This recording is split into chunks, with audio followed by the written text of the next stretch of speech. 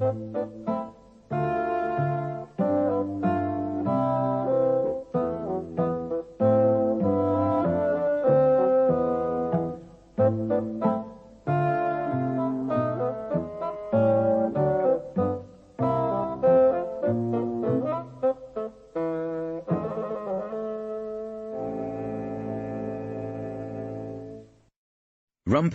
and the Golden Thread, by John Mortimer. Read by Bill Wallis. Rumpole and the Genuine Article. I would like to dedicate this small volume of reminiscences to a much-abused and underappreciated body of men. They practice many of the virtues most in fashion today. They rely strictly on free enterprise and individual effort. They adhere to strong monetarist principles. They do not join trade unions. Far from being in favour of closed shops, they do their best to see that most shops remain open, particularly during the hours of darkness. They are against state interference of any kind, being rugged individualists to a man. No, I am not referring to lawyers. Will you please charge your glasses, ladies and gentlemen, and drink to absent friends, to the criminals of England. Without these invaluable citizens there would be no lawyers, no judges, no policemen, no writers of detective stories, and absolutely nothing to put in the news of the world. It is better, I suppose, that I raise a solitary glass. I once proposed such a toast at a chambers party, and my speech was greeted by a studied silence. Claude Erskine-Brown examined his fingernails. Our clerk, Henry, buried his nose in his Cinzano Bianco. Uncle Tom, our oldest inhabitant, looked as though he was about to enter a terminal condition. Diane, who does what passes for typing in our little establishment at Equity Court in the Temple, giggled, it is true, but then Diane will giggle at almost anything and only become serious, I have noticed, whenever I make a joke. A devout barrister known to me as Sam Bollard, of whom more, unfortunately, in the following pages, took me aside afterwards and told me that he considered my remarks to be in excessively bad taste, calculated to cause a breach of the peace and bring our chambers into disrepute. Well, where would he be, I asked him, should the carrying of housebreaking implements by night vanish from the face of the earth? He told me that he could manage very well with his civil practice, and happily didn't have to rely on the sordid grubbing for a living round the Old Bailey, which I appeared to enjoy. I left him, having regretted the fact that men with civil practices are often so remarkably uncivil when addressing their elders. So, as the night wears on, and as my wife Hilda, whom I must be careful not to refer to as she who must be obeyed, not at any rate when she is in earshot, sleeps in her hairnet, dreaming of those far-off happy days when she cantered down the playing fields of Cheltenham Ladies' College, cradling her lacrosse net and aiming a sneaky pass at her old friend Dodo Perkins. As I sit at the kitchen table, filling a barrister's notebook with reminiscences, I see the bare bones of a nasty little manslaughter on the opposite page. I pour a glass of Chateau Thames Embankment, on special offer this week at Pomeroy's wine bar. How else would Jack Pomeroy get anyone to buy it? And drink, alone and in silence, to those industrious lawbreakers who seem to be participating in the one growth industry in our present period of recession. I can safely write that here. Whoever may eventually read these pages, you can bet your life that it won't be Sam Bollard. I've been back in harness a good 3 years since my abortive retirement. I had, as you may remember, upped sticks to join my son Nick and his wife Erica in Florida, the Sunshine State. She, who must be obeyed, apparently enjoyed life in that curious part of the world and was starting somewhat painfully at first to learn the language. I, as others have done before me, found that Miami had very little to offer unless you happened to be a piece of citrus fruit, and I began to feel an unendurable nostalgia for rain, secretaries rubbing their noses pink with crumpled paper handkerchiefs on the platform at Temple Station, and the congealed steak and mushroom pie for luncheon in the pub opposite the Old Bailey. I got bored with cross-examining the nut-brown octogenarians we met on the beach, and longed for a good up-and-downer with the detective inspector in charge of the case, or even a dramatic dust-up with His Honour Judge Bullingham, otherwise known as the Mad Bull. I was a matador, with nothing left to do but tease the cat. I needed a foeman worthy of my steel. It was a nice problem of bloodstains which brought me home to real life at the Old Bailey, and a good deal of diplomatic skill and dogged endurance which eased me back into the peeling leather chair behind the desk in my old room in Equity Court. When I returned, our head of chambers, Guthrie Featherstone, QC, MP, SDP, didn't actually unroll the red carpet for me. In fact, and in the nicest possible way, of course, he informed me that there was no room at the inn, and would have left me to carry on what was left of my practice from a barrow in Shepherd's Bush Market if I hadn't seen a way back into my old tenancy. Well, that's all water under the bridge by now, and the last 3 years have gone much as the last, almost half a century. That is to say, they have passed with a few triumphant moments when the jury came back and said in clear and ringing tones, "Not guilty," and a few nasty ones when you have to bid goodbye to a client in the cells. What do you say, win a few, lose a few, or see you again in about 8 years? I have spent some enjoyable evenings in Pomeroy's wine bar, and my health has been no worse than usual, my only medical problem being a feeling of pronounced somnolence when listening to my learned friends making speeches, and a distinct nausea when hearing His Honour Judge Bullingham sum up. So, life was going on much as usual, and I was pursuing the even tenor of my way in Equity Court, when I was faced with a somewhat unusual case which caused a good deal of a stir in artistic circles at the time, it being concerned, as so many artistic and indeed legal problems are, with the question so easily put, yet answered with such confusion, what is real and what is the most diabolical fake? I first had the unnerving feeling that I was drifting away from reality, and that many of my assumptions were being challenged, when Guthrie Featherstone, QC MP, knocked briefly on my door, and almost immediately inserted his face, which wore an expression of profound, not to say haunted, anxiety, into my room. "Rumpole," he said, gliding in and closing the door softly behind him, no doubt to block out eavesdroppers. "I say, Horace, are you working?" "Hello, Featherstone," I said. "I'm standing on my head, playing the bagpipes." The sarcasm was intentional.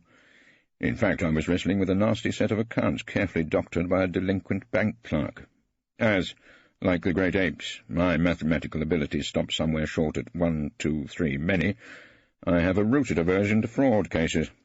Studying accounts leads me to a good deal of blood, tears, and the consumption of box-loads of small cigars.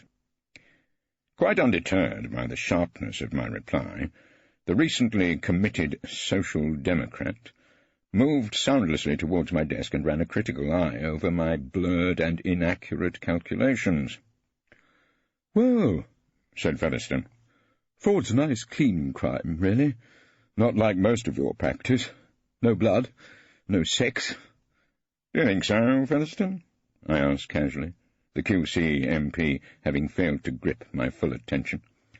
"A bank cashier seems to have lost about £500,000. Probably his adding up was no better than mine." "Still, it's almost a respectable crime. Your practice has become quite decent lately. We may even see you prosecuting." "No, thank you," I said, with the determined air of a man who has to draw the line somewhere. "Why ever not?" "I'm not going to use my skills, such as they are, to force some poor devil into a condemned Victorian slum where he can be banged up with a couple of psychopaths and his own chamber pot." I gave my learned head of chambers Article 1 of the Rumpole Creed. "All the same, you being comparatively quiet of late, Horace, has led the Lord Chancellor's office, I know, to look on these chambers with a certain amount of, shall we say, goodwill." I looked at Featherstone. He was wearing an expression which I can only describe as coy. "Shall we? Then I'd better get up to something noisy." I was joking, of course, but Featherstone became distinctly agitated. "Please, Horace, no, I beg you, please. You heard about the awful thing that happened to old Morton Colfax?" "Featherstone, I'm trying to add up." I tried to be firm with the fellow, but he sat himself down in my client's chair and started to unburden himself as though he were revealing a dire plot he'd recently stumbled on, involving the assassination of the Archbishop of Canterbury and the theft of the Crown jewels. The Lord Chancellor told Morton that he was going to make him a judge. But the rule is you mustn't tell anyone till the appointment's official. Well, Morton told Sam Arbuckle, and Arbuckle told Grantley Simpson. And Grantley told Ian and Jasper Rugeley over in Paper Buildings, and Ian and Jasper told Walter Gaines, whom he happened to meet in Pomeroy's wine bar. And what is this, Featherstone? Some sort of round game? My attention was not exactly held by this complicated account. Not for Morton Colfax, it wasn't. Guthrie Featherstone chuckled, and then went serious again.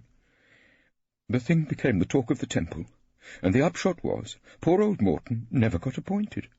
So, if the Lord Chancellor sends for a fellow to make him a judge, Horace, that fellow's lips are sealed. He just mustn't tell a soul.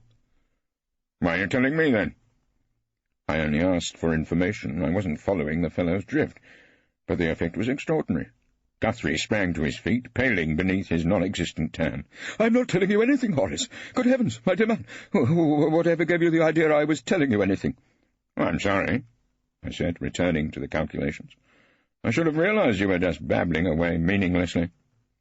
What are you, Featherstone, a sort of background noise, like music?"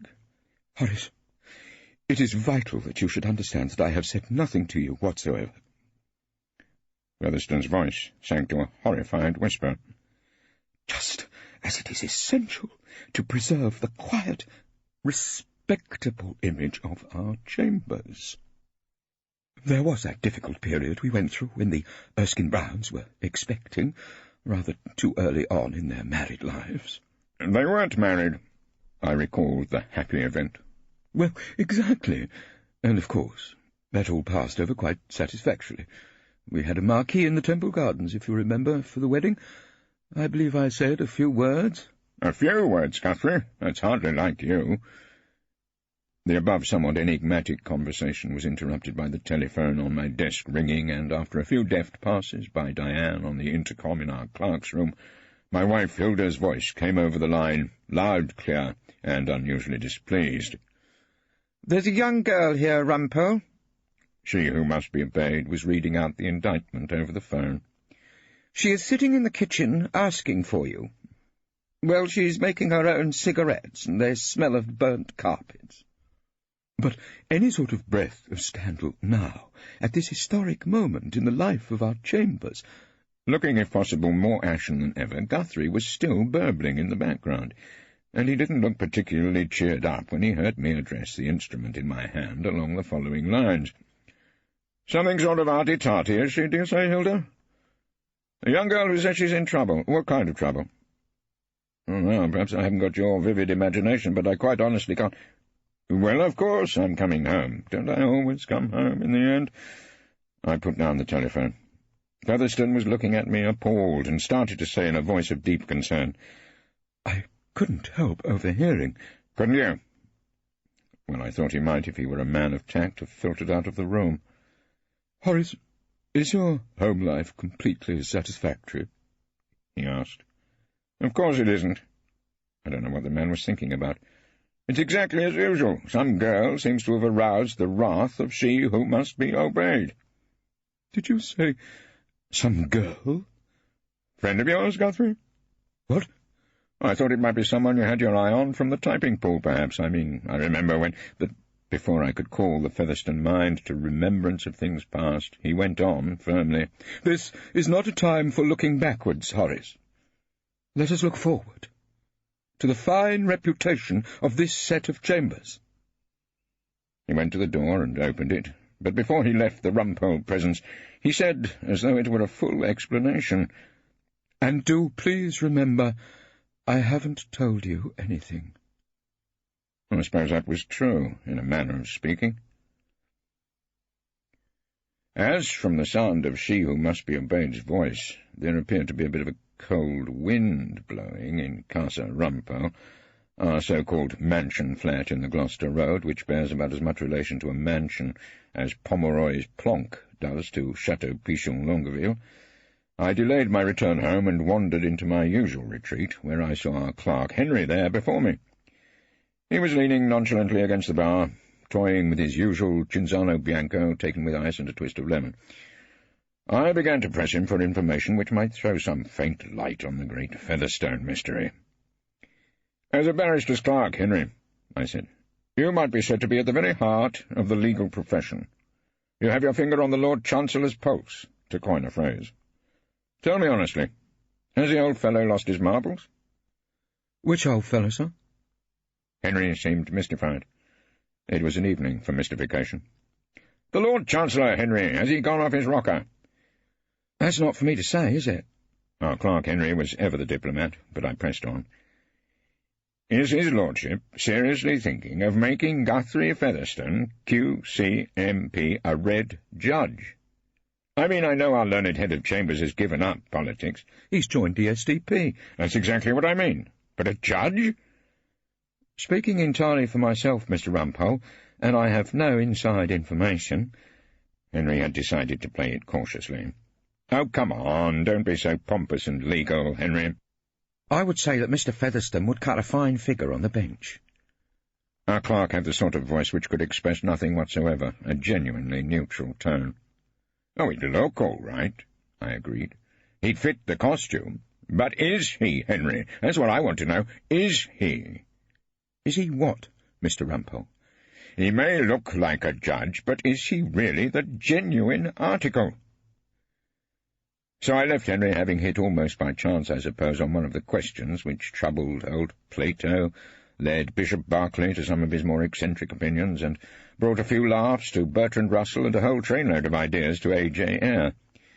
It was that little matter of the difference between appearance and reality, which lay at the heart of the strange case which was about to engage my attention.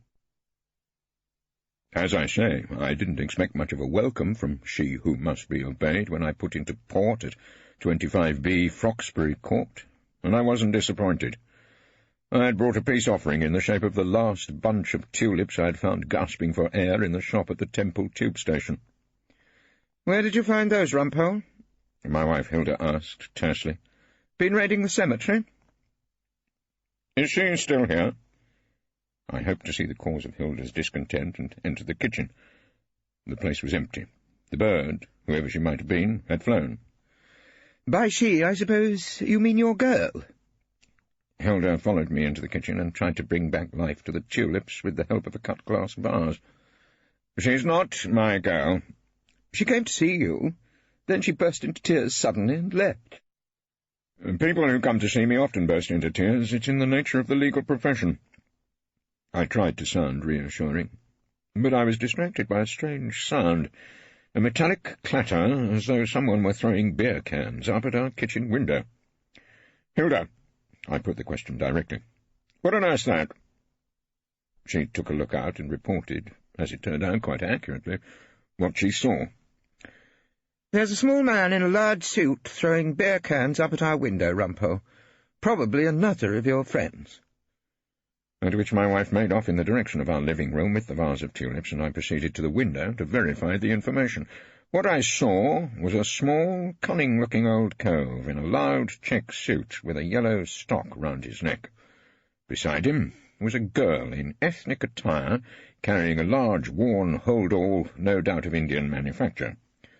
The distant view I had of her only told me that she had red hair, and looked a great deal too beautiful to have any business with the elderly lunatic who was shying beer cans up at our window.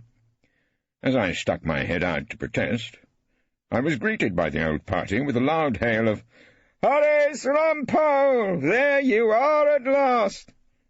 "Who are you?" I had no idea why this ancient person, who had the appearance of a superannuated racing tipster, should know my name.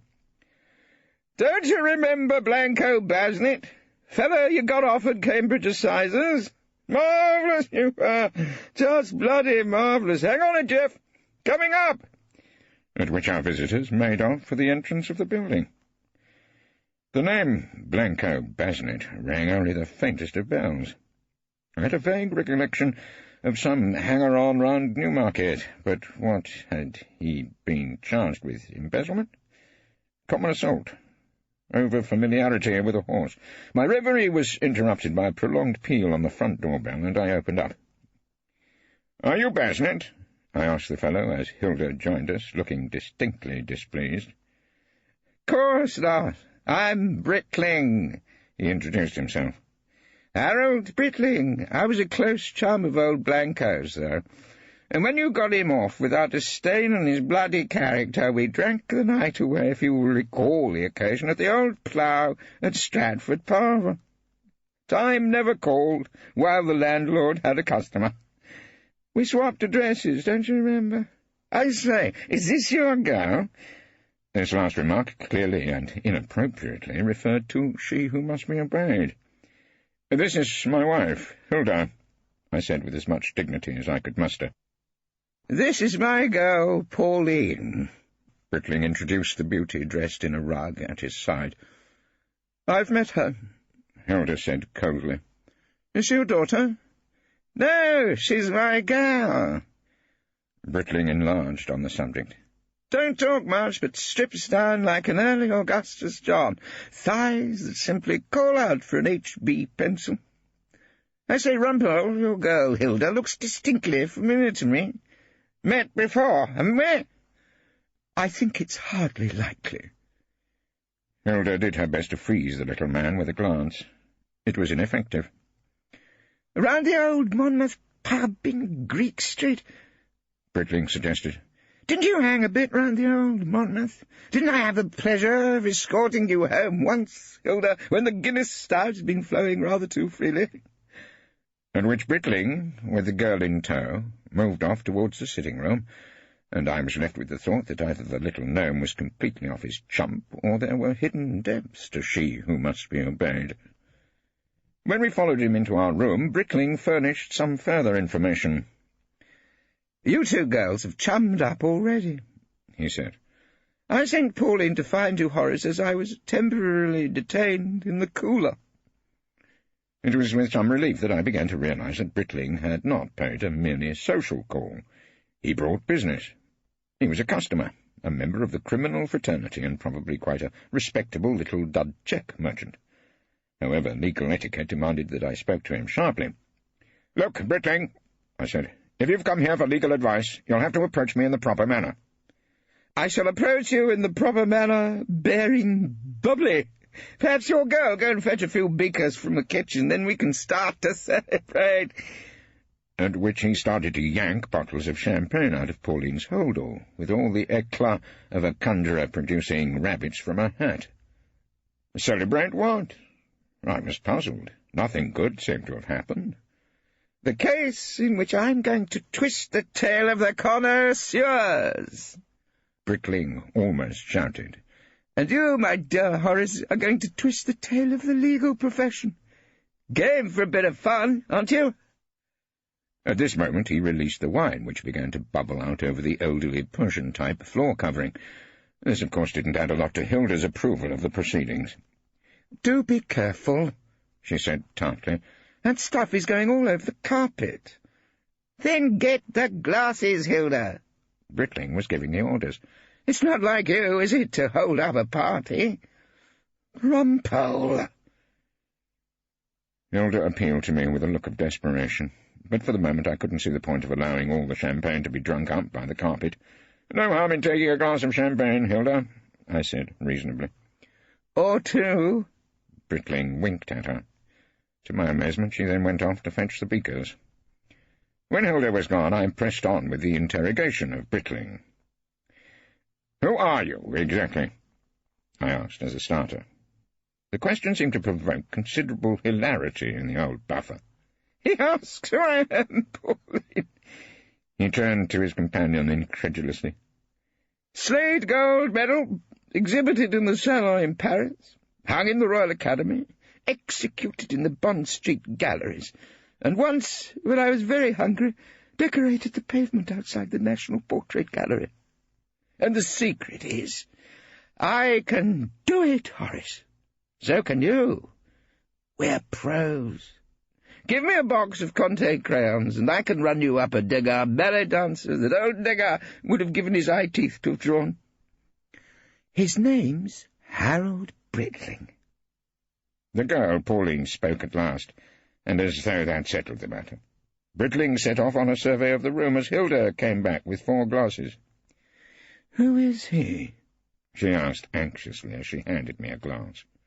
"An artist, apparently. Hung in the Royal Academy." That was about all I was able to tell her. "Not over-pictured, are you? What's this object, Brittling had fetched up in front of a particularly watery watercolour presented to Hilda by her bosom chum Dodo, an artwork which I wouldn't give house-room to were the choice mine, which of course it wasn't. "Oh, that's a study of Lamorna Cove, done by my old-school friend Dorothy Mackintosh. Dodo Perkins, as was. She lives in the West Country now." "Dodo keeps a tea shop in St. Ives." I filled in the gaps in Hilda's narrative. "She has sent into the Royal Academy on several occasions. Do you like it, Mr.—" She actually seemed to be waiting anxiously for the Brittling verdict. "Harold," he corrected her. And looking at her with particularly clear blue eyes, he added, in a way I can only describe as gallant, "Do you like it, Hilda?" "Oh, I think it's rather fine." It was she, the connoisseur, speaking. "Beautiful, in fact. The way Dodo's caught the shadow on the rocks, you know." Brittling was sloshing the champagne around, smiling at Hilda, and actually winking at Pauline as he said, "Then if you think it's fine and beautiful, Hilda, that's what it is to you. To you, it's worth a fortune. The mere fact that to me it looks like a rather colourless blob of budgerigars' vomit is totally irrelevant. You pay for what you think is beautiful. That's what our case is all about, isn't it, Horace? What's the difference between a Dodo and a Degger? Nothing but bloody talent, which I can supply." "Look here, Brittling." Although grateful for the glassful of nourishing bubbles, I thought that the chap was putting the case against Dodo's masterpiece a little strongly. "Harold," he suggested. "Brittling." I was sticking to the full formality. "My wife and I are grateful for this glass of the Widow Clicquot. Non-vintage, I'm afraid, but paid for with ready money." "But I certainly can't do any case unless you go and consult a solicitor, and he cares to instruct me." "Oh, I see." Brittling was recharging all our glasses. "Play it by the rules, eh?" "Exactly." I intended to get this prospective client under control. "Then it's much more fun breaking them when the time comes," said the irresponsible Brittling.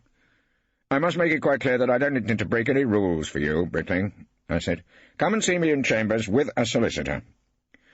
"Oh, I walk along the Bois de Boulogne with an independent air," Brittling began to sing in a way which apparently had nothing whatever to do with matters in question.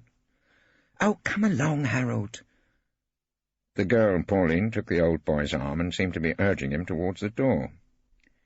"He's not going to take your case on." "Why ever not?" Brittling seemed puzzled. "She doesn't like you, and I don't think he likes you much either." "You can hear them all declare, 'I must be a millionaire,'" Brittling sang, and then looked at me intently. "Horace Rumpole may not like me," he said at last, "but he envies me." "Why should he do that?" "Because of what he has to live with." Brittling's magnificent gestures seemed to embrace the entire room. "Pissy watercolours!" And then they left us, as unexpectedly as they'd come, abandoning the rest of the Veuve Clicquot, which we had with our poached eggs, for supper. It wasn't until much later, when we were lying at a discreet distance in the matrimonial bed, that I happened to say to Hilda, by way of encouragement, "I don't suppose we'll see either of them again." "Oh, yes, you will," she announced, as I thought, tartly. "You'll do the case. You won't be able to resist it." "I can resist Mr. Harold Brittling extremely easily," I assured her. "But her. Can you resist her, Rumpole?" And she went on in some disgust. "Those thighs that simply seem to be asking for an HB pencil. I don't know when I've heard anything quite so revolting." "All the same, old Brittling seems to enjoy life." I said it quietly under my breath, but she almost heard me. "What did you say?" I said, I don't suppose he's got a wife. That's what I thought you said. And Hilda, somewhat mortified, snapped off the light, having decided it was high time we lost consciousness together. To understand the extraordinary case of the Queen against Harold Brickling, it is necessary to ask if you have a nodding acquaintance with the work of the late Septimus Cragg, R.A., before he turned up his toes, which I imagine must have been shortly before the last war. Septimus Cragg appeared to the public gaze as just what they expected of the most considerable British painter of his time. His beard, once a flaming red, later a nicotine-stained white, his long procession of English and European mistresses, his farmhouse in Sussex, his huge collection of good-looking children who suffered greatly from never being able to paint as well as their father, his public denunciations of most other living artists, and his frequently pronounced belief that Brighton Pavilion was a far finer manifestation of the human spirit than Chartres Cathedral. All these things brought him constantly to the attention of the gossip columnists, and perhaps made his work undervalued in his final years. Now, of course, as I discovered when I started to do a little preparation for the defence of Harold Brickling, there has been a considerable boom in Craggs.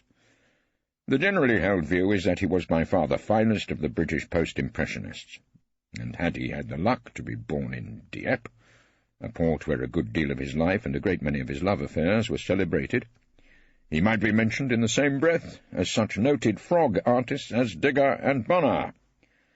By now, the art world will pay a great deal of hard cash for a Cragg in mint condition, particularly if it's a good nude. There's nothing that has the art world reaching for its cheque-book, it seems, as quickly as a good nude. The rise in expert esteem of the paintings of Septimus Cragg was shown dramatically in the prices fetched in a recent sale, at which Harold Brickling was seen to be behaving in a somewhat curious manner. The particular Cragg to come under the hammer was entitled Nancy at the Hôtel du Vieux-Port, Dieppe, and it appeared to have an impeccable pedigree, having been put up for auction by Miss Price, an elderly spinster lady who lived in Worthing and was none other than Septimus Cragg's niece. As the bidding rose steadily from £50,000 to £56,000, and as the picture was finally knocked down to a Mrs. Des Moines of New Haven, Connecticut, for a cool £60,000, Harold Brickling, sitting beside a silent and undemonstrative Pauline in the audience, could be seen giggling helplessly. On his way out of the auction, the beaming Brickling was fingered by two officers of the Fine Art and Antiques Department at Scotland Yard and taken into custody. Pauline was sent to enlist the immediate help of Horace Rumpole, and so earned the suspicious disapproval of she who must be obeyed. Nancy, whoever she may have been, was clearly a generously built, cheerful young lady who brought out the best in Septimus Cragg. He had painted her naked, with a mane of copper-coloured hair, standing against the light of a hotel bedroom window, through which the masts and funnels of the old port were hazily visible. In the foreground there was a strip of purplish carpet, a china basin and a jug on a washstand, and the end of a brass bed, over which a man's trousers, fitted with a pair of braces, were dangling negligently. I was looking at a reproduction of the work in question in my chambers. I hadn't yet seen the glowing original, but even in a flat, coloured photograph, the picture gave off the feeling of a moment of happiness caught for ever. I felt, looking at it, I must confess, a bit of a pang. There hadn't, I had to face it, been many such mornings in hotel bedrooms in Dieppe in the long life and career of Horace Rumpole, barrister-at-law. "It's only a reproduction," Brickling said. "Doesn't do it a bit of justice." And Mr. Myers, old Myersy, the solicitor's managing clerk, who has seen me through more tough spots down the Bailey than I've had hot dinners, who sat there with his overcoat pockets bulging with writs and summonses, puffed at his nauseating, bubbling old pipe, and said, as though we were looking at a bit of blood-stained sweatshirt or a mortuary photograph, "That's it, Mr. Rumpole. Exhibit JLT-1. That's the evidence." Brickling, it seemed, had at least partially come to his senses. He had decided to consult a solicitor and approach me in a more formal manner than the mere lobbing of beer cans at my kitchen window. He looked at the exhibit in question and smiled appreciatively. "It's a corker, though, as a composition, isn't it?" "How is it as a forgery? That's what you're charged with, you know," I reminded him, to bring the conversation down from the high aesthetic plane. "A smashing composition," Britling went on as though he hadn't heard. "And if you saw the texture of paint and the way the curtains are moving in the wind from the harbour, there's only one man who could ever paint the air behind a curtain like that." "So it's a genuine article," Myers assured me. "That's what we're saying, Mr. Rumpole." "Of course it's genuine," Britling called on the support of Keats. "A thing of beauty is a joy forever." I helped him with the quotation. "Its loveliness increases, it will never pass into nothingness, but still will keep a bower quiet for us, and a sleep full of sweet dreams, and health, and quiet breathing."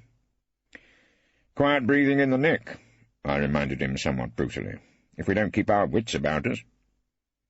"Did you ever know Cragg?" "Septimus?" "Did you know him?" I asked, and Britling embarked on a fragment of autobiography. "I was the rising star of the Slade School," he said. "Cragg was the old lion, the king of the pack. He was always kind to me. Had me down to the farmhouse at Rottingdean, full of his children by various mothers, and society beauties waiting to have their portraits painted. There was such a lot of laughter in that house, and so many young people." "Nancy at Dieppe." I picked up the reproduction. The features were blurred against the light, but didn't there seem to be something vaguely familiar about the girl in the hotel bedroom? "Do you recognize the model at all?" "Cragg had so many." Britling shrugged. "Models or girlfriends?" "It was usually the same thing." "Was it really? And this one?" "Seems vaguely familiar." Britling echoed my thoughts. I gave him my searching look, reserved for difficult clients. "The sort of thighs," I asked him, "which simply call out for an HB pencil, would you say?" Britling didn't seem to resent my suggestion. In fact, he turned to me and gave a small but deliberate wink. I didn't like that.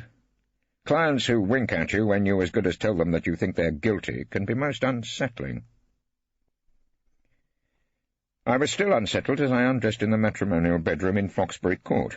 Hilda, in hairnet and bed jacket, was propped up on the pillows, doing the Daily Telegraph crossword puzzle.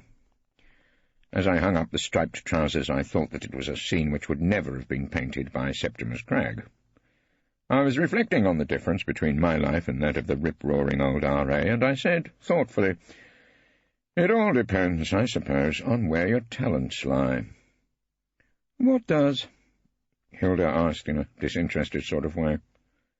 "I mean, if my talents hadn't been for bloodstains and cross-examining coppers on their notebooks and addressing juries on the burden of proof, if I'd had an unusual aptitude for jotting down a pair of thighs in a hotel bedroom."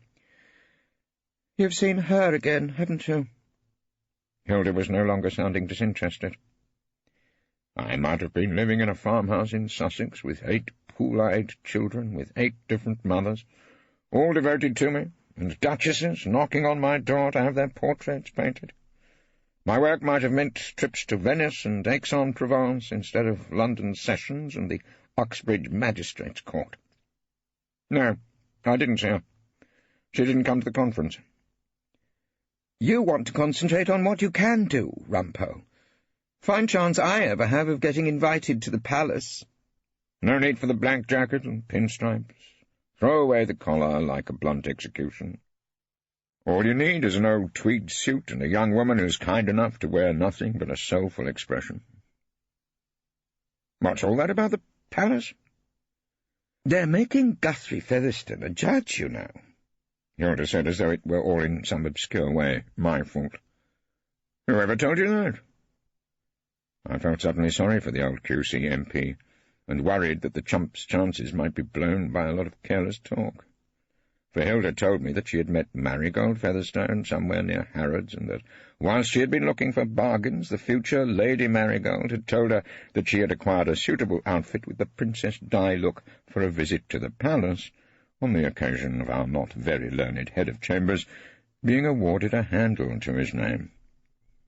When Hilda, not a little mystified, had asked her what sort of handle they had in mind, Marigold had rushed off in the direction of Sloane Street, urging Hilda to forget every word she had said, forgetting, of course, that she, who must be obeyed, never forgets. "You didn't tell anyone else, did you?" I asked. "Well, no one except Phillida Erskine-Brown. I happened to run into her going into Sainsbury's." "You did what?" "And Phillida explained it all to me. If you get made a judge, you're knighted as a matter of course, and have to go to Buck House and all that sort of thing, so that was why Marigold was buying a new outfit." I was appalled, quite frankly. Phillida Erskine-Brown is a formidable lady advocate, the Portia of our chambers. As for her husband, as I explained to Hilda, Claude Erskine-Brown gossips about the judiciary in the way teenagers gossip about film actors. Starstruck is our Claude. Practically goes down on his knees to anything in ermine, and he pops into Pomeroy's whenever he gets a legal aid check. Let's just hope he doesn't get paid until poor old Featherstone's got his bottom safely on the bench. "One thing is quite certain, Rumpole," said Hilda, filling in a clue. "There's no earthly chance of your ever getting a handle." A few weeks later I had slipped into Pomeroy's wine bar for a glass of luncheon, when Guthrie Featherstone came up to me and, having looked nervously over his shoulder like a man who expects to be joined at any moment by the hound of heaven, said, "Horace, I came in here to buy a small sherry." "No harm in that, Guthrie." I tried to sound reassuring. "And Jack Pomeroy. You know what Jack Pomeroy called me?" His voice sank to a horrified whisper. "He called me Judge." "Well, you'll have to get used to it." I couldn't be bothered to whisper. Featherstone looked around, appalled. "Horace, for God's sake, don't you see what this means? It means someone's been talking." And then his glance fell on a table where Claude Erskine-Brown was knocking back the Beaujolais Village with assorted barristers. Featherstone's cup of unhappiness was full when Erskine-Brown raised his glass as though in congratulation. "Look, Claude Erskine-Brown raising his glass at me." Featherstone pointed it out rather unnecessarily, I thought. "It was just a friendly gesture," I assured him. "You remember poor old Morton Colfax, not made a judge because he couldn't keep his mouth shut?" The QC MP looked near to tears. "It's all round the temple." "Of course it's not. Don't worry." "Then why is Erskine-Brown drinking to me?" "He thinks you look like a judge. Beauty, after all, Guthrie, my old darling, is entirely in the eye of the beholder." Curiously enough, when I said that, Guthrie Featherstone didn't look particularly cheered up. In the course of time, however, Guthrie Featherstone QC MP did cheer up, considerably. He fulfilled his destiny and took on that role which led him to be appointed head boy of his prep school and a prefect at Marlborough, because, quite simply, he never got up anyone's nose and there were no other likely candidates available. At long last, Guthrie's cheerfulness round the Sheridan Club and his dedication to losing golf matches against senior judges earned him his just reward. A man who had spent most of his life in an agony of indecision, who spent months debating such questions as whether we should have a coffee machine in the clerk's room, or did the downstairs loo need redecorating, a fellow who found it so hard to choose between left and right that he became a social democrat, a barrister who agonized for hours about whether it would be acceptable to wear a light grey tie in chambers in April, or whether such jollification should be confined to the summer months, was appointed one of Her Majesty's judges, and charged to decide great issues of life and liberty. Arise, Sir Guthrie. From now on, barristers, men far older than you, will bow before you. Men and women will be taken off to prison at your decree. You will have made a lady out of Marigold, and your old mother is no doubt extremely proud of you. There is only one very good reason for that smile of amiable bewilderment to fade from the Featherstone features. You may make the most awful pig's breakfast of the case you're trying, and they'll pour scorn on you from a great height in the Court of Appeal. So, Guthrie Featherstone, in the full panoply of a red judge at the Old Bailey, was sitting paying polite and somewhat anxious attention to a piece of high comedy entitled R. v. Britling, starring Claude Erskine-Brown for the prosecution and Horace Rumpole for the defence. As the curtain rose on the second day of the hearing, the limelight fell on a Mr. Edward Gandolfini, an extremely expensive-looking art expert and connoisseur, with a suit from Savile Row, iron-grey hair, and a tan fresh from a short break in the Bahamas. In the audience, Pauline was sitting with her embroidered hold-all, listening with fierce concentration, and in the dock, the prisoner at the bar was unconcernedly drawing a devastating portrait of the learned judge. "Mr. Gandolfini," Erskine-Brown was examining the witness with all the humble care of a gynecologist approaching a duchess who had graciously consented to lie down on his couch. "You are the author of Cragg and the British Impressionists, and the leading expert on this particular painter." "It has been said, my lord." The witness flashed his teeth at the learned judge, who flashed his back. I'm sure it has, Mr. Gandolfini," said Featherstone J. "And are you also," Erskine-Brown asked most respectfully, "the author of many works on 20th century painting and advisor to private collectors and galleries throughout the world?" "I am," Gandolfini admitted it. "And have you examined this alleged Septimus Cragg?" Erskine-Brown gestured towards a picture which, propped on a chair in front of the jury, revealed a world of secret delight miles away from the central criminal court. "I have, my lord." Mr. Gandolfini again addressed himself to the learned judge.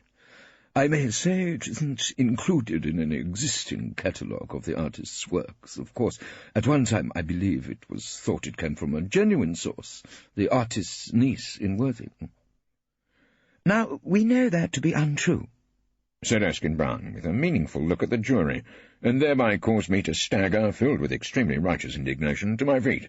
"My lord," I trumpeted, "we know nothing of the sort, until that has been found as a fact by the 12 sensible people who sit in that jury box, and no one else." "Very well," said his lordship, trying to placate everybody. "Very well, Mr. Rumpole. Perhaps he suspected it to be untrue. Is that the situation, Mr. Gandolfini?" Guthrie turned to the witness, smiling, but I wasn't letting him off quite so easily. "My lord, how can what this witness suspected possibly be evidence?" "Mr. Rumpole, I know you don't want to be difficult." As usual, Featherstone exhibited his limited understanding of the case. I considered it my duty to be as difficult as possible. "May I assist, my lord?" said Erskine-Brown. "I would be grateful if you would, Mr. Erskine-Brown. Mr. Rumpole, perhaps we can allow Mr. Erskine-Brown to assist us?" I subsided. I had no desire to take part in this vicarage tea-party with everyone assisting each other to cucumber sandwiches. I thought that after one day on the bench, Guthrie had learnt the habit of getting cosy with the prosecution. "Mr. Gandolfini," Erskine-Brown positively purred at the witness, "if you had known that this picture did not, in fact, come from Miss Price's collection, would you have had some doubts about its authenticity?" "The question is entirely speculative." I was on my feet again. "Mr. Rumpole," Featherstone was being extremely patient, "do you want me to rule on the propriety of Mr. Erskine-Brown's question?" "I think the time may have come to make up the judicial mind, yes." "Then I rule that Mr. Erskine-Brown may ask his question." Guthrie then smiled at me in the nicest possible way and said, "Sorry, Mr. Rumpole." The old darling looked broken-hearted. "Well, Mr. Gandolfini?" Erskine-Brown was still waiting for his answer. "I had certain doubt about the picture from the start," Gandolfini said carefully. "From the start you had a doubt." Featherstone didn't seem to be able to stop talking while he wrote a note. Take it slowly now. Just follow his lordship's pencil. Erskine-Brown advised the witness, and in the ensuing pause I happened to whisper to Milesy, "And you may be sure his pencil's not drawing thighs in the ebb." "Did you say something, Mr. Rumpole?" his lordship asked, worried. "Nothing, my lord, of the slightest consequence," I rose to explain. "I say that because I have extremely acute hearing." Featherstone smiled at the jury, and I could think of nothing better to say than, "Congratulations." "I thought the painting very fine," Gandolfini returned to the matter in hand, "and certainly in the manner of Septimus Cragg. It is a beautiful piece of work, but I don't think I ever saw a Cragg where the shadows had so much colour in them." "Colour? In the shadows? Could I have a look?" The judge tapped his pencil on the bench and called, "Usher!" Obediently the usher carried the artwork up to his lordship on the bench, and his lordship got out his magnifying glass and submitted Nancy's warm flesh tints and flowing curves to a careful legal examination. "There's a good deal of green and even purple in the shadows on the naked body, my lord," Gandolfini explained. "Yes, I do see that," said the judge. "Have you seen that, Mr. Rumpole?" "Most interesting. Usher, let Mr. Rumpole have a look at that. Do you wish to borrow my glass, Mr. Rumpole?" "No, my lord, I think I can manage with the naked eye." I was brought the picture by the usher and sat staring at it as though waiting for some sudden revelation. "Tell us," Erskine-Brown asked the witness, "is Nancy a model who appears in any of Cragg's works known to you?" "In none, my lord." Gandolfini shook his head almost sadly. "Did Cragg paint most of his models many times?" "Many, many times, my lord." "Thank you, Mr. Gandolfini." Erskine-Brown sat apparently satisfied, and I rose up slowly and slowly turned the picture so the witness could see it. "You said, did you not, Mr. Gandolfini, that this is a beautiful painting?" I began in a way that I was pleased to see the witness didn't expect. "It's very fine, yes." "Has it not at least £60,000 worth of beauty?" I asked, and then gave the jury a look. "I can't say." "Can you not? Isn't part of your trade reducing beauty to mere cash?" "I value pictures, yes." I could see that Gandolfini was consciously keeping his temper. "And would you not agree that this is a valuable picture, no matter who painted it?" "I have said—" I knew that he was going to try and avoid answering the question, and I interrupted him. "You have said it's beautiful. Were you not telling this jury the truth, Mr. Gandolfini?" "Yes, but beauty is truth, truth, beauty, that is all ye know on earth and all ye need to know." I turned and gave the jury their 2 bobs worth of Keats. "Is that really all we need to know, Mr. Rumpole?" said a voice from on high. "In this case, yes, my lord." "I think I'll want to hear legal argument about that, Mr. Rumpole." Featherstone appeared to be making some form of minor joke, but I answered him seriously. "Oh, you shall. I promise you, your lordship." I turned to the witness.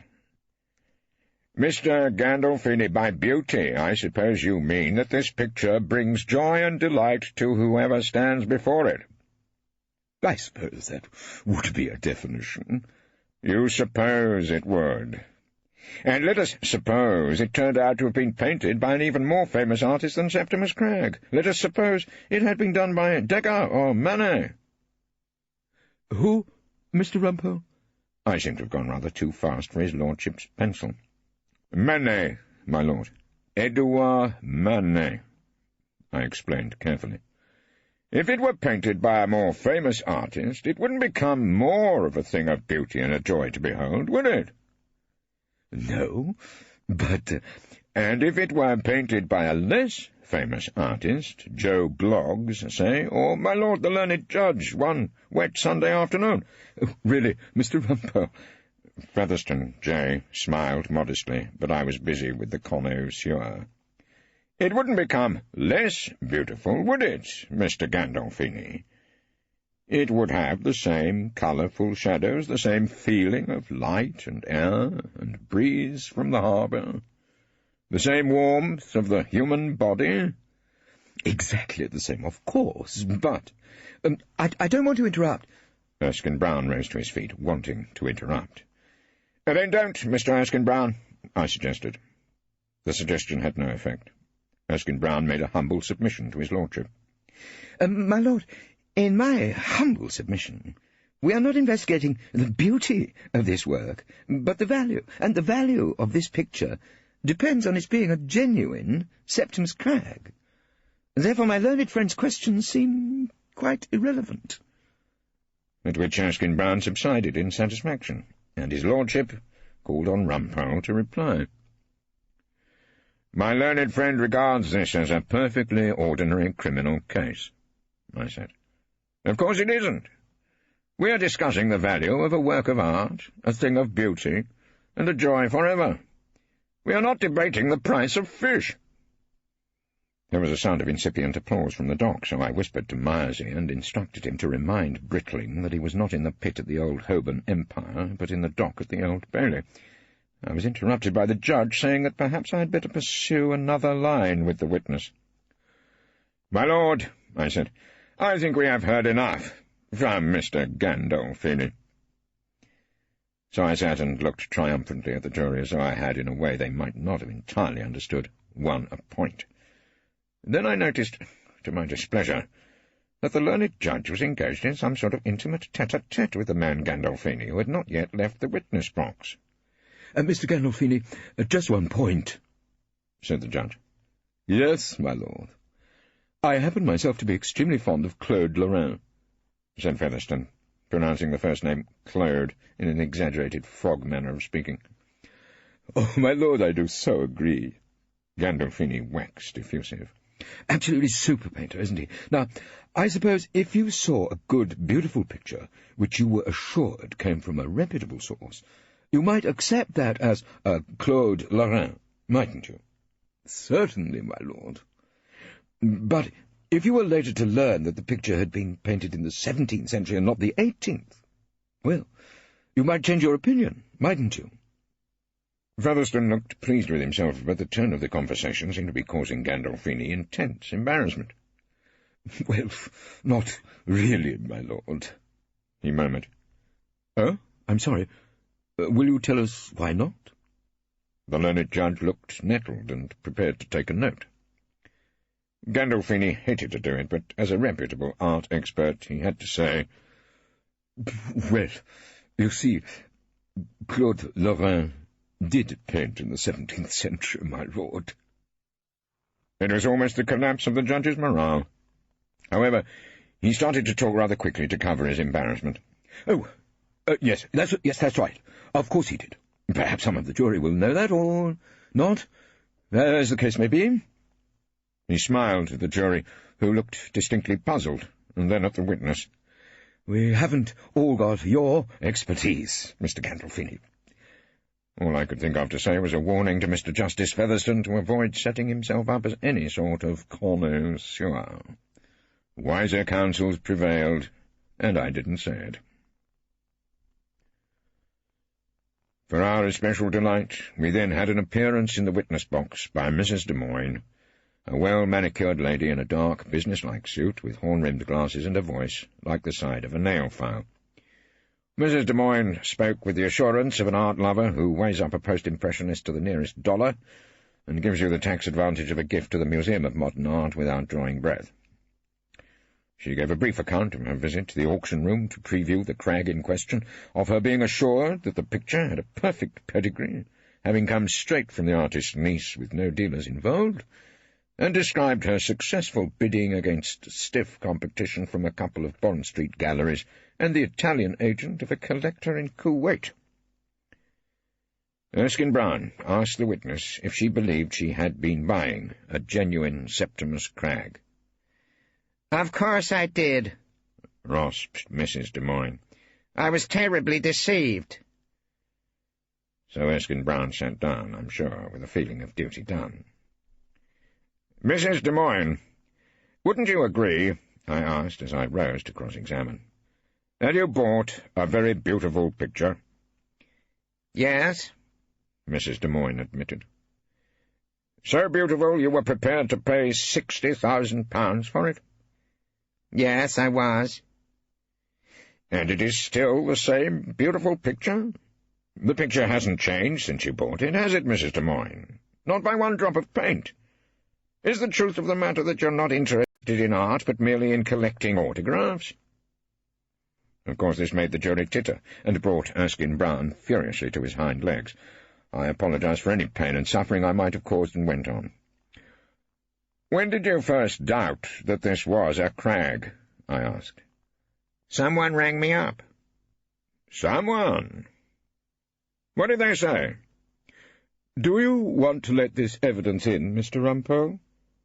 The learned judge was heard to be warning me for my own good. "Yes, my lord, I'm curious to know," I reassured him. So Mrs. Des Moines answered the question. "That was what made me get in touch with the police," she said. "The man who called me said the picture wasn't a genuine Crag, and it never had belonged to Crag's niece. He also said that I'd got a bargain." "A bargain? Why?" "Because it was better than a Crag." "Did he give you his name?" It was a risky question, dangerous to ask, because I didn't know the answer. "He did, yes, but I was so upset I didn't pay too much attention to it. I don't think I can remember it." "Try," I encouraged her. "White? I think it had white in it." "Whiting? Whitehead?" I tried a few names on her. "No," Mrs. Des Moines shook her head, defeated. "I can't remember." "Thank you, Mrs. Des Moines." When I sat down, I heard a gentle voice in my ear whisper, "You were wonderful. Harold said you would be." It was the girl, Pauline, who had left her seat to murmur comforting words to Rumpole. "Oh, nonsense," I whispered back, but then I had to add, for the sake of truthfulness, "Well, just a bit wonderful, perhaps." "How do you think it's going, Marcy?" The knowing old legal executive in front of me admitted that we were doing better than he expected, which was high praise from such a source, but then he looked towards the witness box and whispered, "That's the one I'm afraid of." The fearful object in Mr. Myers's eyes was a small, grey-haired lady with wind-brightened cheeks and small, glittering eyes, wearing a tweed suit and sensible shoes, who took the oath in a clear voice and gave her name as Miss Marjorie Evangeline Price, of 31 Majuba Road, Worthing, and admitted that the late Crag, R.A., had been her uncle Septimus. "Do you know the defendant, Brickling?" Erskine Brown began his examination in chief, and I growled, "Mr. Brickling," insisting on a proper respect for the prisoner at the bar. I don't think the jury heard me. They were all listening eagerly to Miss Marjorie Evangeline Price, who talked to them as though she were having a cup of afternoon tea with a few friends she'd known for years. "He came to see me in Worthing. He said he had one of Uncle Septimus's paintings to sell, and he wanted me to put it into the auction for him. The real seller didn't want his name brought into it." "Did Mr. Brickling tell you why?" "He said it was a businessman who didn't want it to be known that he was selling his pictures. People might have thought he was in financial trouble, apparently." "So did you agree to the picture being sold in your name?" "I'm afraid it was very wrong of me, but he was going to give me a little bit of a percentage. An ex-schoolmistress does get a very small pension." Miss Price smiled at the jury, and they smiled back, as though, of course, they understood completely. She was, unhappily for old Brickling, the sort of witness that the jury love, a sweet old lady who's not afraid to admit she's wrong. "Did you have any idea that the picture wasn't genuine?" "Oh, no, of course not. I had no idea of that. Mr. Brickling was very charming and persuasive." At which Miss Price looked at my client in the dock and smiled. The jury also looked at him, but they didn't smile. "And how much of the money did Mr. Brickling allow you to keep?" I'm not sure. I think it was 10%. "How very generous. Thank you, Miss Price." Erskine Brown had shot his bolt and sat down. I rose and put on the sweetest, gentlest voice in the Rumpole repertoire. Cross-examining Miss Price was going to be like walking on eggs. I had to move towards any sort of favourable answer on tiptoe. Miss Price, do you remember your Uncle Septimus Cragg? I started to move her gently down memory lane. I remember him coming to our house when I was a little girl. He had a red beard and a very hairy tweed suit. I remember sitting on his lap. His lordship smiled at her. He was clearly pro-Price. Is that all you can remember about him? I was still probing gently. I remember Uncle Septimus telling me that there were two sorts of people in the world, nurses and patients. He seemed to think I'd grow up to be a nurse. Oh, really? And which was he? My lord, can this possibly be relevant? Erskine-Brown seemed to think the question was fraught with danger, when I was really only making conversation with the witness. I can't see it at the moment, Mr. Erskine-Brown, the judge admitted. Which did he say he was? I went on, ignoring the unmannerly interruption. Oh, he said he could always find someone to look after him. I think he was a bit of a spoiled baby, really. The jury raised a polite titter, and Erskine-Brown sat down. I looked as though I'd got an answer of great importance. Did he? Did he say that? Tell me, Miss Price, do you know who Nancy was? Nancy? Miss Price looked puzzled. This picture is of Nancy, apparently, in an hotel bedroom in Dieppe. Who was Nancy? I'm afraid I have no idea. I suppose she must have been a... She gave a small, meaningful pause. A friend of Uncle Septimus. Yes, I suppose she must have been. I pointed to the picture which had brought us all to the Old Bailey. You've never seen this picture before? Oh, no. I didn't ask to see it. Mr. Britling told me about it, and, well, of course, I trusted him, you see. Miss Price smiled sweetly at the jury, and I sat down. There's no doubt about it. There's nothing more like banging your head against a brick wall than cross-examining a witness who's telling nothing but the truth. Later that afternoon, the usher came to counsel engaged on the case with a message. The learned judge would be glad to see us for a cup of tea in his room. So we were received amongst the red leather armchairs, the law reports, the silver-framed photographs of Marigold and the Featherstone twins, Simon and Sarah. The judge was hovering over the bone china, dispensing the Earl Grey and Petit Beurre, and the clerk of the court was lurking in the background to make sure there was no hanky-panky, I suppose, or an attempt to drop folding money into the judge's wig. Come along, Horace. Sit you down, Claude, sit you down. You'll take a dish of tea, won't you? What I wanted to ask you fellows is, how long is this case going to last? Well, Judge, Guthrie, said Erskine-Brown, stirring his tea. That rather depends on Rumpole here. He has to put the defence, if there is a defence. I don't want to hurry you, Horace. The point is, I may not be able to sit next Monday afternoon. The judge gave a secret sort of a smile and said modestly, Appointment at the palace. You know what these things are. Marigold got a new outfit for it, has she? I couldn't resist asking. Well, the girls like all that sort of nonsense, don't they? He said as though the whole matter was almost too trivial to mention. It's not so much an invitation as a royal command. You know the type of thing. I don't know, I assured him. My only royal command was to join the RAF ground staff, as I remember it. Yes, Horace, of course. You old warhorse. There was a pause while we all had a gulp of tea and a nibble of biscuit. How much longer are you going to be?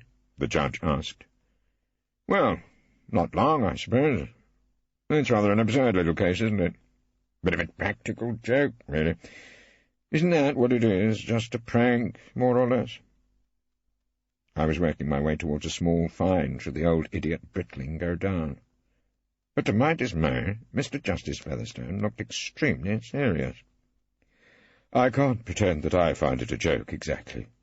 he said in his new-found judicial manner. "Well, I don't suppose that the shades of the prison-house begin to fall around the wretched Britling, do they? I mean, all he did was to pull the legs of a few so-called connoisseurs." "And made himself a considerable sum of money in the process," said Erskine Brown, who was clearly anxious to be no sort of help. "It's deceit, Horace, and forgery for personal profit. If your client's convicted, I'm afraid I couldn't rule out a custodial sentence." The judge bit firmly into the last pretty bow. "You couldn't?" I sounded incredulous. "How could I?" "Not send him to prison for a little bit of let's pretend, for a bit of a joke on a pompous profession?" I down my cup and stood. My outrage was perfectly genuine. "No, I don't suppose you could." Tea with the judge was over, and I was about to follow Erskine Brown and the learned clerk out of his presence when Mr. Justice Featherstone called me back. "Oh, Horace," he said, "a word in your ear." "Yes?" "I've noticed you've fallen into rather a bad habit." "Bad habit? What on earth, I wondered, was he about to accuse me of? Being drunk in charge of a forgery case? "Hands in pockets when you're addressing the court. It looks so bad, Horace. Such a poor example to the younger men. Keep them out of the pockets, will you? I'm sure you don't mind me pulling you up about it." It was the old school prefect speaking. I left him without comment. The hardest part of any case, I have always maintained, comes when your client enters the witness box.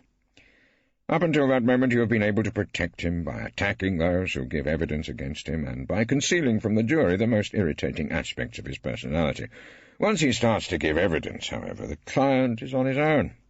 He is like a child who has left his family on the beach and is swimming in a solitary fashion out to sea where no cries of warning can be heard. I knew Harold Britling was going to be a bad witness by the enormously confident way that he marched into the box, held the Bible up aloft, and promised to tell the truth, the whole truth, and nothing but the truth. He was that dreadful sort of witness, one who can't wait to give evidence, and who has been longing with unconcealed impatience for his day in court. He leant against the top of the box, and surveyed us all with an expression of tolerant disdain, as though we had made a bit of a pig's breakfast of his case up to that moment, and it was now up to him to put it right. I dug my hands as deeply as possible into my pockets, and asked what might prove to be the only really simple question. "Is your name Harold Reynolds Gainsborough Britling?" "Yes, it is. You've got that perfectly right, Mr. Rumpole." I didn't laugh. Neither, I noticed, did the jury. "You came of an artistic family, Mr. Britling?" It seemed a legitimate deduction. "Oh, yes," said Britling, and went on modestly. "I showed an extraordinary aptitude, my lord, right from the start. At the Slade School, which I entered at the ripe old age of 16, I was twice a gold medalist, and by far the most brilliant student of my year." The jury appeared to be moderately nauseated by this glowing account of himself. I changed the subject. "Mr. Britling, did you know of the late Septimus Cragg?" "I knew and loved him. There is a comradeship among artists, my lord, and he was undoubtedly the finest painter of his generation. He came to a student exhibition, and I think he recognized— well, I was hoping he wouldn't say a fellow genius. He did. After that, did you meet Cragg on a number of occasions?" "You could say that. I became one of the charmed circle at Rottingdean." "Mr. Britling, will you take in your hands Exhibit 1? The usher lifted Nancy and carried her to the witness box. Harold Britling gave me a look of withering scorn. "This is a beautiful picture," he said. "Please don't call it Exhibit 1, Mr. Rumpole. Exhibit 1 might be a blunt instrument or something." The witness chuckled at this. No one else in court smiled. I prayed to God that he'd leave the funniest to his learned counsel. "Where did that picture come from, Mr. Britling?" "I really don't remember very clearly." He looked airily around the court as though it were a matter of supreme unimportance. "You don't remember?" The judge didn't seem able to believe what he was writing down. "No, my lord. When one is leading the life of an artist, small details escape the memory. I suppose Septimus must have given it to me on one of my visits to him. Artists pay these little tributes to each other." "Why did you take it to Miss Price and ask her to sell it?" I asked as patiently as possible. "I suppose I thought that the dealers would have more faith in it if it came from that sort of source, and I rather wanted the old puss to get her little bit of commission." One thing emerged clearly from that bit of evidence. The jury didn't approve of Miss Price being called an old puss. In fact, Brittling was going down with them like a cup of cold cod-liver oil. "Mr. Brittling, what is your opinion of that picture?" Of course, I wanted him to say that it was a genuine crag. Instead, he closed his eyes and breathed in deeply. "I think it is the work of the highest genius." "Slowly, please." The judge was writing this art criticism down. "Just watch his lordship's pencil," I advised the witness. "I think it is a work of great beauty, my lord. The painting of the curtains and of the air in the room are quite miraculous." "Did Septimus Cragg paint it?" I tried to bring Brittling's attention back to the case. "It's a lovely thing." And then the little man actually shrugged his shoulders. "What does it matter who painted it?" "For the purposes of this case, you can take it from me, it matters," I instructed him. "Now, have you any doubts that it is a genuine crag?" "Only one thing gives me the slightest doubt." Like all bad witnesses, Brittling was incapable of a simple answer. "What's that?" "It really seems to be too good for him. It exists beautifully on a height the old boy never reached before." "Did you paint that picture, Mr. Brittling?" I tried to direct his attention to the charge he was facing. "Me? Is someone suggesting I did it?" Brittling seemed flattered and delighted. "Yes, Mr. Brittling, someone is." "Well, in all modesty, it really takes my breath away. You are suggesting that I could produce a masterpiece like that?" And Mr. Brittling smiled triumphantly round the court. "I take it, Mr. Rumpole, that the answer means no." The judge was looking understandably confused. "Yes, of course, if your lordship pleases." Featherstone J. had interpreted Brittling's answer as a denial of forgery. I thought that no further questions could possibly improve the matter, and I sat down. Erskine Brown rose to cross-examine with the confident air of a hunter who sees his prey snoozing gently at a range of about 2 feet. "Mr. Brittling," he began quietly, "did you say you laundered the picture through Miss Price?" "He did what, Mr. Erskine Brown?" The judge was not quite with him. "Sold the picture through Miss Price, my lord, because it seemed such an unimpeachable source." "Yes." The witness didn't bother to deny it. "Does that mean that the picture isn't entirely innocent?" "Mr. Erskine Brown, all great art is innocent." Brittling was outraged. It seemed that all we had left was the John Keats defence. Beauty is truth, truth beauty. That is all ye know on earth, and all ye need to know. "Then why this elaborate performance of selling the picture through Miss Price?" Erskine Brown raised his voice a little. "Just to tease them a bit. Pull their legs." The worst was happening. Brittling was chuckling again. "Pull whose legs, Mr. Brittling?" "The art experts, the connoisseurs, people like Teddy Gandolfini. I just wanted to twist their tails a little." "So we have all been brought here to this court for a sort of a joke?" Erskine Brown acted extreme amazement. "Oh, no, not just a joke. Something very serious is at stake." I didn't know what else Brittling was going to say, but I suspected it would be nothing helpful. "What?" Erskine Brown asked. "My reputation." Your reputation as an honest man, Mr. Brickling. Oh, no, far more important than that. My reputation as an artist. You see, if I did paint that picture, I must be a genius, mustn't I? Brickling beamed round the court, but once again no one else was smiling. At the end of the day, the judge withdrew the defendant's bail, a bad sign in any case. Harold Brickling, however, seemed to feel he had had a triumph in the witness box, and departed with only a moderate show of irritation for the nick. When I left court, a little late as we had the argument about bail after the jury had departed, I saw a lonely figure on a bench in the marble hall outside No. 1 Court. It was Pauline, shivering slightly, wrapped in her ethnic clothing, clutching her hold-all, and her undoubtedly beautiful face was, I saw when she turned it in my direction, wet with tears. Checking her desire to suggest that the temporary absence of the appalling Brickling might come as something of a relief to his nearest and dearest, I tried to put a cheerful interpretation on recent events. "Don't worry." I sat down beside her and groped for a small cigar. "Bail's quite often stopped once a defendant's given his evidence. The jury won't know about it. Personally, I think the judge was just showing off. Well, he's young and a bit wet round the judicial ears."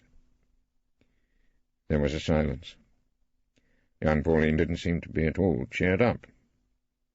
Then she said, very quietly, "They'll find Harold guilty, won't they?" She was too bright to be deceived, and I exploded in irritation. "What the hell's the matter with old Harold? He's making his evidence as weak as possible. Does he want to lose this case?" And then she said something I hadn't expected. "You know he does, don't you?" She put her hand on my arm in a way I found distinctly appealing. "Please," she said, "will you take me for a drink? I really need one. I'd love it if you would." In all the circumstances, it seemed a most reasonable request. "All right," I said. "We'll go to Pomeroy's wine bar. It's only just over the road." "No, we won't," Pauline decided. "We'll go to the Old Monmouth in Greek Street. I want you to meet somebody." The Old Monmouth, to which we travelled by taxi at Pauline's suggestion, turned out to be a large, rather gloomy pub with a past which was considerably more interesting than its present. Behind the bar there were signed photographs, and even sketches by a number of notable artists who drank there before the war and in the 40s and 50s. There were also photographs of boxers, dancers, and music hall performers, and many caricatures of old Harry, the former proprietor, with a huge handlebar moustache, whose son, young Harry, with a smaller moustache, still appeared occasionally behind the bar. The habits of artists have changed. Perhaps they now spend their evenings sitting at home in Islington or Kew, drinking rare Burgundy and listening to Vivaldi on the Music Centre. The days when a painter started the evening with a couple of pints of Guinness and ended stumbling out into Soho with a bottle of whisky in his pocket and an art school model wearing scarlet lipstick and a beret on his arm have no doubt gone for ever. At the Old Monmouth, pale young men with orange quiffs were engaged in computerized battles on various machines. There were some eager executives in three-piece suits buying drinks for their secretaries, and half a dozen large men loudly discussing the virtues of their motor cars.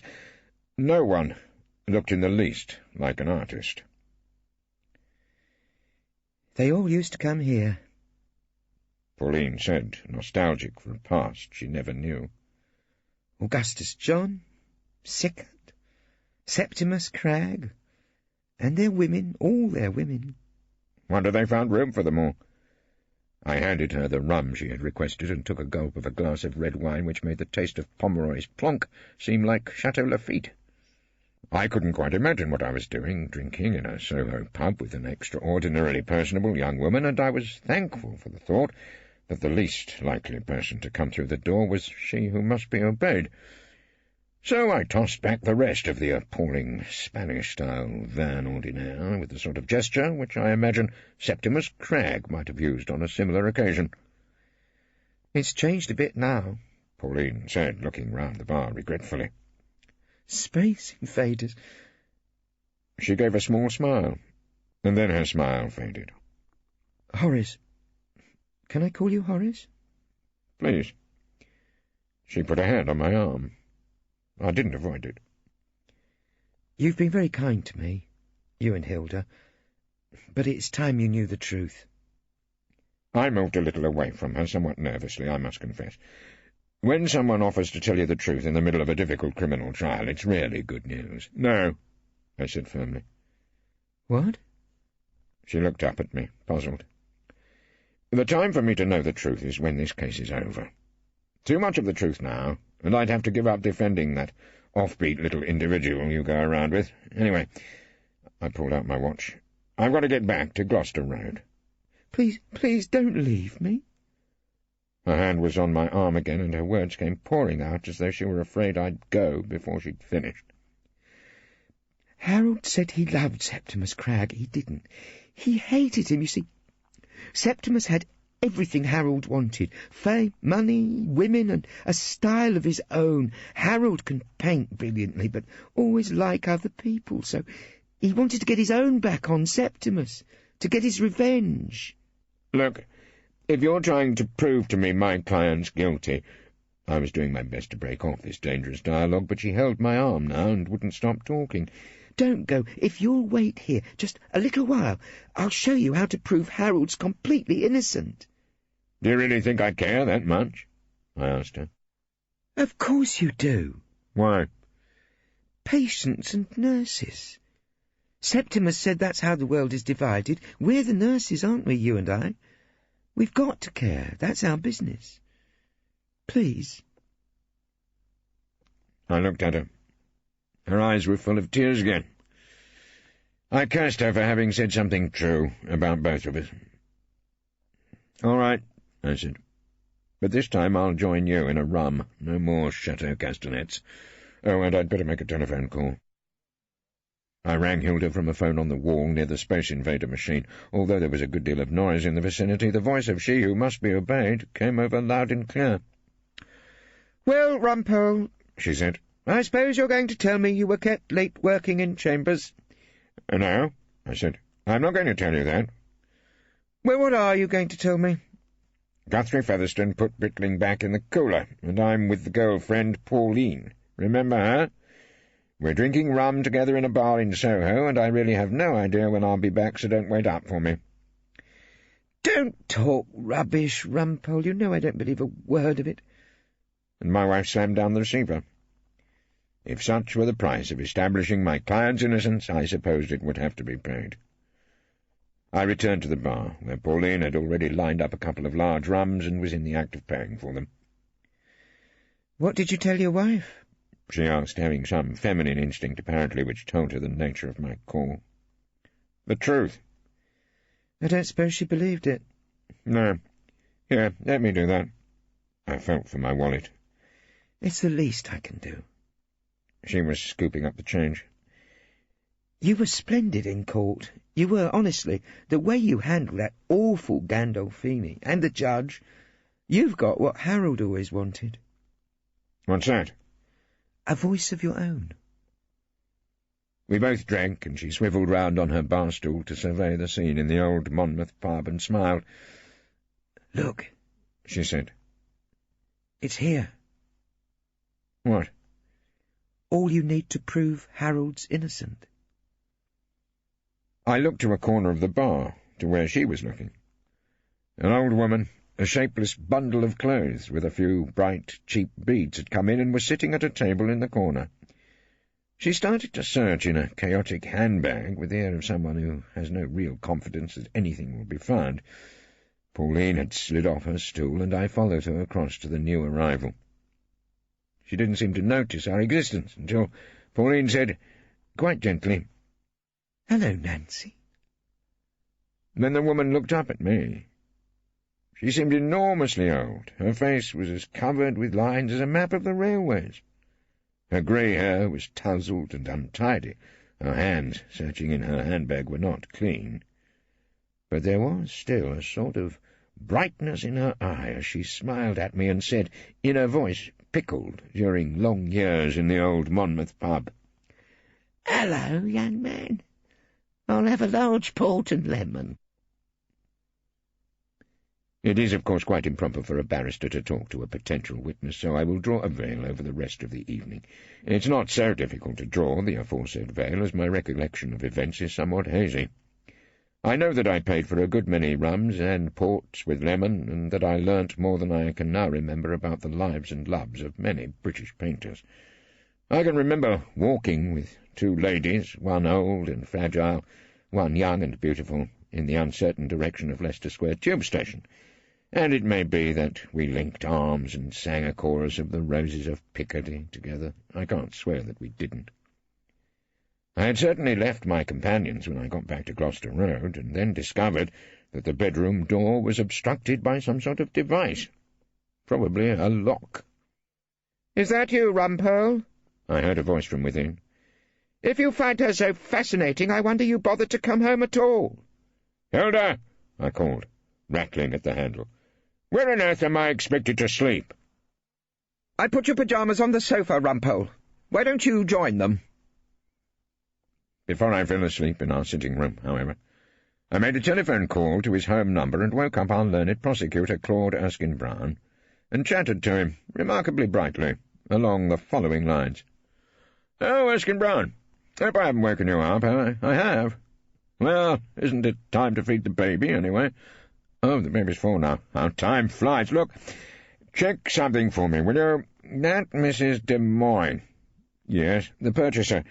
I don't want to drag her back to court, but could your officer ask if the man who rang her was called Blanco Basnet? Yes, Blanco. It means white, you see. Sweet dreams, Erskine-Brown." After which I stretched out, dressed as I was on the sofa, and dreamed a vivid dream, in which I was appearing before Mr. Justice Featherstone, wearing pyjamas, waving a paintbrush and singing the Roses of Picardy, until he sent me to cool off in the cells. "You look tired, Rumpole." Erskine-Brown and I were sitting side by side in court, awaiting the arrival of blind justice in the shape of Featherstone J. The sledgehammer inside my head was quietening a little, but I still had a remarkably dry mouth, and a good deal of stiffness in the limbs after having slept rough in Froxbury Court. "Damn hard work, la vie de bohème," I told him. "By the way, Erskine-Brown, what's the news from Mrs. Des Moines?" Oh, she remembered the name as soon as the inspector put it to her. Blanco Basnet. Odd sort of name, isn't it? "Distinctly odd," I agreed.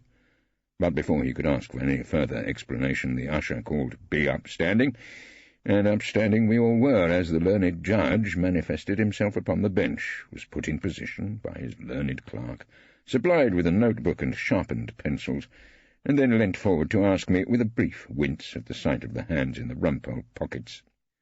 "Is there another witness for the defence?" "Yes, my lord," I said as casually as possible. "I will now call Mrs. Nancy Brittling." As the usher left the court to fetch the witness in question, I heard sounds as of a ginger beer bottle exploding on a hot day from the dock, to which Harold Brittling had summoned the obedient Myers. Then the courtroom door opened, and the extremely old lady with whom I had sung around Goodge Street made her appearance, not much smartened up for the occasion, although she did wear, as a tribute to the learned judge, a small straw hat perched inappropriately upon her tousled grey curls. As she took the oath, Myers was whispering to me, "The client doesn't want this witness called, Mr. Rumpole." "Tell the client to belt up and draw a picture, Myersy. Leave me to do my work in peace." Then I turned to the witness box. "Are you Mrs. Nancy Brittling?" "Yes, dear, you know that." The old lady smiled at me, and I went on in a voice of formal severity to discourage any possible revelation about the night before. "Please address yourself to the learned judge. Were you married to my client, Harold Reynolds Gainsborough Brittling?" "It seems a long time ago now, my lordship," Nancy confided to Featherstone J. "Did Mr. Brittling introduce you to the painter Septimus Cragg at Rottingdean?" "I remember that." Nancy smiled happily. It was my 19th birthday. I had red hair then, and lots of it. I remember he said I was a stunner. Well, who said you were a stunner? I asked for clarification. Your husband, or— Oh, Septimus said that, of course. Of course. And Septimus asked me to pop across to Dieppe with him the next weekend, Nancy said proudly. What did you feel about that? The old lady turned to the jury, and I could see them respond to a smile that still had in it, after more than half a century, some relic of the warmth of a 19-year-old girl. Oh, she said, I was thrilled to bits. And what was Harold Britling's reaction to the course of events? He was as sick as a dog, my lordship. It was an answer which found considerable favour with the jury, so naturally Erskine Brown rose to protest. My lord, I don't know what the relevance of this is. We seem to be wandering in some rather sordid divorce matter. Mr. Erskine Brown, I gave it to him between the eyebrows.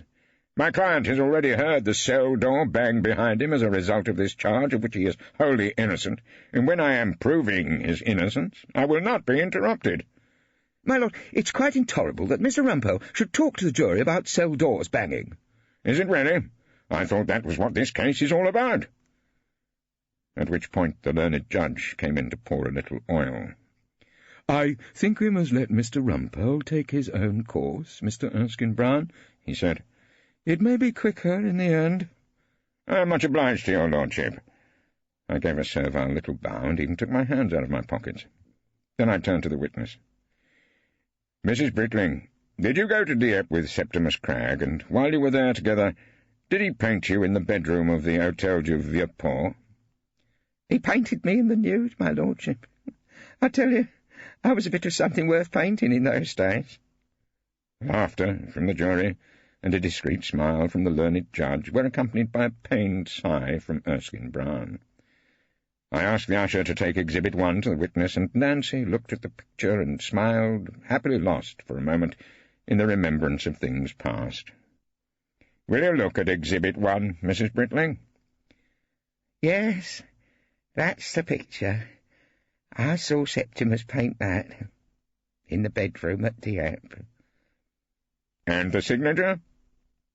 Erskine Brown had told the jury that all forged pictures carried large signatures, as this one did, but Nancy Britling was there to prove him wrong. I saw Septimus paint his signature, and we were so happy together, just for a bit of fun. He let me paint my name, too. Let his lordship see.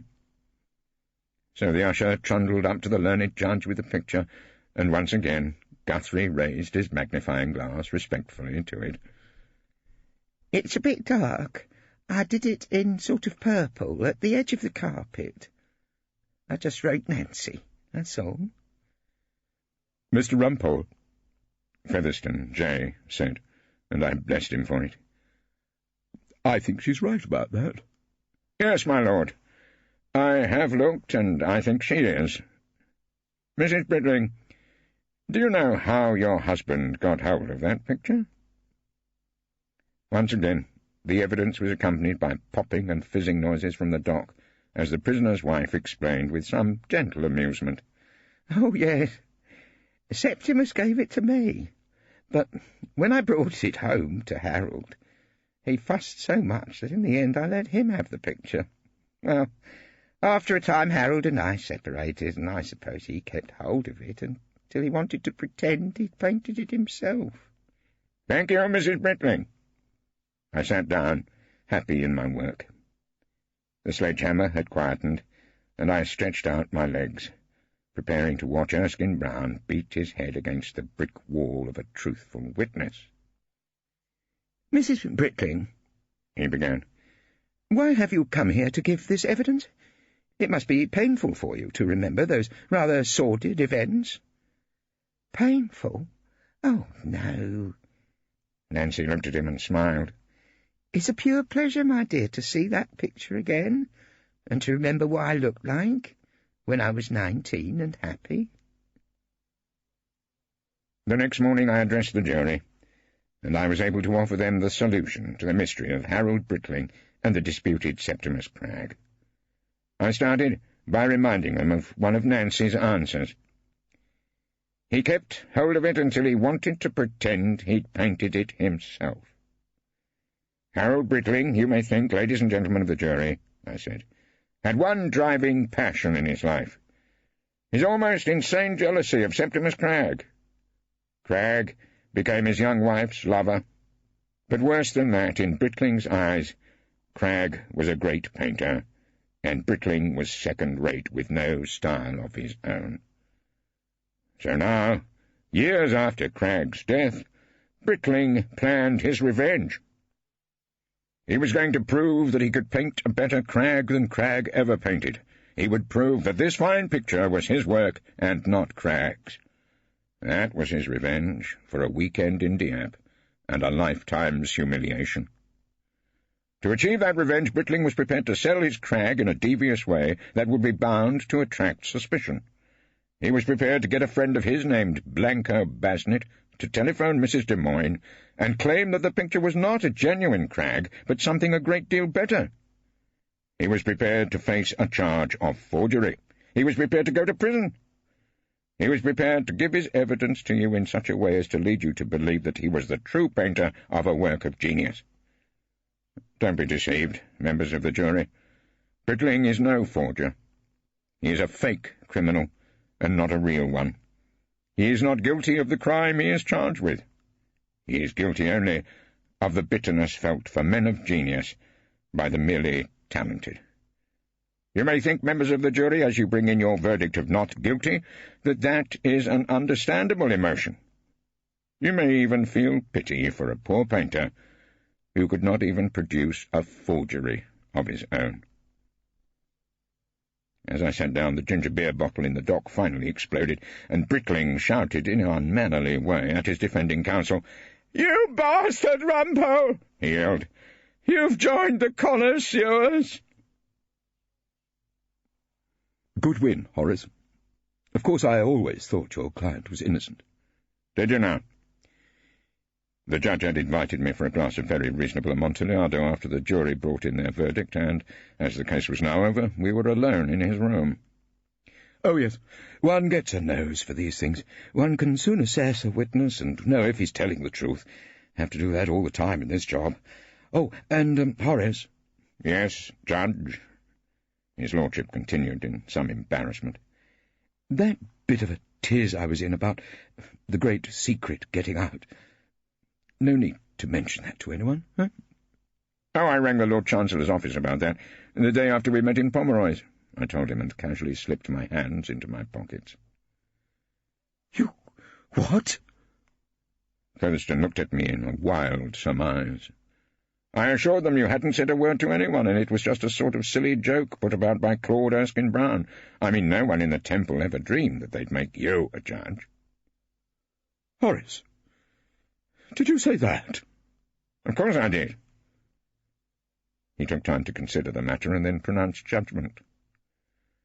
Then you got me out of a nasty spot. I was afraid Marigold had been a bit indiscreet. Horace, I owe you an immense debt of gratitude.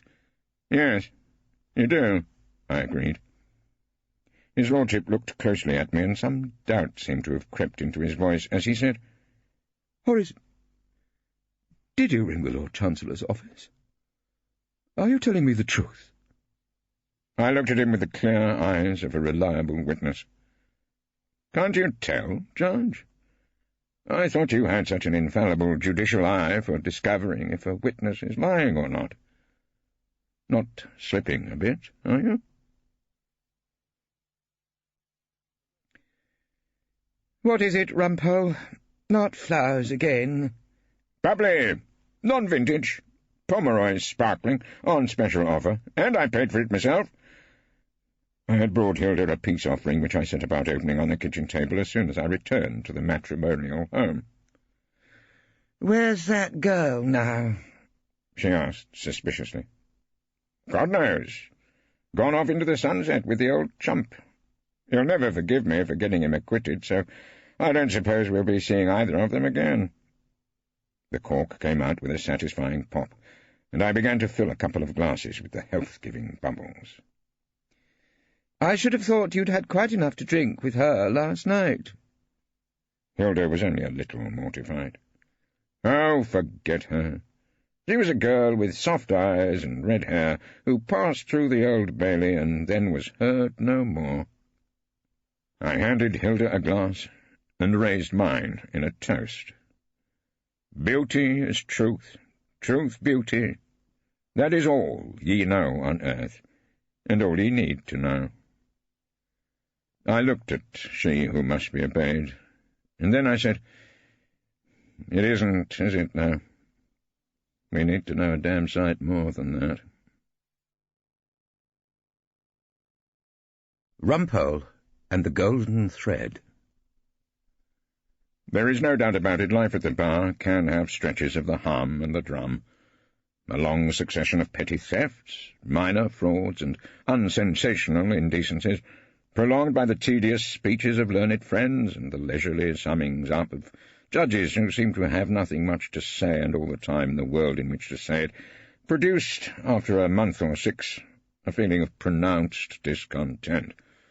There was no summer that year, and precious little spring. The rain fell regularly on the inner London sessions, and on Acton, and on the Uxbridge Magistrates' Court. Most members of the jury seemed to have bad colds. Their noses were pink, and they sucked zoobs in their box. The courtrooms smelled of lozenges and resounded to hacking coughs. The pound was falling, and my spirits with it. I began to dream of sandy deserts, the cool shade of a sparkling oasis, almond eyes behind latticed windows, the call of the muezzin in the dusty pink of the evening, things which I had never seen and were unlikely to be found between Snaresbrook and Reading Crown Court. I took to remembering a neglected piece of James Elroy Flecker, which had enraptured me during my school days, describing, as it did, the journey of a number of persons of the Middle Eastern persuasion to a place romantically called Samarkand. These verses were running through my head as I joined She Who Must Be Obeyed at the sink after supper one night, lamb chops, frozen peas, and a bottle of Pomeroy's Worst. "Have we not Indian carpets, dark as wine, turbans and sashes, gowns and bows and veils, and broideries of intricate design, and printed hangings in enormous bales?" As a matter of fact, we hadn't. We were in the kitchen at 25B Foxbury Court, our alleged mansion flat in the Gloucester Road. My good self and She Who Must Be Obeyed, and far from being clad in turbans and sashes, sipping sherbet and sniffing oriental perfumes, we were dressed in a pair of aprons and doing the washing up. That is to say, I was up to my elbows in the fairy liquid, and Hilda was wielding a doughty dishcloth. The words kept going round in my head, and I gave Hilda a snatch or two of the magical East. "We are the pilgrims, master," I told her. "We shall go always a little further. It may be beyond that last blue mountain barred with snow, across that angry or that glimmering sea. White on a throne or guarded in a cave, there lives a prophet who can understand why men were born." "What are you talking about, Rumpole?" Hilda asked. I gave her the best answer possible. "But surely we are brave, who make the golden journey to Samarkand." "Rumpole, this plate's not washed up properly at all." Hilda had been staring critically at it. Now she dropped it back into the suds for me to do again. "Away, for we are ready to a man," I told her. "Our camels sniff the evening and are glad. Lead on, O master of the caravan. Lead on, the merchant princes of Baghdad." "I don't know why you always choose the washing. Why can't you dry?" said Hilda, who didn't seem keen on crossing the desert. "Washing's more fun." So it was, comparatively speaking. "It's not much fun when you leave bits of gravy untouched by the mop, Rumpole." "What's it matter? A bit of yesterday's gravy never did anyone any harm. Is not Baghdad the beautiful? Oh, stay." "If a thing's worth doing, it's worth doing properly," said Hilda. "Not much chance of adventure around here in Gloucester Road, is there, Hilda?" unless you count the choice between drying up the dishes or sloshing them about in a mess of bottled soap-suds. You're getting a little too old for adventure, Rumpole. She was drying up a fork very thoroughly indeed. Oh, yes. You know what I spent the last 3 weeks doing? A serious case of unpaid VAT on plastic egg-timers in Sydenham. Travels, Rumpole, east away? Of course the answer was no, I realised as I pulled out a coffee cup which seemed to have lost its handle in the stormy sink. You'd better get a tea-towel and help with the rest of the drying. You've done quite enough damage already. At which point, and it is strange how things often happen in answer to some unspoken wish or silent prayer, the telephone on our kitchen wall gave urgent tongue. As Hilda answered it, I had no idea what sort of wish the genie of the telephone had come to answer, or how near to disaster its unseen voice would eventually bring me. "Hello, 4052, Hilda Rumpole." Hilda listened, then lowered the receiver with her hand over it, and hissed at me in a voice pregnant with suspicion. "Justicia, Rumpole. Who's she?" "She's a sort of blind goddess, Hilda, who goes around lumbered with a sword and a blooming great pair of scales." I took the instrument from her, and Hilda heard me say, "Rumpole speaking." "Yes, Justicia International. I know your organisation." "Yes." "Who?" "Oh, yes. He remembers me. I taught him at the Crummers. Criminal practice." "Who is it, Rumpole?" But I was still in close conversation with the unseen caller. "Well, yes, just before the war, as a matter of fact. Down a sort of cellar in Fetter Lane." "Oh. Well, I've read in the Times occasionally. Got into some sort of trouble over there, has he?" "Lunch with you tomorrow. La Venezia in Fleet Street. I don't really see why not." I put down the telephone, and when I turned to Hilda I was smiling as though I could smell, on the wind blowing up from Gloucester Road tube station, the spice-laden breezes of Africa. "What's the matter with you, Rumpole? You look remarkably pleased with yourself." As she put away the plate, Hilda was frowning suspiciously. I found an open bottle and poured out a couple of glasses of Pomeroy's Ordinary. "Dodo's coming to stay next week, remember?" As I showed no immediate reaction, she repeated the information. "My old school friend Dodo Mackintosh will be here for a couple of days next week. You won't forget that, will you, Rumpole?" I handed her a glass of wine. Life seemed to have improved for the better all round. "Dodo descending on us, eh? That makes it even better." "Makes what better?" Hilda asked. I raised my glass and turned towards the east as I said, "We take the Golden Road to Samarkand." Justicia International, as you may know, is an organisation which attempts to see that trials are fair and justice done in even further-away places with stranger-sounding names than the Uxbridge Magistrates' Court. It exists on hope, an overdraft, and donations from such public-spirited citizens as still care if a foreign politician is hanged or a third-world writer imprisoned after some trial which has been about as predictable as a poker game with a card-sharper. To lands which will still receive them, a small and ever-shrinking number, Justicia will send English barristers to defend the oppressed. To other parts of the world, observers are sent who write reports about the proceedings. Such reports are filed away. Protests are sent. Sometimes letters are written to the Times, and occasionally a prisoner is released or an injustice remedied. As I say, Justicia has no vast sums of money, so I thought it very decent of Amanda Pinkerton, the International Secretary, to take me out to lunch at a small trattoria in Fleet Street, where we sat over the remains of our spaghetti bolognese and Chianti, studying an illustrated folder entitled Neranga Today. I found Miss Pinkerton to be a large, energetic lady in her 40s, given to wearing an assortment of coloured scarves and heavyweight costume jewellery, so she looked as if she had just returned from the bazaar. "Neranga," she read out to me as though she were giving an elementary geography lesson to a class of backward and dyslexic 10-year-olds. "A lump of land carved out by the British, who called it New Somerset. Capital, Nova Lombaro. Deeply divided into two tribes, the Apo and the Matatu, who hate each other so much that if an Apo man marries a Matatu girl, both their families throw them out and they're cursed forever. Same sort of thing that goes on in Surrey, I suggested. Yes. Well, Miss Pinkerton turned a page, and we were met with the face of an African with horn-rimmed glasses, a cotton cap and robe, standing in front of a microphone, apparently addressing a meeting of UNESCO. The Prime Minister, Miss Pinkerton explained. Dr. Christopher Mabile, a member of the Matatu tribe, warriors and headhunters not so long ago. He's a Marxist, educated by the Jesuit fathers who sent him to Balliol, got his medical degree in Moscow and postgrad in Cuba. When the country got independence, he had to have a token Apu in his cabinet, so he made David Mazenze Minister of Home Affairs. She turned the page and showed me another photograph. Looks older than I remember, I told her. Well, I suppose it's only to be expected. David's one of the more peaceful Apus. The British locked him up for about 10 years, but he never bore a grudge.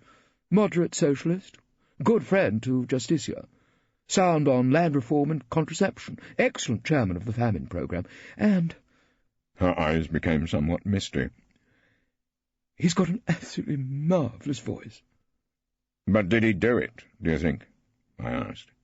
It seemed important. Miss Pinkerton's mind, however, was clearly on other matters.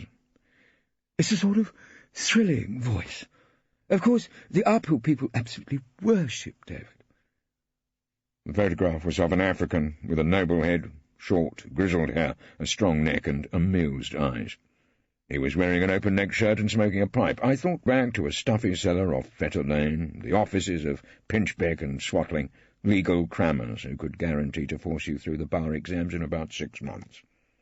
It was there I had taught young David Mazenze the elements of our criminal law, which, together with Wordsworth, Shakespeare, and Oxford marmalade, must be one of our most valuable exports. It was a shortage of briefs in the years after my return to civilian life from a somewhat inglorious career in the RAF ground staff, which led me to take on part-time work at the crammers.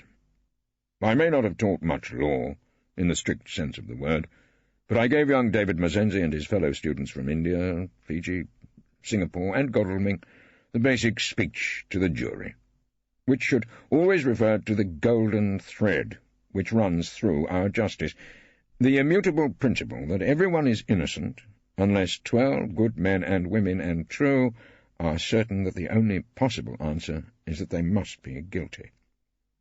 I also gave my class a lecture on my pre-war triumph in the Penge bungalow murders, a case which careful readers of these reminiscences will remember I won after a 2-week hearing alone and without a leader. David Mazenze may not have emerged from my lessons the greatest academic lawyer in the world, but he knew something about bloodstains, and how to cross-examine a policeman on his notebook, and he knew almost all there is to be known about the burden of proof. When he went back to his native Naranga, David practised law, took up politics, and had that essential training for all successful African politicians, a fairly long term of imprisonment by the British. Then he was released, Naranga got its independence, and David Mazenze became the Apu representative in Dr. Mabile's predominantly Matatu government. Each year he sent us a Christmas card, much decorated with snow and robins and holly, and best wishes to my old mentor, Horace Rumpole, and his good lady. For a number of years, I am ashamed to say, I'd forgotten to send one back. I learned the basic facts of David Mazenze's case from Miss Pinkerton at that luncheon. The road to the capital of Naranga, Nova Lombaro, leads through many miles of scrubland and bush. One rainy night, the fat and self-important Bishop Karele, himself a remarkably devious politician, was being driven by a clergyman in a Mercedes along this road. They were stopped by an unknown African who waved the car down. As soon as they stopped, the bishop was shot. The clergyman ran into the bush and would live to give evidence. Later, the police raided David Mazenze's bungalow and found him calmly smoking his pipe and listening to the Foray Requiem. He was arrested and refused bail by Chief Justice Sir Worthington Banzana, who was, quite coincidentally, a member of the Matatu tribe. As he was dragged from his house by the brutal officers of the law, David shouted a short sentence to his distracted wife, Grace, It consisted of the simple words, Horace Rumpole, Equity Court in the Temple. "But what I want to know is," I told Miss Pinkerton, "did he do in the dear old bush?" "We've had reports from reliable sources that Mobile's got David locked up in the most ghastly conditions. There may have been torture." Disturbing, no doubt, but hardly an answer to my question, which I repeated. "But did our David do it?" "I don't know whether we've actually asked him that." Miss Pinkerton flipped vaguely through her file. "Oh, here's Pam." A secretary, a younger but equally eager version of Miss Pinkerton, who seemed to have bought her clothing at an army surplus store instead of an Oriental bazaar, came into the restaurant at that moment in a state of high excitement. "We've had a cable from Jonathan Mazenze," Pam announced. "David's younger brother," Miss Pinkerton explained. "He's been a tower of strength. What's it say, Pam?" At which Pam pulled the cable from the pocket of her fatigues and read, "Barrister Rumpole will be allowed to represent David at trial. Visa being arranged. Greetings, Jonathan Mazenze." "We're in luck," said Miss Pinkerton. "Is there anything else you want to know?" "Only one thing," I said. "What do they give a chap for murder in those particular parts?" "It's death, isn't it, Mandy?" Pam asked casually. I closed my eyes. I was back in the shadow of the gallows which fell every day over my conduct of the Penge bungalow murders, and I didn't know whether I was still strong enough to face it. "Oh, yes." Miss Pinkerton sounded almost cheerful. "The Prime Minister can't wait to hang David. You've got to save his life." So that was all I had to do. It was enough worry to be going on with, so I didn't think of the fact that should have concerned me most. If I had done so, I might have wondered why Horace Rumpole, an elderly junior barrister, and not even an artificial silk, had been admitted so easily into the Narangan bar. I was in the clerk's room next morning, sorting through the circulars, advertisements for life insurance and filing systems, together with the billet doux from Her Majesty's Customs and Excise and the Inland Revenue, which seemed to constitute the bulk of my mail, and I happened to ask Henry, our clerk, in a casual sort of way, if he had any exciting work in store for me. "Not according to my diary, Mr. Rumpole." Henry flipped through his book of engagements. "There's a little murder down the Bailey, but that won't be for a few weeks." "Mysterious crime done with a broken Guinness bottle in a crowded pub in Kilburn. Routine stuff. Legal spam." I spoke of the little murder with some contempt. "It's a pity, with all your talents as a clerk, Henry, that you can't find me something more exotic." "Perhaps you care to find your own exotica if you're not satisfied with my clerking, Mr. Rumpole." Henry sounded distinctly nettled. "I have done. A brief will be arriving, Henry, from Justicia International. I am defending the Minister of Home Affairs in the High Court of Naranga." It sounded, as I said it, fairly impressive. "You'll be away from Chambers?" I was afraid I detected a note of relief in Henry's voice, the clear inference being that it was not altogether a picnic clerking for Rumpole. "Certainly I shall be away, Henry," I reassured him. "They will look round inner London sessions, and they will find me gone. They will whisper, 'Travels, Rumpole, east away.'" "You seem very cheerful about it, Mr. Rumpole." Diane paused in her non-stop rattling of her typewriter. "My camels sniff the evening, Diane, and are glad," I told her, and then turned more confidently to Henry. "She who must be obeyed's old school friend, Dodo Mackintosh, will be coming for a short stay next week, and I will have to miss the jollifications. Adventure calls, Henry, and how can Rumpole be deaf to it?" I moved to the door, anxious to be on my way. "Send a cable if there's anything urgent." "A cable?" Henry sounded as though he'd never heard of the device. "Or at least a pigeon." As I finally left the clerk's room, a grey and unremarkable barrister called Hoskins came in and nearly knocked me over. "Look out, Rumpole," he said. "Where are you going?" I passed on, declaiming, "For what land leave I the dim moon city of delight? I make the golden journey to Samarkand." "It's too bad, Rumpole. You'll miss Dodo," Hilda said a few evenings later. "Hilda?" Africa is waiting. The smoke signals are drifting up from the hills, and in the jungle the tom-toms are beating. The message is, Rumpole is coming, the great man of law. What message am I to send back? Sorry, visit cancelled owing to the arrival of Dode Mackintosh in Gloucester Road? But why you, Rumpole? There was something to be said for the old days of the Empire. Almost all African politicians were students in the temple. Gandhi started it. Was Gandhi African? Hilda quibbled. Maybe not. But they returned to their native bush with an intimate knowledge of the ABC tea rooms, Pomeroy's wine bar, and the Penge bungalow murders. You'll have to have shots. Why, Hilda? I'm not going to a war. Against tropical diseases. I'll send you round to Dr. McClintock. This was a Scottish quack who had once tried to psychoanalyse my alleged libidinous tendencies. And I'll go to D.H. Evans in the morning and get 3 yards of butter muslin. What on earth for? Mosquitoes, Hilda said darkly. We don't want to lose you to the malaria, Rumpole. And for heaven's sake, don't eat lettuce. I had forgotten. One forgets pain so quickly. About the delights of long-distance air travel, which I have described when I suffered it between London and Miami, as offering all the joys of the rush hour on the Bakerloo line, plus the element of fear. There I was now, packed into an airless, cigar-shaped tube, which hurtled through space, playing selections from The Sound of Music, or showing an unwatchable film about little green men from outer space. Now and again food, which after some careful processing had been robbed of all taste, was pushed in front of me by ladies in some type of paramilitary uniform, who had clearly been trained by a period of supervising a recalcitrant pack of brownies. Eventually, with the aid of about 4 half bottles of claret, Chateau Heathrow, I fell into a sort of coma, shot through with lurid and fearful considerations of the penalty for failure in the David Mazenze case. I mean, how do you do a case of capital murder? Death, if you ask a wrong question. Death, if you don't object to the right bit of evidence. Death, round every legal corner. How can you do it?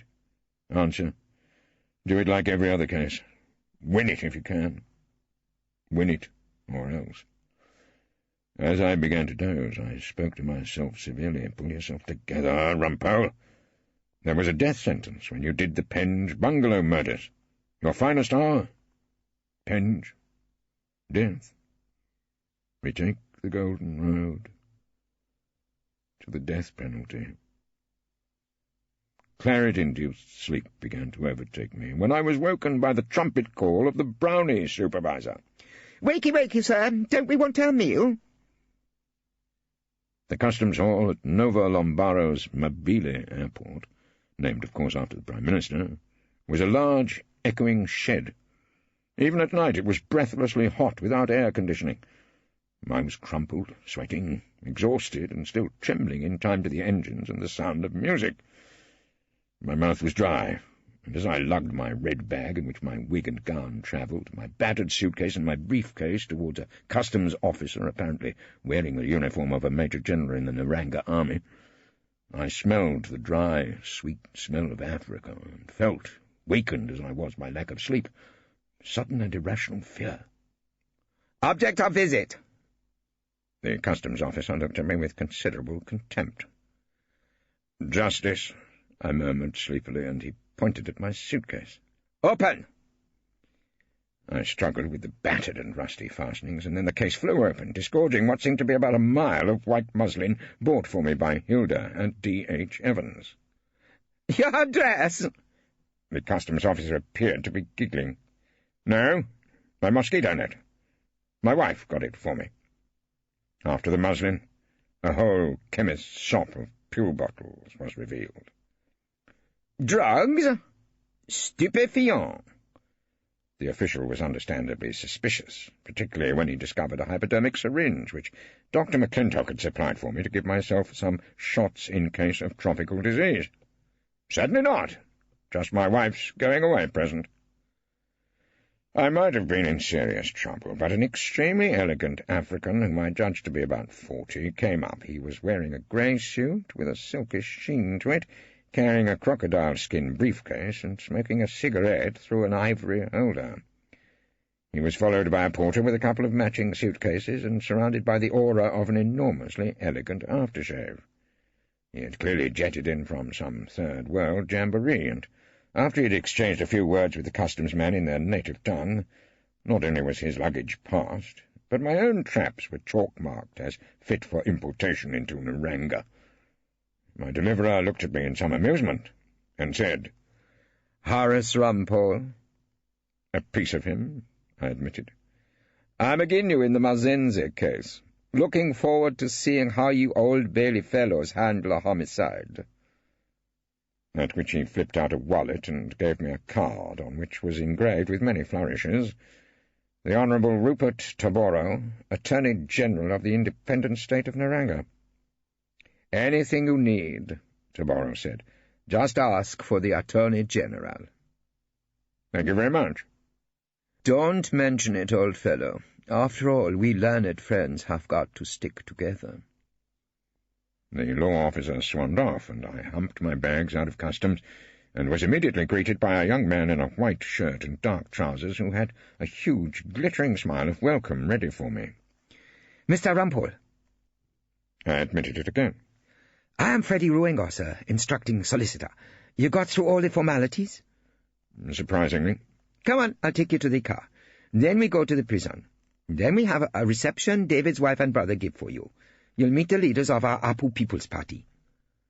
"It sounds," I said, "an evening packed with excitement."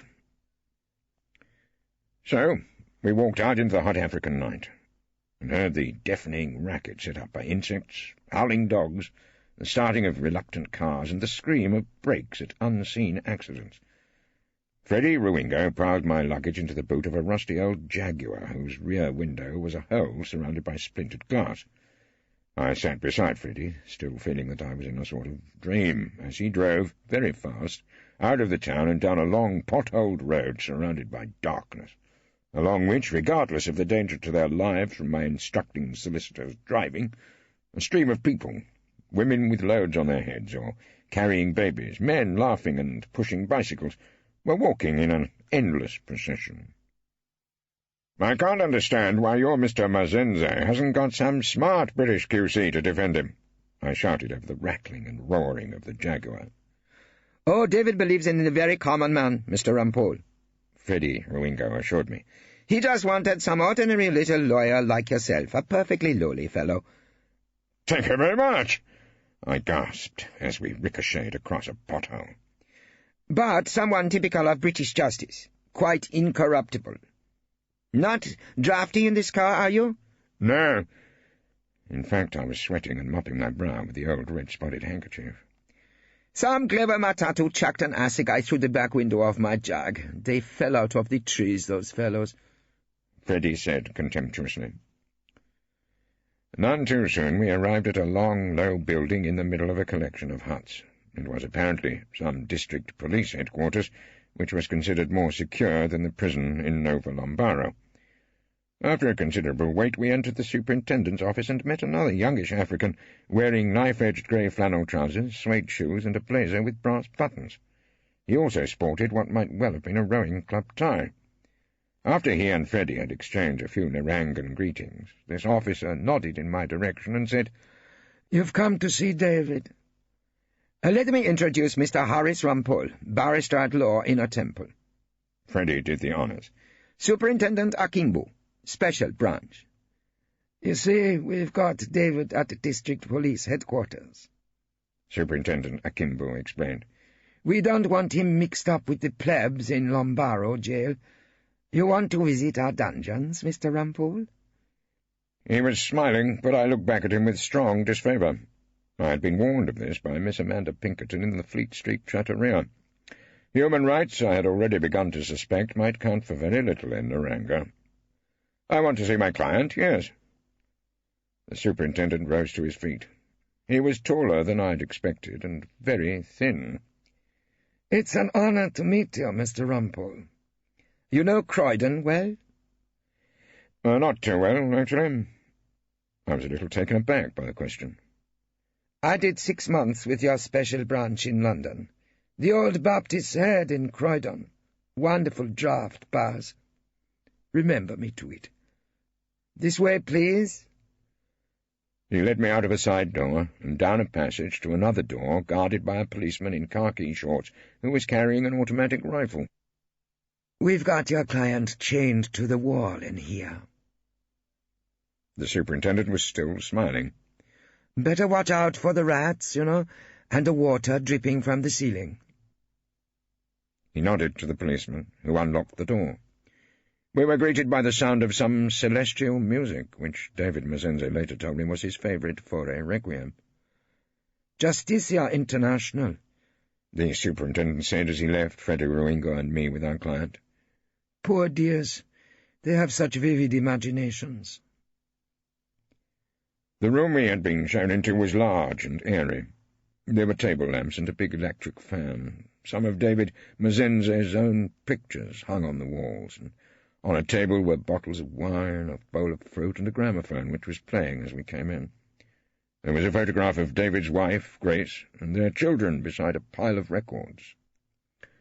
The man in the chair, smoking a pipe and listening to the music, hadn't moved as we came in, but now he stood up slowly, switched off the music, and came towards us.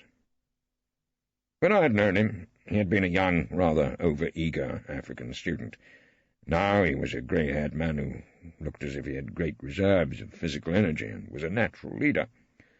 His voice was low, melodious but compelling, and his manner was very gentle, as though he were used to getting his own way without being violently assertive. "Dear old Horace Rumpole. What's your tipple? Bordeaux, if my memory serves me right?" I won't say no. "You too, Freddie?" I was looking round the room as David Mazenze set about opening what seemed to be a very reasonable bit of the chateau bottled. "Wait until they hear about this in Wormwood Scrubs," I said. "I have a few friends in the French embassy." David Mazenze handed me a glass. "Your friends at Justicia, however." I drank, and decided it was probably the best glass of Margot to be had in Central Africa.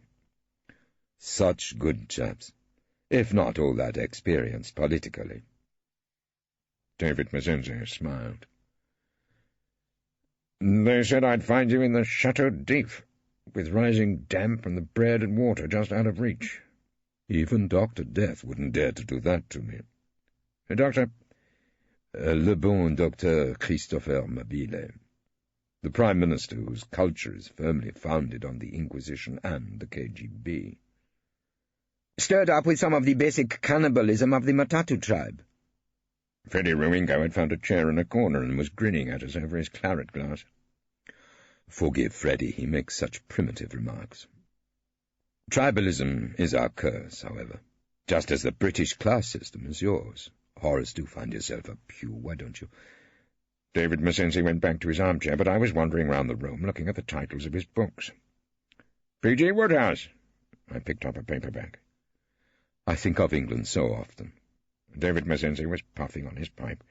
I long for your Cotswolds. If Dr. Death ever lets me see them again. If I'm hanged, think of this, Horace. There is some corner of an Orangan jailhouse that is forever Morton and Marsh. He took out his pipe and laughed.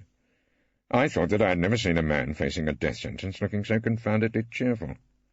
I wondered if it was courage, or the certainty of innocence, or had he, perhaps, spent a day with the wine. It was time to get down to business, so I sat and started to undo the tape on my brief. David Mazenze waited politely for me to begin. The dead man. Bishop Corelli. I thought that was as good a starting point as any. A troublemaker. David Mazenze frowned slightly. As only an African bishop can be. He wanted the Prime Minister's job. He wanted my job. He was always causing trouble between my Apus and the Matatu people. I told you, Horace, tribal hatred is the curse of our politics. The evidence is that you threatened him. I was turning over the statements. You quarrelled outside the Parliament building, and you said to the bishop, I'll kill you. All right, I quarrelled with the man. David Mazenze shrugged. He quarrelled with everyone.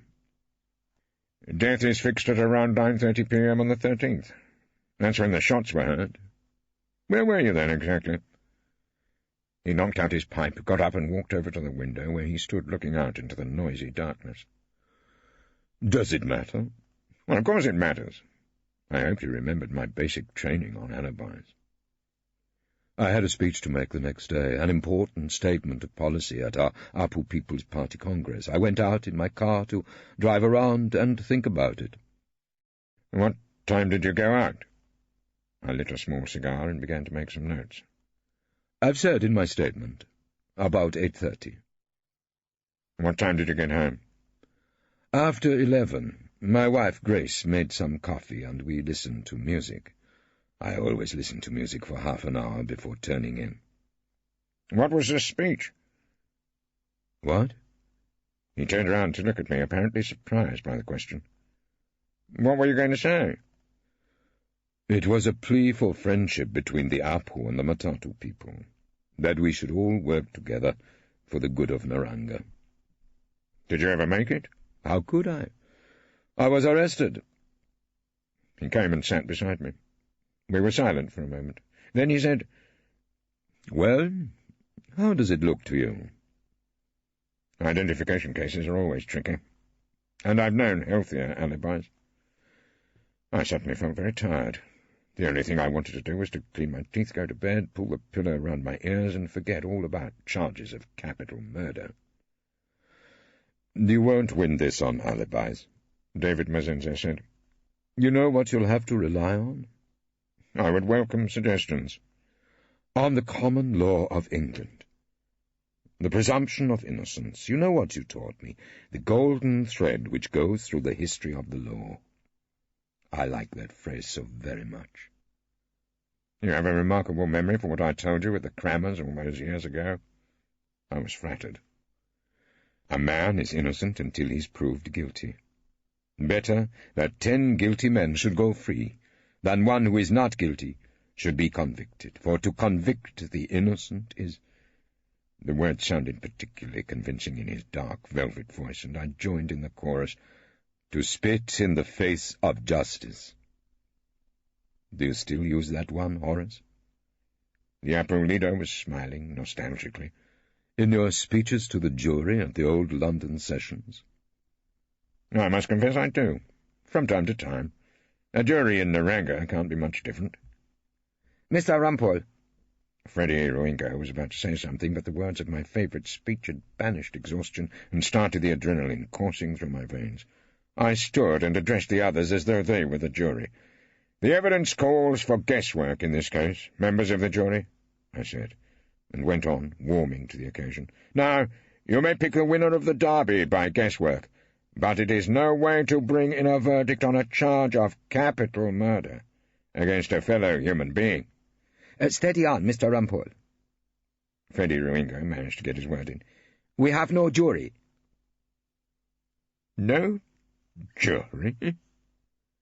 I was incredulous, appalled. You British abolished juries in murder cases when Naranga was still New Somerset. David Mazenze appeared to think it was something of a joke. We did that? I was more appalled than ever. I must say Dr. Death followed your example quite enthusiastically, Freddie admitted.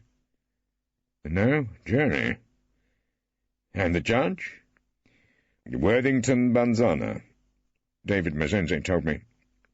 Sir Worthington. You remember that old judge, Horace? What did you say he always ordered for tea after death sentences? Muffins. You mean Twyburn? Exactly. Well, our Chief Justice is like your Mr. Justice Twyburn. He laughed. Only black. And he is Dr. Death's chicken. He will run for him wherever he wants him to go. Freddie Ruingo wasn't, I must admit, being particularly encouraging. About half of my heavy task was done, and the day seemed to have already lasted several years, when we left the police house and bumped off along what appeared to be Naranga's single road to the Mazenze residence. There, the leading lights of the Apu People's Party, or APP, were, Freddy assured me, assembled to do honour to the great white barrister who had dropped out of the skies by courtesy of Justicia International. When we got to the bungalow, the sound of old pop records was mixed with the noises of the night. It didn't seem that the Mazenze family or the Apu leaders were sitting wrapped in gloom, stricken by the danger that hung over their hero's head. Freddy and I squeezed our way past a crowd of young men and girls in the open doorway, and went down a passage towards a big, comfortable room with doors which opened onto a veranda. The room seemed full of people, women in brightly printed cotton frocks, men in shirts and trousers, dancing or drinking or arguing, with children running among their feet. As I entered, the gramophone was immediately switched off, and the assembled company burst into a verse of "For he's a jolly good fellow." I stood propped against the doorway, smoking a small cigar, and praying that I shouldn't fall asleep standing there like a horse. "Beer? 7-Up? Scotch on the rocks," said Freddy Ruingo, who was minding me. I chose beer, which Freddy brought back in the form of a cold tin of Tuborg. He also brought a placid, middle-aged woman, whose hair was just starting to turn grey, and introduced her as David Mazenze's wife, Grace. "Mrs. Mazenze." I shook her hand. She looked at me trustingly. "It is kind you came to us." "Nice of you to ask me." "You came to save David, I mean." "I can't promise that, you know." I began to feel the awful burden on the defending lawyer, the need to work miracles. "David remembers you so well. He has often talked about you. He has so much faith in you." "I'll do everything I can. But in the end a barrister's not much better than his case." Mrs. Mazenze was looking at me, hurt by my lack of complete confidence. "You can't make bricks without straw," I told her. "I don't understand." She shook her head, and there were tears in her eyes. "What we can do with is a bit of evidence." Before I could tell her what I thought were the gaps in the case, however, we were interrupted by a tall, thinnish young African, brightly dressed in his native costume. His features were sharper than David's, his eyes narrower, and his nose thinner, and when he spoke his voice was higher and less melodious. "Don't you worry, Grace," he said to her. "No one can hurt David. David is one of the immortals." He turned and held out a hand to me. It had a pale palm and curiously long fingers. "Welcome to Naranga, Mr. Rumpole. Welcome to the home of the Apu people. I'm Jonathan Mazenze, David's little brother." "Little John?" I found myself looking up at him. "Oh, yes. And was my big brother delighted to see you, his old hero from his student days. He said you used to tease the judges. He said you used to pull their legs unmercifully." "Well, I did pull a few judicial legs, I suppose." I was yawning modestly. "And that you always dropped cigar ash down your stomach." Did he remember that? I brushed a deposit about the size of the eruption of Vesuvius off my shirt front, at which point a woman who had been handing round plates of food came up to speak to Grace, who excused herself and left us. Jonathan looked after her, and then turned to me. "What did you tell Grace we needed to win the case for David?" "A witness or two would be a help," I muttered. "What sort of witness do you want exactly?" "Someone who saw David Mazenze at the time of the murder. He says he was just driving round aimlessly, composing his speech." Jonathan laughed, apparently at the simplicity of my requirements. "You want some fellows who saw him. I can arrange it. How many fellows do you want? Half a dozen?" I was too tired not to let my anger show. "No, you can't arrange it. I want a witness who'll stand up in court and tell the truth." "How very British you are, Mr. Horace Rumpole." Jonathan smiled down on me now. "That's why I'm here, you know, as a representative of British justice." Jonathan suddenly stopped smiling. He spoke quietly, but with great intensity. "David doesn't need all that humbug," he said. "He needs the anger of the Apu people. If David is found guilty, there are 3,000 Apus with their guns hidden in the bush who will rescue him in 1 hour. That's how we win this case, don't you worry, old barrister. Really? I prefer to rely on the way we do it down the Old Bailey, I said, somewhat coldly. Dr. Death's gone too far this time. The Apu people are on the move. And I must be on the move too, I told him. Which way is it, gents? Going to the lavatory in foreign parts is, in my limited experience, to take your life in your hands, but the Mazenze facilities were clean and efficient. There was a pile of old numbers of the New Statesman and New Society, caricatures of David on the walls, and all the basic comforts. It may be that I dropped asleep for a moment or two, and when I emerged, the music had stopped. I was in the long passage which led to what must have been a back door open to the night. I caught a glimpse of a very beautiful young girl in African dress looking in, asking what seemed to be an urgent question. Grace Mazenze, who was standing with her back to me, said something, and then closed the door, shutting out the girl. I stood watching, and Grace went back to the living room. I followed her, to find the room was empty.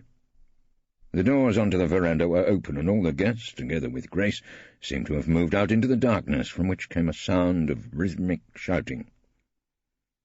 When I moved onto the veranda, I saw that the night was filled with people, and there were rows of white eyes, white teeth, white shirts, glimmering. Jonathan Mazenze was standing above the crowd with his fist raised, chanting, "Ah, poo, ah, poo, ah, poo," and the chorus of voices took up the chant. "What's all this?" I asked Freddie Rowingo, who had manifested himself beside me. "A party political broadcast on behalf of the Apu People's Party?" By the time I got to the old majestic hotel in Novo Lombaro, which was to be my home during the trial in Naranga, I felt, to a great degree, disorientated in time and space. I found it hard to remember where I was, or when I got there, or what time it might be.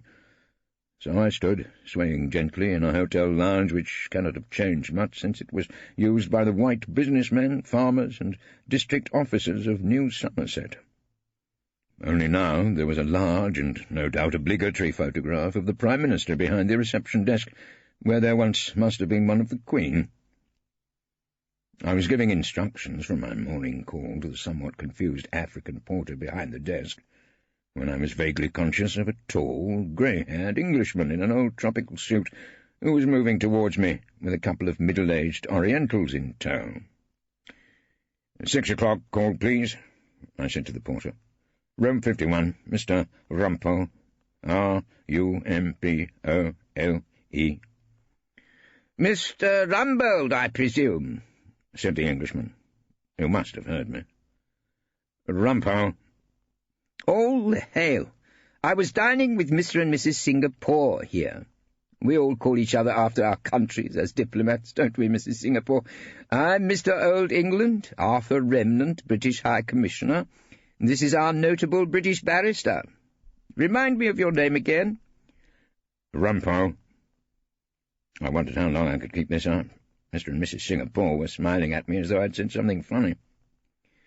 "I must invite you to the High Commission," said the man, Remnant. "Our problem is the cook's so terribly Anglophile that everything tastes of Bisto. I say it must be exciting for you doing a murder trial out here." His voice sank to an eerie whisper. "Topping." "Ripping," I said. I supposed it was expected of me. "No, I mean topping," Remnant explained with a smile.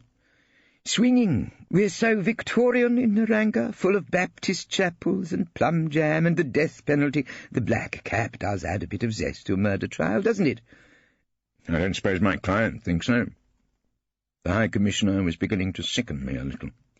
"Well, I suppose not. You know, I was amazed when they gave permission for you to come here." He started to move away from me with the Singapores. "Christopher Mabili's got something up his sleeve. Such a brilliant politician. We could do with him in Commonwealth relations. Anyway, welcome, Rumbelow. We'll throw a little cocktail for you." "How very topping," I said to his back. It was my last word of the evening. At last I went upstairs and pulled off my tie, which seemed to have become, during that endless evening, unreasonably tight. I heard the sound of driving rain and turned to the window. The curtain was blowing back, heavy rain was splashing the sill and the carpet. I closed the window and looked for a moment at the wet glass and out into the darkness. A few minutes later, I was asleep. It rained for the next 3 days. I sat in the hotel and ate large, indigestible meals that looked back to the days of New Somerset. Features of the menu were castle puddings doused in custard and a large, trembling pink blancmange. I studied weather reports, maps, and the characters of Narangan politicians. I had a couple more inconclusive conferences with my client, who seemed anxious to discuss P.G. Wodehouse, my old cases, the shortcomings of UNESCO, the role of barristers in the Third World, and the lasting benefits of British rule in the new Naranga, anything, in fact, except the small question of his defence. When I mentioned the trial, he would smile, spend a good deal of time lighting his pipe, and, as soon as possible, turn on the Fauré Requiem. Freddie Ruingo took me to see the scene of the crime. It looked exactly like any other part of that endless, overcrowded road to Nova Lombaro. We didn't get out of the car, but a crowd of wet, black, shining children milled round us, demanding cigarettes. The rain came through the back window of the Jaguar, which Freddie hadn't yet been able to get mended. The 4th day of my stay in Naranga started with blinding sunshine. I got out of a taxi, sweating in a black jacket and striped trousers, and carried my briefcase and red robe bag up the steps of the white-pillared portico of the British-built High Court of Justice. The steps were crowded with people. Some faces I remembered from the night of the party, many more strange to me. At the top of the steps, resplendent in his bright cottons, stood Jonathan Mazenze. He was smiling, and seemed to be leading the low chanting of the people around him. The syllables emerging were not "ah-poo" this time. Listening hard, I could have sworn they were "Rumpole." I lifted a hand in salutation, and went into the building. The robing room in the Nova Lombaro High Court was a good deal more comfortable than that of the Old Bailey. It was a high room with cedar-wood lockers and long mirrors. An attendant in a white uniform made me a cup of Nescafe as I changed my shirt and prepared to put on the blunt execution of a winged collar. It was then that I realized that my packing, for all the medicines and mosquito nests I had bought, was lacking in one vital commodity. "Damn," I said aloud. "Where do you get a front collar stud in Africa?" "Right here, my learned friend." Mr. Rupert Tamoro, Attorney General and Prosecuting Counsel, had stolen up beside me and was holding out a leather stud-box. "I had a gross of these little chaps flown in from Harrods," he said. "Be my guest." "That's remarkably civil of you." I took a stud and fixed the collar. "Merely in accordance with the best traditions of the bar. I see young Jonathan Mazenze had his friends from Renton Apu out there to greet you." "Yes, I found it rather encouraging," I told him. "The people cheering on my victory." "Your victory?" Taboro smiled tolerantly at me. "Do you really think that's what they want?" And before I could ask him what the hell he meant, he had glided away about his business. Apart from the fact that all the faces under the white wigs except for mine were black, the court was set out exactly as it is in the Old Bailey. Only the big, slowly revolving wooden fans on the ceiling, and the court attendants in white uniforms and small red fezzes, were different from the buzzing air conditioning and black-gowned ushers in England. The public gallery, instead of containing one old man in a mackintosh and a party of schoolgirls, was crammed with loyal members of the Apu tribe, prepared if anyone gave them half a chance to cheer for the prisoner. The only other white faces in the court belonged to half a dozen reporters from European papers who had come to report on the trial of a well-known African politician, and were hoping, no doubt, to be able to describe a further collapse of justice in a third-world state. I had sat, during the Attorney General's opening, staring up at our learned judge. Sir Worthington Banzana was a small, broad-shouldered, stocky man, whom I judged to be about 70 years old. He had been more or less silent during the early stages of the trial, and had noticeably refrained from welcoming a visitor from across the sea to the Narangan bar. In fact, he had hardly glanced in my direction. So I took a few notes and tried to calm a bubbling and over-eager Freddie Ruinga, who kept moving from his seat in front of me to whisper to the prisoner in the dock. David Mazenze seemed strangely uninterested in the proceedings. I glanced round the court. I could see Mrs. Grace Mazenze looking down at me with trusting anxiety from the public gallery. I turned away from her to look at the first prosecution witness, a plump young African in a crumpled suit, who was glistening with sweat as he answered the calm, reassuring questions of my learned friend, Mr. Rupert Tabarro. "Are you Magnus Nagoma?" "I am." "You are in government service?" "I am permanent private secretary to the Minister for Home Affairs." "The defendant is your boss?" Tabarro glanced at the dock. "He is, yes." "My boss," the Chief Justice repeated in a deep and gravelly voice as he made a note. "Do you remember a day last July when you went to meet your boss outside the Parliament building?" Tabarro asked, smiling gently. "I do, yes. He was there with Bishop Carilli. They were having an argument." "A heated argument?" "Please, don't lead," I growled a warning from my seat. "I hear my learned friend's objection." Tabarro smiled at the judge, who looked at me for the first time. It was by no means a smile of friendliness. "I don't, I must confess." He was tapping his pencil on his desk with suppressed irritation. "Mr. Rumpole, is it no longer customary in England to stand on your hind legs if you wish to make an objection?" I thought it right and proper to climb to my feet at this juncture. "Then I wish to object, my lord, to a leading question." "It was very heated, this argument, yes." The witness burst in on our argument uninvited, and the Chief Justice smiled at me for the first time. "Too late, I think, Mr. Rumpole," he said, and I subsided. What we had was undoubtedly a black version of Judge Bullingham, the terror of the Old Bailey, but somewhat quicker off the mark than his English equivalent. "Did the defendant say anything to the bishop?" Tabarro was pursuing the even tenor of his way. "Yes. He said, 'I'll kill you.'" There was a stir in court, the usual reaction to a piece of important and damaging evidence, and the judge was careful to repeat the words as he wrote them down. "I'll kill you," he said. "That's an old judicial trick," I whispered to Freddie Ruinga, and then I suggested a little practical demonstration we might indulge in when I rose to cross-examine. The judicial pencil tapped again, and I was addressed from on high. "Mr. Rumpole," said Sir Worthington menacingly, "please do not hesitate to rise if you have something to say."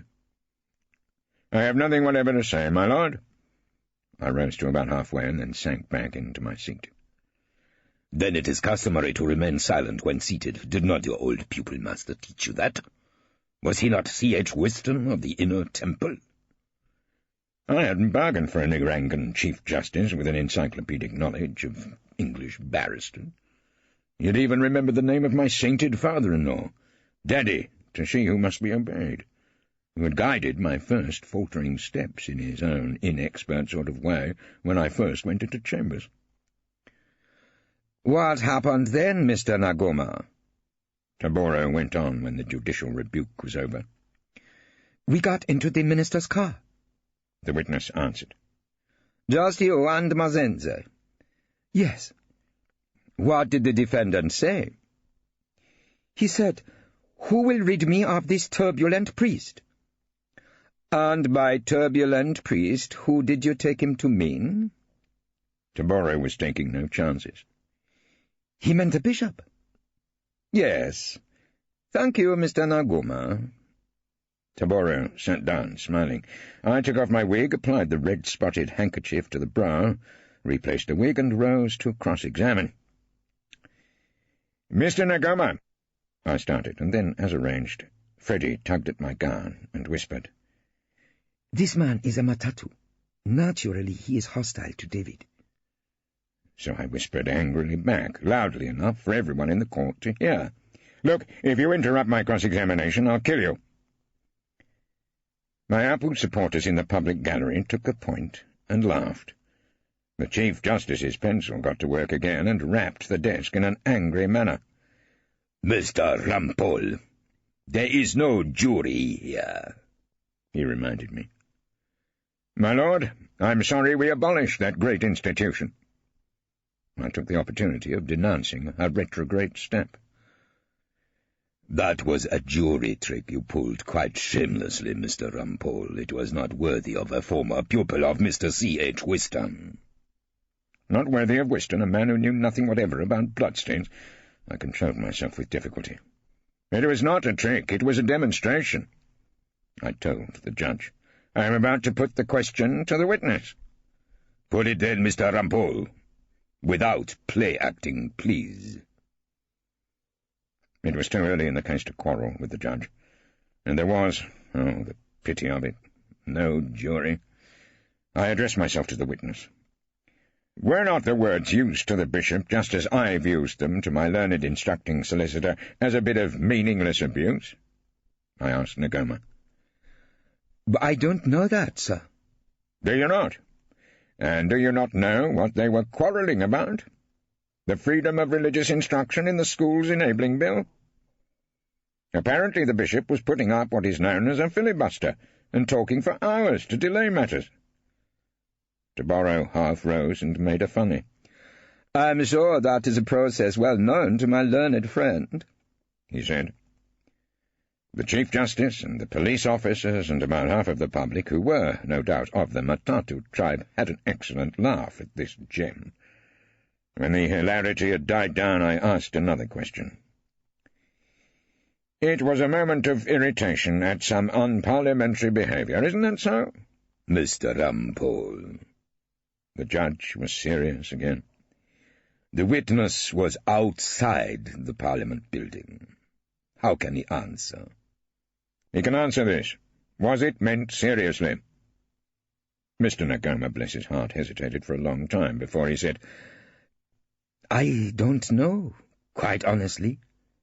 "Yes, thank you, Mr. Nagoma." I was grateful. "And when he said, 'Who can rid me of this turbulent priest?' you recognize the quotation, I imagine?" "Quotation? No." Mr. Nagoma looked blank, and the Chief Justice's disapproval was turned on him for a change. "Oh, really?" The pencil was thrown down onto the desk on this occasion. "It beats me how some of you fellows get into the civil service, let alone become ministers' secretaries. Henry II said that of Thomas à Becket in the year— what year was it, Mr. Rumpole?" For the first time he asked me a question which was not an attack. "I don't immediately recollect." "Oh, I do. I recollect." The wily old judge had clearly known the answer all the time. "It was 1170, I'm sure." But he had delivered himself into my hands. I looked hard at the foreign reporters and my only jury, and said loudly, "And I'm sure Henry II was never charged with murder." I shouldn't have underestimated Sir Worthington Banzana.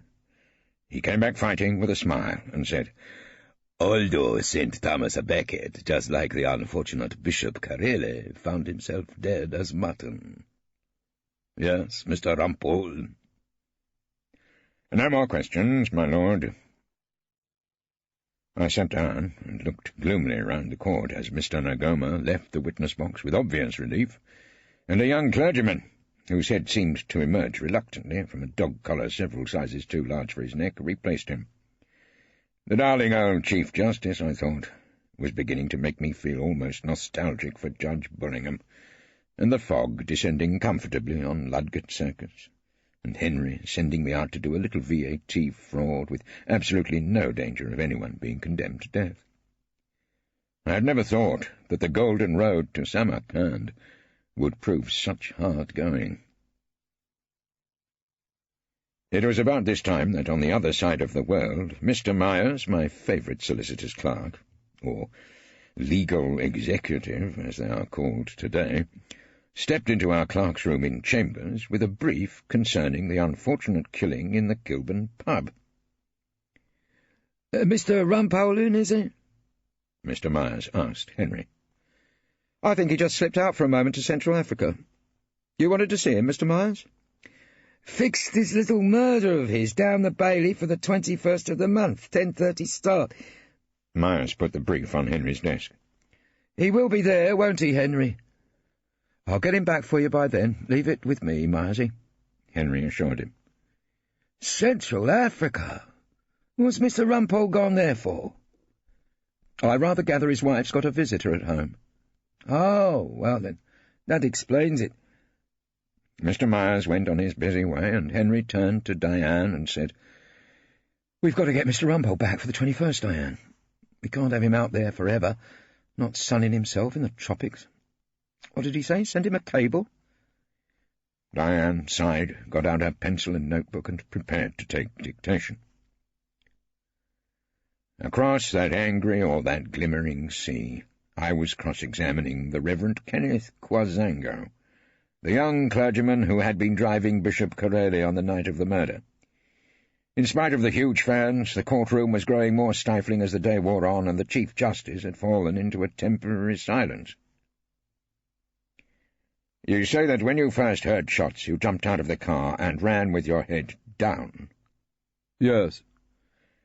So you didn't see the attacker at that time? No. I told you, sir. I saw him through the windscreen. When you reached your house, after a run of how long? About 3 miles, that's all. Did you telephone the police immediately?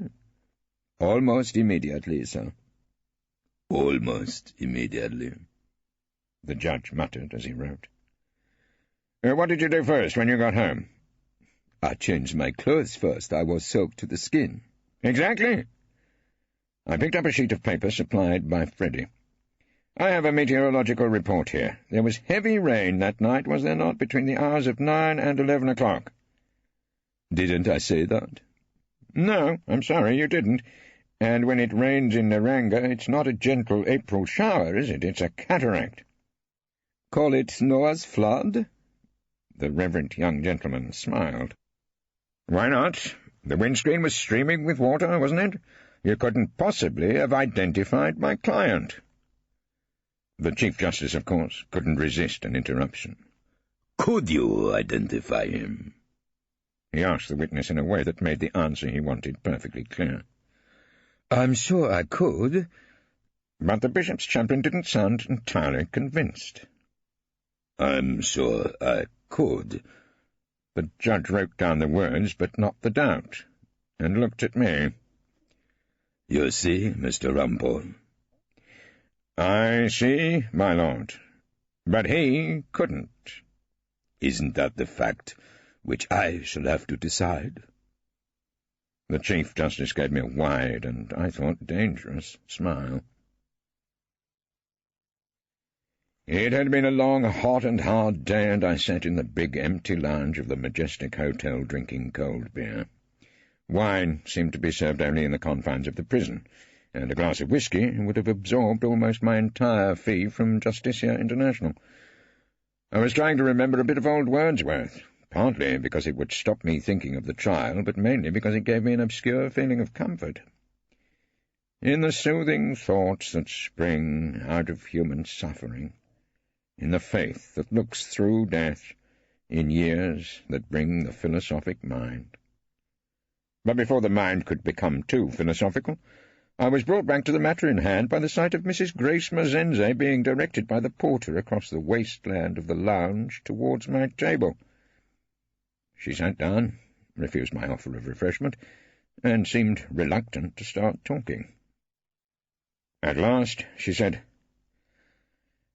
"That judge, sir, he wants to hang David." I took a swig of beer, having no particular comfort for her. "You said you needed evidence?" she went on. "Yes." "A witness?" "Your brother-in-law offered me any amount of useless ones."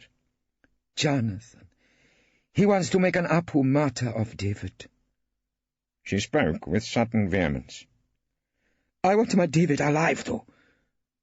"Are you sure you wouldn't like a drink?" "Nothing, thank you." There was another silence, and then she said, "I have a witness for you, one who tells the truth." "The best sort," I assured her. "Only one thing is wrong. David wouldn't allow this one witness to come for him. Not if he knew. He would forbid it." "Why ever?" I was puzzled. "This is a person of the Matatu people. David would never agree to such a witness." "It's the evidence that matters, for God's sake, not the family background." "You may know very much law, Mr. Rumpole, but you don't understand our country. Also, I'm afraid David would not want this witness." Her voice sank almost to a whisper. "For my sake." "For your sake?" "This is something David tried to keep a secret from me. Too late now for secrets. I think so." She opened a smart handbag she was carrying, a contrast to her bright African costume, and brought out a sheet of paper covered with handwriting. I took it and looked at her. Then I read what had been written in primitive, badly spelled English, and realized that bedtime would have to be indefinitely postponed. An hour later I was sitting in David Mazenzi's comfortably appointed cell in the district police headquarters. I was drinking wine, and thought he had probably drunk more than a bottle. He was playing music, not Fauré this time, but a Mozart piano concerto. I didn't show him the document I had read in the hotel, and some instinct stopped me telling him about it at once. So I sat for a minute in silence, staring into my glass. "Don't look so down in the dumps, old fellow." David Mazenzi smiled at me. "You may not have noticed, but the Chief Justice is against us." At which my client looked entirely unconcerned. "A member of the Matatu tribe and the Prime Minister's little chicken?" he said. "Why shouldn't he be against an Apu leader? Everything is going as expected." "We've got to win this case." I got up restlessly and went for a walk round the cell. "Don't worry, old fellow.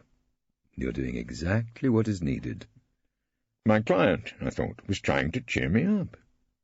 "What's that?" I asked. "Upholding the best traditions of British justice for the foreign papers. When we lose, everyone will know this Dr. Death has no respect for the law. So our revolution will be perfectly justified." I switched off Mozart. What he was saying had suddenly become too important for even the most enticing distraction. "Your revolution?" David Mazenzi refilled his glass and drank deeply. "Our boys in the bush, Horace, yes.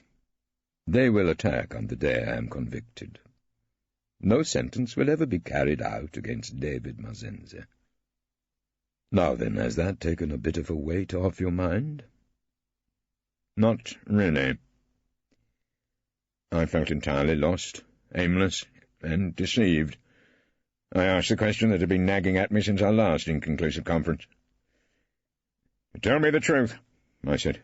"Are you saying that I was brought out here to lose this case?" "Calm down," David Mazenzi said soothingly. "You were brought out here to make your speech about the golden thread, Horace." "And then to lose?" I stood in front of him, no longer able to control my temper, exhausted by the long, apparently pointless day. "It will be Dr. Death who loses in the end, Horace, and the judge. Some of our boys in the bush are likely to pass a motion of censure on that old Chief Justice Banzana." "I was brought out here to lose?" I shouted at him in my certainty. "No wonder you didn't want an important QC. Old Horace Rumpole is good enough to utter a few legal platitudes and accept defeat gracefully. Is that it? Look, I was going to tell you—" "Tell me what, Horace?" He went to the gramophone and turned the music on again. He sat and closed his eyes, apparently bored by our conversation. It was then that I decided on a course which was, I must reluctantly admit, entirely unprofessional. "No, I see it wouldn't do any good," I said. "Do you know what the golden thread that runs through British justice is?" "Yes, Horace. I know that, David Mazenzi murmured through the Mozart. Rumpole presumes every case to be winnable until it's lost. I don't know any other way of doing them, and you can tell that to your boys in the bush. Thank you for coming to see me, Horace. I appreciate your efforts. But I had knocked on the door and the guard was letting me out. From then on, I would have to do the Mazenzi case alone and without a client. The next morning I found my opponent adjusting his wig in front of the robing-room mirror. He was smoking a black Balkan Sobrani cigarette in his white ivory holder. I waved the scrap of paper I'd been given by Mrs. Grace Mazenzi in his general direction. "My learned friend," said Taboro, in a pitying sort of way, "his lordship is giving you a bit of a bully-ragging, I'm afraid." "Look, I should have served you with an alibi notice, under British law," I started, ignoring the commiserations. "Under our law, too." "If I show you a statement, would you object to my calling the witness?" Rupert Taboro took my precious document and glanced at it. The only sign of his surprise was the lift of about half an inch in the angle of his cigarette holder.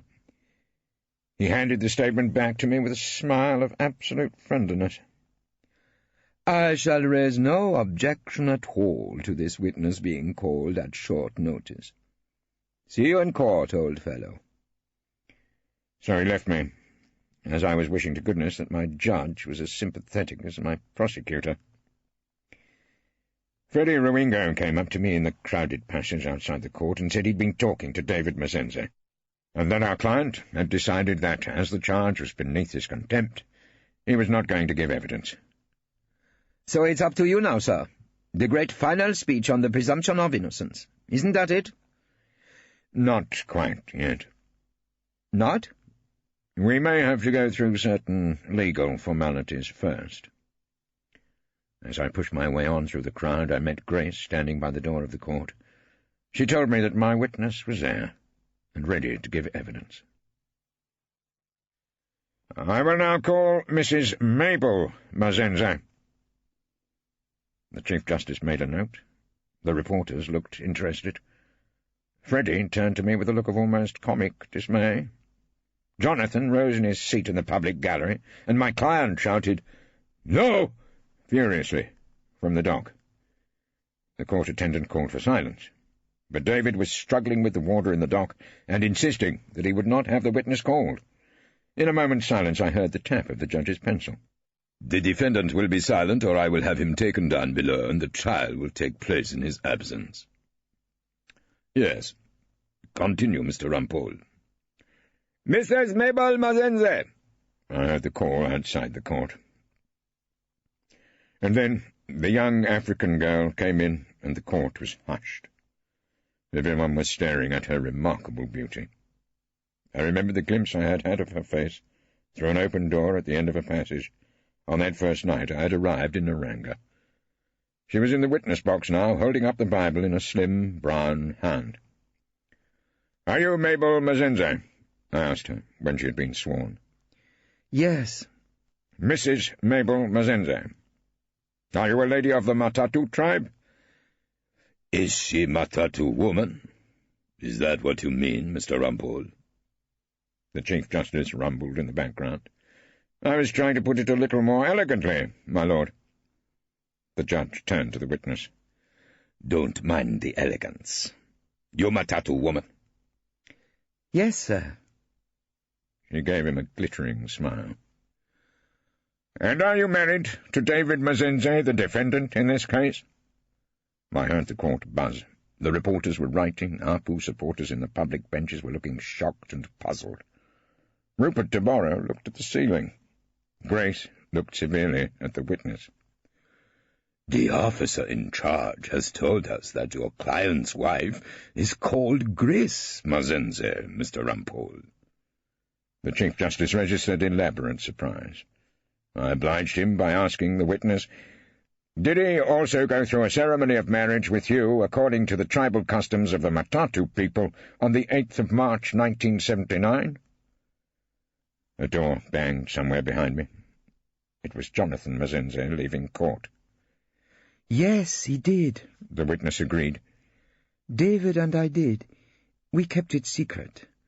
Both our people would make us great mischief if they knew of it, and David having a wife of his own people also." Her voice trailed away as she looked round the court to meet hostile, Apu eyes. The 8th of March this year was the anniversary of that ceremony. Where did David spend that evening? I asked her.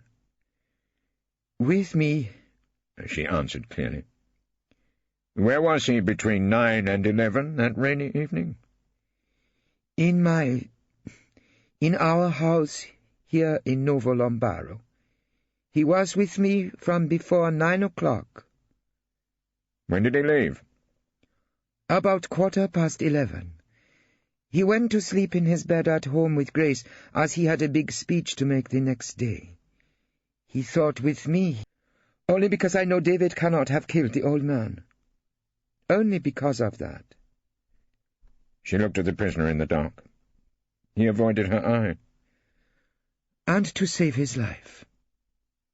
Thank you, Mrs. Mabel Mazenze. I sat down, and the Chief Justice asked the Attorney General if he wished to cross-examine the witness. To my extreme surprise, Rupert Taboro said that he had no questions to ask. I rose to my feet, determined to make the most of the situation. Perhaps my learned friend would help me. Does that mean that the prosecution accepts this witness's evidence? It simply means, my lord, Taboro said in his most cheekly voice, that we have no questions we wish to put. I must insist. But the Chief Justice looked down on me and smiled mirthlessly. No good insisting, Mr. Rumpole. In the end it will be a matter entirely for me. I wasn't able to deal with the judge's remark until after the prosecutor's final speech, which was a fair and reasonable summary of the facts. After he had finished, I made my own oration. And I must say, it was one of my best. Long, familiar lines, perhaps, but given a feeling of freshness by being made in unfamiliar surroundings. The court was very quiet. My client was sitting in the dock with his head in his hands. Perhaps I thought he had given up hope, but I hadn't. I reached my peroration, and I said, "It is not a matter entirely for your lordship," and I said it fearlessly. "It is a matter for our common law. And when London is but a memory, and the Old Bailey has sunk back into the primeval mud, my country will be remembered for 3 things: the British breakfast, the Oxford Book of English Verse, and the presumption of innocence. That presumption is the golden thread which runs through the whole history of our criminal law. So, whether a murder has been committed in the Old Kent Road or on the way to Novo Lombaro, no man shall be convicted if there is a reasonable doubt as to his guilt. And at the end of the day, how can any court be certain sure that that fearless young woman, Mabel Mazenze, has not come to tell us the plain and simple truth?" When I had finished, I sat down exhausted. My shirt was sticking to my back. I felt I had made a long journey, and I was now tired out, with nowhere further to go. Had I wondered, for a low, despairing moment, made the great golden thread speech for the last time? Was it some irony of fate, some obscure joke that I should make it finally before a court full of strange faces in the middle of Africa? I told myself that I had done all I could, that I had said every possible word in David Mazenze's defence, that the decision to call Mabel was inevitable. But then I thought of the consequences of any mistake I might have made, and I felt myself shivering in the stifling court. Through all this, the Chief Justice had been summing up, going through the facts of the case, and his voice seemed to be coming from a long way off. I forced myself to pay attention, and at first I wished I hadn't. "The Ranga ranks high on the list of civilized countries," the deep, judicial voice was saying. "We observe the rule of law. This is demonstrated by the fact that we have allowed a barrister in from England. He is a junior barrister. In England they have quite elderly juniors. Barristers as long in the tooth, he will not mind my saying this, as Mr. Horace Rumpole. There was some sycophantic laughter from parts of the court, in which I was sorry to see my learned friend Mr. Taboro joined. "Mr. Horace Rumpole has come to plead here," the judge went on, "as a guest at our bar. But he has told us nothing we didn't already know. We know that a man is innocent until he's proved guilty. That is the golden thread which runs through the law of Naranga. This law is also followed in Britain, I believe. The court has the evidence of identification given by the Reverend Kenneth Kwazango.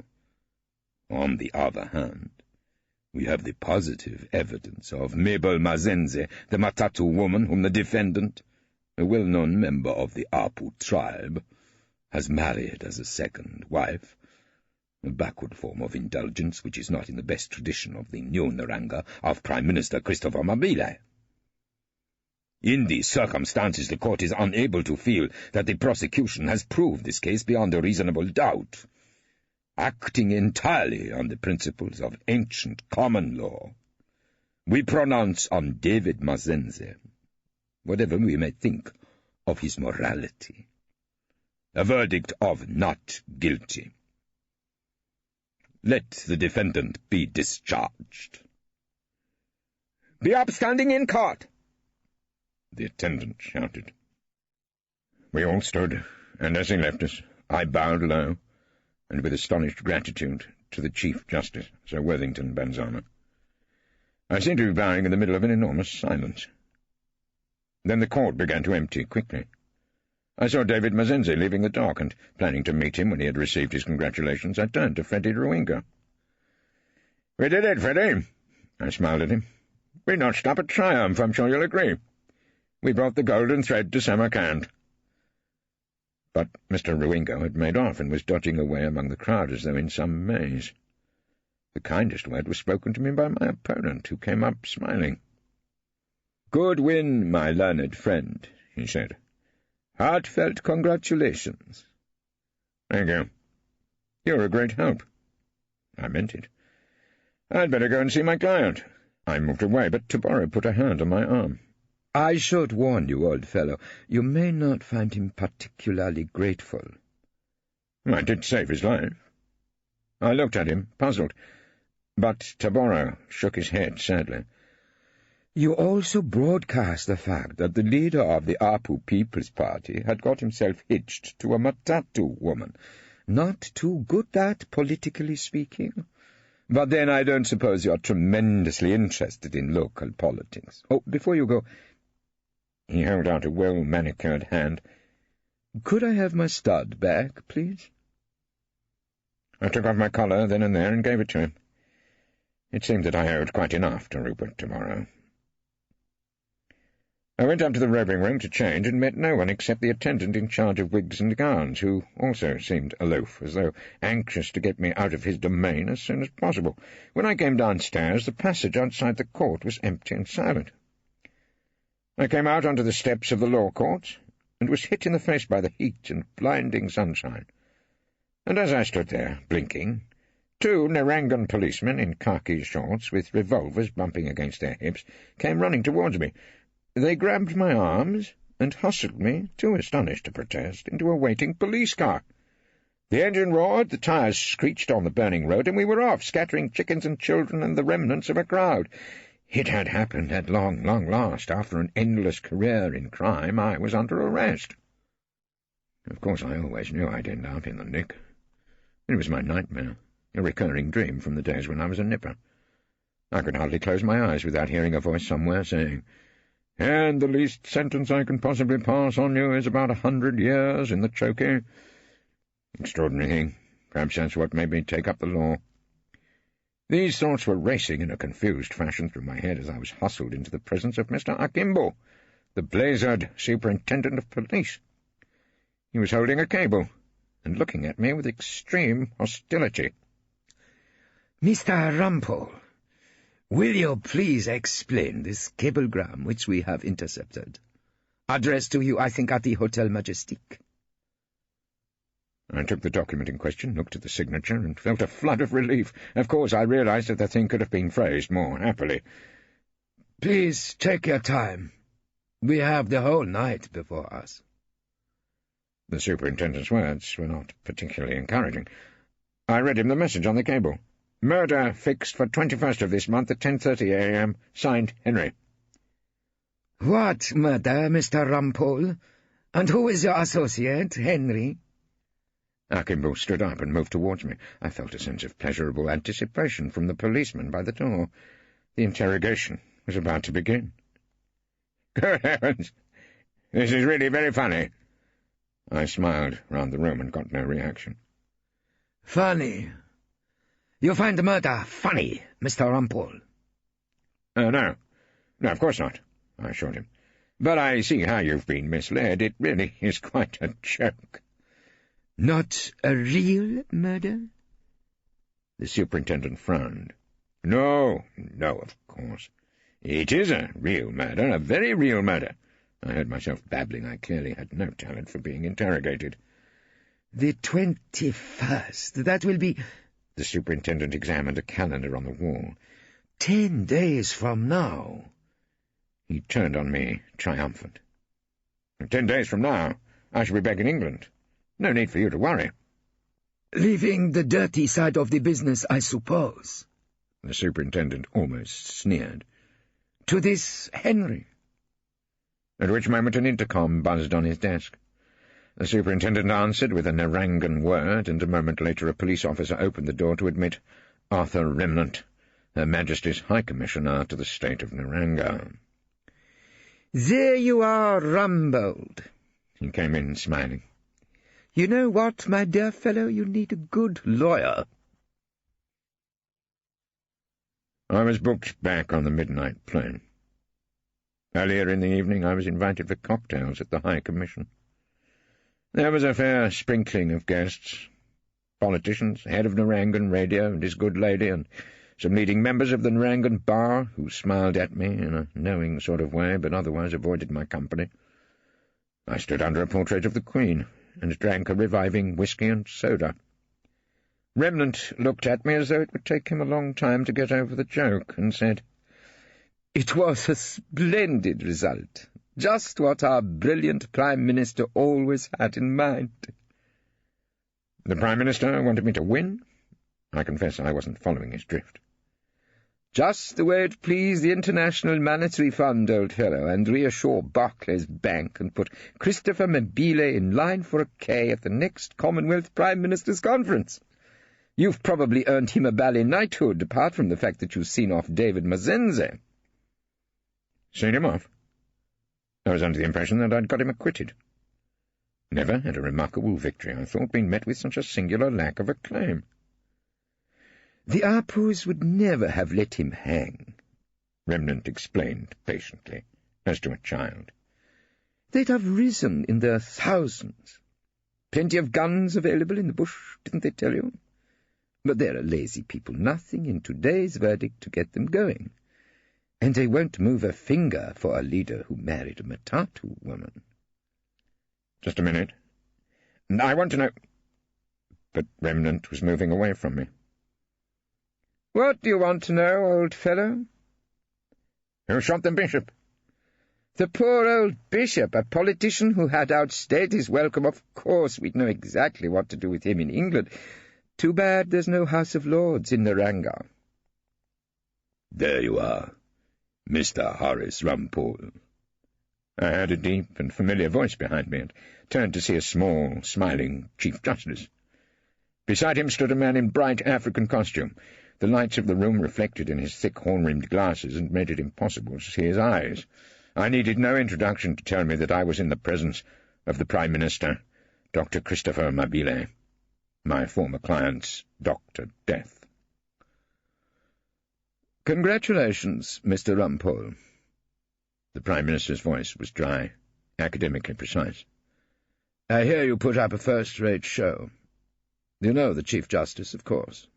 Your old sparring partner." They both looked at me as though I were a rare specimen who might soon become extinct.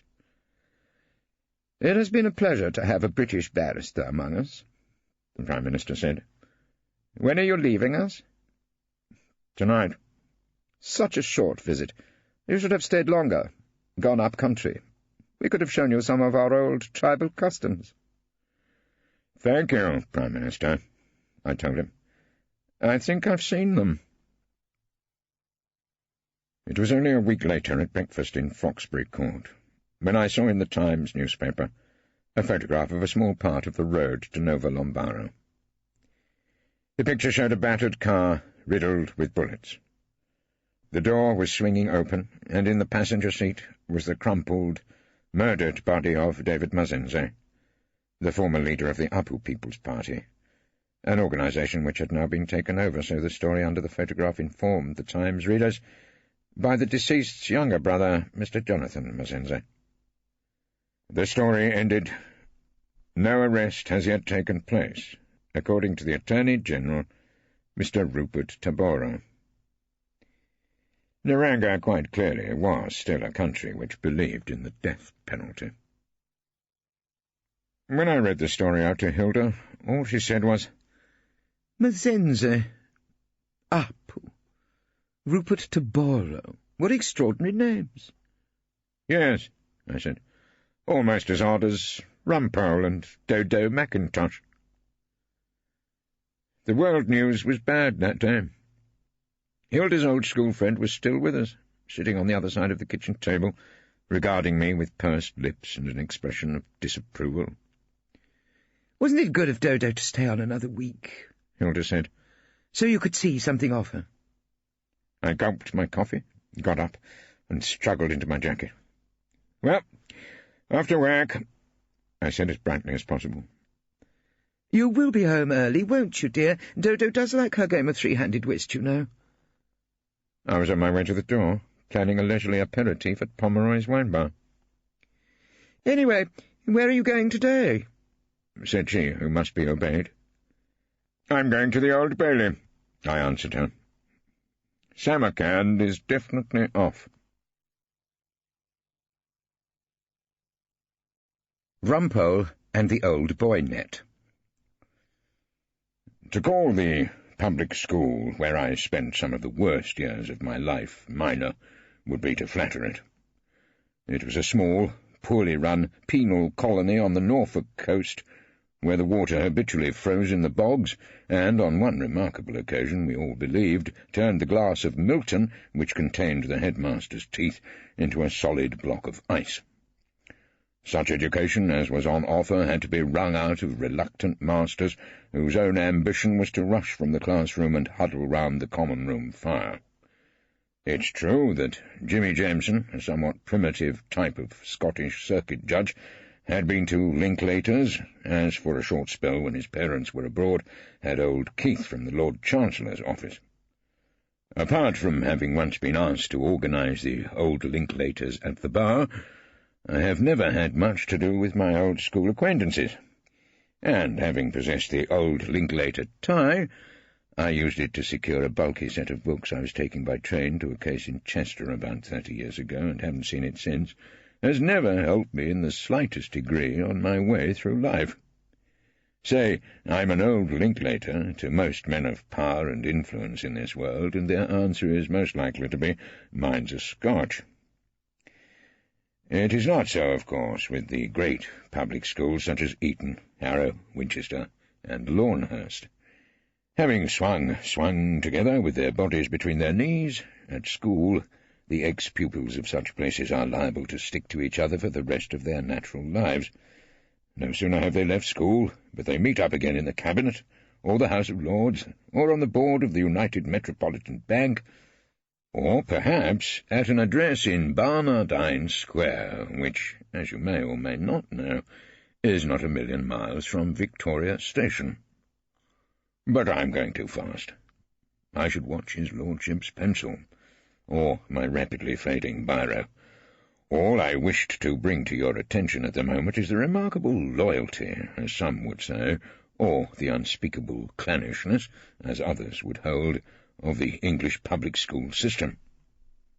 Now I would ask you to turn, as my wife Hilda did on that gusty March morning at breakfast-time in our mansion flat at 25B Froxbury Court, to the news pages of the Daily Telegraph. Hilda takes the Telegraph, although I prefer the obituaries and the crossword in the Times. The Telegraph gives Hilda much that she needs, including detailed coverage of many scandalous events. On that particular morning, the stories on offer in Hilda's favourite journal included one entitled "London Vice House Catered for Top People," and described the committal at the Central Criminal Court of a couple named Lee, on charges of blackmail and keeping a disorderly house. "Can you understand it, Rumpole?" "Understand what, Hilda?" I was spreading butter on my toast and couldn't see that the news item presented any form of intellectual challenge. "These members of the aristocracy, top civil servants, and a vicar. Well, really, haven't they got wives?" No doubt she was referring to the patrons of the Lee House in Barnardine Square. Life at the top isn't all roses, Hilda. Is that the marmalade gone to ground under your Daily Telegraph? "Well, surely a wife's enough for anyone." "Quite enough," I said, munching toast and Oxford marmalade. "So why run after other women?" Hilda seemed genuinely puzzled. I must confess, I'm baffled. It was, I suppose, decidedly rum. I stood up, finishing my toast. Hilda looked at me critically, apparently finding that I might come last in any contest for the best-dressed barrister. "Rumpole," she said, "come here. You've got marmalade on your waistcoat." She fetched a damp tea-cloth from the kitchen sink and started to dab at me in a violent manner. "I quite like marmalade on it," I protested. "You've got to be careful of your appearance now Guthrie Featherstone's been made a judge." "Out of respect to the dead?" I wasn't following her drift. "Because you're going to take your rightful place now Guthrie's gone as head of chambers. Well, they said they'd come to a final decision, didn't they, when you got back from the jungle?" "It wasn't the jungle, Hilda. It was the High Court of Naranga, Chief Justice Sir Worthington Banzana presiding." Hilda, however, pursued her own train of thought and disregarded the connection. "There isn't another QC to take Guthrie's place. You're the only candidate. I shall ask my friend Dodo Mackintosh to take on the catering at your first chambers party. Marigold Featherstone will never have put on a do like it." I sighed. Those occasions are quite grim enough without Dodo's rock cakes. "Nonsense. Dodo's pastry's as light as a feather." She stood back, apparently noticing some sartorial improvement in my good self. "There now. You look more like a head of chambers, someone fit to take the place Daddy once occupied." I beat it hastily to the door. Hilda hadn't noticed that, for the sake of greater comfort after my return from Africa, I had taken to wearing a delightful old pair of brown suede shoes with the dark blue suit I wore when I wasn't actually engaged in any of Her Majesty's courts of justice. While I was working in chambers, I hoped that the Sovereign wouldn't notice my feet. About an hour later, I put my head round the door of the clerk's room in Equity Court and saw Henry checking the diary and Diane busily decorating her fingernails with some preparation that smelled of model aeroplanes. "This be the verse you grave for me. Here he lies where he longed to be. Home is the sailor, home from the sea, and the hunter home from the hill," I announced. "You're back then, Mr. Rumpole?" Henry scarcely lifted his eyes from the diary. "And not much thanks to you, Henry," I said. "That idiotic cable you sent me to Africa. I was almost dragged off to execution." "It was my duty to keep you informed, sir, about your position at the Old Bailey." "They thought I was going to do a murder, not appear in one." "Oh, really?" Diane gave one of her silvery laughs. "How dreadful!" "Anyway," said Henry, who didn't seem to appreciate the dire effects of his message, "that murder's gone off. It won't be this term." I came back ready for anything. Are you trying to tell me there's no work, Henry?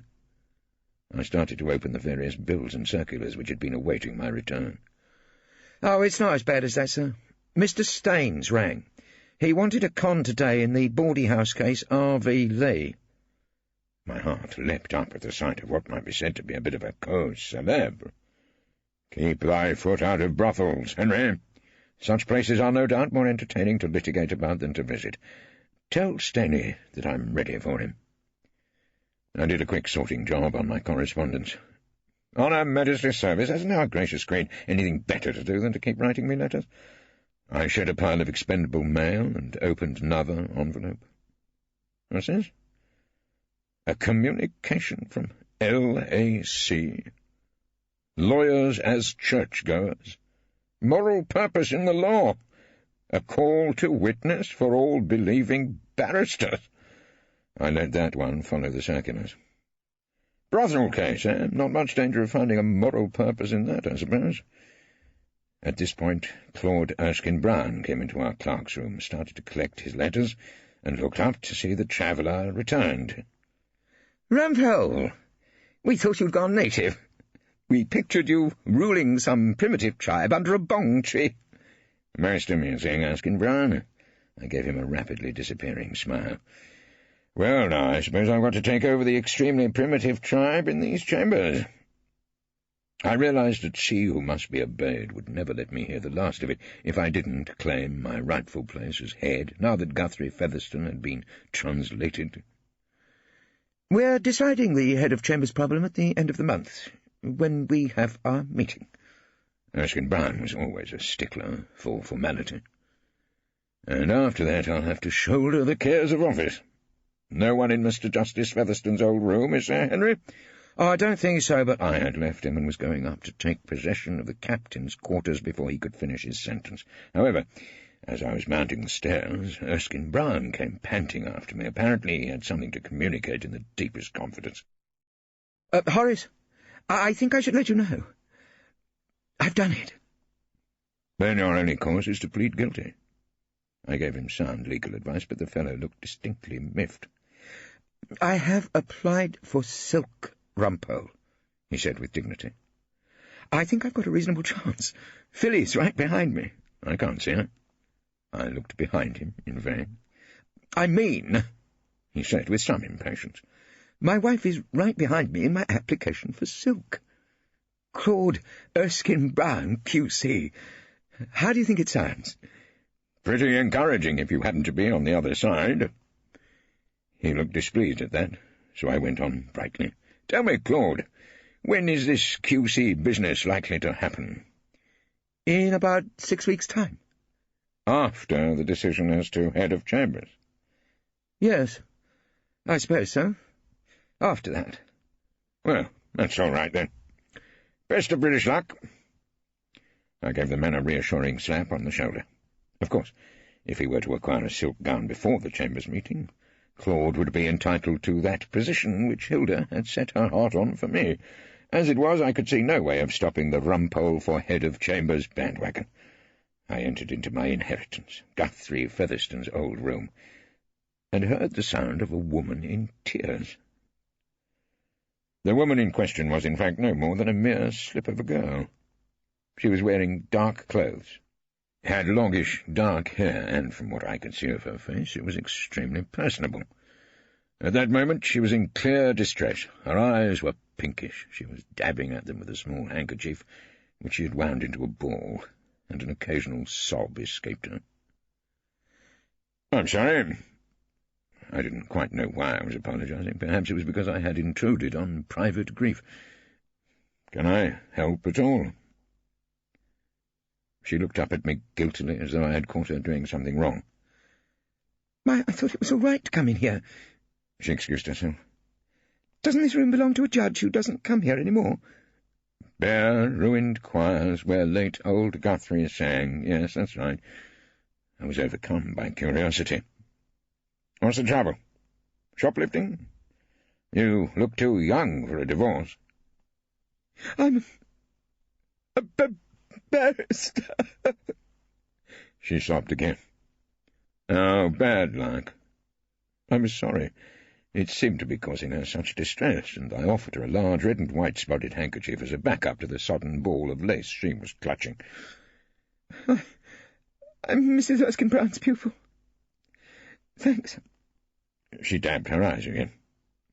"Mrs. Erskine-Brown, Phillida Trant, that was, the Portia of our chambers. Miss Trant now has a pupil. How time flies." Much had happened, it seemed, during my absence in the tropics. "She left me a case after lunch at Tower Bridge. Well, there was a terrible argument about the evidence, and I said I couldn't do it without my learned leader, Miss Trant, who was in a difficulty. You should have plunged in, taken your chance, I told her. And the magistrate said, what sort of difficulty? And I said, I think she's still at the hairdresser. I could understand our Portia's irritation with her tactless and inexperienced pupil. You forgot the most important lesson at the bar, I told her. Protect the private life of your learned pupil master, or mistress. Now, Mrs. Erskine-Brown says I'm wet behind the ears and I'd better get a nice job in the glove department at Harrods. She says they probably won't want another woman in chambers anyway. She gave one final sniff and handed me back my handkerchief. You got a name, I suppose? I asked her. Fiona Always. Well, it's not your fault, I comforted her. It's all I've ever wanted to be, Fiona Always explained. When the girls at school wanted to ride show jumpers, I just stood in front of the mirror and made speeches in murder cases. I looked at her, made a decision, and went to sit behind Featherstone's old desk. I've got a conference later. You could take a note of it if you'd like to. Make yourself useful. No particular objection to prostitution, have you? To my dismay, she seemed to be about to cry again. Well, what on earth's the matter now? Miss Always looked at me, fighting back her tears, and said, I suppose that's all you think I'm fit for. The police had been keeping observation on the Lees' large Victorian house in Barnardine Square for weeks. They had chronicled in boring detail the visits of a large number of middle-aged men of respectable appearance to that address, and had seen girls arrive in the morning and leave at night. On the day of the arrest, a particularly respectable middle-aged man arrived on the doorstep, rang the bell, and was heard to say into the door-speaker, I'm a caller, come to visit a friendly house. He was a man who would subsequently become unknown to the world as Mr. X. As the door was opened, police officers invaded the house and flushed out a large number of distinguished citizens in positions of unusual friendliness with certain youngish ladies. Mr. X was asked for his name and address, and subsequently gave a lengthy statement to the police. Both Mr. Napier Lee, the owner of the premises, and his wife, Mrs. Lorraine Lee, were present when the police raided. Mr. Lee protested and said that an Englishman's home was, after all, his castle. Mrs. Lee asked if the matter couldn't be dealt with in a civilized manner, and invited the officers to take a nice cup of Earl Grey tea. Now, Mr. and Mrs. Lee were in conference with my learned self. Also present were Mr. Staines, our solicitor, and Miss Fiona Always, who had so far recovered her spirits as to be able to take a note. Apart from the little matter of keeping a disorderly house, I reminded the assembled company, there's an extremely unpleasant charge of blackmail. Demanding money with menaces. I have explained that to the clients, said Mr. Staines. Neither Napier nor I can understand anyone saying that about us, can we, Nappy? Mrs. Lee sounded deeply hurt. All our clients are such awfully decent people. Public school, of course, and I do think that makes such a difference. This, madame, I thought, would appear to be the most appalling old snob. I looked at my visitors. Mr. and Mrs. Lee were the sort of genteel, greying couple you might meet any day at the Chelsea Flower Show. He was wearing an elderly tweed suit, meticulously polished shoes, and what I later assumed to be an old Lawnhurst tie. Mrs. Lee was in a twinset and pearls, with a tweed skirt and brogues. Only Mr. Staines, the solicitor, who affected striped suits and a number of rings, looked anything like a ponce. All our visitors are thoroughly good sorts, Mr. Rumpole, Mr. Lee assured me. All out of the absolutely top drawer. Not a four-letter man among them. And I'll tell you something else my lady and I have noticed, haven't we, Lorraine? What's that, Nappy? His wife smiled vaguely. Absolutely no side. I mean, they come into our home and behave just like one of us. I'm sure they do, I murmured. Napier was at Lawnhurst, Mrs. Lee told me proudly. Down for it from birth, weren't you, Nappy? Oh, yes. The governor put me down for Lawnhurst at birth. We had had enough, I thought, of childhood reminiscences, and I spoke a little sharply. Mrs. Lorraine Lee, Mr. Napier Lee, it may be all very pleasant to sit here over a cup of tea and discuss the merits of the public school system, but you are charged with obtaining money by threats from a certain— Please, Mr. Rumpole. Mrs. Lee held up her hand in a call for discretion. There's no need to name names, is there? Mr. Napier Lee asked anxiously. Not when it comes to a man in his position.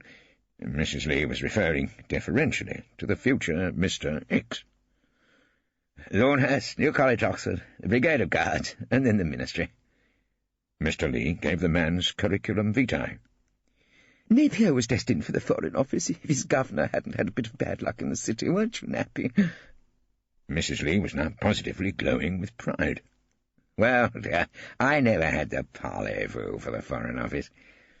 Mr. Lee smiled at his wife modestly. I was anxious to return to the case, and picked up a couple of accounts from the brief. This gentleman in question seems, from time to time, to have paid your gas bills, I reminded them. When business was slack, I'm not denying it, he helped us out, Mr. Rumpole. Mrs. Lee smiled with extreme candour. And did you threaten to publish his little secret? It was the $64,000 question. But the Lees rejected the suggestion with disdain. Oh, no. He knew we'd never have done that. Didn't he, Nappy? Mrs. Lee appealed to her husband. Of course he knew. That would have been against the code, wouldn't it? Sneaking? One does not sneak, does one? Mrs. Lee gathered up her handbag as though to bring the proceedings to an end. Well, Nappy, she said, I really think that's all we can tell, Mr. Rumpole. No, it's not, I said firmly. You can tell me something else. How did you get into this business? I asked Mrs. Lee. Looking at you, a small cardigan shop in Cheltenham Spa might have seemed more appropriate. Napier had a bit of bad luck in the city. Also, his health wasn't quite up to it after the war. Take her a bit, Dickie. You know the sort of thing. It was Napier's war service. 4 years, playing a long innings against brother Bosch. And Napier had a dicky ticker. There I happened to run into a friend, quite by chance, Mr. Lee told me. Well, we discussed the possibilities of business along the lines of the one we're running now. A friendly house, Mrs. Lee smiled. For the nicer sort of customer. People Nappy got to know on the old boy net. And this fellow very decently came up with a spot of capital. And was this helpful friend someone you'd known for a long time? Oh, yes, an old mate, you understand, from way back. Of course, we drifted apart a bit over the years. An old school friend, perhaps, I suggested.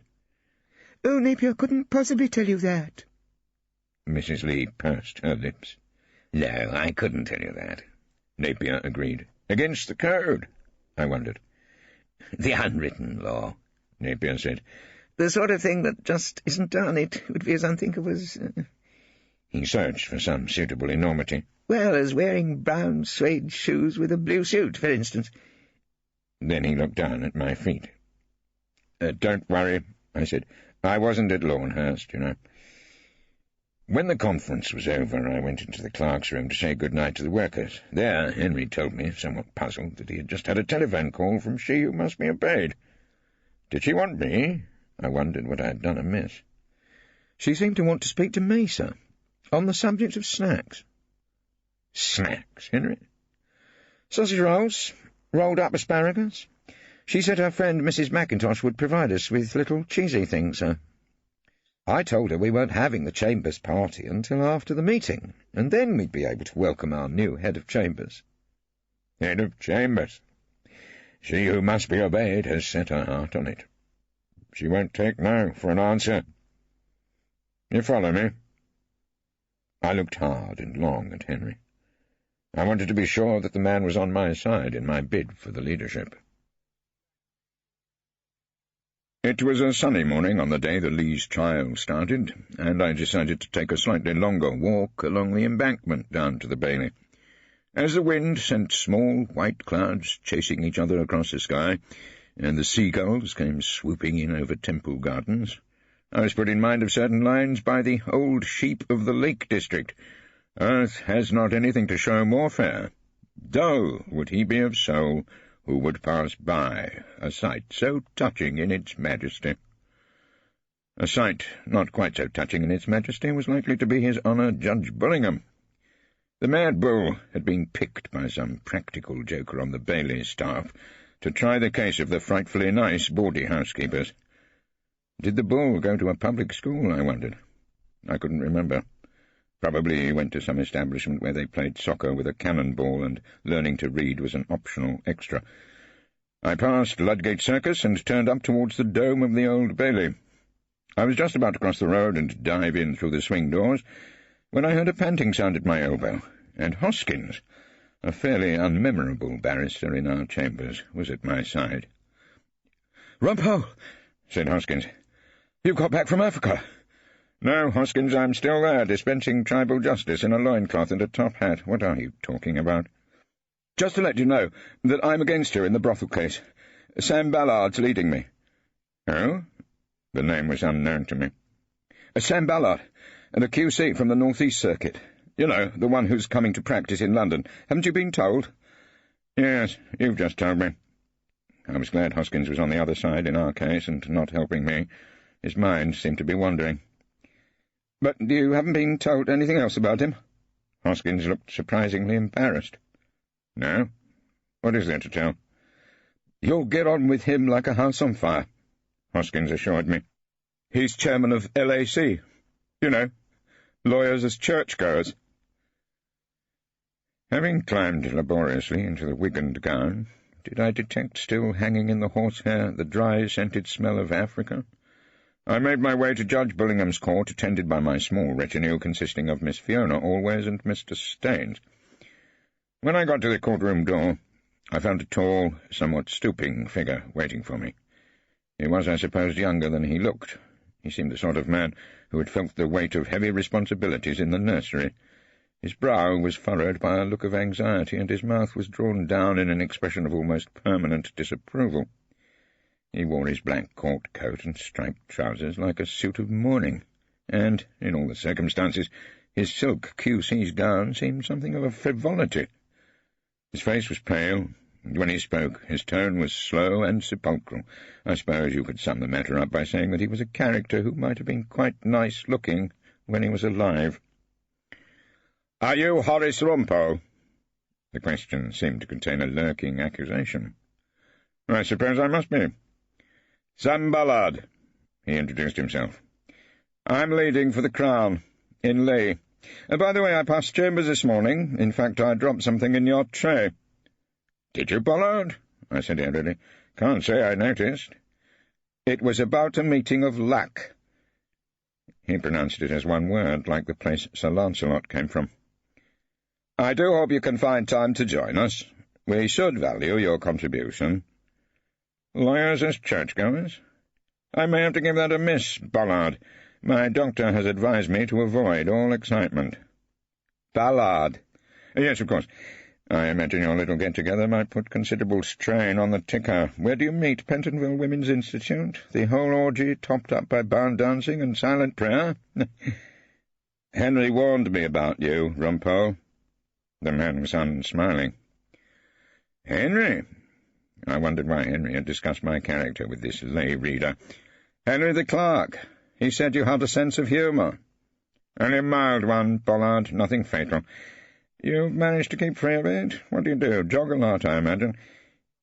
He looked at me in silence for a long time, and then said, more in sorrow than in anger, "Some of our keenest members scoffed at the outset." "I dare say they did." Fascinating as this conversation was, duty called. I had to tear myself away and move towards the door of the court. As I did so, I uttered a pious thought. "Well, all I hope is that this little prosecution will be conducted in a thoroughly Christian spirit." "You can rely on me for that?" I was almost through the door as I said, "Perhaps you'll show a certain reluctance about casting the first stone." Far from showing any reluctance in the stone-throwing department, the lugubrious Ballard fired off a volley of moderately lethal rocks in the course of his opening speech to the jury. There I sat, facing Judge Bullingham, who glowered like a larger white, or rather purplish, Sir Worthington bandanna, and I looked round the court to which I had come home from my travels. I saw the Lees, sitting calmly in the dock as though they had just been asked to drop in for a cup of tea. I glanced at the press box, which was more than usually full, R.V. Lee being, it seemed, a bit of a draw, and likely to fill the Sunday papers for the next couple of weeks. Prominent among the journalists, I saw a youngish girl in a boiler suit and glasses who wore a button bearing the legend, Home Counties Television. I thought that she was smiling at me, and I smiled back, somewhat flattered, until I saw that the message was being beamed to Fiona Always, who was sitting beside me, industriously writing down Ballard's rubbish. Then I closed my eyes, hoping to indicate to the jury that nothing the prosecution said could possibly be of the slightest interest. Steadily, remorselessly, the voice of the Ballard droned on. Decent men, family men, men who had earned the respect of the community and were placed in positions of trust, found themselves tempted by this house, 66 Bernardine Square, Victoria. Some of you may know Victoria, members of the jury. You may know its brightly lit streets and British Railway terminal. I'm sure none of you know the darker streets where the market is in human flesh. Men left that particular house, members of the jury, with their consciences burdened with guilt and their wallets lightened. In the case of one of the witnesses I am about to call, the financial gain to those who exercised this appalling trade was considerably more. This is the subject of Count 2 of the indictment, my lord. I opened my eyes as the judge weighed in with, Yes, Mr. Ballard, I am sure the jury understand. The blackmail. The bull looked at the jury to remind them that this was a very grave charge indeed, and then glowered at me as though it were all my fault. I smiled back at Bullingham in a friendly fashion. Among the many respectable figures who fell to the temptations of 66 Bernardine Square, Ballard went on, and I began to speculate in a random sort of way as to who the many respectable figures might be. Doctors, politicians, police officers, lawyers, judges. I looked at His Honour Judge Roger Bullingham with a wild surmise. I thought I must ask my clients. Of course, they'd never tell me. But a bull in a knocking shop. The idea was almost too good to be true. I couldn't suppress a momentary gasp of merriment. "Did you say something, Mr. Rumpole?" The bull cast a scowl in my direction. "Nothing at all, my lord." I rose slightly and then sank into silence. "I shall remind everyone in court that this is a most serious case." The judge made a pronouncement. "The charges are extremely grave, and if the evidence as outlined by Mr. Ballard is true, of course I haven't begun to make up my mind about it yet." "Haven't you, Bull?" I muttered to myself in the most subtle of possible voces as his lordship continued. "Then all I can say is that the activities of this property in Victoria were very wicked indeed, so we will have no laughter from anywhere in this court." After a meaningful look at counsel for the defence, the judge smiled on the prosecution. "Yes, Mr. Ballard." "If your lordship pleases." My opponent bobbed a small bow to the learned bull and then carried on with his work. "Members of the jury," he said, "a suitable motto to be written up over the door of 66 Bernardine Square is that which Dante chose for his Inferno." I didn't think much of that for a legal reference. His lordship probably thought that Dante was someone who did conjuring tricks on television, but Ballard soldiered on with, "Abandon hope, all ye who enter here. Because, of course, once he was in the door, and once the spiders got to know who he was, a fact which they took great pains to find out, the fly was trapped. He couldn't get away, and if he was a man who enjoyed a high and responsible position, he would pay anything, you may think, to buy the silence of this brazen woman and her procuring husband." The jury looked at the couple in the dock. Napier Lee had his hand cupped over his ear and a gently pained expression as a result of what he was able to hear, at which point Ballard announced that he would call his first witness. I noticed that this announcement was not accompanied by any name, and then the usher went out of court and returned, after a longer lapse of time than usual, with a tall, distinguished-looking, grey-haired man wearing a dark suit, a striped shirt with a stiff white collar, and a guard's tie. He walked across the court with the stiff upper-lipped expression of an officer and gentleman marching out to face a firing squad. Once in the box, he lifted the Bible, raised his eyes to heaven, and repeated the oath as though it were his last will and testament. When he had finished, he put the good book down carefully on the ledge in front of him and turned to face the fusillade of Ballard's questions. Before he did so, I gave vent to a loud mutter of, "Name, please." Triggered off by this perfectly normal request, Ballard made an application to the learned judge. "My lord," he started confidently, "I would like to make the usual application in a blackmail case. I ask that this witness should be known simply as Mr. X, and that your lordship directs that the ladies and gentlemen of the press should not repeat his name under any circumstances." I glanced at the press box and saw the young lady television reporter look up from her notebook and stare hard at the man in the witness box. Meanwhile, the judge was nodding his agreement. "That seems to be a very proper order to make in view of this gentleman's position," he said. "I imagine you have no objection, Mr. Rumpole." I rose slowly to my feet, glowing with helpfulness. "I would have no objection, my lord, provided a similar concession is made for the benefit of my clients." "My lord!" My words had clearly alarmed my learned friend. "Perhaps we should continue with this in the absence of the jury, if there is to be an argument." Well, he could bet his old hair shirt there was going to be an argument. "Very well. Members of the jury." Bullingham smiled in an ingratiating manner at the 12 good men and women and true.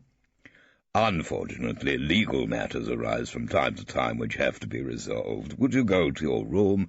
We shouldn't have to detain you long." The jury filed out, grateful for a smoke and a cup of Old Bailey coffee. The boiler-suited girl in the press box was writing furiously in her notebook. As the door closed on the last jury member, the bull fixed me with a malevolent eye. "Now, Mr. Rumpole," he said, "did I hear a somewhat unusual argument with regard to the defendants in this case?" "That they should be known as Mr. and Mrs. Y? Why not, my lord?" I asked innocently. "My learned friend talks about embarrassment. Mr. and Mrs. Napier-Lee have been spattered over the front pages of every newspaper in England. Alleged vice-queen arrested. The Darby and Joan who owned the House of Shame. Charged with being the top people's madame, and so on. They've had to submit to a barrage of prejudicial publicity, whilst this client of theirs can creep into court under cover of a letter of the alphabet and preserve his precious respectability intact." "Mr. Rumpole, there is no charge against this gentleman. He is innocent of any crime." His lordship seemed to be turning a darker shade of purple. "So are my clients innocent." I did my bit to match the judge's outrage. "Until they're proven guilty. Or doesn't that rule still apply in your lordship's court?" I was regarded with a look of admiration from Miss Fiona Always and the boiler-suited television lady, and a trumpet of indignation from the bench. "Mr. Rumpole, this court is entitled to some respect." "I am so full of respect to this court, my lord, that I give it credit for still applying the law of England, or has that been changed while I was out of the country? I merely ask for information." I tried a charming smile, which was about as calming as a red rag to the bull. He came charging to judgment. "Your application that your client's name should not be published is refused, Mr. Rumpole," he said. "This case can be reported in full so far as they are concerned." "And they will no doubt be delighted to contribute to the pleasures of the great British breakfast." I bowed with great courtesy and sat. "If your lordship pleases." "Now, Mr. Ballard." The judge turned to the more congenial matter of dealing with the prosecution. "Your application for this witness to remain anonymous is made on good authority?" "Certainly, my lord. The Contempt of Court Act gives your lordship power to order that the witness's name should never be published." "In perpetuity?" I grumbled from a seated position. "My learned friend says in perpetuity, and the answer would be yes." Ballard answered without hesitation. "I suppose your argument would be," the judge suggested helpfully, that if this witness's secrets are exposed to the public, then in effect the blackmail threat would have been successful. Is that your argument, Mr. Ballard? Of course it was, once the judge had told him. Yes, it is, my lord, and your lordship puts it so much better than I can. At least Ballard's religious integrity didn't prevent a little grovelling on occasions. What's your answer to that, Mr. Rumpole? His lordship turned to the defence. What blackmail? I rose with apparent reluctance. What blackmail is your lordship referring to? I merely ask for information. We all know what this case is about. Bullingham rumbled. I responded with another burst of carefully assimilated outrage. There hasn't yet been a word of evidence about blackmail, I said. Nothing has been proved. Nothing. In my submission, your lordship cannot make a decision based on unproven allegations. And one more thing. Yes, Mr. Rumpole. The judge looked pointedly at the clock and sighed. One more principle of which this court should be reminded. British justice is meant to take place in public. Justice is not to be seen cowering behind an initial. Is that all, Mr. Rumpole? His lordship sighed again. It was all that was fit for mixed company, so I bowed with elaborate courtesy. If your lordship pleases, with the greatest respect. I bowed again. I think your lordship has my argument. I did a final gesture of mock subservience and sat down. Yes, Mr. Rumpole, I think I have. I see it's nearly 1 o'clock, but I'll give judgment on this point now, so that the witness may have his lunch with some degree of peace of mind. The judge smiled at the silent figure in the witness box, and continued. The defendants, through their counsel, seem particularly anxious that this gentleman's patronage of their alleged house of ill repute should become widely known to the public. Turning round, I saw Mrs. Lee, deeply wounded, shake her head.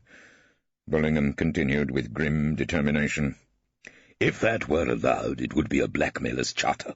No victim would ever dare go to the police. I am determined that this witness's high reputation shall be protected. He will give his evidence to the jury as Mr. X after luncheon. Thank you, Mr. Ballard. The usher called us to our feet, and the judge left us. I told Staney to inform the Lee family that I would visit them in the cells shortly, and gathered up my papers. When I got outside the court, I saw Fiona Always, my learned note-taker, in close conversation with the lady from the press box. When she saw me, Fiona said to her, "I see you, Izzy. I see you here after lunch," and joined me on my journey to the lifts. "Who was that?" I asked by way of idle chatter. "Isabel Vincent. She was a prefect when I was at Bennenden. I hero-worshipped her, rather," Miss Always admitted. "Do girls have an old boy net, too?" "Izzy works for Home Counties News." Fiona Always sounded deeply impressed. "She's tremendously into women's liberation." "So am I," said as we waited for the lift. "You?" "All for women's liberation, particularly the liberation of Mrs. Lorraine Lee." The lift arrived, and we stepped into it and sank towards the cells. As we did so, Miss Always was looking at me with the sort of admiration she had previously reserved for Izzy, the fearless television reporter. "I say, Rumpole, you were splendid. Really fighting." "Let's say, going through the motions towards a graceful defeat." "Well, I think it's jolly unfair, keeping his name a secret." "Do you, Fiona?" She spoke with a passion which I found unexpected. "I mean, those sort of places wouldn't exist at all, would they, if it weren't for the Mr. X's?" She looked at the papers I was clutching. "The name's in your brief, isn't it? I suppose you know what his name is?" "He signed his deposition. I know it, yes," I admitted. "So you could tell anybody?" "Contempt of court, Fiona," I told her, "should be a silent exercise, like meditation." The lift stopped, and we got out in the basement. It passed the carefully preserved door of old Newgate Prison, rang for a screw, and were finally admitted to the dungeon department of the Central Criminal Court. "We don't want his name splashed around the papers, Mr. Rumpole. We wouldn't want that." I don't know what it was about Mrs. Lorraine Lee, but she could make the dreary little interview room, with its plastic table and old tin which did for an ashtray, seem somehow cosy and refined. Both of the Lees were looking at me more in sorrow than in anger. I was taking exercise, walking up and down the confined space as I smoked a small cigar, and Fiona was sitting at the table, nonchalantly turning the pages of my brief. Damn painful for him to be asked to give his name in his position. Napier Lee agreed with his good lady. We abide by the code, you see, Mrs. Lee said. The unwritten law. All the chaps who come to our house know they can trust us. The old boy Ned, I said with some asperity. Look, he's sneaked on you. Why not return the compliment? That's not how it works, I'm afraid. Mr. Lee shook his head. Whatever he's done, we've got to do the decent thing. We think the judge is a perfect gentleman, don't we, Nappy? Mrs. Lee amazed me by saying. He understands the code, you see. Her husband agreed. He didn't want the poor fellow's name mentioned. That would have been terribly embarrassing. And it would be terribly embarrassing, Mrs. Lorraine Lee, if you and your husband got 5 years for blackmail, I suggested. I mean, you might be as snug as bugs in the nick, but what's going to happen to me? I just can't afford to lose cases, not at this particular point in my career. I'm just about to be elected to high office in my chambers. Then I turned on her and asked, Why just the gas bill? What? Lorraine seemed confused. You used a lot of gas, did you, at Barnardine Square? I pressed my inquiries. Not particularly, Napier Lee said. The bills used to lie out on the hall table, and, well, he offered to pay 1 or 2, out of kindness, really. Just a tremendously decent gesture. His wife agreed. It was over and above the call of duty. How did he pay them, exactly? Oh, he used to give us a cheque. Mrs. Lee told me. A cheque? I was astonished. In a house of ill repute? Mr. X is either very naive or— Or what? Napier Lee was puzzled, as though the point had never occurred to him before. I don't know. And we may never have a chance to find out. I stubbed out the cigar end and was preparing to leave them when Mr. Lee uttered a mild rebuke. We don't like it called a house of ill repute, Mr. Rumpole. We call it a friendly house. My usual luncheon, when engaged on a case down the Bailey, consisted of a quickly snatched sandwich and a glass of stout in the pub opposite if I was in a hurry, or a steak pie washed down with vin extremely ordinaire in the same resort. Our visit to the cells had left us so little time, however, that Fiona always and I took the lift up to the Bar Mess, the eatery on the top floor. This is a place I habitually avoid. It is always full of barristers telling each other of the brilliant way they dealt with discovery of documents, or the coup they brought off in some hire purchase claim in Luton. The large room was resonant with the sort of buzz and clatter that usually accompanies school dinners, and there was a marked absence of cheerful atmosphere. My reluctance to mingle freely with the learned friends at the trough was justified by the fact that when Fiona and I put down our ham salads at the long table, we found ourselves sitting opposite the lugubrious Ballard, who was peeling himself a chocolate biscuit. "Hello, Ballard," I said, making the best of things. "Enjoyed the sermon?" "Did you, Rumpole?" A shadow of a smile flitted across his face and was promptly dismissed. "Haven't had such a good time since our old school parson gave us 3/4 of an hour on hellfire," I assured him. "Always eat here, do you?" "Don't you use the Bar Mess?" Ballard seemed puzzled. "As a matter of fact, no. I prefer the pub. You get the chance of rubbing shoulders with a few decent criminals." To my surprise, the Ballard smile returned, and his tone was unexpectedly friendly. "Perhaps you'll take me to your pub sometime. I mean, we should get rather better acquainted," he said. "Should we?" I could see no pressing reason for this bizarre suggestion. "Well, we're going to have to spend a good deal of time together." "Why? This case isn't going to go on forever, is it? And talking of which—" "Yes?" "Sam, I might come along to one of those churchgoers' meetings of yours." I, too, was having a go at the friendly approach. "Really?" The man seemed gratified. "I mean, there is a great deal to be said for introducing a little more Christian spirit into the law." "I I'm so glad you think so. Those who had seen St. Paul on the road to Damascus no doubt looked a little like Ballard, QC, peering at Rumpole. "Oh, I do," I assured him. "There is more joy in heaven, as I understand it, old darling, over one sinner that repenteth, and all that sort of thing." "That sort of thing, yes," Ballard agreed. "And if two sinners repenteth—" I was getting nearer to the nub, the heart of this unusual conversation. "I mean, repent to the tune of pleading guilty to keeping a disorderly house. Wilt thou not drop the blackmail charges, old cock?" "No." All smiles were discontinued. Ballard closed his teeth firmly on his chocolate biscuit. "Did I hear you aright?" I said, with a good deal of sorrow. "I said no. It's quite impossible." "Look here," I wrestled patiently for the man's soul. "Is that an entirely Christian attitude? Forgive them their trespasses, unto 70 times 7. Well, there's only one little kind of blackmail." "No doubt they may be forgiven eventually, after a suitable period of confinement." Ballard masticated unmercifully. "The mad bull is quite capable of giving them 5 years for blackmail." I pointed out the brutal facts of the matter. "Is that what you call the learned judge?" Ballard looked at me severely. "I had thought in terms of 7 for blackmail, and the top sentence for keeping a disorderly house is 6 months. Is that the reasoning behind your appeal to Christian principles, Rumpole?" "You show a remarkably cynical attitude for a churchgoer." It pained me to find the man so worldly. "As a churchgoer, I have a duty to protect public decency. I don't know what your particular morality is." "It mainly consists of getting unfortunate sinners out of trouble.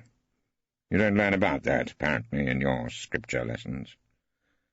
"Blessed are the blackmailers, for they shall walk out without a stain on their characters."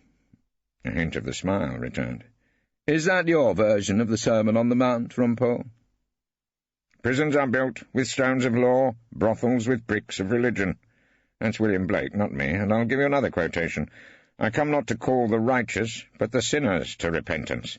Matthew 8, verse 13. "How do you know that?" Ballard was clearly surprised. "My old father was a cleric, and I'll tell you something. He hated Bible classes." A silence fell between us. Ballard was rolling the silver paper wrapping of his chocolate biscuit between his fingers. "It's a pretty odd sort of story, isn't it, for blackmail?" I said. "It seems a painfully usual one to me." "Does it? If you were in a brothel, would you write out a couple of cheques on the NatWest and sign them with your real name? Particularly if you're such a shy, retiring violet as your precious witness, Mr. X." Ballard looked at his watch. "The judge will be coming back," he said firmly. The theological debate was over. Ballard left us, and Fiona always looked at me in evident distress. 5 years, she said. They'd really get 5 years? I finished my bar mess light ale and gave her my learned opinion. "You know what we need in this case? A witness who knows something about Mr. X. No one's going to come rushing to our aid while his name's kept a deadly secret. Ah, Fiona, old girl, is the rub." The gentleman in the guard's tie gave his damning evidence of blackmail to an attentive jury and an appreciative bull, and it wasn't until later in the afternoon that I rose to cross-examine. "You won't mind me calling you Mr. X?" I started politely. "No." "I thought you wouldn't. For how long were you a habitué of this house of ill repute?" "Really, Mr. Rumpole," the judge protested. "does that make the slightest difference?" "Please answer the question." I kept my eye on the witness. "Unless my lord rules against it on a point of law." My lord didn't. "I have been visiting there for about 5 years." "On your way home from directing the nation's affairs?" The question had the desired effect on his lordship, who uttered a loud rebuke. "Mr. Rumpole!" "Very well," I said in my usual conciliatory fashion. "On your way home from work, before you got lost in the bosom of your family, it was your practice to visit 66 Barnardine Square?" "Yes," Mr. X answered reluctantly. How did you first hear of this place of resort? Hear of it? The witness seemed puzzled by the question. Yes. A bit of gossip at the club, was it, or an advertisement in the Times personal column? There was a welcome little patter of laughter in court. The judge didn't join in. It took some time for Mr. X to answer. I heard about it from a friend. An old friend? I don't mean in years, but a friend of long standing? Yes. I really can't imagine what the relevance of these questions is. Ballard rose to protest, and the judge came to his assistance. Mr. Rumpole, what has this got to do with it? He asked wearily. My lord, I decided to go into a bit of an aria. I'm fighting this case in the dark with my hands tied behind my back against a prosecution witness who has chosen to shelter behind anonymity. I must be allowed to cross-examine him as I think fit. After all, it would greatly add to the costs of this case if it had to be reconsidered elsewhere. His Honour, Judge Bullingham, was no fool. He got the clear reference to the Court of Appeal, where his interventions might not look so attractive on the transcript of evidence as they sounded in the flesh. He thought briefly, and then came out in judicial tones with, I think we may allow Mr. Rumpole to pursue his line, Mr. Ballard. Then he turned to me and said, It remains to be seen, of course, Mr. Rumpole, if these questions will do your clients any good in the eyes of the jury. So, having registered a sort of minor and equivocal success, I turned back to the witness. Was it a friend you had known from your school days, by any chance? For that I got a reluctant agreement. You had kept up with him, I went on. No, we met again after an interval of a good many years. Where did you meet? In a public house. In the Victoria area? I took a gamble and asked. Somewhere near there, yes. Meet a nice type of girl in that public house, do you? Mr. Rumpole! The bull was growing restive again and had to be dealt with. My lord, I withdraw the question. What did your friend tell you? I asked the witness. He told me that he'd been ill, and that he'd had a bit of bad luck in business. He said he had a house near Victoria Station, and his wife and he were starting a business there. A business in agreeable ladies? We were then treated to a long pause before Mr. X said, Yes. So, with a good deal of the preparatory work done, I decided to be daring and ask a question to which I didn't know the answer. Always a considerable risk in cross-examination. Did you offer to put a little much-needed capital into this business? I mean, the court has kept your name a secret because you are so respectable, Mr. X. Were you, in fact, an investor in a bawdy house? The jury looked so interested in the answer that Ballard rose to make an objection. My lord, he said, the witness should be warned. I do know my job, Mr. Ballard. For the first time, Bullingham sounded a little testy with the prosecution. Then he turned to the witness and said, I should warn you that you are not bound to answer any question that might incriminate you. Now, do you wish to answer Mr. Rumpole's question, or would you prefer not to? There was a long pause, during which perhaps Mr. X's whole life flashed before his eyes in slow motion. At long last, he said, in the nicest possible way, I would prefer not to, my lord. I looked hard at the jury, raised an eyebrow or two, and repeated, You would prefer not to? As no answer came from the witness box, I tried another question. Can you answer this? How long ago was the meeting in the public house in Victoria? About 5 years ago. Mr. X appeared to be back in answering mood. And was the public house the Barnardine Arms? Yes. And was the old school friend in question by any chance Mr. Napier Lee, the male defendant in this case? He had only to say no politely, and I would have had to sit down with egg all over my silly face. However, my luck stayed in, and Mr. X gave us a very quiet, Yes. Speak up, Mr. X, I said. Yes, my lord, it was Mr. Napier Lee. For some obscure reason best known to himself, God seemed to be on my side that day. "So you met Mr. Lee some 5 years ago," I continued the cross-examination, "and his wife, Mrs. Lorraine Lee?" "I met her shortly afterwards." "When you started to patronize their business?" "Yes." "So ever since he was an inky schoolboy in the 4th form at Lawnhurst, Mr. Napier Lee has known exactly who you were." "We met in Lower 5, actually." "In Lower 5. Oh, yes, I stand corrected. So he has had at least 5 years to blackmail you if he wanted to." Mr. X gave a puzzled look at the jury, but they looked as if they saw the point perfectly well. Then he answered, "Yes." "And neither he nor his wife made any suggestion of this sort until 6 months ago?" "That is right," Mr. X admitted. "When you were asked to pay a couple of trivial little gas and electricity bills. I opened my brief then, not a thing I find I have to do often, and fished out copies of the documents in question. Bills for £45 and £37.53. Mr. X agreed. He seemed to have something of a head for figures. "And you paid these bills for the Lees by cheque?" "Yes." "Why on earth?" My eyebrows went up again, and I turned to the jury. "Because, as I have told you, Mr. Rumpole, they threatened to tell my employers about my visits to their house unless I did so." "I don't mean that." I showed a little well-calculated impatience. "I mean, why pay by cheque?" I don't know exactly," Mr. X faltered. The point seemed not to have occurred to him. "Did you ever pay by cheque when you visited this house on any other occasion?" "No." "Always in cash?" "Of course." "Yes, of course," I agreed. "Because you didn't want to leave a record of your name in connection with the Lees' business."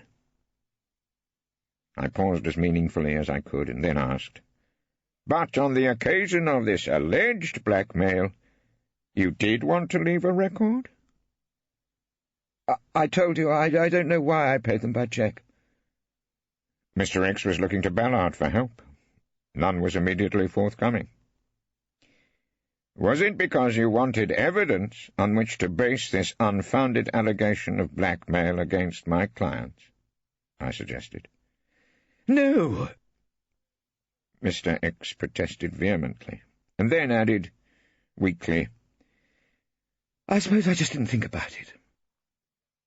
"Thank you, Mr. X." I gave the jury a last meaningful look and then sat down with the feeling of a job well done.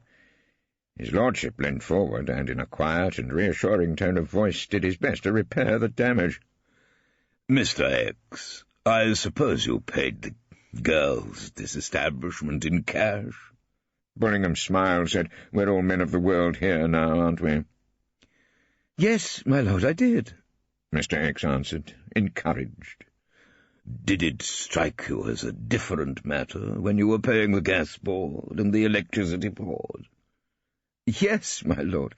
The witness took the hint gratefully. "You saw no particular harm in paying those two great authorities by cheque?" Bullingham suggested gently. "No harm at all, my lord." Mr. X was clearly feeling better. "Very well. We'll rise now." The judge smiled at the jury, conscious of a job pretty well done. "Shall we say 10:30 tomorrow morning?" That night Hilda and I were sitting at leisure in the living-room of our mansion flat at 25B Froxbury Court in the Gloucester Road. She who must be obeyed was knitting some garment. I have no idea what it was, except that it was long and pink, and was no doubt destined for her old school friend Dodo Mackintosh. And I was smoking a small cigar, watching the tide go down in a glass of Pomeroy's very ordinary, when she asked me, not with the air of anyone who intended to listen too closely to the answer, "Went the day well?" or words to that effect. "You could describe it as a nightmare," I confided in her, blowing out smoke. "You mean it's not going well?" "Well," I gave one of my mirthless laughs. "We've got a prosecutor who wears a hair shirt and seems to have done his pupillage with the Inquisition. The mad bull is madder than ever. The chief witness has this in common with the late Lohengrin. No one must ever ask his name. And my clients think it's in the best public school tradition to get convicted of blackmail. There we are, all together at the Old Bailey, rolled round in earth's diurnal course with rocks and stones and trees. It's making my head ache. My glass seemed to have drained itself during this monologue. I rose to refresh it from the bottle. I mean in chambers. The headship, Rumpole. Is it going to be ours? Hilda asked with some impatience. You have great legal ambitions, Hilda. I'm sorry, I can't bring you back the Lord Chief Justice's chain of office with a bottle of Pomeroy's Chateau Plunkenheim. I raised my glass to her, in recognition of her fighting spirit, and drank. I'm not looking for Lord Chancellor, Rumpole, Hilda told me patiently. Just head of Daddy's old chambers. Of course, I was brought up in the law. There was a pause. She looked at me with some suspicion. Her knitting needles clicked, and then she asked, There's no one more senior than you, is there? No one else they might appoint? No one has been longer in the bottle as an Old Bailey hag, no, I reassured her. And no silks? For a moment, Hilda stopped knitting as though her fingers were frozen in suspense. I gave her encouraging news. Not as yet. Erskine Brown's application doesn't come up till after the meeting. Then it's in the bag, isn't it? Hilda breathed a sigh of relief, and her knitting needles clicked again. Fear not, Hilda. So far as I can see, your election is assured. I poured another glass to drink to her success. I must say, she who must be obeyed smiled with some satisfaction. Dodie's agreed to help me out at the party, she told me. She does all sorts of dips. Damned versatile, old Dodo, I agreed, and then with a mind to see what, if anything, was going on in the world outside Froxbury Court, I switched on the small and misty television set we hire from Mr. Mehta, who keeps a shop full of electrical appliances on our corner of the Gloucester Road. Thanks to the wonders of science, I was immediately rewarded by the sight of Fiona Always's friend Isabel Vincent, who was clutching a microphone, wearing her boiler suit, standing under the dome of the Old Bailey and giving a waiting world much too much news of the events that had occurred in court during that eventful day. The Top People's Disorderly House case, said Izzy. Home Counties News can reveal the fact that Mr. X is in fact the very senior civil servant at the Foreign Office, Sir Cuthbert Pericles. He is just one of the men, highly placed in public life, who are believed to have visited the house in Barnardine Square. This is Isabel Vincent, Home Counties News, at the Old Bailey. I switched off the set. Isabel Vincent shrank to a small point of light and vanished, unhappily not off the face of the earth. I looked at Hilda, appalled. My God, I said. What a disaster. Whatever is it, Rumpole? Hilda sighed. Again, she was not over-interested. You were nearest the window, Hilda. Didn't you hear a loud noise, I asked her, coming from Kensington? What sort of noise? His Honour Judge Bullingham, I suggested. Blowing up. The next day, His Honour was still in one piece, although sitting on the bench breathing heavily and a darker purple than ever. I began to fear that we were about to witness one of the few recorded cases of spontaneous combustion. He was delivering a pretty decided judgment on Miss Isabel Vincent, who stood, still defiantly boiler-suited, in the well of the court in front of him, about as apologetic as St. Joan when called on to answer a nasty heresy charge before the Inquisition. In almost half a century's experience at the bar and on the bench, I have never known such a flagrant, wicked, and inexcusable contempt of court. Bullingham boomed. I must say I wasn't giving him my full attention. I was turning to the door, hoping that at any minute Mr. Staines, my instructing solicitor, might come into court with the news I was hoping and praying for. Meanwhile, Isabel was still looking noble. Fiona Always was trying to look at no one in particular, and the judge was still carrying on. I have heard that your employer's Home Counties Television had no idea that you were disobeying a court order. That will be investigated. If anyone who has been in this court, anyone at all, had anything to do with this matter, At this point his lordship could be seen glaring at Horace Rumpole. "They will be sought out and punished." And then the miracle happened. Old Staney filtered back into court and whispered the news that the man I was waiting for was without, and he wanted to know if I would call him first. "Of course I'll call him first," I whispered back. "It shouldn't be long now. The bull's running out of steam." "I will send the papers to the proper quarter in order that it may be decided what action shall be taken against this most foolish and wicked young woman." The judge dismissed Isabel then, and she left the court with her head held high, and a look at Fiona which caused that young lady to blush slightly. Shortly thereafter the show was on the road again, and I was on my hind legs, opening our defence to the jury.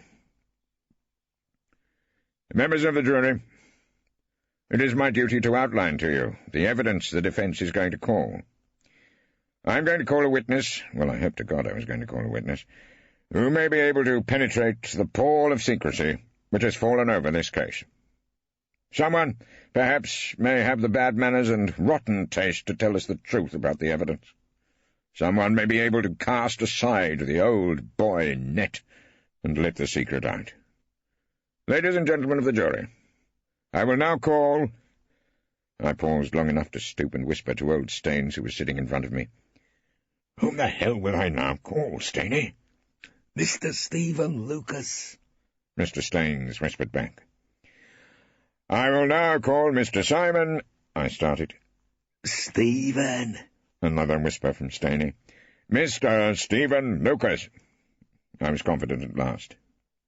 "Very well, Mr. Rumpole." The judge picked up his pencil with an air of resignation and prepared to make a few jottings. And then a man came into court, entered the witness box as though he had a day full of far better things to do, and promised to tell us the truth, the whole truth, and nothing but the truth. He was a smaller, fatter, more jovial type of person than Mr. X, but when he spoke it was with the impatient confidence of someone who had spent many years in a trusted position in the corridors of power. He gave his name as Stephen Lucas. "Are you a member of the Foreign Office Legal Department?" I asked him. "Yes, I am." "And do you know the witness we have called Mr. X? I've asked him to remain in court so that you may identify him." The witness looked down at the man who was sitting in front of Ballard with as much detachment as if Mr. X were something that had just arrived in his in-tray. "Yes, I do," he said. "Are you a friend of his?" "We meet, of course, in the Foreign Office," Lucas said cautiously. "I would say I've known him fairly well, and over a long period." "Of course. Do you remember having lunch with him at his club about a year ago? Was that at his invitation?" "Yes, it was." "What did he discuss? Do you remember?" "Well, we discussed a number of things, the work of my department and so on, and then he asked me some questions about the recent Contempt of Court Act.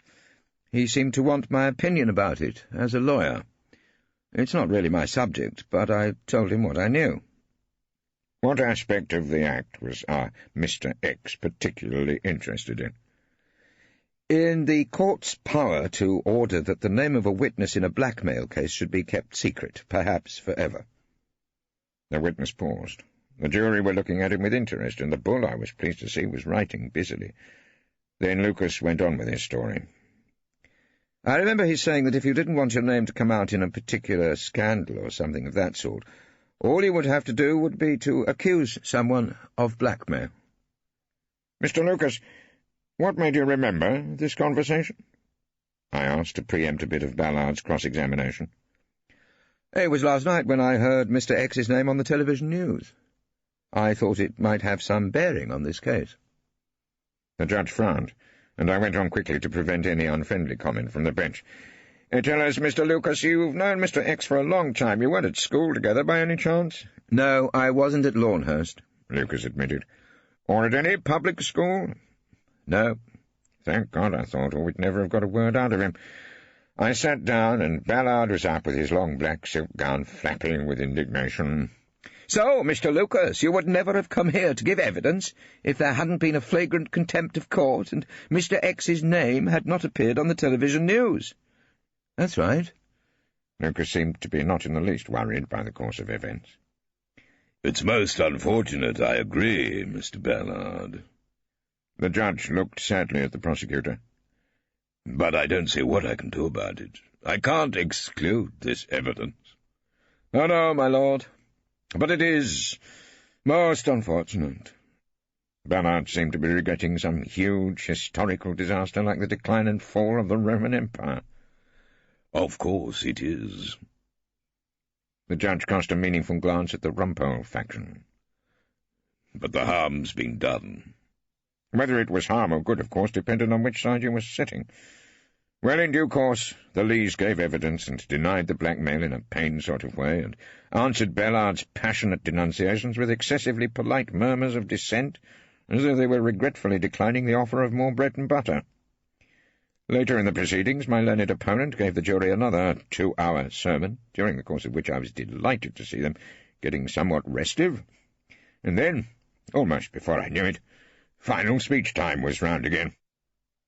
Mr. X couldn't give up his visits to the friendly house in Barnardine Square, members of the jury, I told them. But he was always terrified that the place might be raided, and his name would come out in the ensuing scandal. So he hit on this somewhat over-ingenious device.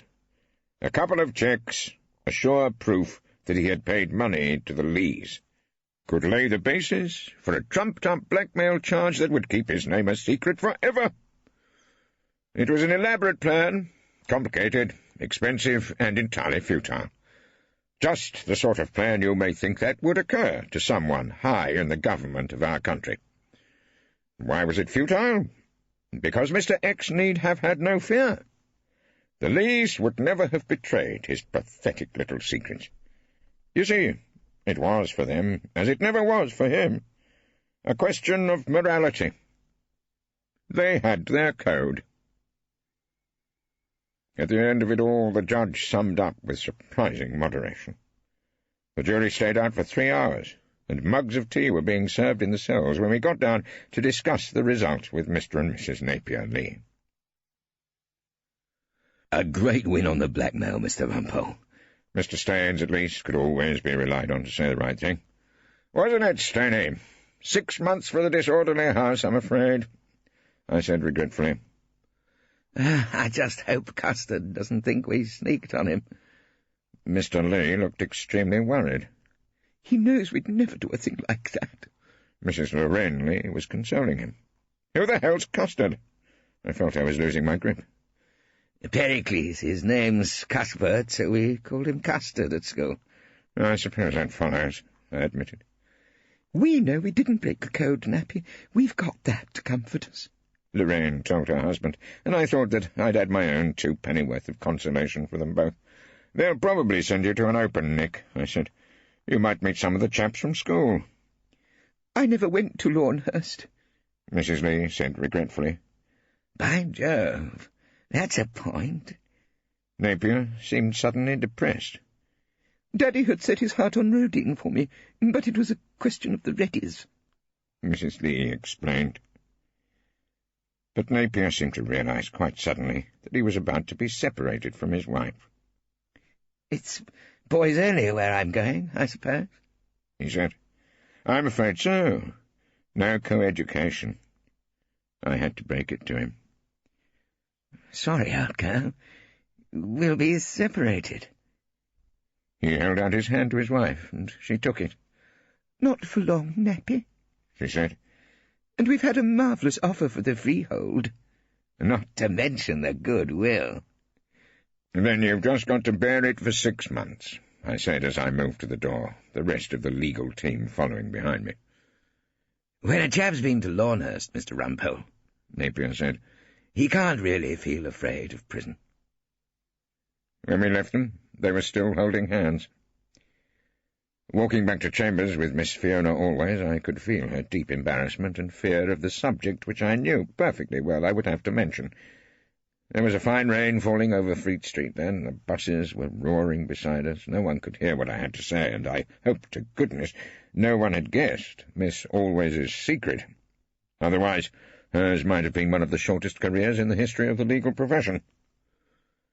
"You'd better learn something quickly, Fiona," I told her.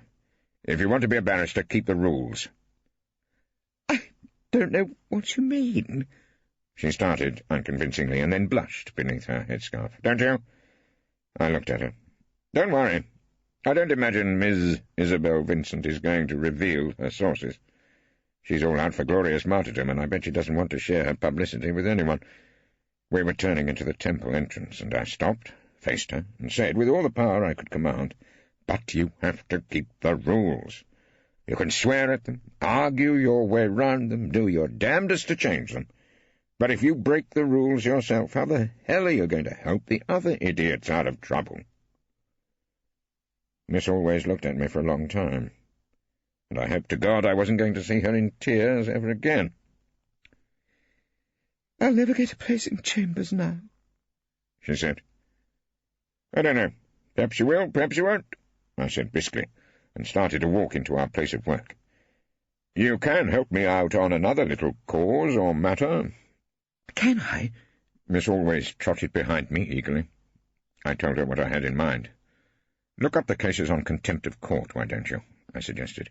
"We may be having to cope with the defence of Miss Vincent, and we've got to keep the good Miss out of choking. Martyrs make me exceedingly nervous." When I got into the clerk's room, Henry told me that a Chambers meeting was about to take place, a forum, I instantly realised, for preliminary discussions on the headship, at which the way would be smoothed for the Rumpole takeover at No. 3 Equity Court.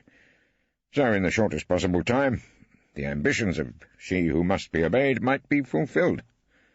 Before I went upstairs, Henry handed me a letter which he said had been delivered by hand as a matter of urgency. I stuffed it into my pocket and went upstairs to what had been Guthrie Featherstone's room, and would now, I thought, be my room in perpetuity. As I got to the head of the stairs, I heard the buzz of voices, and for a moment I was puzzled that the meeting should have started without my good self as the natural chairperson and master of ceremonies. Then I supposed that they were merely chattering about the splendours and miseries of their days in various courts. I advanced a couple of steps, threw open the door, entered the room, and then, it is no exaggeration to say, I was frozen in horror and dismay. Of all the nasty moments in Macbeth's life, and they certainly came to him thick and fast after his encounter with the witches, I have always thought that by far the worst must have come when he went to take his old place at the dinner-party, and found that the ghost of Banquo had got there before him, and was glowering at the poor old Thane in a blood-bolted and accusing sort of way.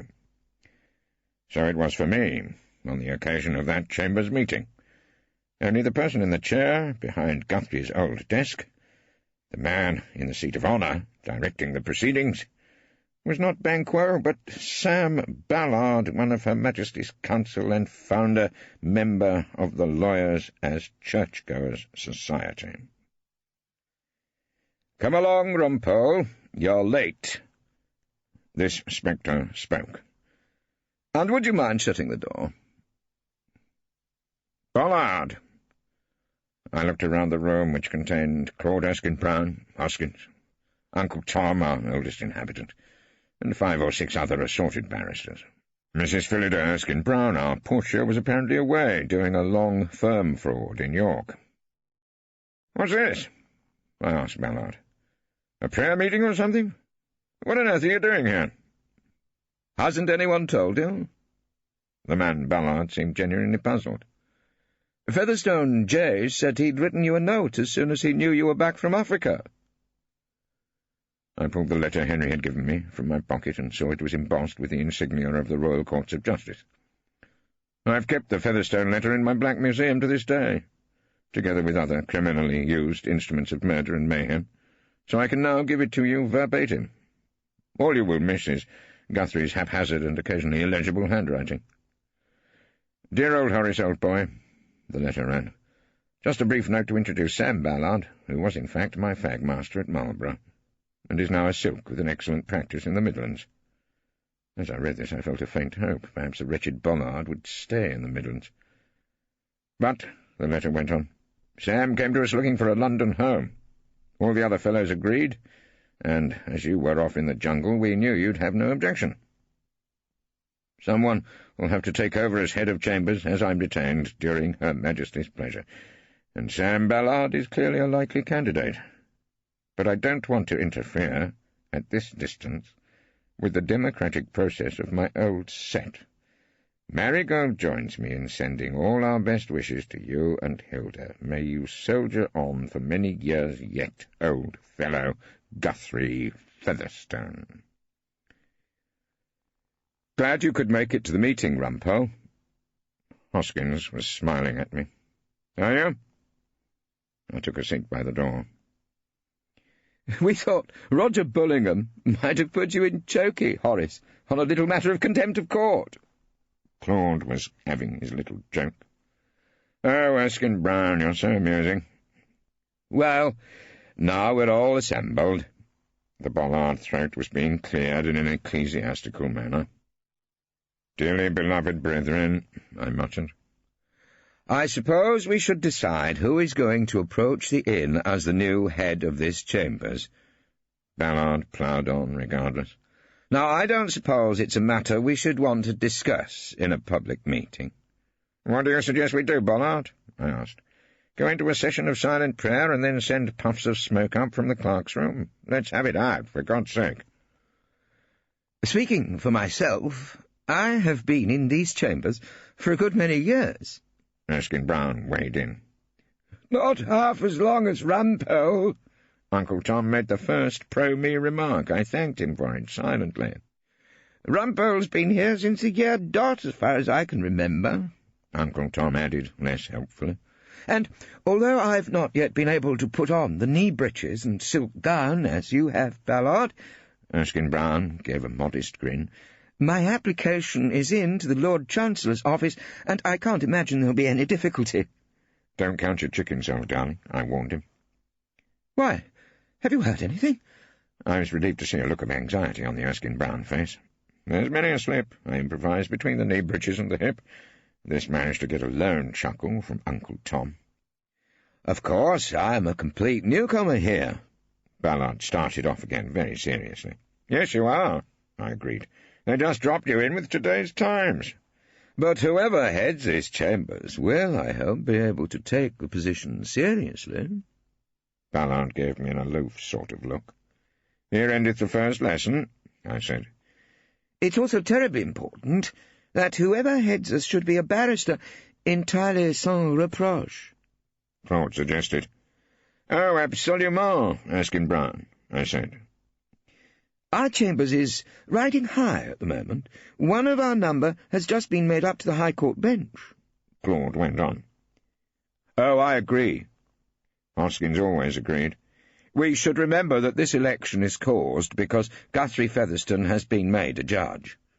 The age of miracles is not dead. I did a bit of agreeing myself. We must be careful to keep our high reputation, Erskine Brown said. It would be most unfortunate if we had a head who could possibly be accused of sharp practice. He gave a casual glance in my direction, and I asked him, What do you mean exactly, Erskine Brown? I don't think there should be any speculation arising out of the recent case at the Old Bailey, Ballard was delighted to say. It's true a question of contempt of court did arise, but that issue still has to be decided. There has been no finding as to how the information was leaked, of course. He also gave me a look. One hopes that the leak didn't come from any member of the legal profession. Does one really hope that? I asked, but Ballard ignored the question. So I would ask you all to put the regrettable matter of a flagrant contempt out of your minds for the purposes of this decision. Wouldn't you agree that that is the fair approach? Oh, Ballard, I thought. How very clever. Well now, Rumpole, as an old member of this set— Of course he's old. Rumpole can't help being old, Uncle Tom explained to the meeting. Have you anything to say? Ballard asked. Why sentence of death should not be passed against me, I said, and then addressed them all. Only this. Don't forget the claims of someone who has been associated with these chambers for far, far longer than any of you, who grew up in these fly-blown rooms and on this dusty staircase, who doesn't aspire to silk or judicial office, or even to appearing before the Uxbridge magistrates, one whose whole ambition is centred on that meaningless title, Head of Chambers. What's Rumpole talking about? Uncle Tom asked no one in particular. He means himself, said Claude. No, Erskine Brown, I assured him. I don't mean me. I was thinking, of course, of she who must be obeyed, whose ambition to be married to the head of her father's old chambers was, thinking again of the old Scottish tragedy, much like Lady Macbeth's bizarre longing to see her husband tricked out in Duncan's crown. When I got home to our mansion flat, she was ambling round a hot stove, and once again she asked me how it went. Half and half, I told her. What? The Lees got off the blackmail. 6 months apiece on the disorderly house. I don't mean in court. I mean in chambers.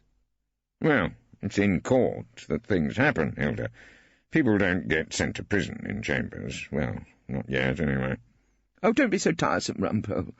I mean in the chambers meeting. Has it been decided yet? It was time to attack an evening bottle of the ordinary claret with a corkscrew, and I did so without delay. Someone had to celebrate something. Well, not finally, I told her. But in principle, Rumpole. I mean, it's been decided in principle? Yes. Yes, I think so. The Chambers party's on the 29th. That's when they'll announce the decision, isn't it? I shouldn't bother to go to that, Hilda. I poured her a generous slurp. They're pretty grim occasions. This won't be grim, she assured me. It'll be a triumph, Rumpole, and nothing on earth is going to keep me away. Until the day of the Chambers party dawned, I avoided discussing the subject further with Hilda, and she remained determined to join in what she felt sure would be the jollifications. Not long before the party, our assorted barristers voted on the question of leadership, but for one reason or another I didn't bring home to Hilda the result of their decision. On the day in question, several large cardboard boxes, filled, so it seemed, with cocktail snacks, were brought by Hilda's friend Dodo Mackintosh round to the mansion flat, and I had to ferry them down to Chambers by taxi. So, at the end of the day, we all assembled in the former Featherstone room, where Henry and Diane had set up a bar on the desk, and had Dodo's delicacies set out on plates ready for handing round. Hilda was there, resplendent in what seemed to be a new rig-out, and there were a few other wives and girlfriends, although Mrs. Phillida Erskine Brown, whose practice seemed to be growing to gigantic proportions, was now away doing an arson in Swansea. I hovered around, keeping within pouring distance of the bar, and I heard my wife in close conversation with the blasted Ballard. She seemed to be giving him a guided tour of Dodo's cookery, which he was consuming steadily without interrupting her flow of words. These are cheese and onion, and those are the little sausage arrangements, if that's what you'd prefer, I heard Hilda telling him. Of course, I'll be looking after these parties now. Marigold Featherstone was a sweet person, wasn't she? But I don't think she took a great interest in the canapes. The same could not be said of Ballard. He took another couple of items from a plate, and Hilda went on talking. That's a little prawny sort of vol au vent arrangement. Frightfully light, isn't it? I do want these evenings to be a success for Rumpole. There was a scatter of applause then for Henry, who requested silence by bumping a glass on the desk, and Uncle Tom was called on to say a few moderately ill-chosen words.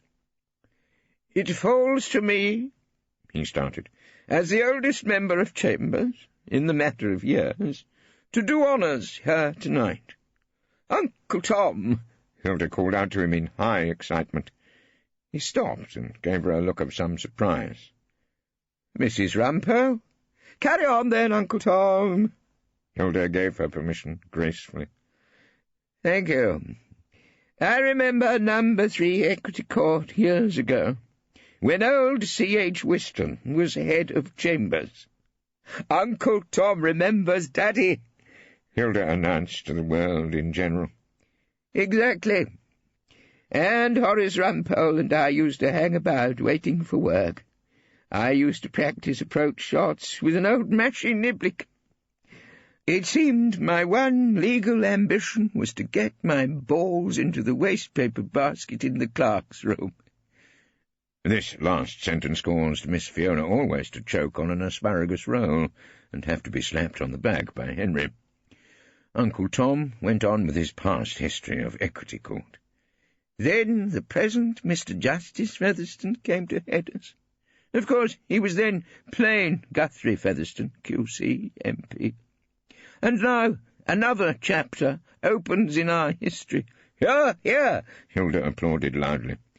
The man I have to introduce as our new head, agreed on by a comfortable majority, is well known, not only in legal circles, but in the church. Uncle Tom said, and in this, puzzled, she who must be obeyed. She looked at me, startled, and murmured, Rumpole religious? He is a man deeply concerned with problems of morality, Uncle Tom continued, warming to his work. I happened to be taking dinner with old Tuppy Timpson, ex-canon of Southwark Cathedral, and he said, Little Bird told me about your new head of chambers. You've got a sound man there, and one who walketh in the ways of righteousness, even through the valley of the Central Criminal Court. The ways of righteousness! Hilda was laughing. You ought to see him at breakfast, particularly when he's in a nasty temper. Hilda, I whispered to her, begging her to stop. Not much of the ways of righteousness then, Uncle Tom, she said, but the oldest inhabitant was into his peroration. So let us raise a glass, ladies and gentlemen, to our new head of chambers. I give you our dear old chambers, number 3 Equity Court, coupled with the name Rumpole, Hilda said loudly, but Uncle Tom was louder when he announced, The name of Sam Ballard, one of Her Majesty's Council. Long may he reign over us. They were all drinking to the Ballard health, and all I could say was amen. Then I turned to Hilda, and there were tears in her eyes. I'm sorry, old girl. I felt I should comfort her. You never told me. I funked it. It was perfectly true. Passed over again? She dabbed her eyes with a handkerchief, sniffed, and looked extremely bleak. Cheer up, I said. It's not the end of the world. You know, you're still a great advocate, terrific in an argument. Who cares about being head of chambers? Henry had found a bottle of Pomeroy's special offer champagne to toast our new leader, and I got my fingers round it. Hilda looked at me coldly, and then pronounced judgment. You're a failure, Rumpole, she said. Then take a slap of champagne, why don't you? I filled our glasses. Let's drink to failure. But Hilda was looking across to where Ballard stood masticating. He's eating all Dodo's little cheesy bits. The cheek of it, she said. She sounded furious, and I knew, with considerable relief, that she who must be obeyed was herself again. Rumpole and the female of the species. It may be said by those who read these memoirs, particularly by those of the female persuasion, that Rumpole is in some ways unsympathetic to the aspirations of women. This may be because, in the privacy of my own thoughts and when writing late at night in the solitary confines of my kitchen, I refer to my wife, Hilda Rumpole, as she who must be obeyed. It is true that I have given her this title, but Hilda's character, her air of easy command, which might, if she had been born in other circumstances, have brought empires under her sway, and her undisputed government of our daily life at Froxbury Court, entitles her to no less an acclamation. Those who feel that I am not firmly on the female side in the battle of the sexes may care to consider my long struggle to get Miss Fiona always accepted as a member of our chambers at Equity Court, and those who might think that I only engaged myself in this struggle to annoy the egregious Ballard and irritate Claude Erskine-Brown are guilty of a quite unworthy cynicism. The dispute over the entry of Miss Always into our close-knit group of learned friends arose during the time that our chambers had a brief in the Pond Hill bank job. We were charged with the defence of Tony Timson. I have written repeatedly elsewhere of the Timsons, the large family of South London villains who many years ago appointed me their Attorney-General, and whose unending efforts have brought a considerable amount of work to Equity Court. Tony Timson belonged to the younger generation of the clan. He occupied a pleasant, semi-detached house on a South London estate with his wife April and their child Vincent.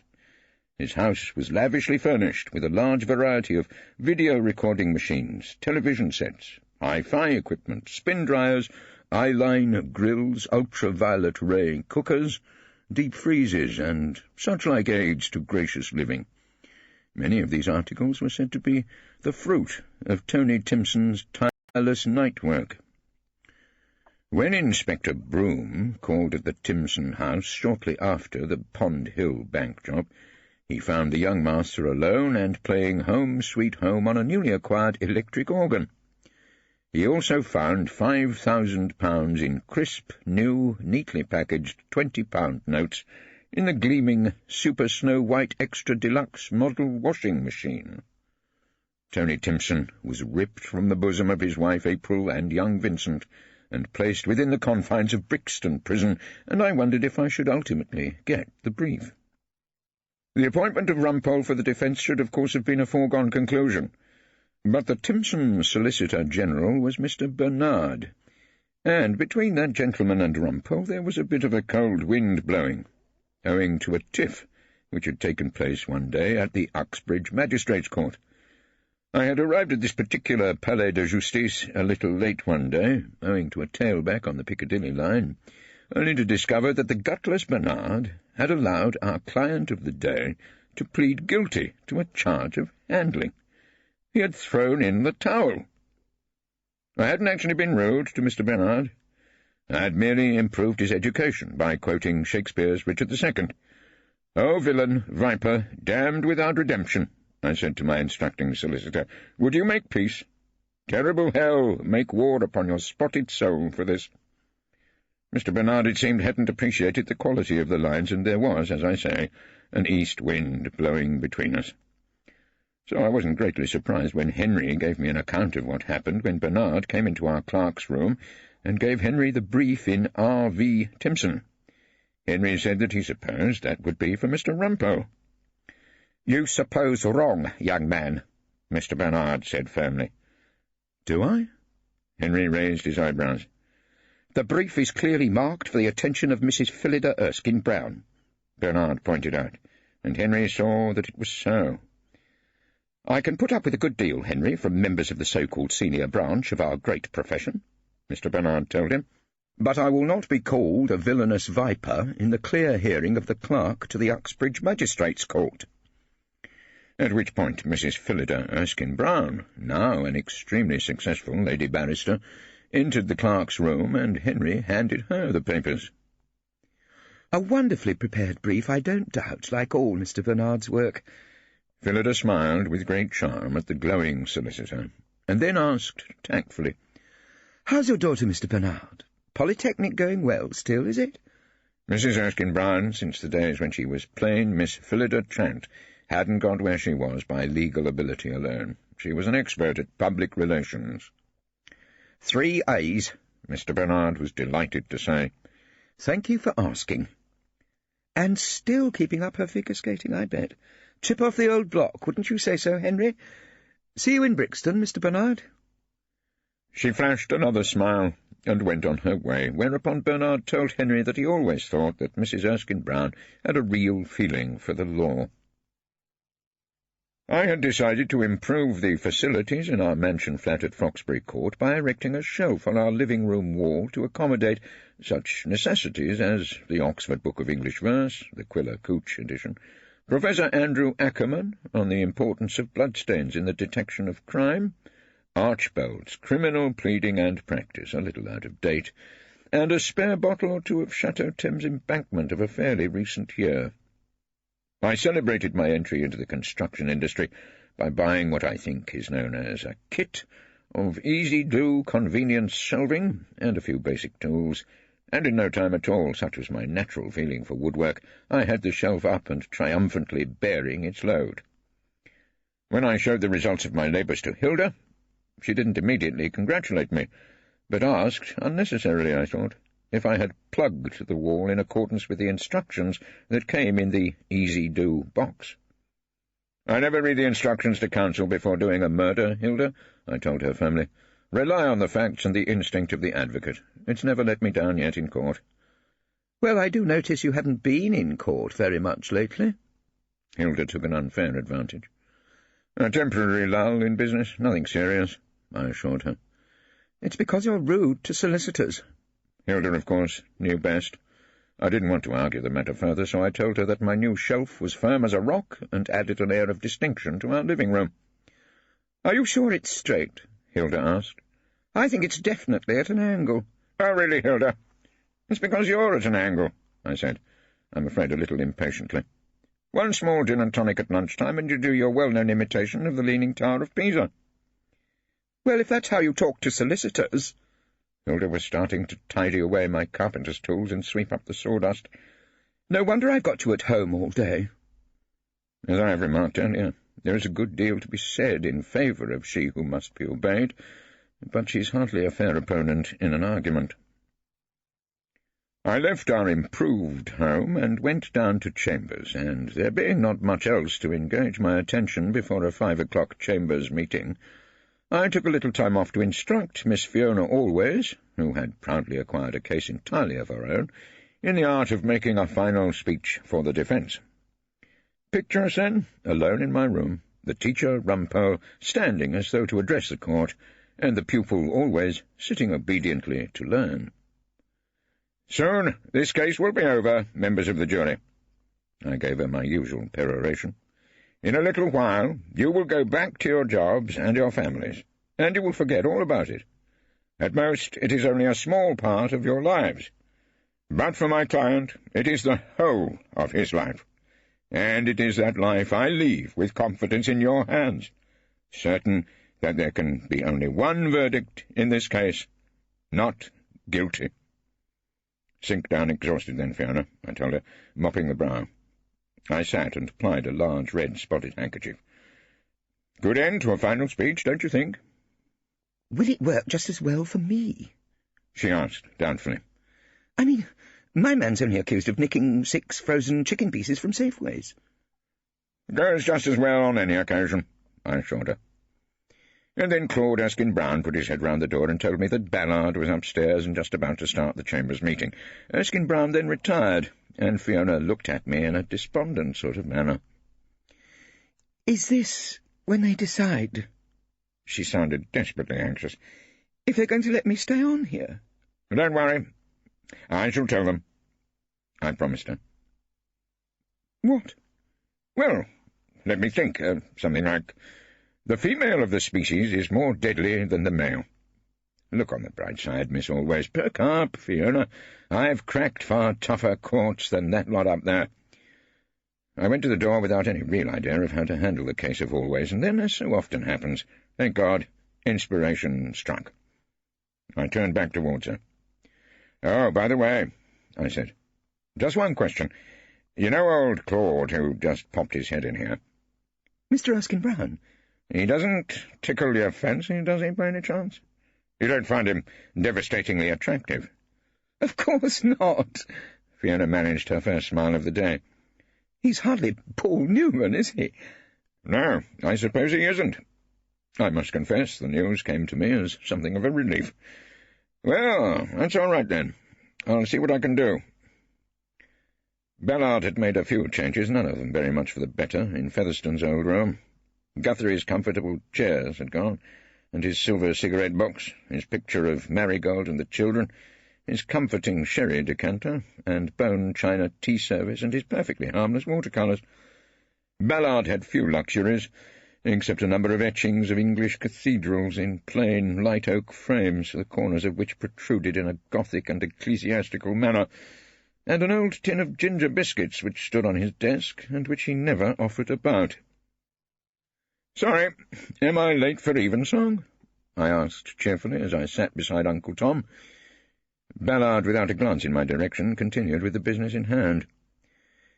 "We have to consider an application by Fiona Always for a permanent seat in Chambers," he said. "Mrs. Erskine-Brown, you were her pupil, Master." "Mistress," I corrected him, but nobody noticed. "It's an extremely tough life at the bar for a woman," Phillida spoke from the depths of her experience.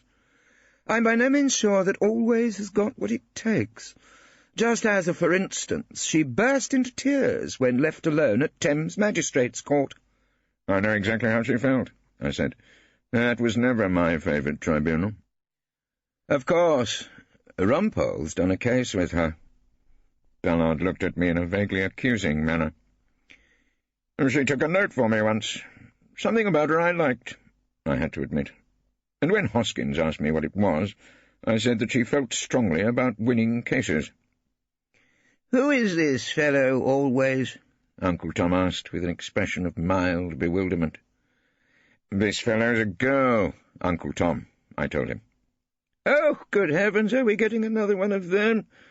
Our oldest inhabitant grumbled, and Mrs. Erskine-Brown brought the discussion up to date by saying, "I really don't think that the mere fact that this girl is a girl should guarantee her place at 3 Equity Court." "Philly is perfectly right," Claude came in, as a dutiful husband should. "We shouldn't take in a token woman like a token black." "Are we taking in a black woman, then?" Uncle Tom merely asked for clarity. "Why not?" I said. "I could have brought one back from Africa." "This is obviously a problem that has to be taken seriously." Ballard spoke disapprovingly from the chair. "Well, I think we should go for a well-established man. Someone who's got to know a few solicitors, who can bring work to Chambers," Mrs. Erskine-Brown suggested politically. "Steady on, Portia, old fellow," I cautioned her. "Whatever happened to the quality of mercy?" "I honestly don't see what mercy has to do with it." "Dear God," I was moved to say. "It seems but yesterday that Miss Phillida Trent, white in the wig and a newcomer to the ladies' robing room, was accusing Henry of hiding the key to the lavatory as a sexist gesture. Can it be that now you've stormed the citadel you want to slam the door behind you?" "Really, Rumpole," Ballard called me to order. "you're not addressing a jury now. I don't think anyone could possibly accuse this Chambers of having the slightest prejudice against female barristers." "Of course not. Provided they settle somewhere else, no doubt we find them quite delightful," I agreed. "I believe I've told you all that I've applied for a silk gown." Erskine-Brown was never tired of telling us this. "And I'm sure you'll look extremely pretty in it," I assured him. "And from what I hear, quite informally, of course—" "In the bag, is it, Erskine-Brown?" "That's not for me to say, but Philly is, of course, right behind me in this." "Absolutely," his wife assured him. The Erskine-Browns were in a conjugal mood that day, and he rambled on, saying, "So, with 2 QCs at the top, it would be a great pity if these Chambers became weak in the tail." "What would be a pity?" Uncle Tom asked me. "If our tail got weak, Uncle Tom." "Of course it would." It was a puzzling meeting for the old boy. Erskine-Brown didn't further enlighten him by saying, I'm not interested in the sex side, of course." I noticed then that his wife was looking into the middle distance in a detached sort of way. "But I just don't feel that Always is the right person to carry on the best traditions of these Chambers." "I agree," Hoskins agreed. "So Fiona Always can swell the ranks of the unemployed?" I asked with some asperity. "Oh, come on, Rumpole. She's got a rich daddy. She's not going to starve." "Only miss the one thing she's ever wanted to do," I grumbled, but Ballard was collecting the final views of the meeting. He asked Uncle Tom for his considered opinion. "I remember her, Fiona. Used to work in the list office." Uncle Tom wasn't particularly helpful. "She wasn't black, of course. No, I'm against it." "Well, I think I've got the sense of the meeting. I shall tell Miss Always that she'll have to look elsewhere." It was time for quick thinking, and I thought extremely quickly. The best way to confuse lawyers is to tell them about a law which they think they've forgotten. "Just a moment." I hauled a diary out of my waistcoat pocket. "What is it, Rumpole?" Ballard sounded impatient. "This isn't the third Thursday of the Hillary term," I said severely. "Well, of course it isn't." Erskine-Brown had not got my point, but I had, just in time. "Well," I said positively, "we always decide questions of Chambers entry on the third Thursday of the Hillary term. It was the rule of my sainted father-in-law's day. Guthrie Featherstone, Q.C., observed it religiously. Of course, if the new Broom wants to make any radical changes—" I looked at Ballard in a strict sort of way, and I must say he flinched. "Well, no," he said. "I suppose not. Are you sure it's the rule?" He looked at Erskine-Brown, who couldn't say he remembered it. "You were in Rompers, Erskine-Brown, when this thing was first decided," I told him impatiently. "Our old clerk, Albert, said it was impossible otherwise from a bookkeeping point of view. I do think we should keep to the rules, don't you, Ballard? I mean, we can't have anarchy at Equity Court." "That's in 4 weeks' time." Ballard was consulting his diary now. "Exactly." Ballard put away his diary and came to a decision. "We'll deal with it then. It shouldn't take long, as we've reached a conclusion." No, a mere formality," I agreed. "What are you playing at, Rumpole?" Mrs. Erskine-Brown was looking at me with some suspicion. "Nothing much, Portia," I assured her. "Merely keeping up the best traditions of these chambers." The Pond Hill branch of the United Metropolitan Bank was held up by a number of men in stocking masks, who carried holdalls, from which emerged a sawn-off shotgun or two, and a sledgehammer for shattering the glass in front of the cashier. When the robbery was complete, the 4 masked men ran to the getaway car, a stolen Ford Cortina, which was waiting for them outside the bank, and it was this vehicle, the prosecution alleged, that Tony Timpson had been driving. On the way to the car, one of the men stumbled and fell. He was seized upon by an officer on traffic duty, and later found to be a Mr. Jerry Malloy. A remarkable fact when you consider the deep hostility which has always existed between the Timpson family and the clan Malloy. Indeed, these two tribes have hated each other for as long as I can remember, and I have already chronicled an instance of their feud. It seems that all the other men engaged on the Pond Hill enterprise were Malloys. They got away, so it was hardly to be wondered at that Mr. Gerald Malloy decided to become a grass and involve a Timpson when he told his story to the police. In the course of time, Mrs. Erskine-Brown and her instructing solicitor went to Brixton to see their client, but, as I later heard from him and from Mr. Bernard, Tony Timpson seemed to have only one thing on his mind as he walked into the interview room and said, "Where's Mr. Rumpole?" Phillida Erskine-Brown, in her jolliest we're-all-lads-together voice, merely said, "Care for a fag, Tony?" Tony didn't mind if he did, and when Phillida had lit it for him, Bernard broke the bad news. "This is Mrs. Erskine-Brown, Tony," he said. "She's going to be your brief. I see they've charged you with taking part in the robbery, not merely the receiving. Of course, they've done that on Jerry Malloy's evidence." Phillida started off in a businesslike way, but Tony Timpson was looking at his solicitor in a kind of panic and paying no attention to her at all. "Mr. Rumpole's always the Timpson's brief," he said. "You know that, Mr. Bernard. Mr. Rumpole defended my dad, and my Uncle Cyril, and saw me through my juvenile court and my Borstal training."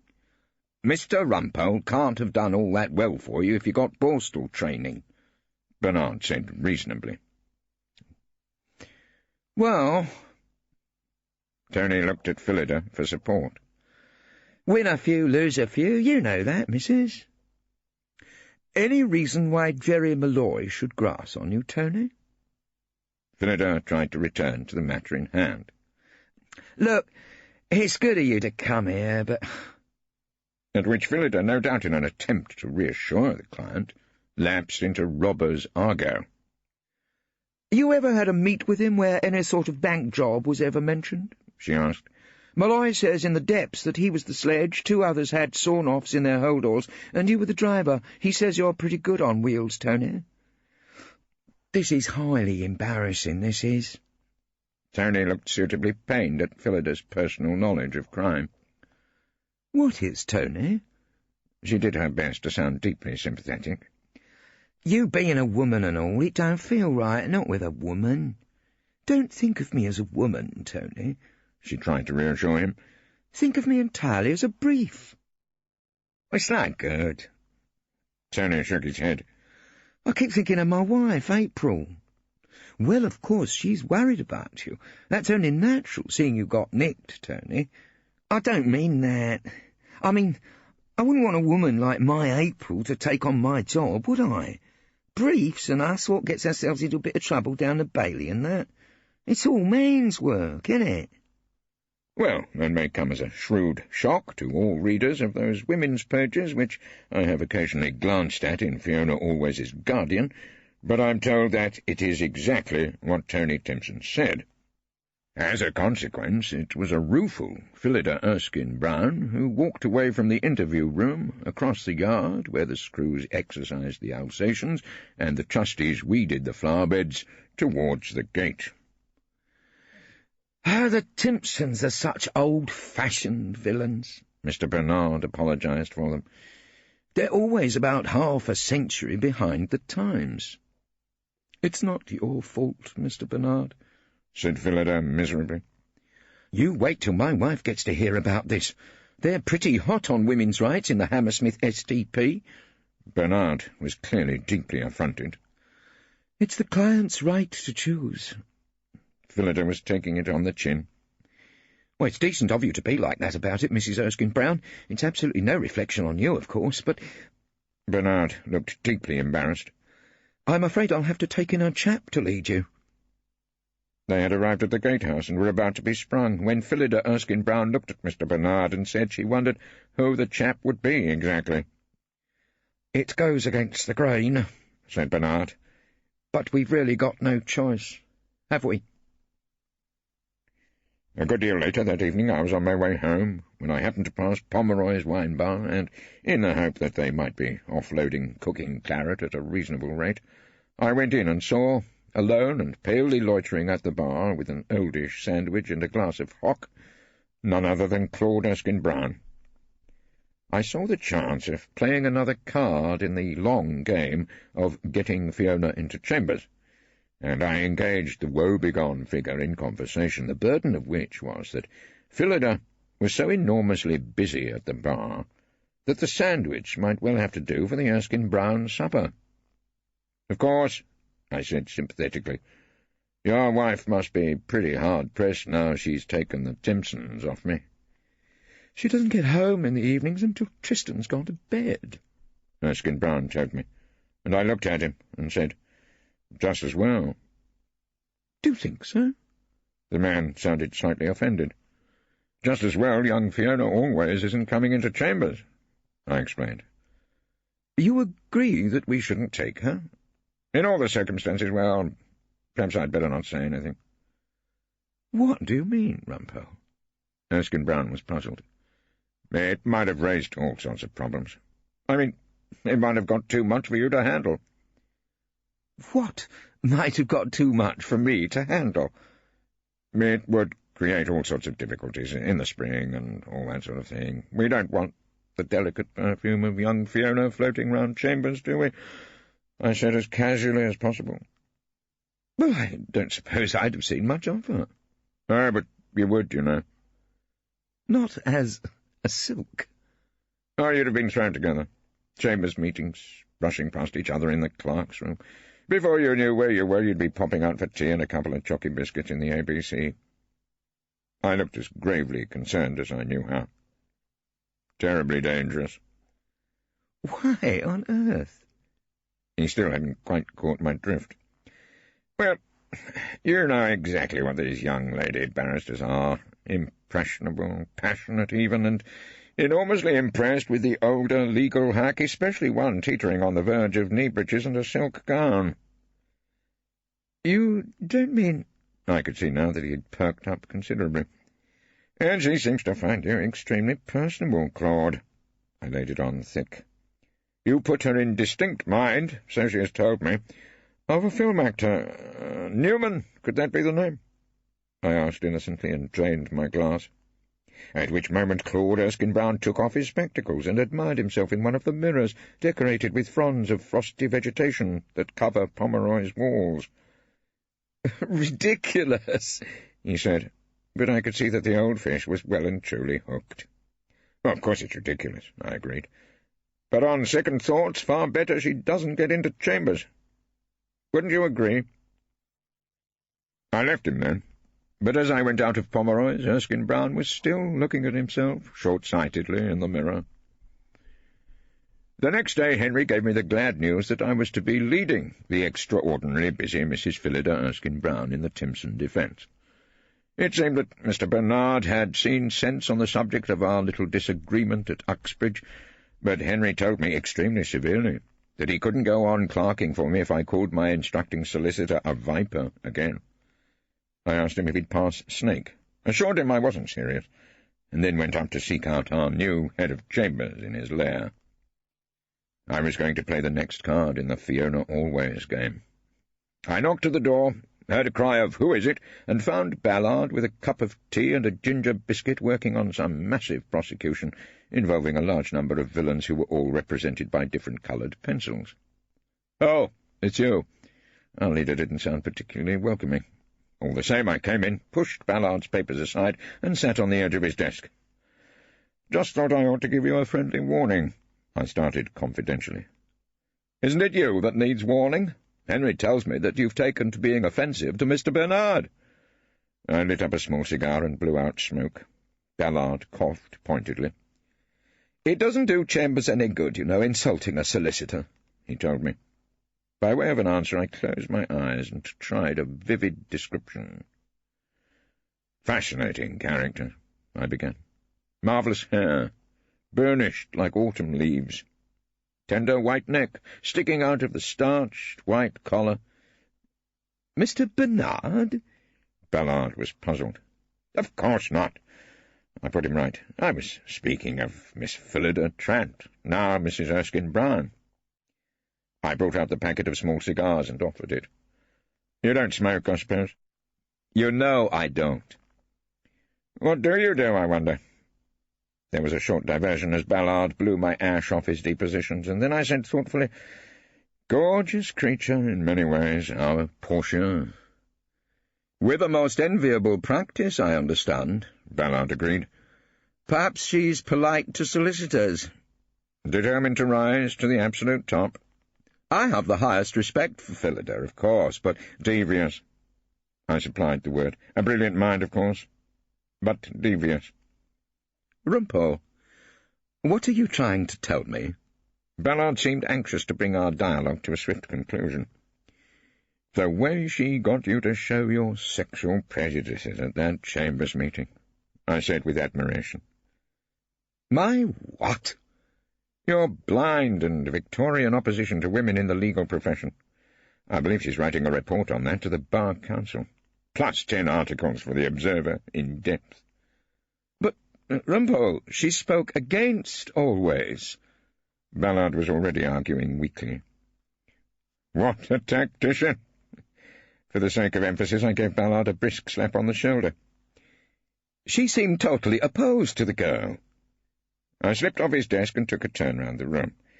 "Just to lead you on, don't you see, to get you to show your hand. You walk right into it, Ballard. I can see the headlines now. Christian barrister presides over sexist redoubt. Ballard, QC, puts the clock back 50 years. "Ballard." He corrected me without too much conviction and said, "I didn't take that attitude, surely."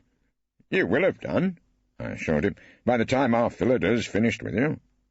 Don't cross her, Ballard, I warn you. She has the ear of the Lord Chancellor. I don't know if you were ever hoping for some sort of minor judgeship." I went to the door and then turned back to Ballard. "Of course, you have one thing in your favour." "What's that?" He seemed prepared to clutch at a straw. It was then that I played the ace. "Our Portia seems to have taken something of a shine to you," I told him. "Craggily handsome, I think was the way she put it. I suppose there's just a chance you might get round her. Try using your irresistible charm." I left him then. The poor old darling was looking like a person who has to choose between a public execution and a heady draught of hemlock. Whatever may be said about the equality of the sexes, there is still something about the nature of women which parts the average man almost entirely from his marbles. Faced with most problems, both Erskine-Brown and Ballard might have proved reasonably resolute. When the question concerned a moderately personable young woman, they became as clay in the potter's hands. These thoughts passed through my mind as I lay in bed that night staring at the ceiling, while Hilda sat at the dressing-table in night attire, brushing her hair before coming to bed. "What are you thinking, Rumpole?" she asked. "I know you, Rumpole. You're lying there thinking about something." "I was thinking," I confessed, "about man's attitude to the female of the species." "Oh, were you indeed?" Hilda sounded deeply suspicious. "On the one hand, the presence of a woman strikes him with terror." "Really, Rumpole, don't be absurd," Hilda said severely. "And fierce resentment." "Is that what you were thinking?" "And yet he finds her not only indispensable, but quite irresistible. Faced with a whiff of perfume, for instance, he is reduced to a state bordering on imbecility." "Rumpole, are you really?" Hilda's voice had softened considerably. The room became redolent with the smell of lavender water. Hilda was spraying on perfume. "She is a woman, therefore may be wooed. She is a woman, therefore may be won," I repeated sleepily. I saw Hilda emerge from her dressing-gown and make towards the bed. She said, "Oh, Rumpole," quite tenderly. But then sleep claimed me, and I heard no more. One afternoon I turned up at the gates of Brixton Prison with my learned junior, Mrs. Phillida Erskine-Brown, and there was Mr. Bernard waiting for us, and replying to my hearty greeting in a somewhat guarded manner. "Hail to thee, blithe Bernard," I said, and he replied, "We're taking you in on the express wishes of the client, Mr. Rumpole, just for this case." I then became aware of a pleasant-looking young woman with blonde hair and a small, rather plump child who was sitting slumped in a pushchair, regarding me with a wary eye. "Mr. Rumpole," the lady introduced herself. "I'm April Timpson. Tony's that glad you're going to be his brief." My companion looked less than flattered, but I greeted our client's family warmly. "Mrs. Timpson, good of you to say so. And who's this young hopeful?" "That's our young Vince, been in to see his dad," said the child's proud mother. "Delighted to meet you, Vincent," I said, and managed to leave a thought with April which might pay off in the course of time. "Let me know," I said, "the moment he gets into trouble." "Straight up, it's a sodding plant," said Tony Timpson, and then turned apologetically to my junior. "Pardon my French." "Don't be so silly, Tony." Phillida didn't like not being taken for one of the boys. We were sitting in a small glass-walled room in the interview block at Brixton, and I felt I had to question Tony further as to his suggested defence. "What sort of a plant are you suggesting?" I asked. "A floribunder of the Serious Crimes Squad, or an exotic bloom cultivated by the Malloys?" "Oh, that D.I. Broom, he's got no love for the Timpsons," Tony grumbled. "Neither have the Malloys." "Well, that's true, Mr. Rumpole. That's very true." "A plant by the Supergrosses family? I suppose it's possible." I considered the suggestion. "I'd say it's typical." "So some person unknown brought in the cash and popped it into your super Snow White Extra Deluxe Easy Wash?" I framed the charge. "The jury may now wonder how Tony can afford all these luxuries out of window cleaning," Phillida suggested. "It's not a luxury. My April says it's just something you got to have," said Tony, the proud householder. "You know how he affords these things, Portia?" I explained our case to one not expert in the Timpson branch of the law. "Tony's a minor villain. Small stuff. Let's have a look at his form." I plucked a sheet of paper from my brief. "Warehouse breaking, shop breaking, Criminal damage to a set of traffic lights. I misjudged the turning, Mr. Rumpole, Tony admitted. It was the item of which he seemed slightly ashamed. But there was more to come. Careless driving. Dangerous driving. Failure to report an accident, I read out. Look here, old sweetheart, if I get you out of this, do promise not to give me a lift home.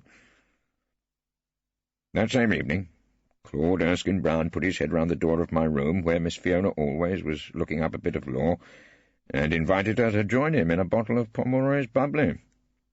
Naturally anxious to be on friendly terms with those who held her legal future in their hands, she accepted the invitation, and I am indebted to her for an account of what then took place.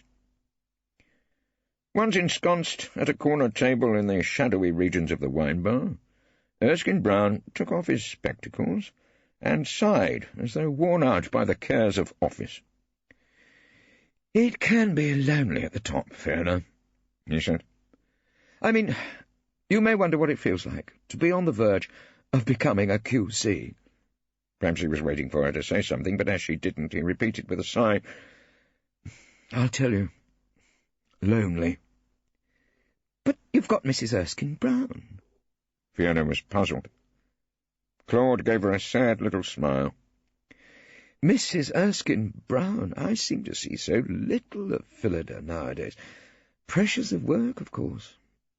No," he went on seriously, "there comes a time in this job when a person feels terribly alone." "I suppose so." Fiona felt the topic was becoming exhausted. "I envy you those happy, carefree days when you hop from magistrate's court to magistrate's court, picking up little crumbs of indecent exposure." "Frozen chicken," Fiona corrected him. "What?" Erskine-Brown looked puzzled. "I was doing a case about frozen chicken pieces. It seemed quite a responsibility to me." As the subject had moved from himself, Claude's attention wandered. He looked across to the bar and said, "Is that old Rumpole over there?" "Why?" Fiona asked, in all innocence. "Can't you see without your glasses?" In fact, and this Erskine-Brown didn't notice, perhaps because he was hidden in the melee at the bar, I had come into the joint with Phillida, in order that we might refresh ourselves after a hard conference at Brixton. I said I hoped she had no hard feelings about me being taken in to lead her in the Timpson affair. She confessed to just a few hard feelings, but was then sporting enough to buy us a perfectly reasonable bottle. Criminals and barristers, Portia, I told her as Jack Pomeroy was uncorking the claret, both extremely conservative professions. But before she had time to absorb this thought, Phillida was off like a hound on the scent towards a corner of the room. Again I have to rely on Miss Always's account for what was going on at the distant table.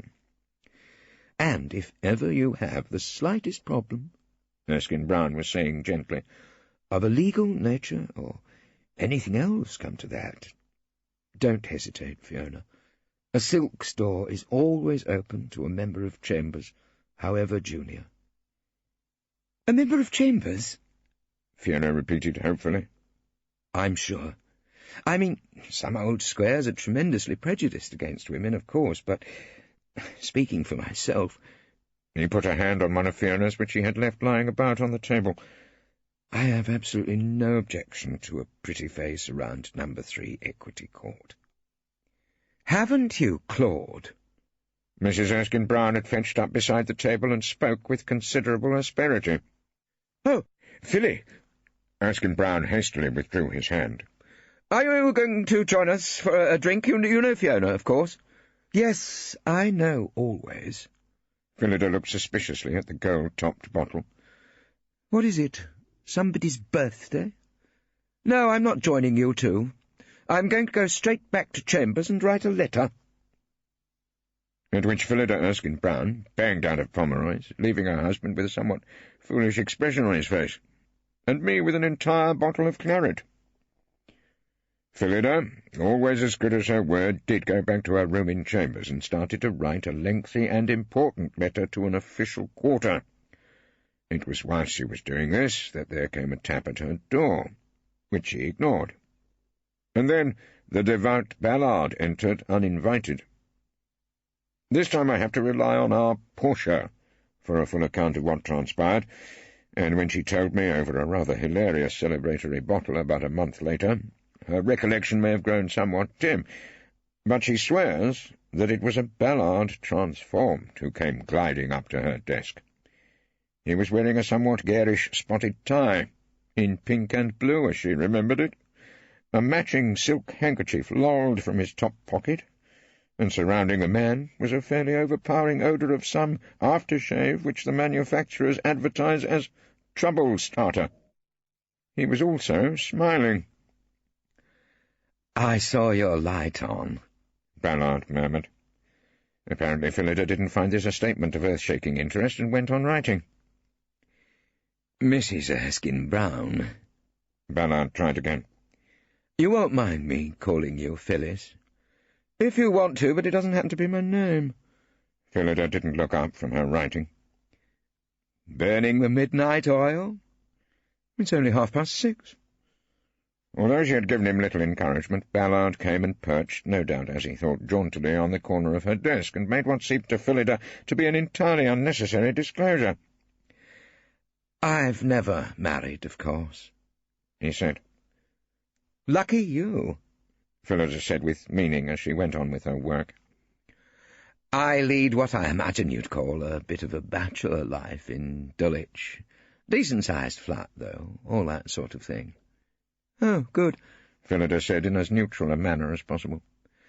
"But I don't want you to run away with the idea that I don't like women. Because I do like women. Very much indeed. I am a perfectly normal sort of chap in that regard," Ballard assured her. "Oh, jolly good." Phillida was still busy.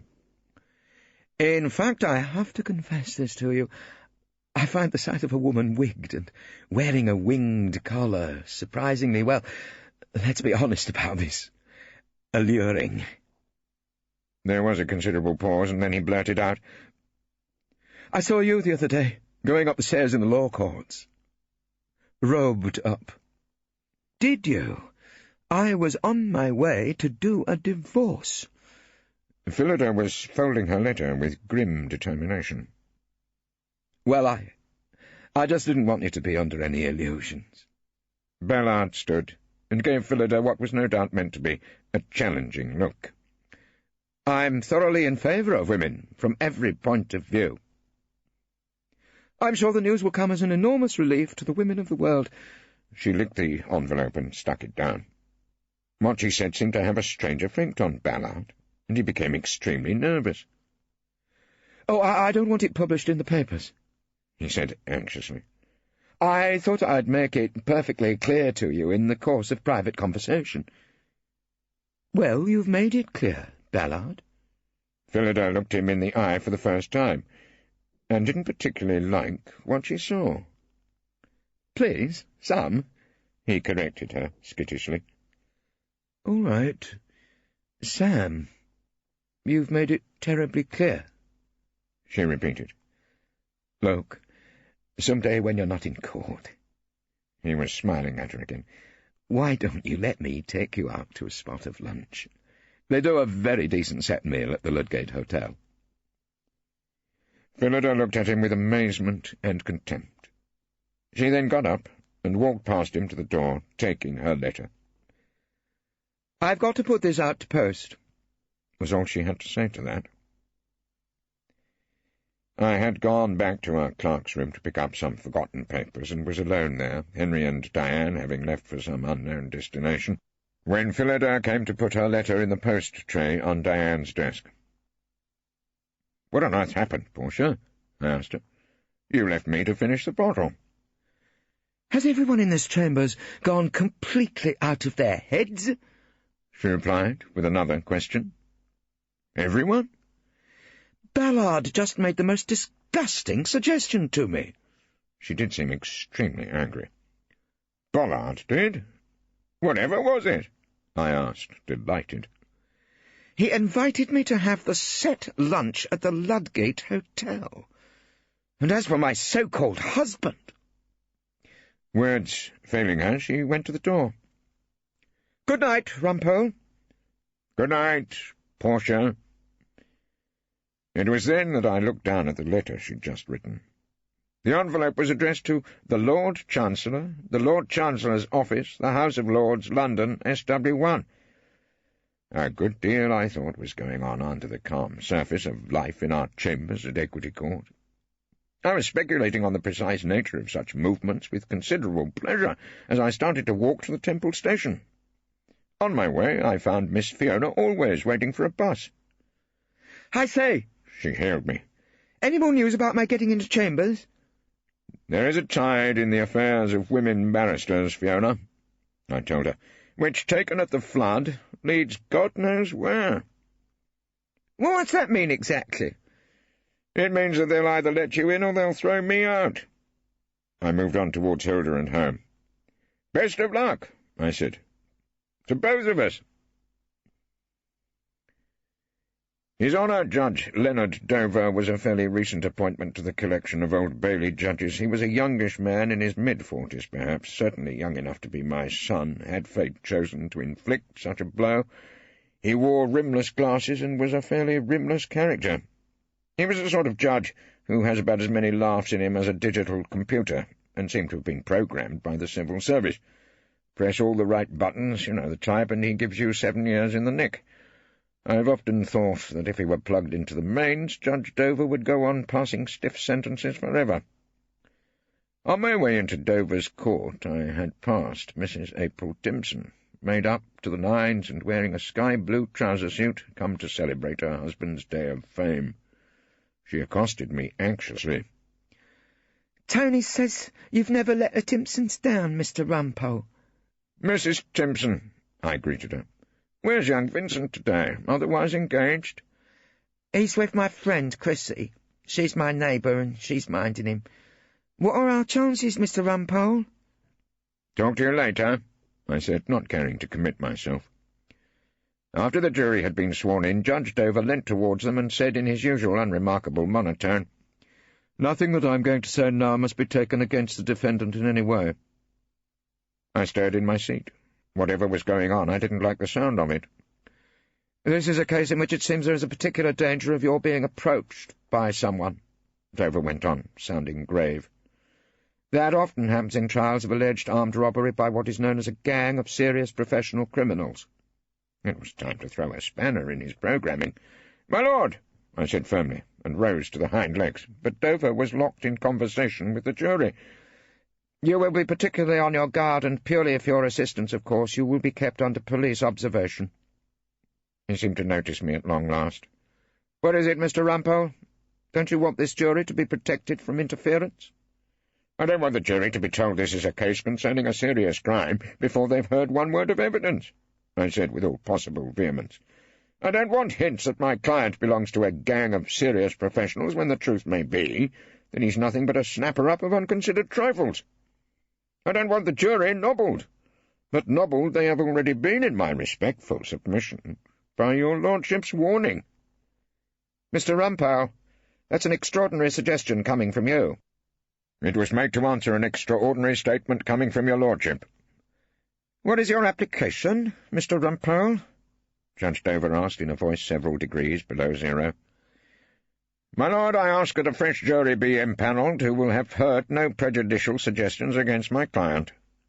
"Your application is refused." I had pressed the wrong button and got the automatic printout. There was nothing for it but to sit down, looking extremely hard done by.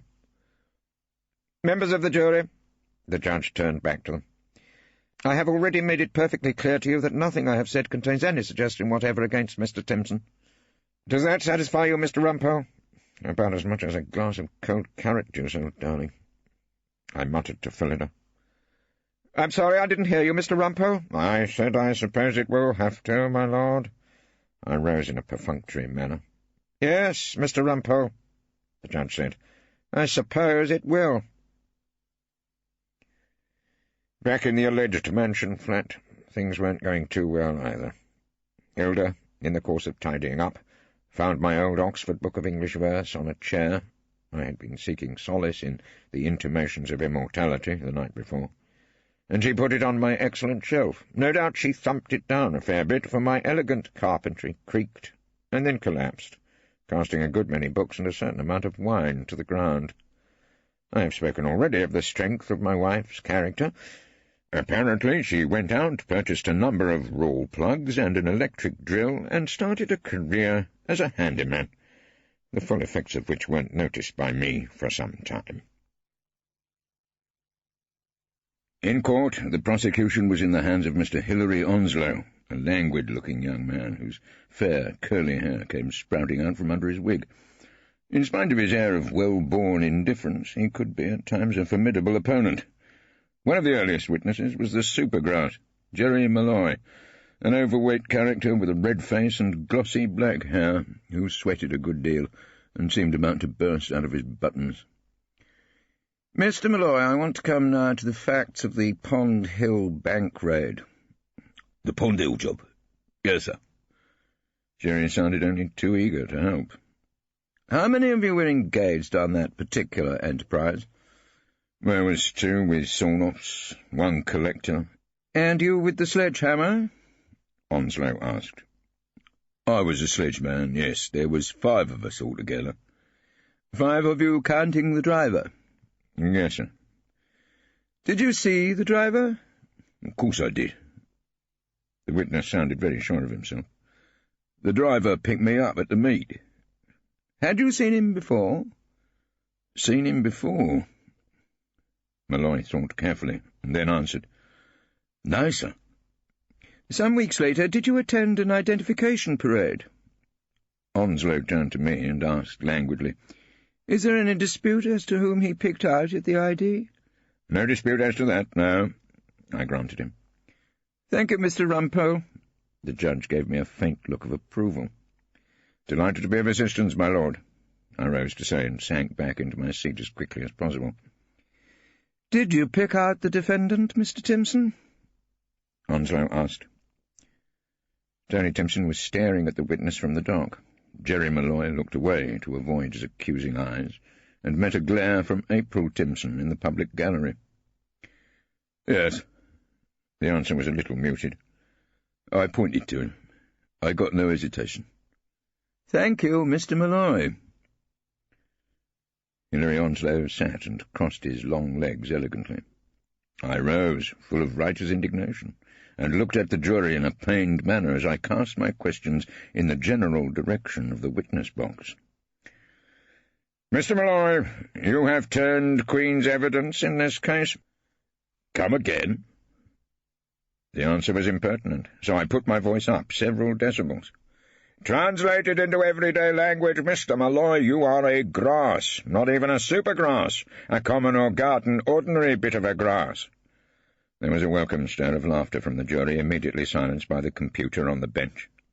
"Members of the jury," Judge Dover reminded them, if they needed reminding, "this is not a place of public entertainment. This witness is giving evidence for the prosecution." He added, as though that covered the matter, "You're giving evidence for the prosecution because you were caught." I turned to the witness box then. "Not being a particularly efficient sledge, you tripped over your hold-all in the street and missed the getaway car. You were apprehended, Mr. Malloy, in the gutter." "They nicked me, yes," Malloy admitted. "And you have already been sentenced to 2 years for your part in the robbery?" "I got a 2, yes." "A considerable reduction because you agreed with the police to grass on your colleagues," I suggested. "I got under the odds, yes," he agreed, less readily.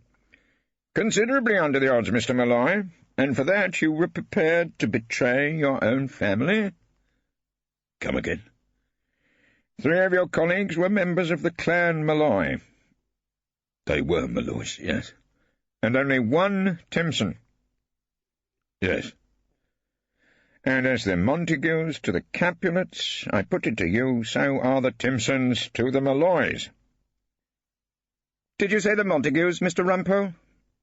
The judge seemed puzzled by a name he hadn't heard in the case before, so my literary reference was lost on the computer. "I simply meant that the Malloys hate and despise the Timpsons. Isn't that so, Mr. Jerry Malloy?" I asked the witness. "We never got on, no. It's traditional. Although—" "Although what?"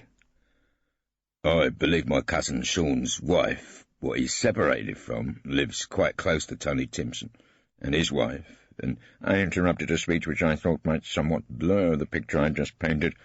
Apart from that, it's true, isn't it, that the Molloys are in a different league from the Timpsons. What league is that, Mr. Rumpole? Judge Dover looked puzzled. The big league, my lord. I helped him understand.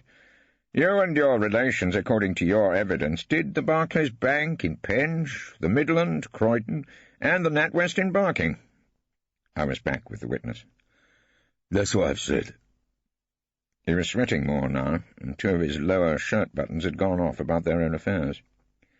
Spreading your favours evenly round the money market. Have you ever known a Timpson to be present at a bank robbery before, Mr. Molloy? Not as I can remember. But my brother Charlie was off sick, and we was short of a driver. Perhaps you were.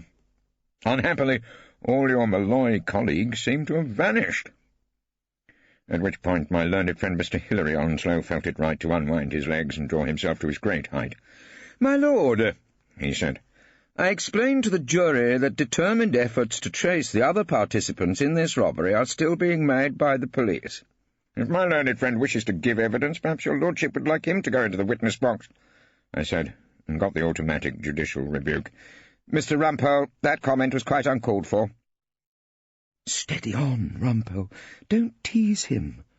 Phillida whispered a bit of sound advice, so I said with deep humility, So it was, my lord, I entirely agree. I turned back, with no humility at all, to Jerry Molloy. With your relations all gone to ground, you had to have a victim, didn't you, to justify your privileged treatment as a grass? The jury, who looked extremely interested, clearly saw the point.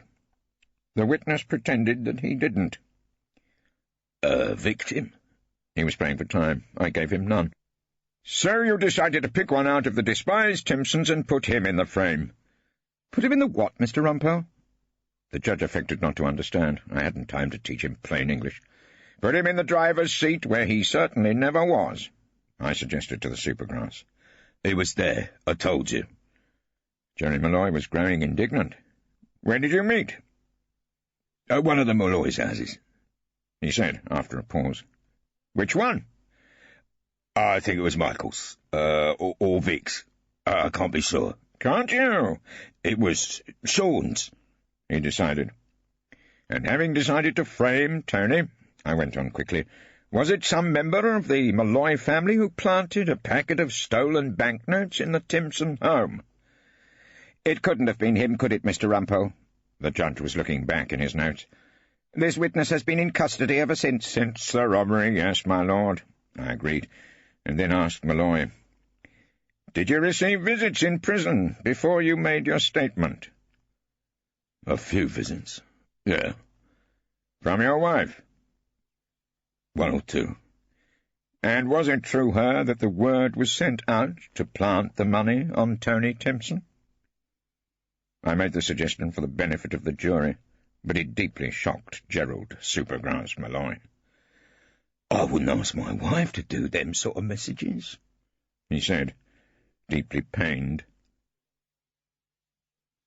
Back at home, Hilda, swathed in an overall, was drilling the wall to receive a new consignment of easy-do shelving in a completely professional manner.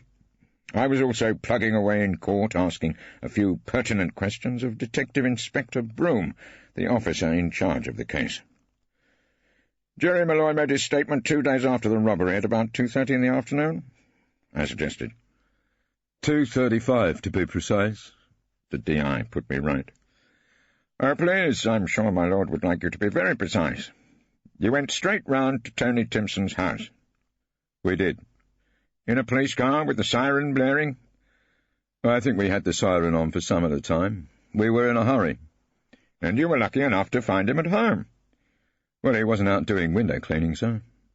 There was a small titter from the jury. I interrupted it as soon as possible. My client opened the door to you at once? As soon as we knocked, yes. No sort of interval while he tried to move the money to a more sensible hiding place, for instance? Perhaps he was happy with it where it was. Before he got another laugh, I came in quickly with, or perhaps, Inspector, he had no idea that the money had been put there. I don't know about that. Don't you? One last matter. Was it Jerry Malloy who told you that Tony Timpson was a dangerous member of a big-time robbery firm who might try and nobble the jury? Malloy told us that, yes. Inspector Broom was a little reluctant to answer.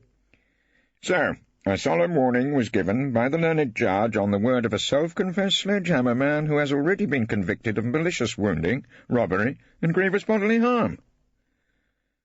Yes. The short answer came even more reluctantly from the inspector. And doesn't that solemn warning give a quite unfair impression of Tony Timpson? Unfair, sir? Broom did his best to look puzzled. You'd never put Tony Timpson in for the Serious Crime Award, would you? He's a small-time thief who specializes in relieving householders of their home entertainment, video machines, tease-maids, and the like. That would seem to be so, yes, the inspector admitted. So if I said to you that this robbery was quite out of Tony Timpson's league, how would you translate that suggestion? I would say it's out of his character, sir, judging by past form. So I sat down with some heartfelt thanks to Detective Inspector Broom. At the end of the day I went with Phillida and Bernard to visit our client in the cells. He appeared pleased with our progress, but I hadn't yet an answer to what seemed to me the single important question in the case. "The money in the washing machine, Tony," I asked him. "It must have been put there by someone. Does April go out much?" "She takes young Vince round her friends." "Her friend Chrissy?" The question seemed important to me, but Tony answered vaguely. "I think that's her name. I don't know the woman." "Money found in the kitchen," I said thoughtfully. "I don't suppose you do much cooking, do you, Tony?" "Oh, leave it out, Mr. Rumpole." Tony found the suggestion highly diverting. "Never wash up?" "Of course I don't." He could hardly suppress his laughter. "That's April's job, isn't it?" "I suppose it's only barristers who spend the evenings up to their wrists in the fairy liquid. Yes, and of course you don't run young Vince's Smalls through the washing machine?" "Now would I be expected to do a job like that?" He looked to Mrs. Erskine-Brown for support. "Would I? You mean it would be a bit like having a woman defend you?" Phillida asked in a pointed sort of way. Tony Timpson had the grace to look apologetic. "I never meant nothing personal," he said. "It just doesn't seem natural." "Really?" Phillida was unappeased. "As a matter of fact, my husband is quite a good performer on the spin-dryer." "Poor bloke!" Tony was laughing again. I interrupted the badinage. "Let's take it that you leave such matters to April. When does she do the washing, Tony?" "On a Monday." "Suppose so?" He didn't sound particularly interested. "The bank raid was on Monday. Jerry Malloy made his statement on Wednesday afternoon, and the police were round at once. Whoever put it there didn't have much time." "I don't know." And he added hopelessly, "I just never go near the bleeding washing machine." I gathered up my brief and prepared to return to the free world. "See you tomorrow, Tony," I said. "Come on, Portia. I think we've got what we wanted." When I left the Old Bailey that evening and stepped off the pavement, a small white sports car, driven with great speed and expertise, flashed past me, almost cutting me off somewhere past my prime, and passing 2 or 3 slowly moving taxis on the inside, zipped off and was lost in the traffic. I caught sight of a blonde head behind the wheel, and deduced that the driver was none other than that devoted housewife, Mrs. April Timpson. I didn't sleep much that night. I was busy putting 2 and 2 together to make about 5,000 knicker. Around dawn, I drifted off and dreamt of washing machines and spin-dryers, and Ballard was bringing me a bouquet of roses and inviting me to lunch, and Fiona always had decided to leave the bar and take up life as a coal miner, saying the pay was so much better. So I arrived at the Old Bailey in a somewhat jaded condition. Having robed for the day's work, I went up to the canteen on the 3rd floor and bought myself a black coffee and a slightly flaccid sausage roll. I wasn't enjoying them much when Erskine Brown came up to me in a state of considerable distress, holding out a copy of the Times in a trembling hand. The poor fellow looked decidedly seedy. "The silk list, Rumpole," he stammered. "Have you seen the new QCs?" Haven't got beyond the crossword. I opened the paper and found the relevant page. Well, here's your name. What are you worrying about? "My name?" Erskine Brown asked bitterly. Erskine Brown? Mrs. I read the entry more carefully. Oh, I do see. I felt for the man. My heart bled for him. "She never warned me, Rumpole. I had no idea she'd applied. Had you?" No, I honestly hadn't. Haven't you asked her about it? "She left home before the paper came. And now she's gone to ground in the ladies' robing room." Then he asked with a faint hope, "Do you think it might be some sort of misprint?" I might have sat there for some time commiserating with Claude, but I saw a blonde head and a blue trouser suit by the tea-urns. I rose, excused myself to the still-suffering, still junior barrister, and arrived alongside Mrs. April Timpson just in time to pay for her coffee. "You're very kind, Mr. Rumpole," she said. Sometimes, I agreed. She moved to a table. I went with her. Young Vincent well this morning, is he? Chrissy Malloy looking after him properly? "Chrissy's all right." She sat and then looked up at me and spoke very quietly. "Tony doesn't know she's a Malloy." I sat down beside her and took my time in lighting a small cigar. "No. Mrs. Timpson," I said. "Tony doesn't know very much, does he?" "We were at school together, me and Chrissy. Anyway, she and Sean Malloy's separated." "But still friends," I suggested. "Close enough for the Malloy firm to meet at Chrissy's house." I blew out smoke and then asked, "When did you know they were short of a driver?" "I may have heard someone mention it." She looked away from me and stirred her coffee. So I told her the whole story as though she didn't know. "Your husband wouldn't have been the slightest use in a getaway car, would he?" I said. "He'd have had 3 parking tickets and hit a milk float before they'd got clear of the bank. You, on the other hand, I happen to have noticed, are distinctly nippy driving through traffic." A silence fell between us. It lasted until I said, "What was the matter? Tony not ambitious enough for you?" "Why ever should you think—" She looked up at me then. Whatever it was meant to be, the look was not innocent. "Because of where you put the money," I told her quietly. "It was the one place in the house you knew your husband would never look." She had the nerve of an accomplished villain, had Mrs. April Timpson. She took a long swig of coffee, and then she asked me what I was going to do. "The real question is," I said, "what are you going to do?" And then I gave her my legal advice. "Leave it out, April," I said.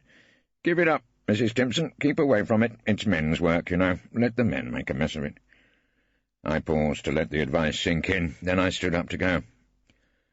"It was the first time, I imagine. Better make it the last." I got into court some time before the learned computer took his seat on the bench. As soon as Phillida arrived, I gave her, believing it right to take my junior into my full confidence, my solution to the case, and an account of my conversation with April Timpson. She thought for a moment, and then asked, "But why didn't Jerry Malloy identify her?" "He was ashamed, don't you understand? He didn't want to admit that the great Malloys went out with a woman driver." "What on earth are we going to do?" "We can't prove it was April. Let's hope they can't prove it was Tony. The jury don't much care for the mini-grass, and the Malloys might have planted the money." Hilary Onslow came in then, gave us a cheerful "Good morning," and took his place. I spoke to Phillida in a whisper. "Only one thing we can do, Portia. I'll just give them the speech about reasonable doubt." "No, I will," she said firmly. "What?" I wasn't following her drift. "I'm your leader now. Don't you read the Times, Rumpole? I have taken silk. At which point the usher shouted, "Be upstanding," and Judge Dover was upon us. He looked at the defence team, said, "Yes, Mr. Rumpole," and then saw that Phillida was on her feet. "Mrs. Erskine-Brown, I believe that certain congratulations are in order?" "Yes, my lord, I believe they are," said our Portia, and announced that she would now call the defendant. Tony gave evidence. As he denied knowing anything about the money, or the whereabouts of the Pond Hill Bank, or even the exact situation of his own washing machine, he was a difficult witness to cross-examine. Onslow did his best, and made a moderately effective final speech, and then I sat quietly and listened to Mrs. Phillida Erskine-Brown, now my learned leader. I smiled as I heard her reach a familiar peroration. "Members of the jury," she was addressing them with carefully controlled emotion, "soon this case will be over. In a little while you will go back to your jobs and your families, and you will forget about it. At most, it is only a small part of your lives. But for my client, Tony Timpson, it is the whole of his life. And it is that life I leave with confidence in your hands, certain that there can be only one verdict in this case, not guilty." And then Phillida sank down in her seat, exhausted, just as I had taught her to, as I had taught Fiona always, and anyone else who would care to listen. "Good speech," I congratulated Phillida as we came out of court when the Timpson case was over. "Yes, it always was." Portia of Belmont, Phillida Erskine-Brown, née Trant, and Fiona always. The great tradition of female advocates should be carried on. I lit a small cigar. Phillida looked at me. "It's not enough for you that we won Timpson, is it? Not enough that you got the jury to disbelieve Jerry Malloy and think the money may have been planted. You want to win the Always case as well." "Well," I said reasonably, "why shouldn't we take on Fiona?" "Over my dead body." She moved towards the lifts. I followed her. "But why?" "She was making a play for Claude. I found them all over each other in Pomeroy's, and that's when I got so angry I applied for silk." "Without telling your husband?" I asked sorrowfully. "I'm afraid so." "I'd better come clean about this." I took off my wig and stood looking at her. She looked back at me, deeply suspicious. "What have you been up to, Rumpole?" "Well, I just wanted your Claude to look on Miss Always with a warm and friendly eye. I mean, I thought that'd increase her chances of getting in, so—" "You wanted Claude to warm to her?" Phillida's voice was rising to a note of outrage. "I thought it might help. Yes," I admitted. "Rumpole, I suppose you told him that she fancied him." "No, Portia, would I do such a thing?" I protested. "Very probably, if you wanted to win badly enough. I imagine you told him she thought he looked like Robert Redford." "No, I protest. I was hurt. That is utterly and entirely untrue. I told him she thought he looked like a fellow called Newman." "And had Always actually said that?" Phillida was still uncertain of the facts. "Well, if you want me to be entirely honest—" "It would make a change," she said unnecessarily, I thought. "Well, no, she hadn't." And then, quite unexpectedly, our Portia smiled. "Poor old Claude," she said. "You know what you were doing, Rumpole? You can't rely on a girl to get in on her own talents, can you? You have to manipulate and rely on everyone else's vanity. You were simply exploiting the male sex." "So now you know," I asked her. "Will you vote for Fiona?" "Tell me one good reason." "Ballard's against her." "I suppose that's one good reason. And because of you, I've ended up a silk. What on earth can I tell Claude?" She seemed, for a delightful moment, overcome with guilt, and blushed very prettily, as though she had to admit the existence of a lover. "Tell him," I suggested, "that the Lord Chancellor just thought there weren't enough women silks." So that's why you got it. He'll feel better if he thinks there's no damn merit about this thing. I suppose so. She looked a little disappointed as she asked me, Is that true? Quite possibly, I told her. After all, I hadn't undertaken to tell her the whole truth about anything. When I got home that night, Hilda asked me if I had noticed anything. Suspecting that she had had a new hairdo or bought a new dress, I said that of course she was looking extremely pretty. Not me, she said. Look at the walls. The shelf I had put up was not only firmly screwed and looking even better than usual, it seemed to have popped, and there were shelves all over the place, gamely supporting potted plants and glasses, telephone directories and bottles of plonk. "What did you do, Hilda?" I asked her. "Did you get a man in?" "Yes," she said. "Me." It all ended once again with a Chambers party. The excuse for that particular shindig was the swearing-in at the House of Lords of Mrs. Phillida Erskine-Brown as one of Her Majesty's Council. She made a resplendent figure as she came to split a few bottles of champagne with us in Ballard's room. Her handsome female face peeped out between the long spaniel's ears of her full-bottomed wig. She wore a long silk gown with a black purse on her back. There were lace cuffs on her tailed coat and lace at her throat. Her black skirt ended with black stockings and diamond-buckled shoes. She carried her white gloves in one hand and a glass of Mercier, on offer at Pomeroy's, in the other. Just when matters were going with a certain amount of swing, Ballard took it upon himself to make a speech. "In our great profession," he was saying, and I muttered an amen, "we are sometimes accused of prejudice against the female sex." "Shame," said Erskine-Brown. "That may be true of some sets of chambers, but it cannot be said of us at 3 Equity Court," Ballard continued.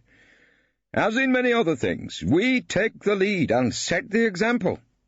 Today we celebrate the well-deserved promotion of Mrs. Phillida Erskine-Brown to the front row." "Philly looks very fine in a silk gown, doesn't she, Rumpole?" the proud husband said to me. "Gorgeous," I agreed. "And we welcome a new member of our set, young Fiona Always," Ballard concluded. All around me, barristers were toasting the triumph of women. "You know, between ourselves, Philly got it because it's the Lord Chancellor's policy to appoint more women QCs," Erskine-Brown told me confidentially. "How appalling!" I looked on the man with considerable sympathy. "You're a victim of sexual discrimination." "But Philly's made me a promise. Next year she's going to take some time off." "Good. I might get my work back." "We're going to have," his voice sank confidentially, "a little companion for Tristan." "Isolde?" I suggested. "Oh, really, Rumpole." I moved away from him as I saw Phillida in all her glory go up to Fiona, who was wearing wide trousers, which, coming to just below the knees, had the appearance of a whitish split skirt. "Well done, Always." Phillida gave the girl an encouraging smile. "Welcome to Chambers." "Thank you, Mrs. Erskine-Brown." Fiona seemed genuinely pleased, but Phillida had stopped smiling. "Oh, just one thing, Always. No culotte." "Oh," said Fiona. "Really? If you want to get on at the bar, and it is a pretty tough profession," Phillida told her, "just don't go in for those sort of baggy trouser arrangements. It's just not on." "No, remember that, Fiona," I put my oar in. "A fellow looks so much better in a skirt." Rumpole and the Sporting Life. "Rumpole," said she who must be obeyed over breakfast one morning in the mansion flat. "We're going to the bar races on Saturday, aren't we?" It was less a question than a statement of fact, less a statement of fact than a royal command. It was no use protesting, for instance, that Rumpole has never been a racing man. Claude Erskine-Brown, somewhat disappointed in his application for silk, had come to the conclusion that a more active part in the social life of the bar might bring him to the attention of the powers that be. He joined the Bar Golfing Society. He put up for election to the Bar Council, and he decided that it would be just as well to be seen hobnobbing with those sporting judges who patronized the bar races. He decided to make up a party for this event, but Ballard, quite naturally, didn't approve of gambling, and Hoskins didn't want to lose his girls' school fees on a piece of fallible horseflesh. Accordingly, it was suggested that a party should be made up of the Erskine-Browns, Henry, our clerk, who, being by far the wealthiest of us, undertook to supply 3 or 4 bottles of champagne, Uncle Tom, and the Rumpoles. "We must go, Rumpole," Hilda said as soon as she heard of the invitation. "Daddy always went to the bar races." I had a distant memory of attending this annual point-to-point with C.H. Whiston when he was head of chambers. We journeyed down to the Cotswolds in his large and hearse-like motor, feasted on ham sandwiches and rock cakes, and the warmish hock flowed like cement. Once or twice, as I remember it, Hilda Whiston was in the party, and she would be in charge of the thermos and getting her father perched on his shooting stick in time to see the end of the barrister's handicap. Over the course of the years, fewer barristers have been able to find the spare currency to keep horses in livery, being hard pushed to keep their nearest and dearest in regular feed and stabling. The barristers' races have therefore shrunk to one event in an afternoon of races for adjacent hunts and military sportsmen, but a few alcoholic juniors with a taste for hunting still put their mounts, like nervous clients, to various jumps and hazards, and a great many judges and barristers' wives dress up in old caps and trilby hats, tweeds and green-padded waistcoats, and consume, with icy fingers, large picnics from the boots of their motor cars, and so join happily in the sport of kings. "It'll be like the old days, won't it, Rumpole?" Hilda said as she daubed the ham sandwiches with mustard and wrapped them in greaseproof paper. "And it'll do you so much good to have a day out in the countryside." I was already marvelling at the English longing to journey vast distances to some damp and uncomfortable place, and then, with none of the normal facilities, such as knives and forks and dining-room furniture, eat a packed meal. I was busy storing as many bottles as possible of the Chateau Fleet Street into my red robe bag in the hope that I might, with their assistance, be able to keep out the cold. We left London at a ridiculously early hour in the Erskine-Brown Volvo estate. Phillida Erskine-Brown, Q.C., was wearing a sort of tweed cape and deerstalker, which gave her the curious appearance of a red-headed and personable female Sherlock Holmes. Claude, a great one for uniforms, was wearing the regulation padded waistcoat and green wellies. Uncle Tom sported an old hacking jacket with leather patches, and Henry wore a tweed suit with knife-edge creases, a sheepskin car-coat, and had, slung about his neck, a huge pair of racing binoculars. You'll have the complete picture when I tell you that Hilda was in a tweed two-piece with brogues and a Burberry, and I was in the old Sunday jacket, cavalry twill bags, and everyday Mac. When we had all assembled in the street outside Froxbury Court, I piled my bag of booze and Hilda's sandwiches into the hatchback, as Henry rather quaintly called it, and it was tally-ho, and we were off to the races. A fine drizzle was falling then, and it went on falling for the rest of the day. The point-to-point course was a fairly representative slice of the English countryside. There was a damp and distinct prospect of fields and hedgerows, and a hillside on which the cars were parked and the bookies had set up their stands. The mecca of the place, the large tent in which food and drink were supplied, had been pitched next to the saddling enclosure. I would have wished to spend most of the afternoon under canvas, but Hilda, encouraged by Phillida Erskine-Brown, who showed considerable sporting interest, insisted on trekking down to the rails to watch the finish of each race, and then climbing back to the bookies to put money on another loser. My involvement with the sporting life and the events which led to one of the most interesting murder cases of the Rumpole career, I put it not far below the Penge bungalow affair in the list of my more engaging cases, started as we were watching the 3 o'clock race, in which members of the adjacent hunts contested the field with a few barristers. We were positioned near to the last fence, as a bunch of riders, helmeted, goggled, and pounding through a cloud of flying mud, approached the high brushwood and flung their horses at it. Into the last fence now, and it's number 13, Atlantic Hero, owned and ridden by the Honourable Jonathan Poston of the Tester Hunt in the pink and green colours. The loudspeaker, crackling out a rasping commentary, informed us. Come on, Atlantic Hero! Don't hang about, Atlantic Hero! Hilda was shouting lustily. For the first time in a long day it seemed that one of our party had backed a winner. What with the pounding of hooves and the shouts of the aficionados, I wasn't sure that Hilda's fancied animal could hear her. And then the last horse crashed through the brushwood, landed awkwardly, deposited its rider on the ground, and galloped off as though happy to be out of the contest. And there's another one down, the loudspeaker crackled. Number 11, Tricycle, ridden by Maurice Fishbourne of the Tester Hunt. 2 St. John ambulance men with a stretcher were pounding out the fallen rider as the victory of Atlantic Hero was announced, and Hilda sent up a resounding cheer. I looked around and saw a handsome woman in her early 30s, dressed in the regulation headscarf and padded waistcoat, running towards the fallen rider. My attention was held, I suppose, because her face seemed vaguely familiar. Her mouth was open as she ran, as though in a silent scream, and then I saw the horseless rider sit up and stretch out his hand for a pair of gold-rimmed glasses. One lens had been shattered in his fall. He seemed a slight, unsportsmanlike character who smiled a nervous apology at the ambulance men and then stood unsteadily, hooking on his glasses.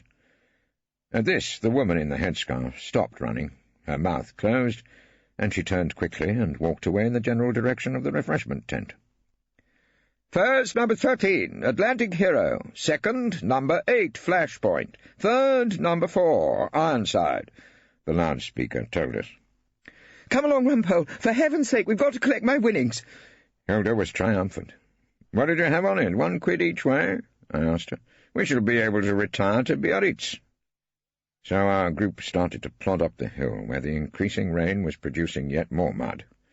As we made our way to the old and reliable firm, where Hilda proudly collected the fruits of 50p each way, Uncle Tom and Henry were discussing form for the 3:30, the barrister's handicap. His clerk tells me that Mr. Lorimer's not all that fit, Henry was saying. He's been overworking on his revenue cases. Likely to fall at the first fence. Uncle Tom marked his race card and then asked, Harley Waters QC in good condition, is he? Been taking his oats and all that? Rather too liberally, his clerk informs me, sir. The fancy is— Henry lowered his voice confidentially— Mr. E. Smith on decree absolute. Mr. Smith in good form, is he? Uncle Tom sounded anxious. Teetotal, according to his clerk.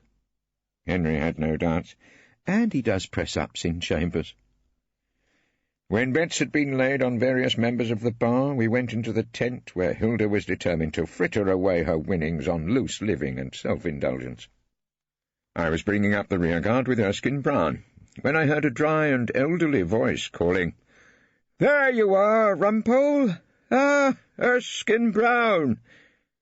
Claude immediately raised his hat, and I turned to see the small, wrinkled, parchment-coloured face, inappropriately crowned by a jaunty bowler hat, of Mr. Justice Twyburn, one of the old school of spine-chilling judges of the Queen's Bench, a man so old that he had been appointed before the age for retirement was inflicted on the judiciary, and who stayed on, to the terror of unwary criminals and barristers alike.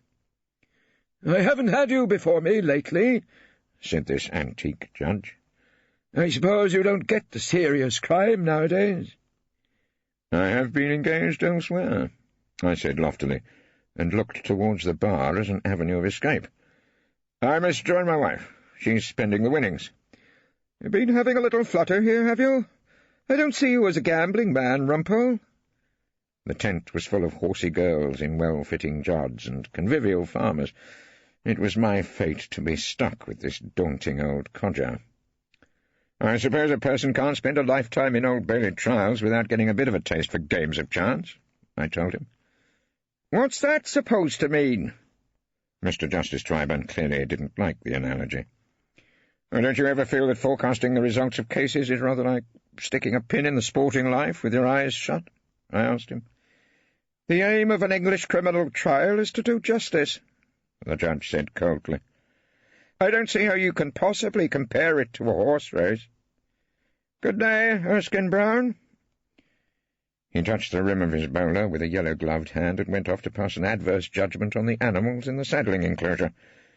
When he had gone, Erskine Brown looked at me as though I had failed to stand up during the national anthem or had been caught filling out my football pools while doing a case in the House of Lords.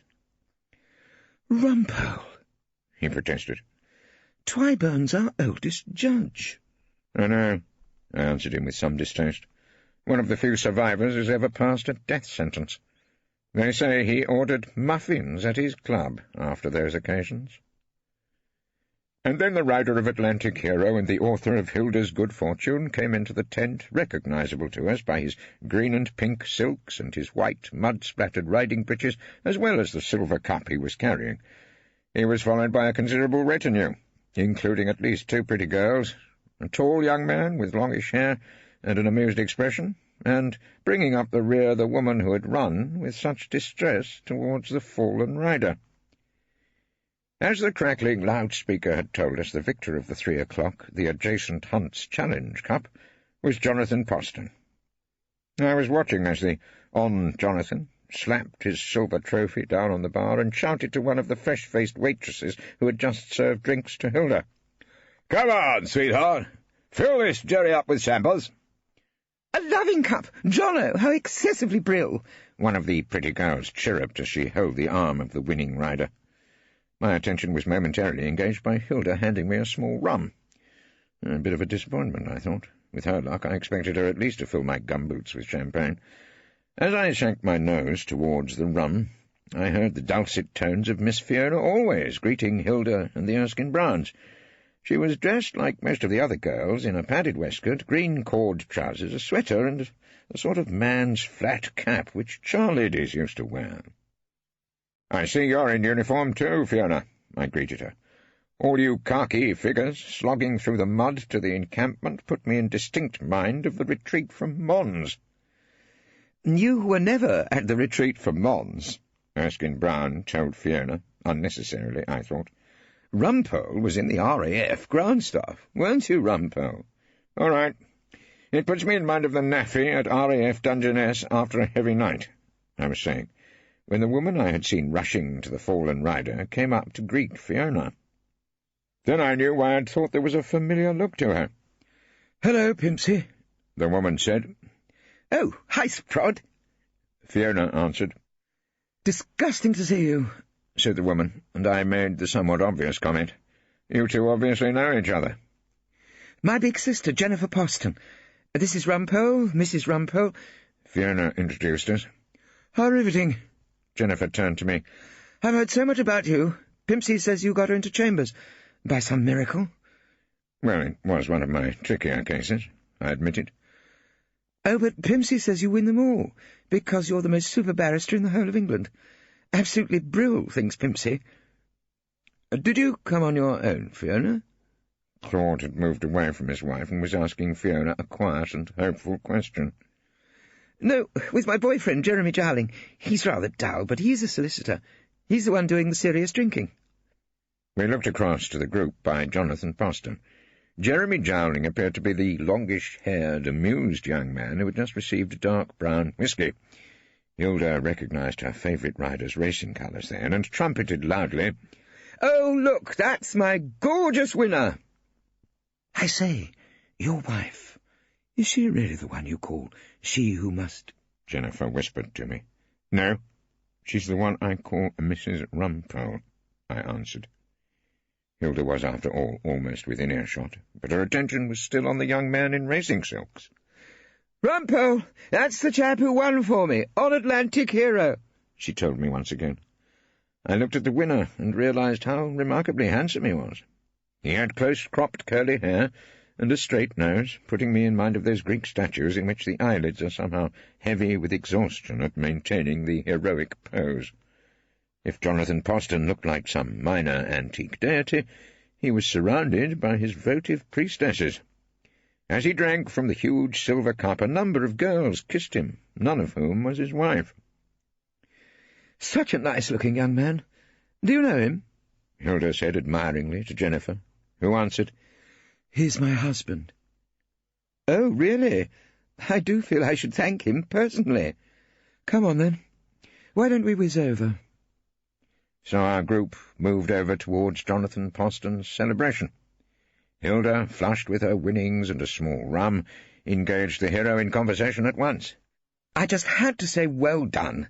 It does make a day at the races so much more thrilling when you're on a winner. Were you? I can't say I saw you, Jonathan answered, and then said in a loud aside to one of the attendant maidens, Who are these amazing old wrinklies? This is Mr. and Mrs. Rumpole, Jono, and Mr. Claude Erskine-Brown. Fiona looked at him disapprovingly. Mr. Rumpole's a tremendous legal eagle, Jennifer Poston explained to her husband. My God, you're not one of the galloping barristers? The Hon. Jonathan asked me. Hardly. None of your lot got placed. Terribly bad luck. He raised the chalice. Care for a swig? Thank you. I might have saved my thanks, for I never got a drink. At that moment the rider who fell, the man whose name the loudspeaker had given as Maurice Fishbourne, muddy and with his glasses broken, came into the tent and was peering round with a look of short-sighted amiability. Jonathan raised the cup and had a long, refreshing drink, ignoring me. "Thank you very much," I muttered. Jonathan lowered the cup and, still holding it, looked across at Fishbourne and called, "Fishface!" "He's cutting us dead," one of the maidens said. "He's being frightfully grand," said another. "Come on, Fish, don't be weedy," a red-haired girl in a hacking jacket shouted. Fishbourne came towards them, smiling in a hopelessly ingratiating way. Hilda, who was in a mood to greet anyone, greeted him. "Good afternoon." "Oh, this is Maurice Fishbourne. He lives next to Jennifer and Jono." Fiona was keeping her head admirably in a difficult social situation. Delighted to meet you." Fishbourne came towards us, grinning weakly. His stammer seemed as much part of his character as his broken spectacles. "How did you manage to stick on till the last fence, Fishy?" "Super glue," Jonathan bayed at him, and the entourage laughed. "He was hanging on to the mane. I saw him." It was Jennifer Poston joining in. Congratulations, Jonathan." The man, Fishbourne, seemed to be perfectly civil. "Oh, aren't you a lovely loser? If you want to ride something in the next race, why not try a bicycle?" Once again the claque laughed at Jonathan Poston's sally, and once again Jennifer joined in. I'm not riding in the next race." Fishbourne smiled round at the laughing faces. "Is Mummy taking you home to tea?" Again, to my surprise, it was Jennifer who asked the question. It didn't sound kindly meant. "I'm driving Mother home. Yes, Jennifer." Fishbourne looked at her through his broken lens. "Come on, Fishy, have a slug of champers," Jonathan Poston invited him. "Oh, thanks." Fishbourne took the chalice. "It's quite all right, only got all our germs in it," one of the girls said. Fishbourne smiled and started to drink. Jonathan knocked the bottom of the cup, sending a wave of champagne over Fishbourne's face and down his neck. He emerged wet and still grinning, to look round at his tormentors as though delighted to afford them all a little harmless fun. At the next memorable breakfast we shared at Foxbury Court, I noticed in a state of considerable shock that Hilda was reading Country Life.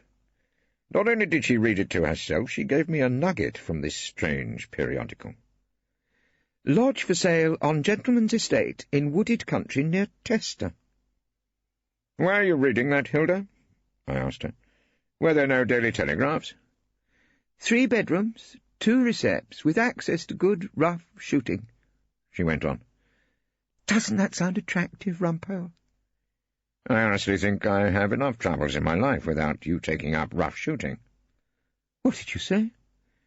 "I said it might be more peaceful in Tooting, or in Gloucester Road, or round the Inner London Sessions, or the Old Bailey. I mean, there you can go out for a walk without being in imminent danger of a charge of buckshot or whatever it is." "Nonsense, Rumpole." Hilda was flicking over glossy pages full of Georgian manor houses and sporting prints. That day at the bar races made me realise what we're missing. Mud, I suggested. The countryside, Rumpole. Now, if we sold our lease here... We could buy a deer park and a Palladian mansion. You fancy having your country life ironed by the butler? Daddy always said that what a barrister needed was a place in the country. Hilda said with quiet dignity. 13 Acacia Road, Horsham. Wasn't that your daddy's stately home? I asked as I folded up the Times, preparing for my journey to the temple. Can't you see us, Rumpole? Hilda began to look distinctly dreamy. Sitting by a log fire, taking a glass of sherry, perhaps, as the sun sets over the home wood. I see us with the boiler out and all trains to London cancelled and mud up to your elbows. I stood up, gulping coffee. And out in the home wood there's bound to be someone killing something. Not long after that, an elderly man called Figgis, who lived in a cottage in the woods on Jonathan Poston's Tester estate, heard a shot and a woman's cry. He ran out of his overgrown garden, and just outside his tangled hedge, propped up against a fallen tree, he saw the dead body of the rider and owner of Atlantic Hero. Standing not a dozen yards away from him and holding a shotgun was Fiona's sister, Jennifer. Figgis asked her what had happened, and her answer was one that was going to prove a serious problem to her defending counsel. "I did it," she said, and added, somewhat lamely, "It was an accident." "Sprod wants you to defend her," Fiona said. "That's because you've been giving your sister a quite exaggerated view of my abilities in matters of shotgun wounds, murder, and sudden death," I told her. "Is it really possible to exaggerate your abilities?" "Perhaps not," I said modestly. "Why shouldn't my sister have the best counsel available?" She sat down in my client's chair. I lit a small cigar and looked at her.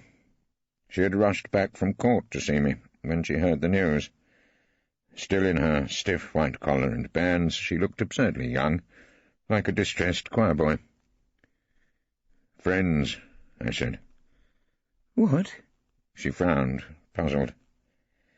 "One rule at the bar, Fiona. Never appear for friends. Your judgment gets blurred. You care too much. You can't see the weaknesses in your own case. And if you lose, of course, they never, ever forgive you." "My sister's not your friend. Quite honestly, you hardly know her." "But I know you, Fiona." I hoped I sounded gentle. "Of course, but—" "All the trouble I had to get you in here. I did it by some pretty ruthless manoeuvring, if you want to know the truth. And then to have to spend the rest of my life avoiding your eye in the clerk's room, ducking over to the other side of the road when I saw you walking back from the Bailey, and never feeling safe to pop into Pomeroy's for a strengthener, in case I found you staring at me, more in sorrow than in anger, because I lost your sister's case. Life would be intolerable." "I do understand that," she admitted. "But me no buts, Fiona," I said firmly. "I was only going to say, but you're not going to lose it, are you?" So, in the course of time, and much against my better judgment, I found myself sitting in the corner of a railway carriage studying a brief which contained a bundle of not uninteresting mortuary photographs. I was on my way to test her Crown Court, to play my part in the case of the Queen against Jennifer Poston. In London you hardly ever see death, I thought, as I looked from the photograph of the wounded body of Jonathan Poston to the fields and woodlands, the streams and bridges, the grey stone houses and farm buildings of the Cotswold countryside. Once or twice in a lifetime you may see an old-age pensioner perhaps collapsed on a cold night in the tube, or a shape under a blanket and a small crowd as you drive past an accident. In that peaceful landscape they saw death every day. They watched hounds tearing foxes to pieces or coursing hares. They hung up magpies and jays in the woods as a warning to others. No doubt at the end of the garden I saw from the passing train there was some retired naval man tearfully putting down his dog. Death is a routine event in the country. Well, I asked myself, what's a husband more or less in the shooting season? And then we were in the outskirts of a grey, stony town. The train gasped to a standstill, and I heard a porter calling, "Tester, change here for Deepside and Watching Junction." When I got outside the station, burdened as usual on my travels with my suitcase, briefcase, and robe bag, I was hailed by the young man I had seen briefly in Jonathan Poston's entourage, and who had been pointed out as the boyfriend of Miss Fiona Always. "Horace Rumpole," he was calling as he tried to stuff an extremely large and melancholy-looking dog into the back seat of a battered sports car. "Do hop in. I'm Jeremy Jowling, instructing you. Don't mind Agatha. She's a soppy old date, really. Here, let me take your luggage." As we put my travelling wardrobe into his boot, I fitted myself with some difficulty into the sports car. The front seat was covered with dog hairs, and the hound of the Baskervilles was breathing lugubriously down my neck. "Where'd you like to go first?" young Jowling said as he forced himself into the driver's seat and switched on the engine. "The Tester Arms or the prison?" "Which is the least uncomfortable?" I asked him. "I'd say the prison. Run you there, shall I? I must say it's all a GMBU. "GMBU?" I asked, puzzled as we roared off through the heart of Tester. "Grand Military Balls Up," he explained. "Years since we had a murder in the Tester hunt. Well, it'll get those dotty blood sports protesters going. Agatha, for God's sake, don't kiss Mr. Rumpole." I had in fact felt the slap of a warm tongue on the back of the neck. I leant forward and lit a small cigar. As he squeaked past a bus and slipped by as the light went red, I wondered how useful Fiona's swain would be in the coming trial. "You're a partner?" I asked him. "In Jowling & Leonard, my old man's firm, quite honestly. But he doesn't care for murder, so he handed this case on to me. Well, my boy," he said, "you may as well start at the bottom. You knew Jonathan Poston at all?" "Only momentarily." "People around here had a tremendous lot of time for Jono." "I'm sorry. I meant it." "What?" "It's not what you need in a murder case, a well-liked corpse." "Well, you'd know about that, wouldn't you? Agatha, don't kiss. I shan't tell you again. Only one trouble with Jono Poston. He had a bad case of the MTS. "The what?" The young man seemed to need a simultaneous translation. "Must touch flesh, particularly the flesh of Debbie Paviour. Well, that's what the row was all about, wasn't it? A grand military shout-out. I mean, if it hadn't been for that, the constabulary might have taken Sprod's story about an accident and no questions asked." "Debbie Paviour?" I asked. "Was she the girl who was kissing him in the tent at the races?" "One of them, yes. All the girls were crazy about Johnny." Tester Prison was a smallish Victorian castle, not far from the centre of town. Jennifer Poston had been brought up from Holloway, and we sat in a small, dark interview room, and I rummaged in my brief and asked her questions. She seemed remarkably calm and self-possessed. She had none of the prison pallor I was used to in my clients, but seemed to bring into the stuffy little room a fresh breeze from the countryside. "It was an accident," she told me, as she had told the old man Figures. "Your housekeeper says you were quarrelling with your husband that afternoon." "Bit of a hangover, after some serious drinking the night before." "Do you remember saying something about killing him?" "Isn't it the sort of thing one says?" Jennifer asked with a smile. "Is it?" "Well, don't you quarrel sometimes with she-who—" "Happily, neither of us owns a shotgun." I meant it. "After the quarrel, your husband went out?" "Jono wanted a walk, I suppose, to cool off." "And so did you?" "Yes, I went out after he did." "And you took your 20-bore with you?" "You know something about guns?" For the first time, I thought, she looked a little worried. "A little? Why did you take it?" "I thought it might calm my nerves if I shot something." Not the most tactful way of explaining your feelings to the jury. I ground out the end of a small cigar on the tin ashtray on the table. "I meant rough shooting. A rabbit, perhaps, or a pigeon, or—" "The gun was loaded when you met your husband in the wood?" "Of course." "And the safety catch?" "I put up a pheasant, and I was about to have a shot, and then I remembered it was after February, closed season for pheasant." "But not for husbands, I thought, but didn't say," as Jennifer went on. "I must have forgotten to put the safety catch on again. I walked on a little." "Down the track in the wood?" I had another bundle of photographs in my brief, not of the mortuary, but of rural scenes. Yes. And then? She paused, seemed to be in some difficulty, and looked to the young solicitor for help. "I've told Jeremy," she said. "Tell me." Her hesitation didn't last long. She took in a deep breath and said, "I saw Jono coming towards me." "He was still angry?" "No, I don't think so. He looked perfectly calm, actually." "And you?" "Oh, I was calm enough. I walked towards him. The track was rough, you know, brambles. It needed clearing, and I must have tripped and, well, that's how it happened." I looked at her in silence and then slapped my pockets. "You don't have a small cigar about you?" "No." She was smiling and seemed relieved. "Stupid of me, I must have left them in the car." I turned to Jeremy Jarling. "Your dog's probably guarding them with her fangs bared. I'll whiz out and get them. Back in a jiff." Jeremy went obediently. I sat looking at Jennifer. "He's one of your lot, isn't he?" I asked her when we were alone. "Jeremy? Well, we knew his father, of course," Jennifer answered vaguely. "One of your lot." I stood and spoke my mind to her. "But I'm not. I don't wear green welly boots. I don't travel with a firearm and a bloody great mastiff in the back of my car. I'm even unfamiliar with your language, which seems to me to have been designed for the express purpose of saying nothing at all. I have landed in your midst, Mrs. Poston, like a creature from outer space. You can speak to me as to a perfect stranger." "What do you want me to say?" She was smiling up at me with maddening politeness. "Anything you think I ought to know." There was a pause. She continued to smile, and then said, as she had always done, "It was an accident." The Poston house was a long, grey Georgian manor in a small park which was bounded by the woods.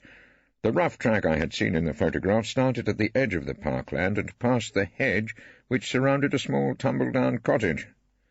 That afternoon I stood on the track near to a fallen tree, holding a shotgun in my hands. The weapon was the property of my instructing solicitor, and I held it as though I were about to shoot a startled and unwary pheasant. Then I stumbled on the rough and overgrown ground and brought the gun up to point to Jeremy Jarling's chest, roughly the area in which Jonathan Poston had received the fatal charge of shot. "I suppose it's possible," I speculated. "More likely I'd have shot your feet off, though." Jeremy took the gun from me gently. "Never let your gun pointed be at anyone. That it should unloaded be matters not the least to me." "Come again." "You don't know that?" He sounded incredulous. "No, we must have learnt different nursery rhymes." Then an uncomfortable thought struck me. Jennifer Poston would have known it, though, wouldn't she? She must have learnt gun training on her nanny's knee. I was looking moodily at the ground, the trees and the bushes, the track that runs through the wood. "Her father was a terrific shot. Runs in the family." "What are you looking at?" "The scene of the crime," I told him. "The locus in quo." "What do you do now?" Jeremy was interested to know. "Crawl about on your hands and knees, collecting bits of cigarette ash in an old envelope?" "Not exactly. The locus in quo looks just like any old bit of the English countryside to me." I moved a little way along the track to a sign on a post which bore the direction "To Badger's Wood," and a picture of the appropriate animal. "Where's that lead to?" I asked. "More Poston country?" "Fishbourne country, actually." "Who?" "Maurice Fishbourne. Something of a weed with a good deal of money. Gets ragged a lot for trying to ride at point-to-points. Invariably hits the deck." "Fishface. Yes, of course, I remembered." "You know him?" "Hardly at all. He isn't a friend of the Postons?" "They can't stand him. No one can, actually. He's not PLU, exactly." "People like us?" I hazarded a guess. "Well, he puts up those poncy little signs on his land and gets all his cash from laxatives. Fishbournes keep you regular." I was looking at the top windows of the cottage, which were visible above the tangled hedge. "I rely on medicinal claret myself," I told him. And then I was startled by a raucous cry coming from somewhere quite near us. It was a strangely sad sound, like the lament for some irreparable loss. "What the hell's that?" I asked Jeremy. "Someone in pain?" "Not at all. That is a yell of pure randomness. Look, I'll show you."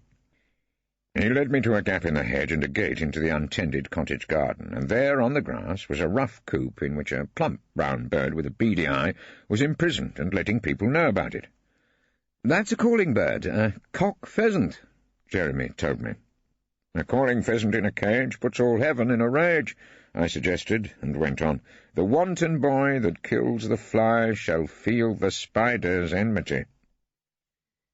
"Figgis, the old devil who lives here, keeps it to entice all the Boston pheasants into his front garden. Of course, when they get there, he knocks them off from his front window with a shotgun. Cunning, isn't it?" "Did Jonathan Boston know he was being robbed?"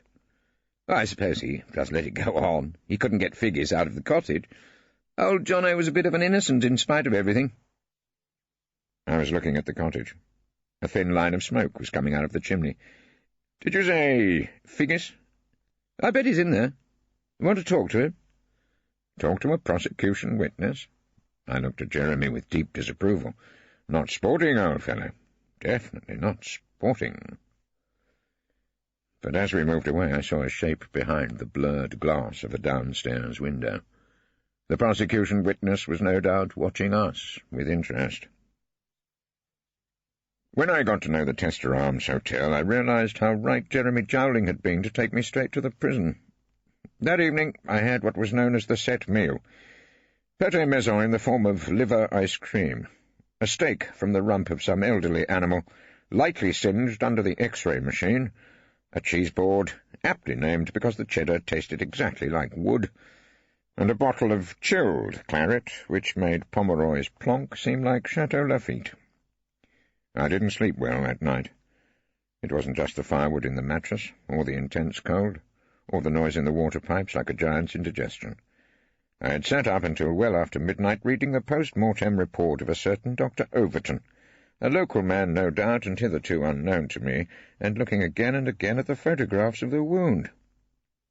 Thoughts about shotguns raced through my head all night, and in the dawn I ordered the cooked breakfast, which was there in about an hour's time, cold as charity, but better than dinner. At exactly 9 o'clock I put through a call to the forensic department at St. Cuthbert's Hospital in London and asked to speak to Professor Andrew Ackerman. There are two people in England who know most of what there is to know about bloodstains, Horace Rumpole and Professor Andrew Ackerman. I have crossed swords with the good prof across many a courtroom, one of the most recent occasions being in the case of a strange young man who fell in with an appalling religious sect. It was a case which turned on a nice point of blood, and I think I got one up on Ackerman on that occasion. We are firm friends, however, and once a year Andrew Ackerman invites me to lunch at the Athenaeum, where we discuss various corpses of our acquaintance over a chop. My night thoughts on the Poston case had convinced me that what I now needed was a bit of help from the good professor. By good fortune I got hold of him before he went down to the morgue, and the conversation we had about shotgun wounds was long and enthralling. In due course, young Jeremy Jowling came up to my room to fetch me for the corrida, and, as I buttoned myself into the black jacket and waistcoat, I asked him if he'd read Dr. Overton's report. "Oh, I've glanced at it," Jeremy said. I was tying up my brief. "Sure of himself, our Dr. Overton. Perhaps a little too sure of himself for an experienced pathologist. Know anything about him?" "Never heard of him. Gravely usually does all the stiffs for the Home Office." "How interesting." I was checking the robes and fitting the thick bundle of papers into my briefcase. "What are our chances?" Jeremy Jowling asked with a small show of nerves. "Speaking as a sporting man, you'd like to know the odds?" "Any better than evens?" "It's not exactly an easy defence," I admitted. "But she's a woman. She was probably badly treated by her husband. All we need is a sympathetic judge." And then young Jeremy Jowling dropped his bombshell. "We've got a fellow called Mr. Justice Twyburn," he said, as though he were referring to the state of the weather. I must confess that the Rumpole jaw dropped. "What do you think?" He must have noticed my dismay. "I think the odds have lengthened considerably." "Why? What's he like, then?" I sat down, recovered my breath, lit a small cigar to steady my nerves, and asked young Jowling if he remembered Martin Muschamp. "No." "One of the last death penalty cases. He went out with a gang and was tried for shooting a copper. Twyburn summed up dead against him. A couple of years later another boy confessed, and Marty Muschamp was cleared by a Home Office inquiry." "Well, that was all right, then," Jeremy suggested. "Oh, lovely for everyone, except for Martin Muschamp. He'd already been hanged." I got up and went to the door. "Don't worry too much. We don't do that sort of thing any more." Mervyn Harmsway was a pleasant, middle-aged prosecutor who, so I was told, had a pretty Queen Anne house in Chester and an impressive collection of Crown Derby. He opened the case perfectly fairly in the chilly atmosphere of Twyburn's court, and the old judge, more paper-coloured than ever, listened without expression. The court was full. I recognised a few faces, including the pretty girls who had kissed Jono at the point-to-point. Fiona was in mufti on the bench behind me, and her sister smiled at her, apparently unworried from the dock. The solid-looking county jury listened to Harmsway as though they were determined not to let anyone know what they were thinking.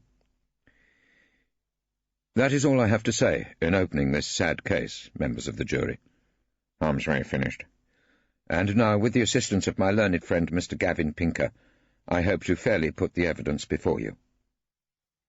"You are causing me a great deal of pain, Mr. Harmsway," a dry voice came from the bench. I'm sorry, my lord." Harmsway looked puzzled. "Please, don't split them." The judge was looking extremely pained.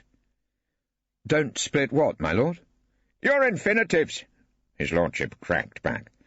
"This is a distressing case in all conscience. Do we have to add to the disagreeable nature of the proceedings the sound of you tormenting the English language? You hope to put the evidence fairly." "Yes, my lord." Harmsway looked cowed. "Then why don't you start to do it?" Twyburn asked testily. "My learned friend Mr. Pinker will call the first witness." Poor old Harmsway subsided, deflated, to his seat.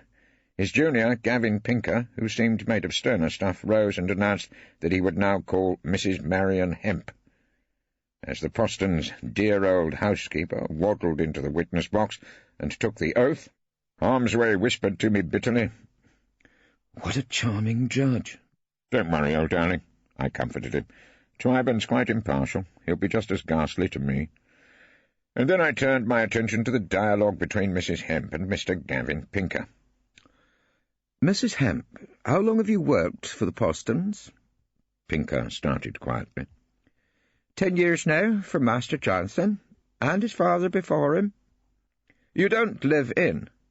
"I comes on my bicycle. They drive me home if it's a late dinner."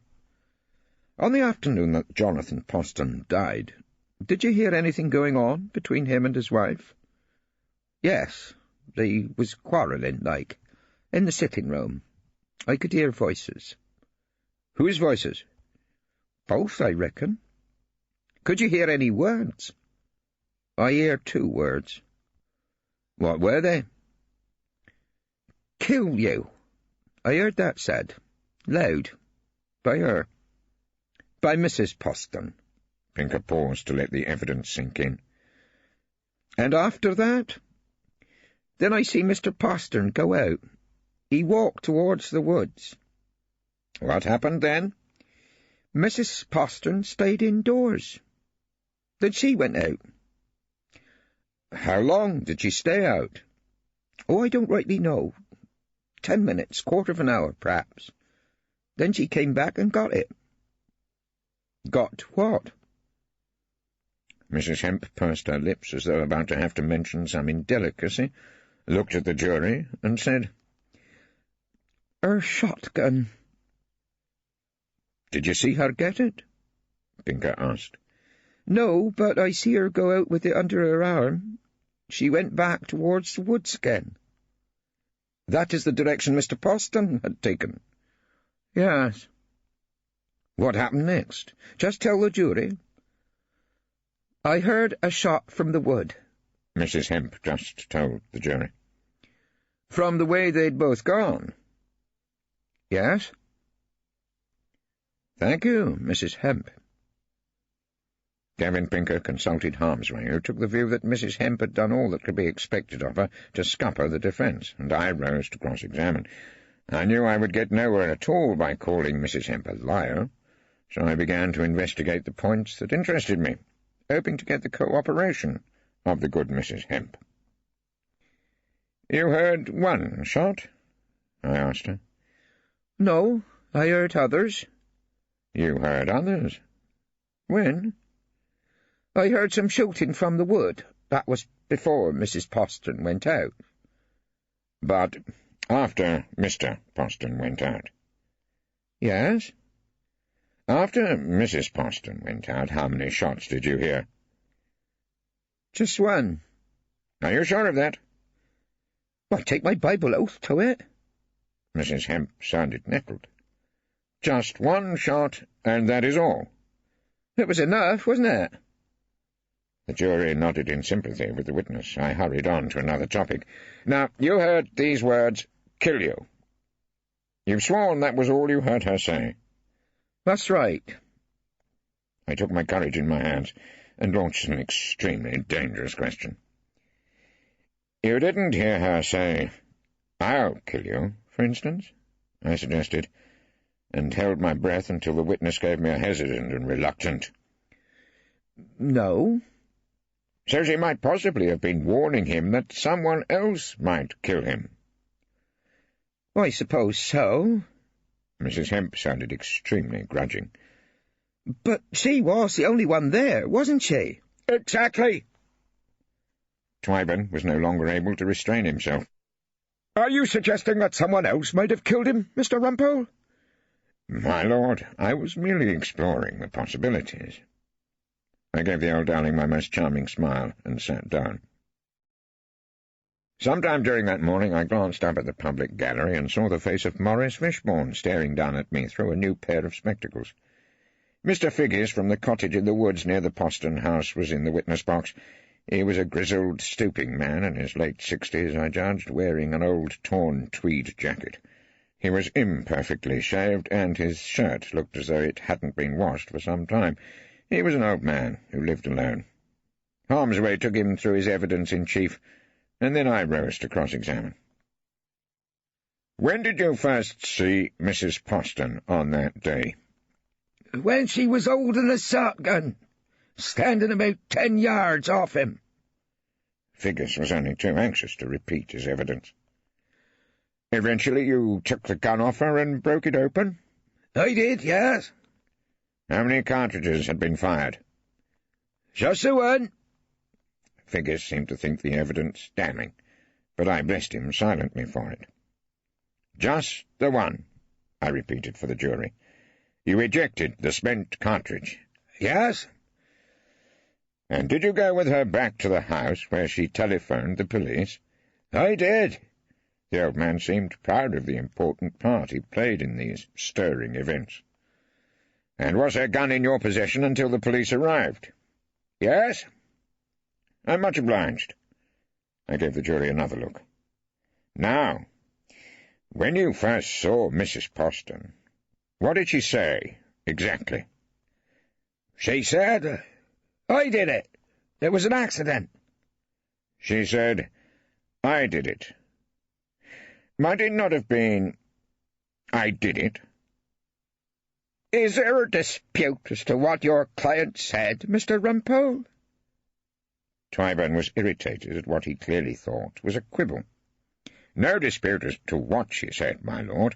I am only interested to discover where the emphasis was put." "You may be interested in that, Mr. Rumpole. It remains to be seen in the fullness of time whether the point interests the jury." Tyburn looked at the jury and sighed heavily. The solid citizens continued to give nothing away. "It may be a question of some importance, my lord." "The words are there."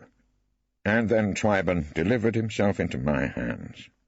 "How they were said seems to be a matter of unimportant insignificance," he said weightily. "May I suggest that it might be better to say, of insignificance, my lord?" I was extremely polite. "What?" The judge looked as puzzled as Harmsway had been on a similar occasion. "Unimportant insignificance might be a bit of a tautology, might it not? Something of a torment to the English language," I suggested innocently. The barristers in court seemed too stunned to laugh. There was a moment's appalled silence when it seemed that the judge might be prepared to commit me for contempt of court. Then he said quietly, "Ask your question, Mr. Rumpole." "Thanks awfully." Harmsway gave me a whisper of gratitude, and I whispered back, "Don't mention it." Then I asked Figgis again if he could remember how Jennifer Poston had emphasized the words of her admission. "She said I did it," he decided after a good deal of thought. "Now I wonder why she said that," I speculated. "There was no one else about who could have done it, was there?" "Not as I could see." "Not that you could see." I gave the jury time to think about that answer and then attacked another subject. "Mr. Figgis, do you keep a calling pheasant?" "Well, I don't know what you mean," he protested. "Oh, I think you do. A cock-bird in a cage, whose cries invite numerous lady pheasants to visit your front garden when you knock them off from your downstairs window. So far as I can gather, you must have pheasant for breakfast, dinner, and tea." That got a small laugh from the jury. Figgis smiled modestly. "Maybe I does a bit of that," he admitted. "Mr. Rumpole, the witness is not on trial for poaching." Tyburn was getting edgy. "Has this evidence the slightest relevance to this case?" "No doubt the jury will tell us that, my lord, in the fullness of time." I turned back to the witness before the judge could get at me again. "On the day you have been telling us about—" "The day I see Mr. Poston dead?" "That's it. What had you been doing that afternoon?" "I was in my cottage." "And as usual you were doing a bit of shooting, were you?" "I may have been." His answer was extremely reluctant. "And your cottage is not more than 15 yards from the scene of this alleged crime." "Mr. Rumpole!" The judge came to Figgis's rescue. "May I remind you that your client admitted shooting her husband with a shotgun, and shotgun wounds and pellets were found in her husband's body?"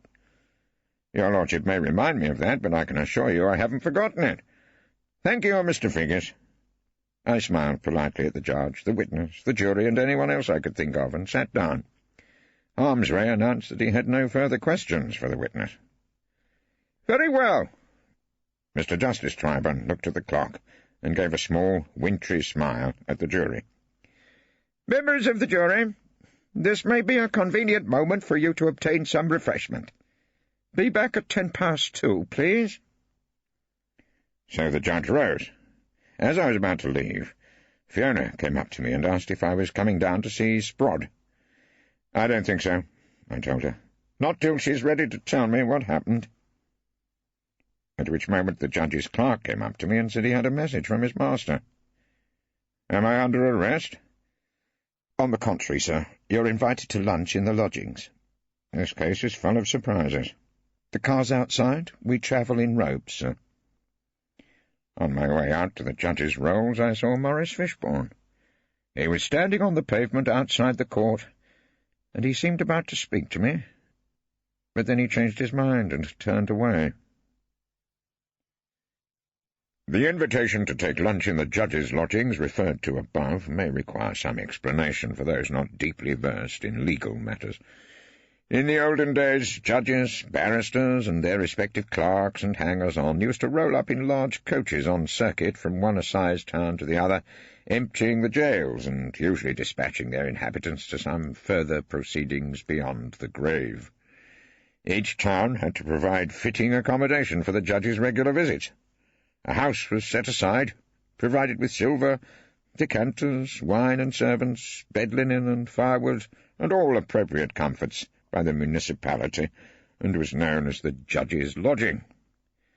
Although the same enlightened planner, his name now escapes me, who abolished the greater part of the railways, also cut out the circuit system, as though it were a rather slow branch line from Ashby de la Souche, red judges, judges of Queen's Bench, still go on tour, and sit to try criminal cases in provincial centres, and once there, become prisoners in their own lodgings. They are waited on by elderly retainers. They have no worries about queuing at Tesco's, and they find it difficult to go to the pictures without a police escort. I have often wondered what would induce anyone to sentence themselves to such long terms of confinement. The lodgings, of course, are usually large and pleasant old houses, and the one at Testo was no exception. It was of a warm red brick, much decorated by honeysuckle and clematis, and surrounded by a carefully manicured lawn. We had travelled there with a couple of policemen on motorbikes as outriders, and I resisted a strong temptation to wave in a royal fashion to a little crowd of women at a bus stop.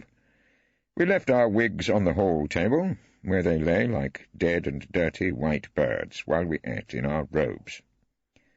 Triben sat at the head of the table, Rumpole for the defence on his right, and Harmsway and Pinker on his left. The lunch, which was plain but excellent, passed without any particular embarrassment, except that Triburn ignored me and addressed all his remarks to the prosecution team. As the butler served coffee and put the decanter of port on the table, Triburn was finishing a well-used anecdote. "He sat beside me in the cinema, sir," said the girl in the indecency case, "and put his hand up my skirt. 'Very well,' said the old recorder, with his eye on the clock at lunchtime.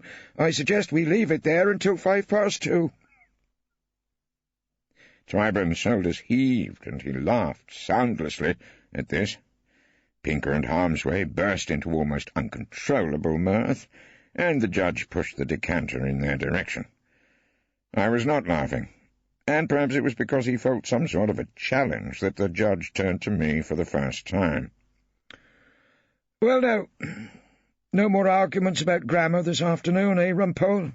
he said. "Possibly not." I was making no promises. "All the same, you stood up to me pretty well." Triburn was smiling in a patronizing sort of way. "That's what we need in our job, guts and determination to stick to an argument." "Even if it's wrong?" I asked him. "Mistakes can usually be put right." He took an apple from a dish in front of him and began to peel it slowly and with great accuracy. Still angry at being ignored over the last half-hour, I said, "I suppose not in the death penalty days." "Oh, you're thinking of the, young fellow who went out on the robbery. Case where they shot a policeman?" Triburn spoke vaguely as though it were a minor matter that had happened a long time ago. "Martin Muschamp," I reminded him firmly. "Muschamp. Yes. Nothing else I could have done about that. I summed up the evidence. It was pretty damning, of course, and I left the matter to the jury." He had finished peeling the apple now, and divided it into neat quarters. "So it was just the luck of the draw, really?" I asked him. "All this argument about the death penalty. We managed to take it in our stride. Did our duty. We didn't enjoy it, of course. A lot of nonsense, talked about judges eating muffins after death sentences. Well, you couldn't get muffins in the Army and Navy Club." He looked at me and seemed to be waiting for a comment, or an apology. I didn't oblige him. "All you could do was sum up and leave the matter to the jury." There was a new note in his voice now. It was no longer the voice of a judge, but of an advocate pleading for something. At last he said, "Nothing else I could do, was there?" I had a sudden feeling that Mr. Justice Triburn wanted to be forgiven. But who was I to forgive him? The only answer I had was, "I don't know." A long silence followed, and ended when Twyburn popped a quarter of the apple into his mouth, chewed it, and asked, "Are you a gardener, Rumpole?" "I'm afraid not." I was no use to him. "Excuse me, Judge, where—" Harmsway asked, and when the judge told him it was on the right, just outside the door, he left, followed by his learned junior. "I'm a rose man myself," the judge told me when we were left alone. "Of course it's been difficult to get round all the pruning since my wife died. Come and look at this." Twyburn got up and went to the sideboard. I knew now, without a doubt, that he wanted me to feel pity for him. He took a silver-framed photograph off the long stretch of mahogany. I was looking at two little girls in the garden. "The Mrs. Sam Macreadys are flowering well, don't you think? And that's two of the grandchildren. I've got 6 now altogether. This one's the budding show jumper." He put the photograph down slowly and looked at me. He seemed very tired and enormously old. "I think I summed up Must Jump quite fairly," he said. "Didn't you tell the jury they might well not believe a word of his evidence?" I wasn't letting him off. "That was my personal opinion. They were quite free to come to their own conclusion. Wouldn't you agree?" I said nothing. I didn't want to give him what he wanted from me, not even a crumb of comfort. We stood facing each other in silence for a moment, and then Harmsway came back from the lavatory. "So kind of you, Judge," he said. "Such an agreeable luncheon." When we had made our royal progress back to court, I cross-examined Detective Inspector Clover, the comfortable, rubicund local officer in charge of the case. I took hold of Exhibit 1, which was Jennifer Poston's shotgun, and held it up for his inspection. I put my questions gently. I was saving all my strength for the coming battle with Dr. Overton, the pathologist. "This was the gun that fired the shot. You're satisfied of that, Inspector?" "Quite satisfied, sir." "It was, of course, immediately submitted to the ballistics expert, Mr. Collinson, whose evidence has been read. You know his view that only one barrel had been fired within the hours before he saw it?" "Yes." "And you found one cartridge case, and one only, at the scene of the crime?" "Yes." "So your view of this case, after the most thorough inquiries by the police, is that Mrs. Poston fired one shot at her husband, and one shot only?" The good inspector turned to the judge and gave me what I wanted. "That is absolutely clear, my lord," he said. "Absolutely clear." I looked at the jury, willing them to remember what he'd said, and then I let the inspector go. Dr. Overton was young and extremely pleased with himself. He stood in the witness box with his reports and the mortuary photographs spread out in front of him, and lectured us as though we were a collection of housewives taking a course in elementary pathology on the University of the Air. He smiled at the jury after every answer, and, when addressed by the judge, he bowed like an over-eager hall porter working his way up to a generous tip. He wore a neat blue suit, his hair came over the tops of his ears, and he sported a small moustache. As Harmsway took him through his evidence, I stirred in my seat restlessly. I couldn't wait for my turn to cross-examine. "Dr. Overton, have you investigated previous cases of death by shotgun wounds?" I began when my opportunity came at last. "I think one." He smiled modestly at the jury. "Just one?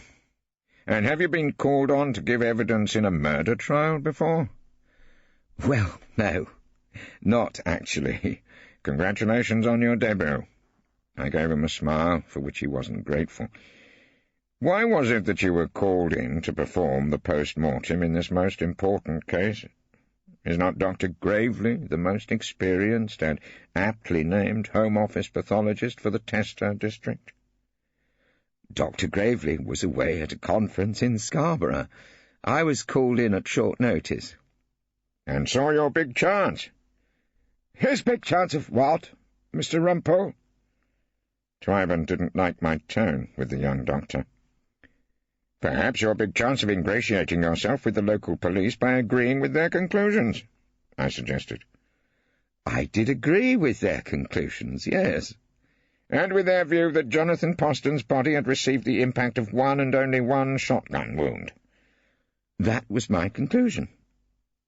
The doctor gave the judge another small bow, and Twyburn gave him a shadowy smile of approval, from which we may draw the inference that it was the shot from Mrs. Poston's gun which caused his death, either deliberately or by accident. "Yes." Dr. Overton felt it was quite safe to agree. Shotgun pellets enter the body at one central point, surrounded by an area of scatter. "That's true." Now, the area of scatter is larger if the gun has been fired from a greater distance. Elementary, of course, but I wanted also to give the jury a lesson in first principles. "I agree." Dr. Overton was clearly feeling that he was emerging from my cross-examination unscathed. I was doing my best to lure him into a false sense of security. "I'm glad you do. Take photograph 3, if you will." The witness, the judge, and the jury opened the volume of mortuary photographs. "You have made a pencil circle round the entry hole, which you consider fatal." "It's the right side of the chest in the jury's photograph." "I see that, yes." "That is where you consider the fatal shot entered." "I'm sure of it." "Absolutely positive?" "I have no doubts whatever on the subject, Mr. Rumpole." For a moment I felt sorry for the young doctor. He was so sure of everything. I hardened my heart and said, "There is another smaller wound to the left and a little above that, is there not? Perhaps you would like to borrow my glass?" I held out a magnifying glass, but the doctor scorned its assistance. "No, I can see perfectly well, thank you." "Is that the darker spot on the photograph? Just show us where you're looking." Twyburn was following carefully. Dr. Overton held up his photograph and pointed, and then gave another little bow. "Yes, at about 2 o'clock from the pencil circle, members of the jury," said the judge. The jury found it, and some nodded. "What did you take that to be?" I asked the witness. "I took that to be part of the scatter," the doctor said very positively, hoping that would settle the matter. It didn't. "Could it not be the central wound of a second shot, fired perhaps from some yards further away?" I suggested. I was rewarded by a considerable pause, and when Dr. Overton spoke again it was with rather less confidence. "Well, I suppose that's a possibility." "It wasn't a minute ago, was it, Dr. Overton?" "Just a possibility, my lord." The witness appealed to the judge, but got no help. "So, when you told us you were absolutely certain there was only one shot, you were giving this jury an opinion which was not entirely reliable." I saw the jury looking fairly sternly at the witness. "I see no reason to suppose that there was more than one shot." Dr. Overton tried to retreat to his previously held position. "But it's a possibility." "Yes," he had to admit. "What would turn that possibility into a probability, Dr. Overton?" "Well, I suppose if there was some strong additional evidence." He made a concession which he clearly believed was safe. "And you say there is none?" "Not so far as I know, my lord." Another small bow to the judge was received in sepulchral silence by Twyburn. "What this jury has to consider, Dr. Overton, is the extent of your knowledge. How many pellets, on an average, are there in a 20-bore shotgun cartridge?" I had the satisfying feeling that I had fired him a question he wasn't prepared for. The doctor frowned and answered with extreme care. "I would say about an ounce of shot." "Well done. Very promising." Now I was being the teacher. "And so how many pellets are there in an ounce of shot?" "How many pellets?" He frowned. "Are you hard of hearing, Dr. Overton?" "Not in the least." "Then could you force yourself to tell this jury the answer to my question?" "I think, my lord," he said with a small bow of apology now, "I would have to look that up." It was time for a bit of carefully controlled indignation, and I said, "It didn't occur to you to look it up before you came here to give so-called expert evidence against a lady of unblemished character on a charge of murder?" "No," was the only answer possible.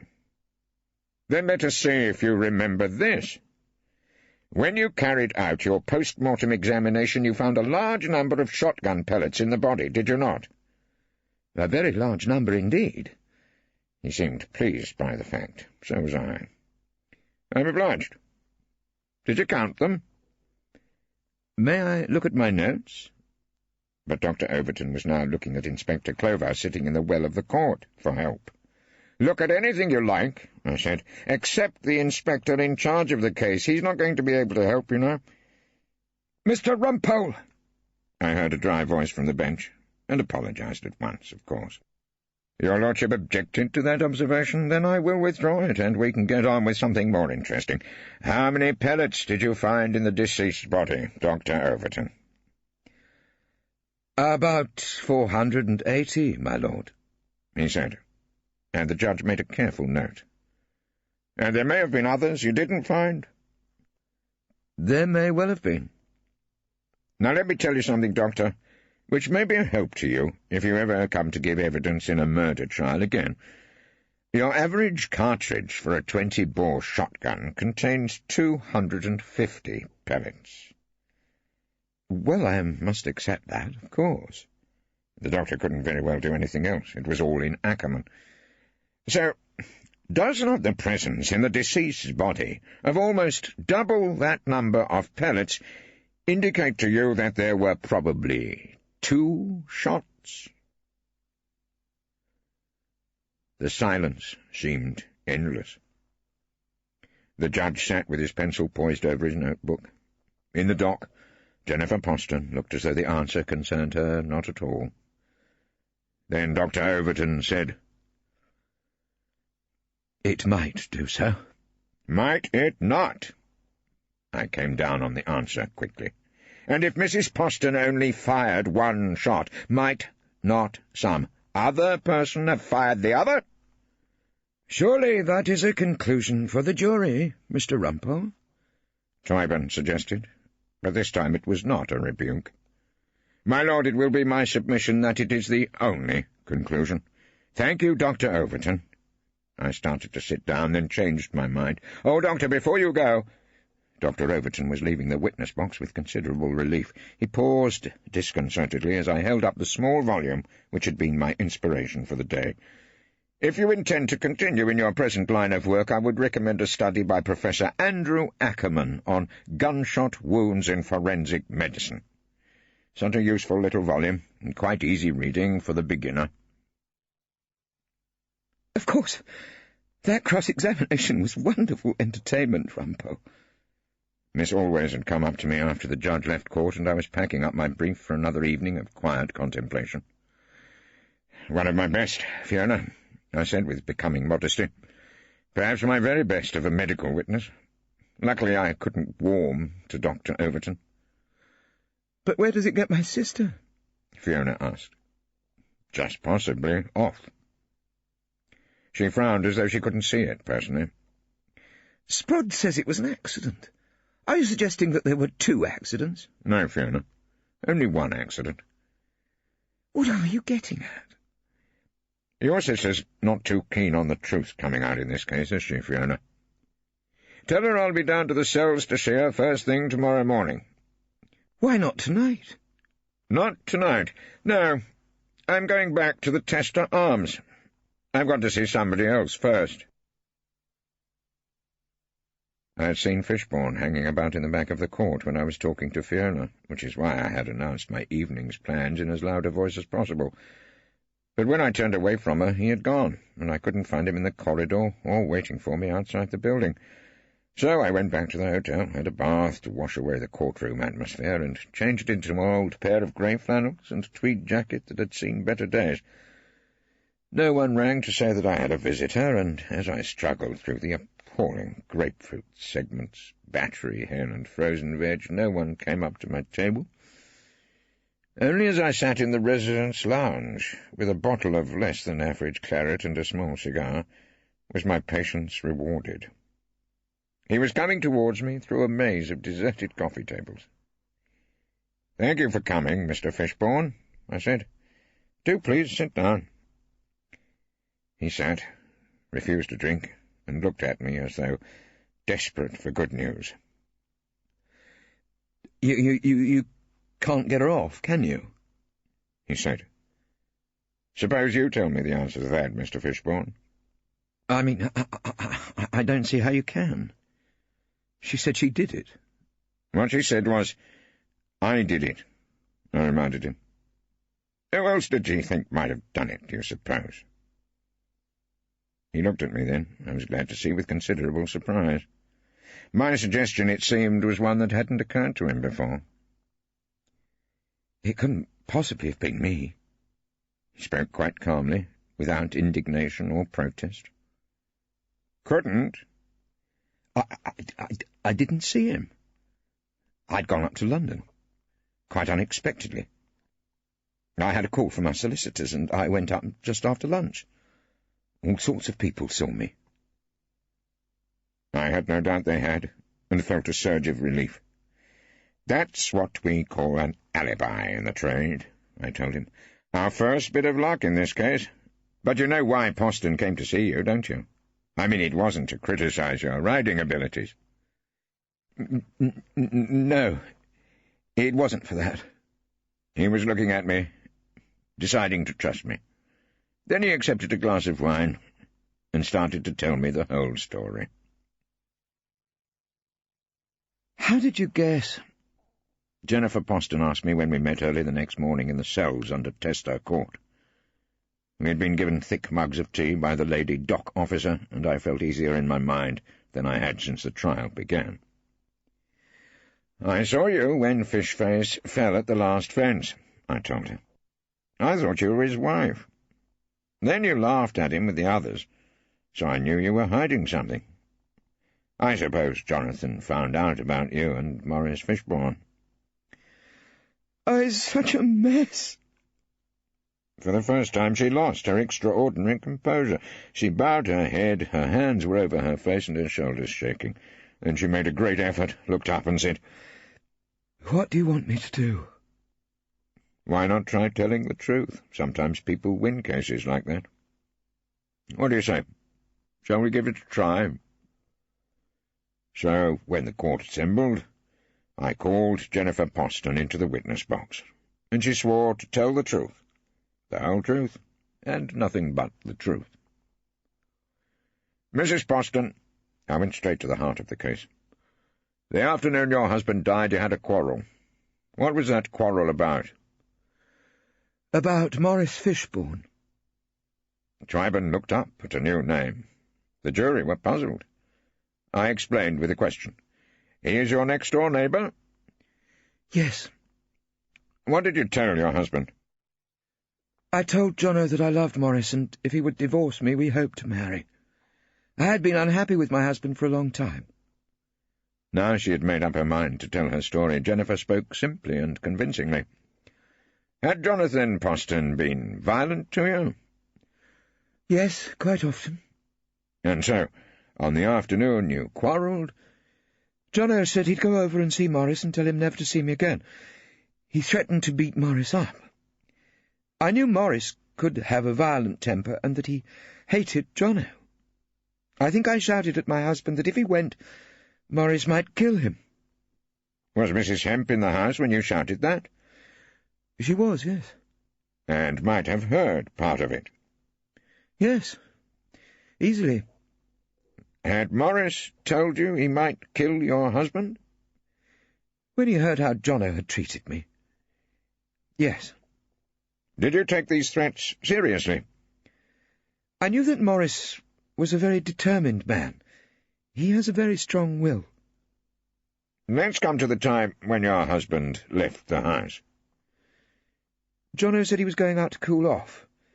But after a while, I thought he'd gone to Maurice's, so I decided to follow him. I got as far as the track by Figgis's cottage, and I saw Jonathan. There was blood. She paused, seemed unable to go on, and then controlled herself. I saw that he was dead. What did you think? Of course, I thought that Morris had done it. She looked at the jury. It was just by Morris's wood.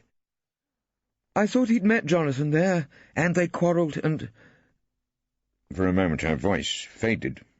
And? I knew Morris wouldn't be able to get away with it. She was summoning up reserves of strength.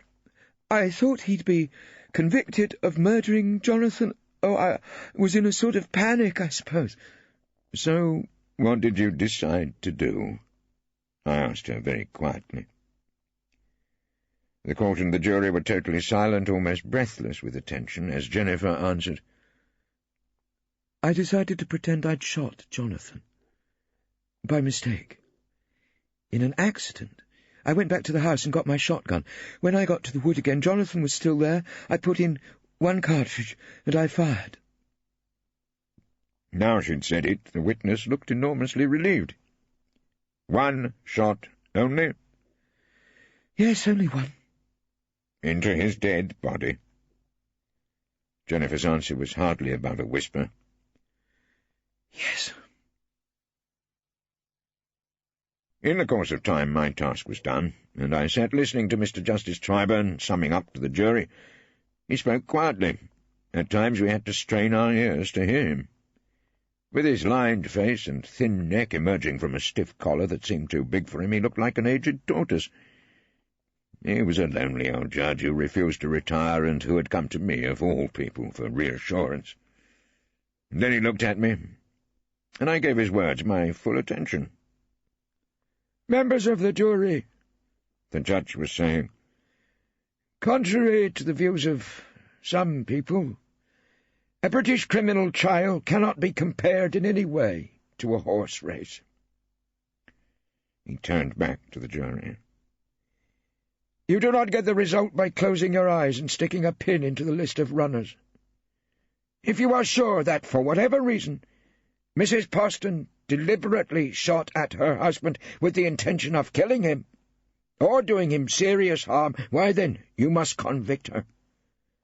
But if you think that the account she gave you might be true, I say might be true, then she is entitled to be acquitted. There is some support for Mrs. Poston's story, is there not, in the medical evidence?" Triburn paused, searching for a place in his notebook. I was filled with amazement as I slowly realized we were getting a fair, even a favourable summing up. I wondered for a moment if we had Martin Muschamp to thank for it. Then Triburn went on to the jury. "You have to consider the possibility that in an accident caused by the man Figgis shooting from the window of his cottage, Mr. Poston met his death on that woodland track. That Mrs. Poston, coming on the body, assumed her lover to have been responsible, and took extraordinary steps to cover up what she thought had been a crime. This is not a court of morals, members of the jury, and it is not a racetrack. What we are concerned with is certainty and the truth." Hilda had the television on as I let myself into Casa Rumpole at Froxbury Court. It was booming news from Tester Assizes, and telling a waiting world that Jennifer Poston had been acquitted. "Well, Rumpole," said Hilda, "I suppose you think you've done something frightfully clever." She was standing by the mantelpiece, on which she had put the photograph of a gentleman's lodge near Tester, cut carefully out of country life. Hilda was still hankering quite clearly for rural living and membership of the county set. "No," I told her. "I think I've done something absolutely brill." I went into the kitchen, opened a well-earned bottle of Pomeroy's Plonk, and brought my wife a brimming glassful. Then I raised my own beaker in a toast. "To Jennifer Poston, I said. "A wonderful woman in some ways. She took the most extraordinary risks to protect the man she loved." "Fiona's sister?" Hilda was frowning. "Yes. Doesn't look all that much like Fiona." I was staring at the cutting on the mantelpiece. "Far more beautiful, don't you think? Fine-looking woman. We'll be able to see a good deal of her if we take that gentleman's lodge arrangement near Tester you're always talking about. Jennifer promises to give me shooting lessons." "Shooting lessons? You, Rumpole?" She was clearly worried. "Oh, yes, we plan to spend a good deal of time together. You'll be kept busy, I suppose, bottling fruit." Hilda went to the mantelpiece. She looked thoughtful. "Rumpole, I've been thinking. It's really very convenient for us, this flat in the Gloucester Road." "Yes, but we can always have days out in the country." "I suppose that's true, but I think I've decided against Tester." She who must be obeyed took the advertisement, crumpled it up, and threw it into the waste-paper basket. "Well, Hilda," I said, "it's entirely your decision, but perhaps it'll be better for our health, living quietly in London." Rumpole and the Last Resort. I have almost caught up with myself. Decent crime has not been too thick on the ground recently, and time has been hanging a little heavily on the Rumpole hands. I've had a good deal of leisure to spend on these chronicles of the splendours and miseries of an Old Bailey hack, and, although I have enjoyed writing them, describing and remembering is something of a second-hand occupation. I am happiest, I must confess, with the whiff of battle in my nostrils, with the judge and the prosecuting counsel stacked against me, with the jury unconvinced, and everything to play for as I rear to my hind legs and start to cross-examine the principal witness for the Crown. There has been a notable decrease in the number of briefs in my tray in chambers of late, and I've often set out for No. 3 Equity Court with nothing but the Times crossword and the notebook in which I have spent otherwise undemanding days recalling old murders and other offences. A barrister's triumphs are short-lived. A notable victory may provide gossip round the Temple for a week or two. A row with the judge may be remembered a little longer. But those who have got off don't wish to be reminded of the cells where they met you, and those whose cases you have lost aren't often keen to share memories.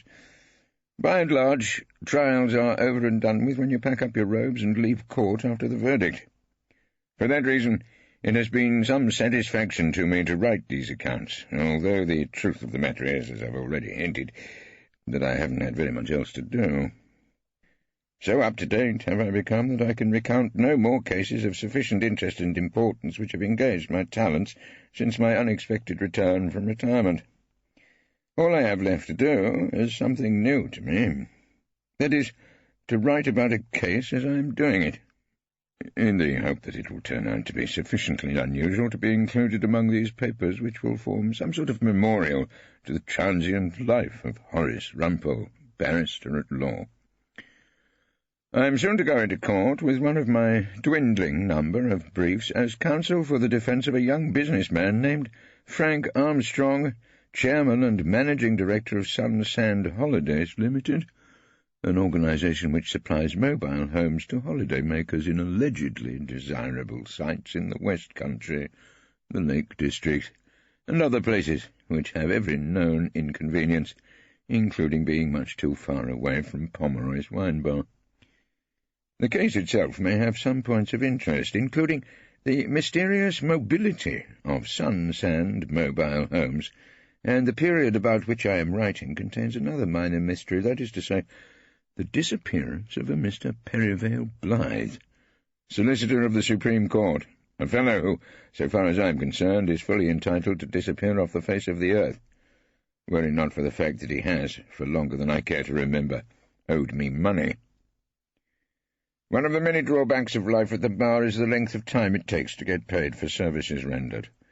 As the loyal punter may not appreciate, He pays the solicitor for the hire of a barrister, and in theory, at any rate, the solicitor passes the loot on to the member of the bar, the front-line warrior in the courtroom battle, with the greatest possible dispatch.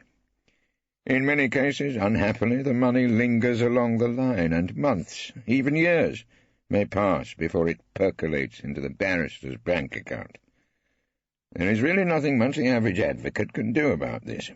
In the old days, when barristering was regarded as a gentlemanly pursuit for persons of private means, rather like fox-hunting or collecting rare seaweed, the rule grew up that barristers couldn't sue for their fees, on the basis that to be seen suing a solicitor would be as unthinkable as to be found dancing with your cook.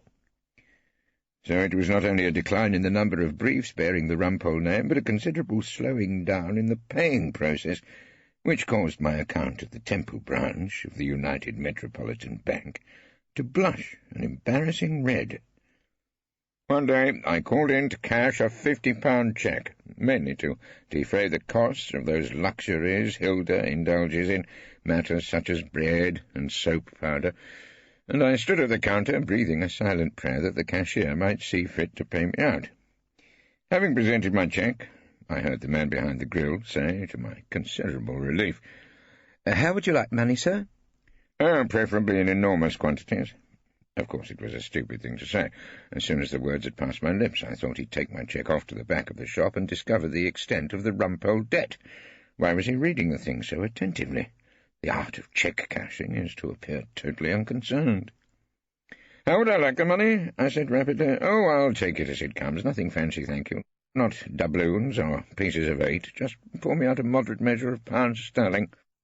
To my relief, the notes came out on a little wheel under the glass window. I scooped up the boodle and told myself that the great thing was not to run. Break into any sort of jog-trot on the way to the door, and they'd check up on the overdraft at once. The secret is to walk casually, and even whistle in a carefree manner. I was doing exactly that when I was stopped with a far from cheery good morning by Mr. Medway, the assistant manager. I should have made a dash for it. "Paying in or drawing out today, are we?" Medway looked at the money in my hand. "Oh, drawing out, I see. Could you step into my office, sir?" "Not now. I've got to get to court. Money brief, of course." I was hastily stuffing the notes into my pocket. "Just a moment of your time, Mr. Rumpole." Medway was not to be put off. Within a trice I found myself closeted with him as I was grilled as to my financial position. "Gone right over the limit of our overdraft, haven't we, Mr. Rumpole?" The man smiled unpleasantly. "My overdraft? What a flea-bite compared with what you chaps are lending the Poles." I searched for a packet of cigars, feeling that I rather had him there. "I don't think the Poles are making out quite so many cheques in favour of Jack Pomeroy of Pomeroy's Wine Bar." "Those are for the bare necessities of life. Look here, Medway. A fellow's got to live." "There's bound to come a time, Mr. Rumpole, when that may not be necessary at the expense of the United Metropolitan Bank." A peculiarly heartless financier, this Medway. "The bank with the friendly ear." I quoted his commercial, lit the cigar, and blew out smoke. "There comes a time, Mr. Rumpole, when the United Metropolitan goes deaf." "That little overdraft of mine. Peanuts. Quite laughable compared to my outstanding fees." It was my time to bring out the defence. "My fees will come in. Of course they will. You know how long solicitors keep owing us money. Why, there's one firm who still hasn't paid me for a private indecency I did for them 10 years ago. No names, of course, but—" "Is that Mr. Perivale Blythe?" Medway was consulting my criminal record. "Of Blythe, Winterbottom and Paisley?" "Yes, I believe that's the fellow. Slow payer, but the money's there, of course." "Is it, Mr. Rumpole?" Medway was a banker of little faith. "Every time we've had one of these little chats, you've told me that you're owed a considerable amount in fees by Mr. Perivale Blythe." "I can't remember how much, of course, but enough to pay off my overdraft and make a large contribution to the national debt." I stood up, anxious to bring this embarrassing interview to a conclusion. "It must be scooting along," I said. "Got to earn both of us some money. Engaged in court, you know." "My advice to you, Mr. Rumpole," Midway said darkly, "is to take steps to make this Mr. Perivale Blythe pay up, and without delay." "Of course. Get my clerk onto it at once. Now, don't you worry, Midway." I opened the door on my way to freedom. "Having the Poles in next, are you? Hope you give them a good talking to." When I told Midway that I had an engagement in court, it was a pardonable exaggeration. In fact, I had nothing much to do but settle into my room at 3 Equity Court and write these memoirs. I had found the tete-a-tete in the bank somewhat depressing, and I was in a low mood as I turned into the temple and approached the entrance of our chambers. There I met our demure head, Sam Ballard, Q.C., who was standing on the step in conversation with a young man with dark hair, soft eyes, and an expression of somewhat unjustified self-confidence, which reminded me of someone. Ballard greeted me with, "Hello there, Rumpole. How are you?" "Tired with all these for restful death, I cry," I told him candidly. "As to behold desert, a beggar born, and needy nothing, trimmed in jollity, and purest faith unhappily forsworn, and gilded honour shamefully misplaced." "What's this talk of death, Rumpole?" Ballard was brisk and disapproving. "You know young Archie Featherstone, don't you? Mr. Justice Featherstone's nephew?" He introduced the young man, who smiled vaguely. "My God, more Featherstones!" I was amazed. "What, will the line stretch out to the crack of doom?" "I'm sure he'd like your advice about starting out at the bar." "My advice is don't," I told the young man. "Don't?" he repeated, pained. "Don't slog your heart out. Don't tramp for years round some pretty unsympathetic courts. What do you have to show at the end of it? You're up to your eyes in debt to the United Metropolitan Bank, and they'll grudge you such basic nourishment as a couple of dozen non-vintage Chateau Thames Embankment." "Young Featherstone would love to get a seat in our chambers, Rumpole." Ballard had clearly not followed a word I'd said. "I've told him that at the moment there's just not the accommodation available." "At the moment?" Was the man expecting a sudden departure from our little band of barristers? "Well, I don't suppose you'll be in your room forever." Ballard didn't sound too regretful. "The time must come when you take things a little more easily. Henry was saying how tired he thought you looked." "Tired with all these for restful death, I cry," I repeated, and I looked at Ballard, remembering, and gilded honour shamefully misplaced. "Oh, yes, Ballard, the time's going to come. Cheer up, young Featherstone," I told him. "You'll soon be able to take over my overdraft." I left them there and went to report to the clerk's room. When I got there, I found Henry in position at his desk and Diane rattling her typewriter in a corner. "Henry, how much does Perivale Blythe owe me in fees?" I asked at once.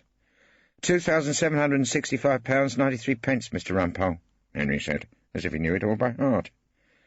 "You tell me of wealth undreamed of by the United Metropolitan Bank. It's a debt stretching back over a considerable time, eh, Henry?" "Stretching back, Mr. Rumpole, to the indecency at Swansea in April 1973.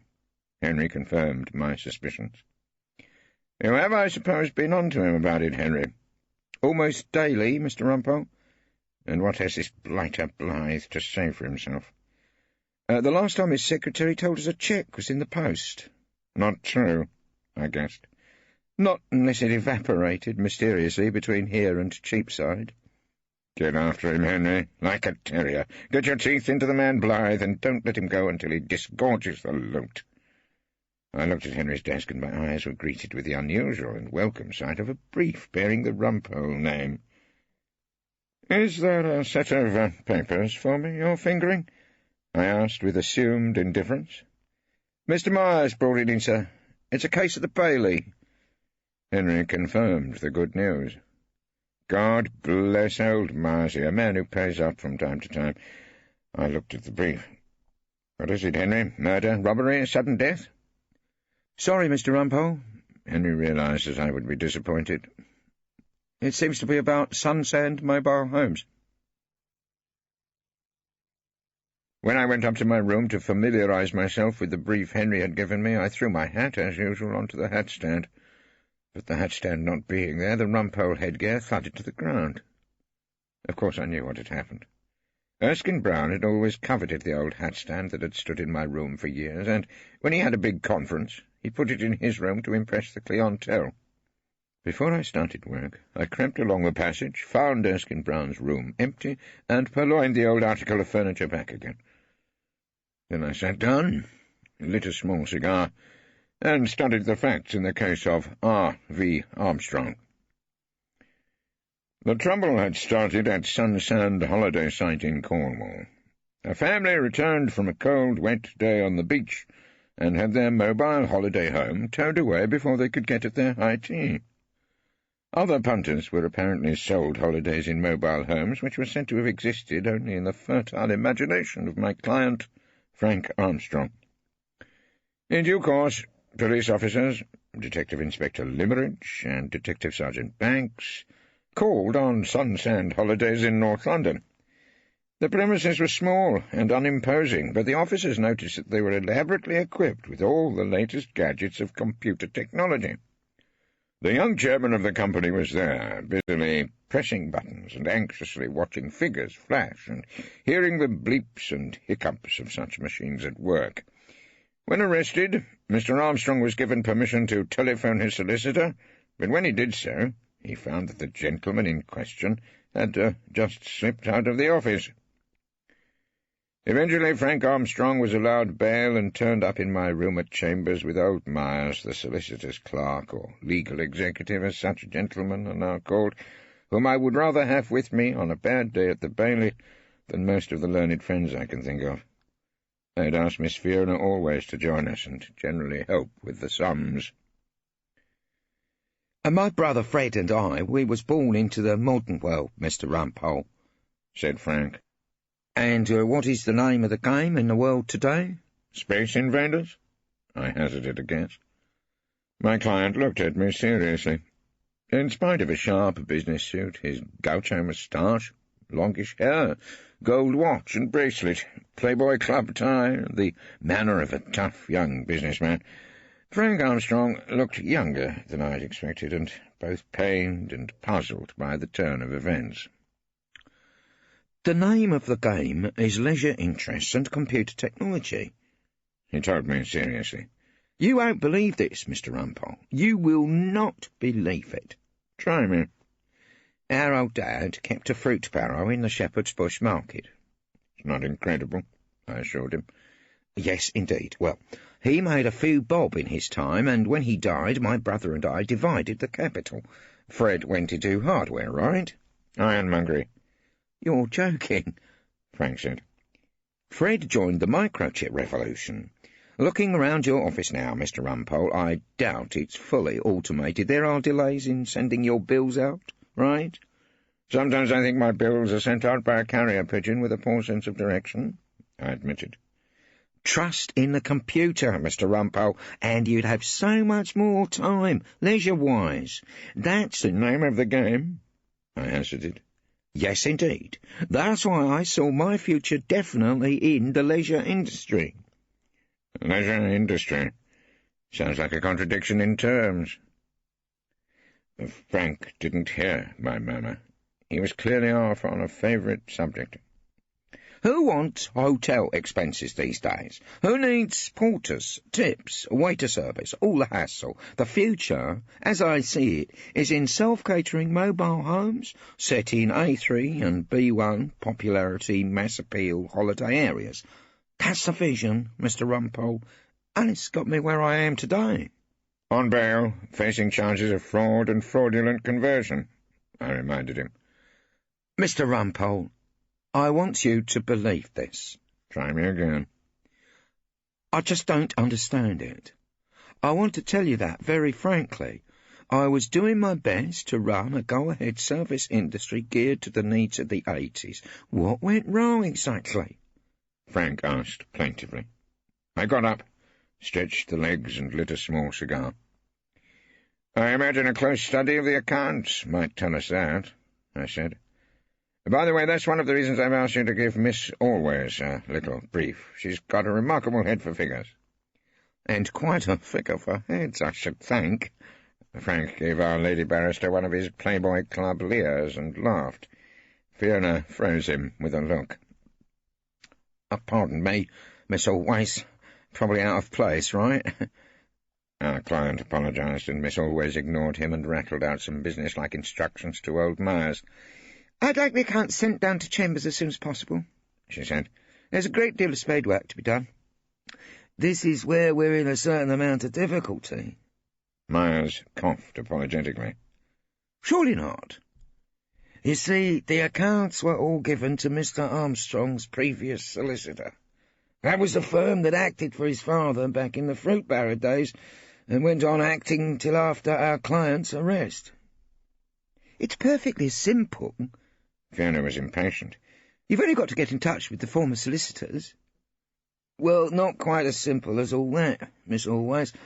We've tried writing, but we never get an answer to our letters, and when we telephone, well, the gentleman dealing with the matter always seems to have just slipped out of the office.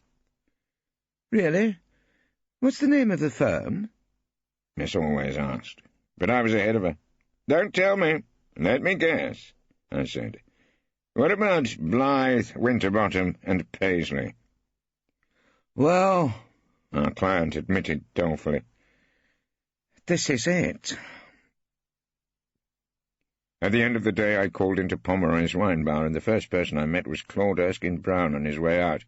Of course, I went straight into the attack. Erskine-Brown, I said accusingly.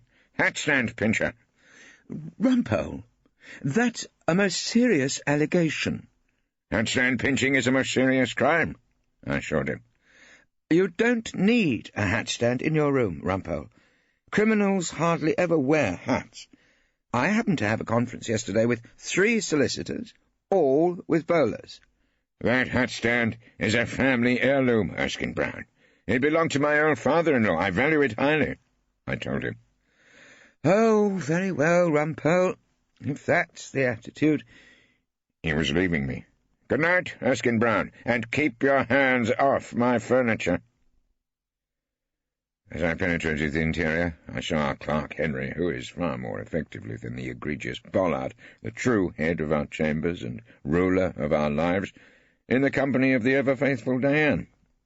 I asked him to name his poison, which he did, in an unattractive manner, as Cinzano, Bianco, and lemonade. Diane, I included her in the invitation. I'll have the same. She looked somewhat meltingly at Henry. It's what we used to have in Lanzarote.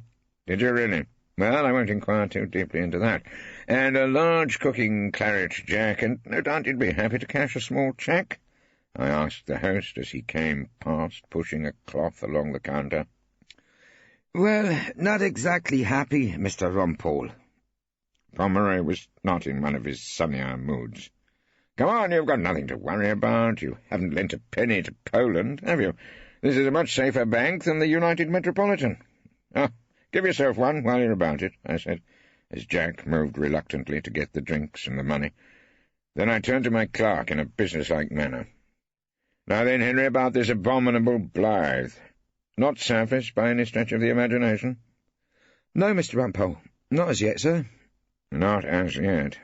Lying in his hammock in some South Sea island, is he, fondling an almond-eyed beauty, and drinking up our brief fees and refreshers? I've made inquiries around the temple. Mr. Brushwood in Queen Elizabeth Buildings had the same problem, his clerk was telling me. Blythe owed well into 4 figures, and they couldn't find hide nor hair of him, sir. But poor old Tommy Brushwood is... The claret had come, and I resorted to it. No longer with us, I know that, sir. And as soon as he'd gone, Blythe called on Mr. Brushwood's widow and got her to give him some sort of release for a small percentage. She signed as executor, not quite knowing the form, I would imagine. Cheers, Mr. Rumpole. Oh, yes, cheers ever so. Diane smiled at me over the fizzy concoction. But, Henry, why has this Blythe not been reported to the Law Society? Why hasn't he been clapped in irons? I asked him. and transported to the colonies. All the clerks have thought of reporting him, of course. But if we did that, we'd never get paid now, would we? Despite that drink you indulge in, which has every appearance of chilled Lucozade, I believe you still have your head screwed on, Henry. I have another solution. Honestly, Mr. Rumpole, I'll be glad to hear it. We need Blythe as a witness in the Sunsand mobile homes case. R.V. Armstrong? Your memory serves you admirably. We'll get Newton the private dick to find Blythe so he can slap a subpoena on him. If Fig Newton can't find the little horror, no one can. Isn't that all we need? I hope so, Mr. Rumpole, Henry said doubtfully. I really hope so. Ferdinand Ian Gilmore Newton, widely known in the legal profession as Fig Newton, was a tall, gloomy man who always seemed to be suffering from a heavy cold. No doubt his work, forever watching back doors, peering into windows, following errant husbands in all weathers, was responsible for his pink nostrils and the frequent application of a crumpled handkerchief. I have known Fig Newton throughout my legal career. He appeared daily in the old-style divorce cases when his evidence was invariably accepted.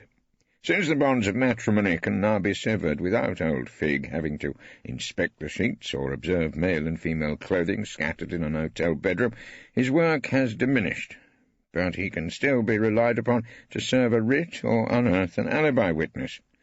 He seems to have no interests outside his calling. His home life, if it exists at all, is a mystery. I believe he snatches what sleep he can while sitting in his battered Cortina watching the lights go on and off in the bedroom of a semi-detached, and he dines off a paper of fish and chips as he guards the door of a debtor who has gone to earth. Fig Newton called at the offices of Blythe, Winterbottom and Paisley early one morning and asked to see Mr. Perivale Blythe. He was greeted by a severe-looking secretary, a lady named Miss Claymore, with spectacles, a tweed skirt and cardigan, and a Scots accent. Despite her assuring him that Perivale Blythe was out of the office and not expected back that day, the leech-like Fig sat down and waited. He learned nothing of importance, except that round about noon Miss Claymore went into an inner office to make a telephone call. The detective was able to hear little of the conversation, but she did say something about the times of trains to Penzance. When Miss Claymore left her office, Fig Newton followed her home. He sat in his Cortina in Kilburn outside the Victorian building divided into flats to which Miss Claymore had driven her small Renault. He waited for almost 2 hours, and when Miss Claymore finally emerged, she had undergone a considerable change. She was wearing tight trousers of some satin-like material and a pink fluffy sweater. Her feet were crammed into high-heeled gold sandals, and she was without her spectacles. She got into the Renault and drove to Soho, where she parked with considerable daring halfway up a pavement and went into an Italian restaurant where she met a young man. Fig Newton kept observation from the street and was thus unable to share in the lasagna and the bottle of Valpolicella, which he carefully noted down. Later the couple crossed Fifth Street and entered a club known as the Pussycat A-Go-Go, where particularly loud music was being played. Fig Newton was later able to peer down into the basement of this club, where, lit by sporadic coloured lights, Miss Claymore was dancing with the same young man, whom he described as having the appearance of a young business executive with features very similar to those of our client. On the evening that Mr. Perivale Blythe's secretary went dancing, I was reading on the sofa at 25B Froxbury Court, smoking a small cigar and recovering from a hard day of writing this account in my chambers. Suddenly, and without warning, my wife, she who must be obeyed, dropped a heavy load of correspondence onto my stomach. "Hilda," I protested, "what are these?" "Bills, Rumpole. Can't you recognize them?" "Electricity, gas rates, water rates." I gave them a glance. "We really must cut down on these frivolities." "All gone red?" Hilda told me. "It's only last month's telephone bill." I looked at a specimen. "We should lay that down for maturing. You don't have to rush into paying these things, you know. Mr. Blythe hasn't paid me much of anything since 1972. Well, you'd better tell Mr. Perivale Blythe that the London Electricity Board aren't as patient as you are, Rumpole, she said severely. Hilda, you know we can't sue anyone for our fees. I can't think why ever not. My wife has only a limited understanding of the niceties of legal etiquette. It wouldn't be a gentlemanly thing to do, I explained, against the finest traditions of the bar. Perhaps it's a gentlemanly thing to sit here in the dark with the gas cut off, and no telephone, and nasty looks every time you go into the butcher's. All I can say is you can sit there and be gentlemanly on your own. I'm going away, Rumpole. I looked at Hilda with a wild surmise. Was I, at an advanced age, about to become the product of a broken home? Is that a threat or a promise? I asked her. What did you say? I said, of course, you'll be missed, I assured her. Dodo's been asked to stay with a friend in the Lake District, Pansy Rawlins, whom we were both at school with, if you remember. Well, I don't think I was there at the time. And Pansy's lost her husband recently. Careless of her, I muttered, moving the weight of the bills off me. So it will be a bachelor party. Of course, when Dodo first asked me, I said I couldn't possibly leave you, Rumpole. I am prepared to make the supreme sacrifice and let you go. Don't worry about me, I managed to say bravely. I don't suppose I shall, unduly. But you'd better worry about yourself. My advice to you is, find this Collindale Blythe. Perivale, Hilda. Well, he sounds a bit of a twister wherever he lives. Find him and get him to pay you. Make that your task. She looked down at me severely. Oh, and while I'm away, Rumpole, try not to put your feet on the sofa. Today I arrived in good time at the Old Bailey. I like to give myself time to drink in the well-known atmosphere of floor polish and uniforms, to put on the fancy dress at leisure, and then go down to the public canteen for a cup of coffee and a go at the crossword. I needed to build up my strength particularly this morning, as Henry had let me know the name of our judge the evening before.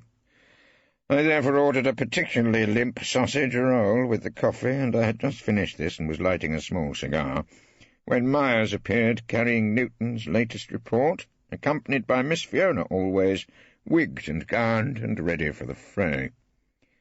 Since the curious sighting of Blythe's secretary tripping the light fantastic at the Pussycat a Go-Go, Fig had kept up a patient and thorough search for the elusive Perivale Blythe, with no result whatsoever. I still think Blythe's an essential witness. Fiona was sticking to her guns. Of course he is, I agreed. We just need more time for Newton to make inquiries. Can't we ask for an adjournment? Myers suggested, hopefully. We can ask. I'm afraid my tone was not particularly encouraging. Surely, Mr. Rumpole, any reasonable judge would grant it. Perhaps Myers was right, but it was then that I had to remind him that we'd been landed with His Honour Judge Roger Bullingham. I stood up in front of him, with the jury out of court, and Ward Webster, our young and eager prosecutor, relaxing in his seat, and asked for an adjournment in no less than 5 distinct and well-considered ways. It was like trying to shift a mountain with a teaspoon. Finally, His Honour said, in a distinctly tested tone of voice, Mr. Rumpole, for the 5th time, I am not adjourning this case. So far as I can see, the defence has had all the time in the world. Your Lordship may know how long it takes to find a solicitor. I tried the approach jovial. If your Lordship remembers his time at the bar.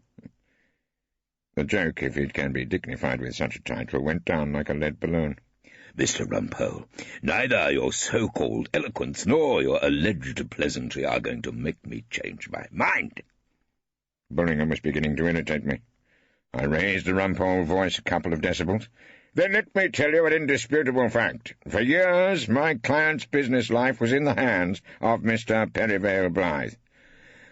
Your client's business life, such as it was in his own hands, Mr. Rumpole. The judge was unimpressed. And it's about time he faced up to his responsibilities. This case will proceed without any further delay. That is my final decision. There is a way of saying, if your Lordship pleases, so that it sounds like dumb insolence. I said it like that, and sat down. You did your best, sir. Myers turned and whispered to me. Good old Myersy. That's what he always says when I fail dismally. For the rest of the day I sat listening to prosecution evidence. From time to time my eyes wandered around the courtroom, and on one such occasion I saw a severe-looking female in spectacles sitting in the front of the public gallery taking notes. It was a long day in court. When I got back to the so-called mansion flat, I noticed something unusual. She who must be obeyed was conspicuous by her absence. I called Hilda in various empty rooms, and then I remembered that she had gone off in none too friendly a mood to stay with her old school chums Dodo and Pansy in the Lake District. So I pushed a couple of eggs, buttered myself a slice of toast, and sat down to a bottle of Pomeroy's Plonk and this account. Now I am up to date with my life and with events in the Sun-Sand Mobile Holiday Home affair. Tomorrow, I suppose, will bring new developments on all fronts. The only thing that can be said with any certainty about tomorrow is that I shan't become any younger, nor will Judge Bullingham prove any easier to handle. Now the bottle's empty, and I've smoked the last of my small cigars. The washing up can take care of itself. I'm going to bed. The narrative of Miss Fiona Always. I should never have taken this on. From the first day I met him in chambers, after I'd received a severe ticking off from Mrs. Erskine Brown, Q.C., Rumpole was extremely decent to me.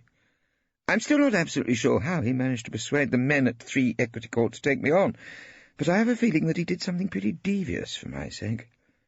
I took a note from him in quite a few of his cases, and he was able to winkle a junior brief in R.V. Armstrong for me out of his instructing solicitor. So you see, although a lot of people found him absolutely impossible, and he could say the most appalling things quite unexpectedly, Rumpole was always extremely kind to me, and above all, he saved my sister Jennifer from doing a life sentence for murder. So you can imagine my feelings about what happened to Rumpole in the middle of the Armstrong trial. Well, you'll have to imagine them, I'm afraid to say, because although I never got less than B+ for an essay at school, and although I can get a set of facts in order and open a case fairly clearly at Thames Mag's Court now, I'm never going to have Rumpole's talent for emotional speeches. All I can say is that the day R.V. Armstrong was interrupted, as it was a day I hope I never have to live through again. What I'm trying to say is, my feelings of gratitude to old Rumpole made that a pretty shattering experience. All the same, I do realize that the records of one of Rumpole's more notable cases should be complete, and that's why I've agreed to give my own account of the closing stages of the Armstrong trial. I suppose my taking this on is the least I can do for him now. So anyway, here goes.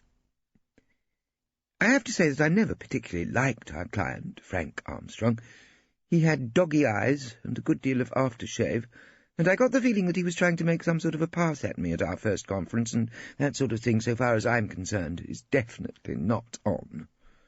When he came to give evidence, I think Rumpole soon realized that Armstrong wasn't going to be a particularly impressive witness, and he looked fairly gloomy as we sat listening to our client being cross-examined by Ward Webster, who was doing a pretty competent job for the prosecution. I took a full note, and looking at it now, I see that the moment came when the witness was shown the photograph of the Sun-Sand mobile home site in Cornwall, and Judge Bullingham, who didn't seem to like Rumpole, turned to the jury and said, "Hardly looks like the Côte d'Azur, does it, members of the jury? It looks like an industrial tip." Looking in the other direction, there's a view of the sea, my lord."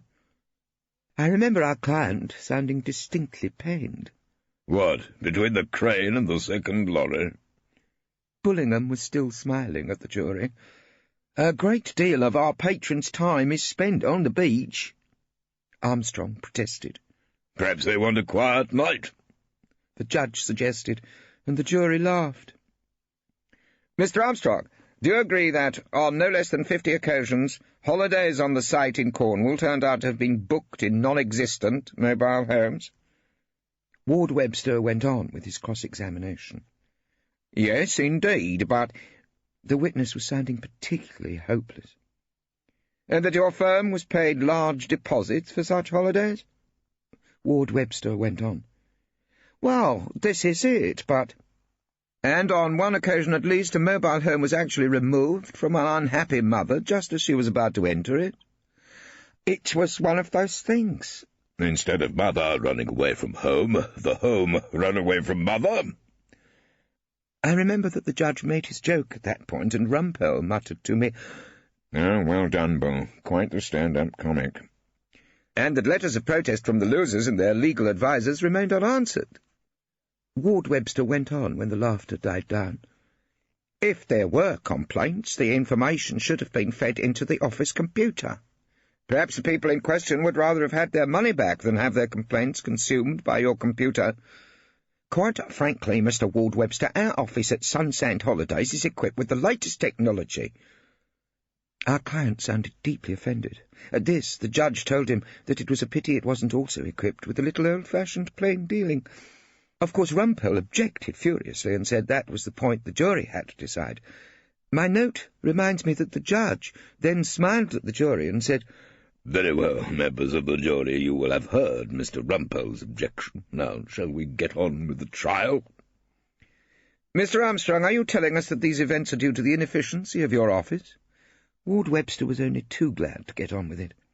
"My office is not in the least inefficient. My brother's business is computer hardware, and—" It was at about this point in the evidence that I saw Rumpole closely studying the report of Mr. Newton, the inquiry agent. "What's the relevance of that, Mr. Armstrong?" Ward Webster was asking. "My brother supplies our office equipment," our client told him proudly. "Mr. Ward Webster," said the judge, "this family story is no doubt extremely fascinating, but has it really anything to do with the case?" "I agree, my lord, and I will pass to another matter."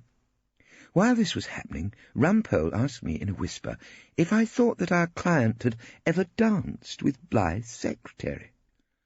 I told him that I had no idea. In fact, I couldn't see the point of the question.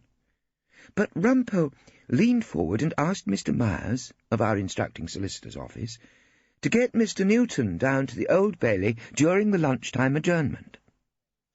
Mr. Newton came, and we met him with our client in the public canteen. He took a look at Frank Armstrong and said that Blythe's secretary's dancing partner did look like our client, but he was sure that he wasn't the same man. Rumpole, who seemed to have a great deal of confidence in this detective, whom he always called Fig Newton, seemed to accept this, and asked Frank Armstrong if he had a photograph of his brother. "Yes, indeed." Frank Armstrong got out his wallet.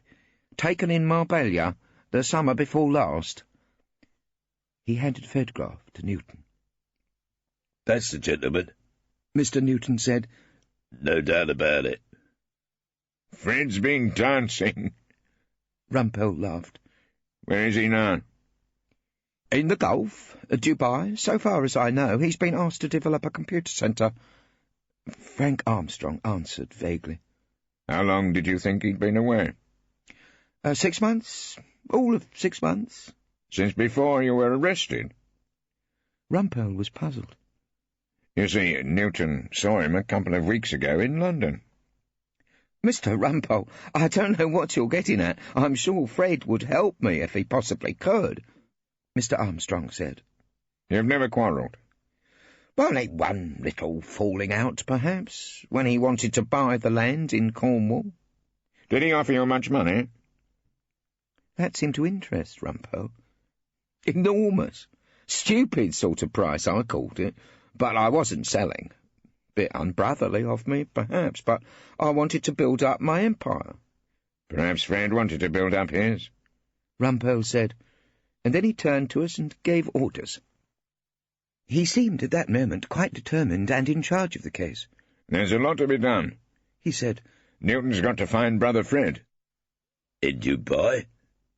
Mr. Newton protested. "Keep a watch on the office of Sunsand Holiday after hours, late at night, early in the morning. Blythe, too. We have to get hold of Blythe. You may have to go to Cornwall," he told Newton.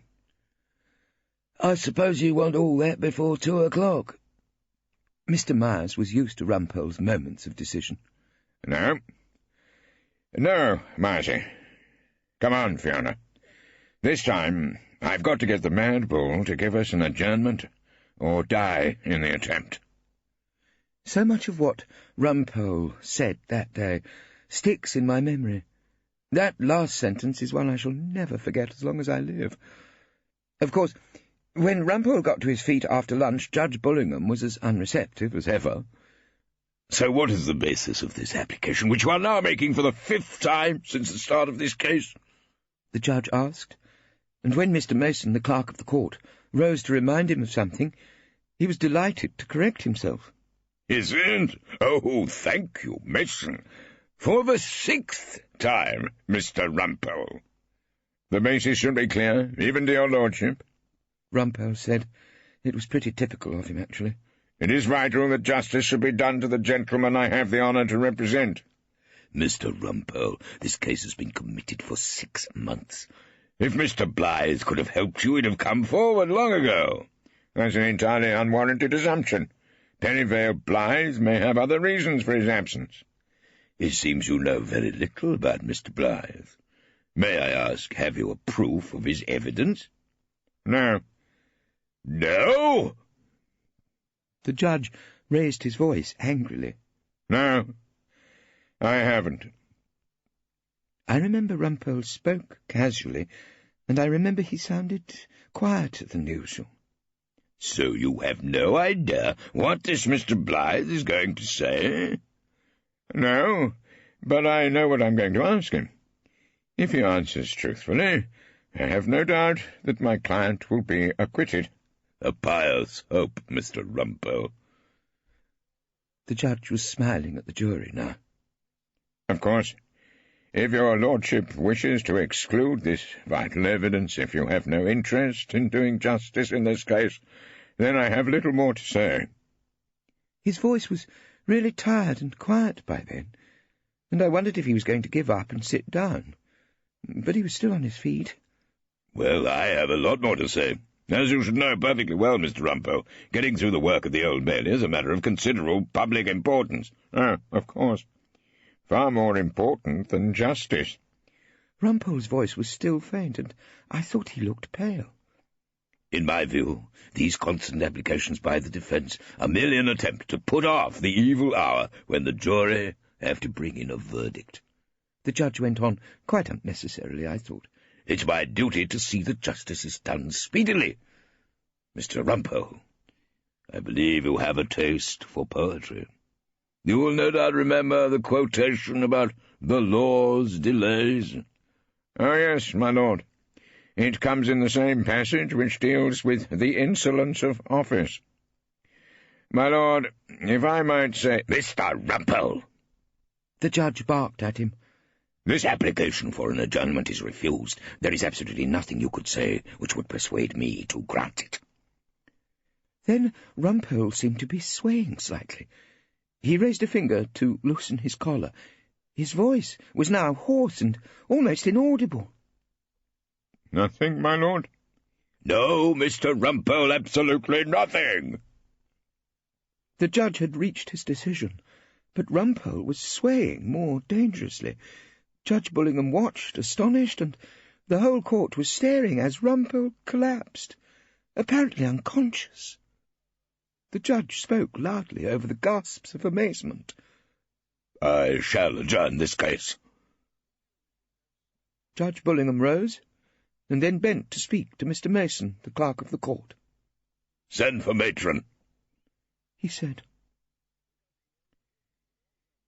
In a while, when the court had cleared, Mr. Myers, the usher, and I managed to get Rumpole, who seemed to have recovered a certain degree of consciousness, out into the corridor and sit him down.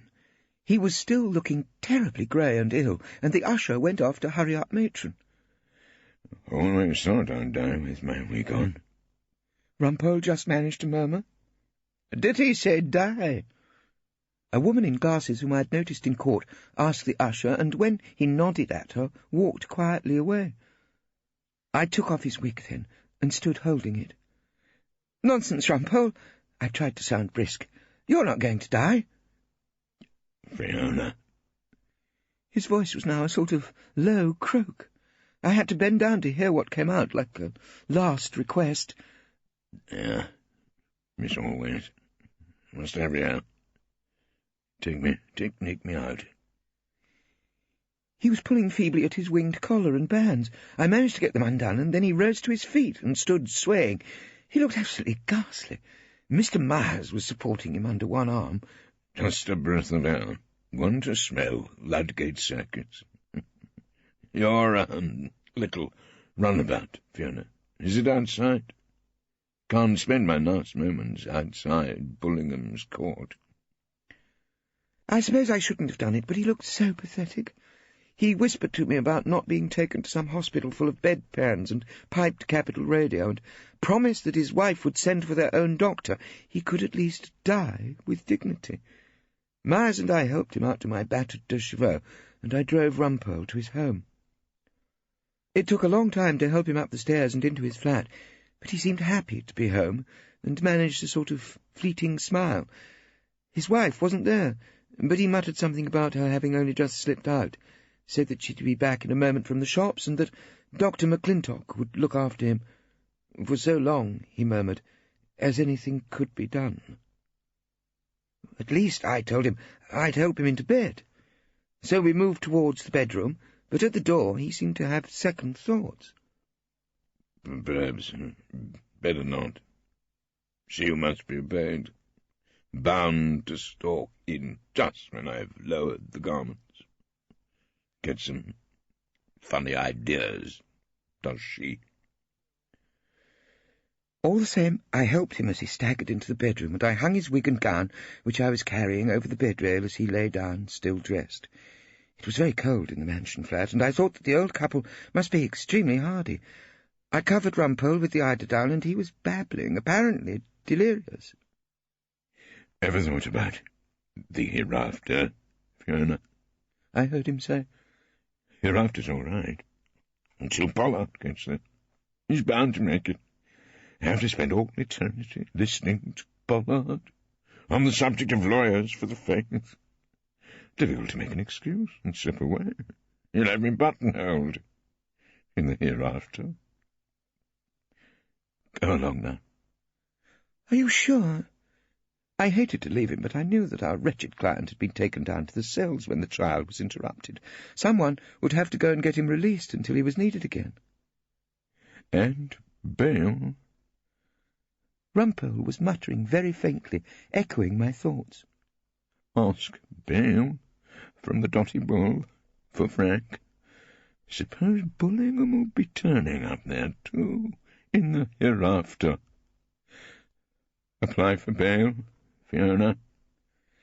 I'll ring you later, I promised as I moved to the door. Later. Not too late. Rumpole closed his eyes as I went out of the door. He was quite motionless, apparently asleep.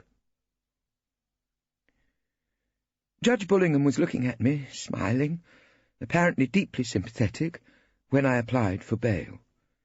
Mr. Mason, the court clerk, later told me that the judge had taken something of a shine to me, and was considering sending me a box of chocolates. Life at the bar can be absolutely hell for a girl sometimes. Bail. Yes, of course, Miss Always. By all means, said the judge. On the same terms. And what is the latest news of Mr. Rumpole? He is resting peacefully, my lord, I told him truthfully. Peacefully? The judge sounded very solemn. Yes, of course. Well, that comes to all of us in time. Nothing else for this afternoon, is there, Mason? The judge went home early. But in the Old Bailey, round the other London courts, and in the Temple, the news spread like wildfire. Rumpole had collapsed, the stories went. It was all over, and the old boy had gone home at last. I heard that in the cells, villains, with their trials due to come up, cursed because they wouldn't have Rumpole to defend them. Some said he'd died with his wig on. Others told how he'd been suddenly taken away before the matron could get at him. Quite a lot of people, from detective inspectors to safe blowers, said that if he had to go, Rumpole would have wanted it to come as it did, when he was on his feet and in the middle of a legal argument. When I got back to chambers, I found a crowd gathered in our clerk's room. Henry had been trying the phone in Rumpole's flat over and over again and getting no reply. "No reply from Rumpole's flat?" said Hoskins, a rather dreary sort of barrister who was always talking about his daughters. "Probably no one at home," Uncle Tom, our oldest inhabitant, hazarded a guess. "That would appear to be the natural assumption, Uncle Tom." Erskine Brown was as sarcastic as usual. "Surely we've got absolutely no reason to think," Hoskins said. "I agree. All we know is that Rumpole suffered some sort of a stroke or a seizure." Ballard told them. "Rumpole often said Judge Bullingham had that effect on him," Uncle Tom said, "and that he's clearly been taken somewhere." Erskine Brown added. "Taken somewhere expresses it rather well." Uncle Tom shook his head. "Taken somewhere is about the long and short of it." Then I told them I'd taken Rumpole home, where his wife would be able to get their own doctor to look after him. In the pause that followed, Henry gave me the good news that he had got me a pawn job in Manchester, and I'd have to travel up overnight. "A pawn job?" Our head of chambers looked shocked. "I'd have thought this was hardly the moment for that sort of thing." "Mr. Rumpole would want Chambers to carry on, sir, I'm sure, as usual," Henry said solemnly. "Poor old fellow. Yes," Uncle Tom agreed. "Well, one thing to be said for him. He went in harness." "I don't really think it's a sort of subject we should be discussing in the clerk's room," Ballard decided. "No doubt I shall be calling a chambers meeting when we have rather more detailed information." As they went, I lingered long enough to hear Diane, our rather hit-and-miss typist, give a little sob as she pounded her machine. "Oh, please, Diane," Henry protested. "didn't you hear what I said to Mr. Ballard? Chambers must go on. That would have been his wishes." So I went to Manchester, and read a lot of jolly embarrassing magazines in a dark corner of the railway carriage. Meanwhile, Mr. Newton, the inquiry agent, was still keeping a watch on the officers of Sunsand Holidays every night. Of course, I saw his reports eventually, and it seemed that the office was visited, late at night, and in a highly suspicious manner, by our client's brother Fred, who spent a long time working on the computers. And there were other developments. Archie Featherstone, the judge's nephew, was still very anxious to get into our chambers, and, when there was no news of Rumpole's recovery, I suppose the poor chap felt a bit encouraged in a horrible sort of way. Perhaps I can understand how he felt, because, although I never liked Archie Featherstone much, he'd dance with me at some pretty gruesome ball, and his way of dancing was to close his eyes, suck in his teeth, and bob up and down in the hope that he looked like Mick Jagger, which he didn't. I knew jolly well what it was like to be desperate to get a seat in No. 3 Equity Court. It was while I was still in Manchester that Henry received a telemessage about Rumpole, and immediately took it up to our head of chambers. Some time later, when I bought him his usual Cinzano Bianco in Pomeroy's wine bar, Henry gave me a full account of how his meeting with Ballard went. First of all, our head read the message out aloud, very carefully and slowly, Henry told me. "Please let firm of Blythe, Winterbottom and Paisley know sad news. Deeply regret Rumpole gone up to a higher tribunal. Signed, Rumpole." Ballard apparently looked puzzled. "What is it, Henry?" "It's a telemessage, sir. Telegrams having been abolished, per se," Henry explained. "Yes, I know it's a telemessage. But the wording, doesn't it strike you as somewhat strange?" "Mr. Rumpole was always one for his joke. It caused us a good deal of embarrassment at times." "But presumably this can't be signed by Rumpole, not in the circumstances." Ballard was working on the problem. "On any reasonable interpretation, the word Rumpole, being silent, so far as sex is concerned, must surely be construed as referring to Mrs. Rumpole?" He was being very legal, Henry told me, and behaving like a chancery barrister. "That's what I assumed, sir," said Henry. Unfortunately, I can't get through to the Gloucester Road flat on the telephone. It seems there's a fault on the line. Have you tried calling round? I have, sir. No answer to my ring. Well, of course, it's a busy time in any family. A busy and distressing time. But Ballard was clearly worried. Does it strike you as rather odd, Henry? Well, just a bit, sir. As head of chambers, I surely should be the first to be informed of any decease among members. Am I not entitled to that? In the normal course of events, yes. Henry told me he agreed to save any argument. In the normal course? But this message doesn't refer to me or to his fellow members, or even to the court where he was appearing when he was stricken down. This Blythe Sidebottom and— Winterbottom, sir? And Paisley? Was it a firm to which old Rumpole was particularly attached? I don't think so, Mr. Ballard. They owed him money. Henry said he told him frankly. They owed him money? Strange. Very strange. Ballard was thoughtful, it seems. From the way he was talking the other day, I think the old fellow had a queer sort of premonition that the end was pretty close. And then our head of chambers went back to the document Henry had given him.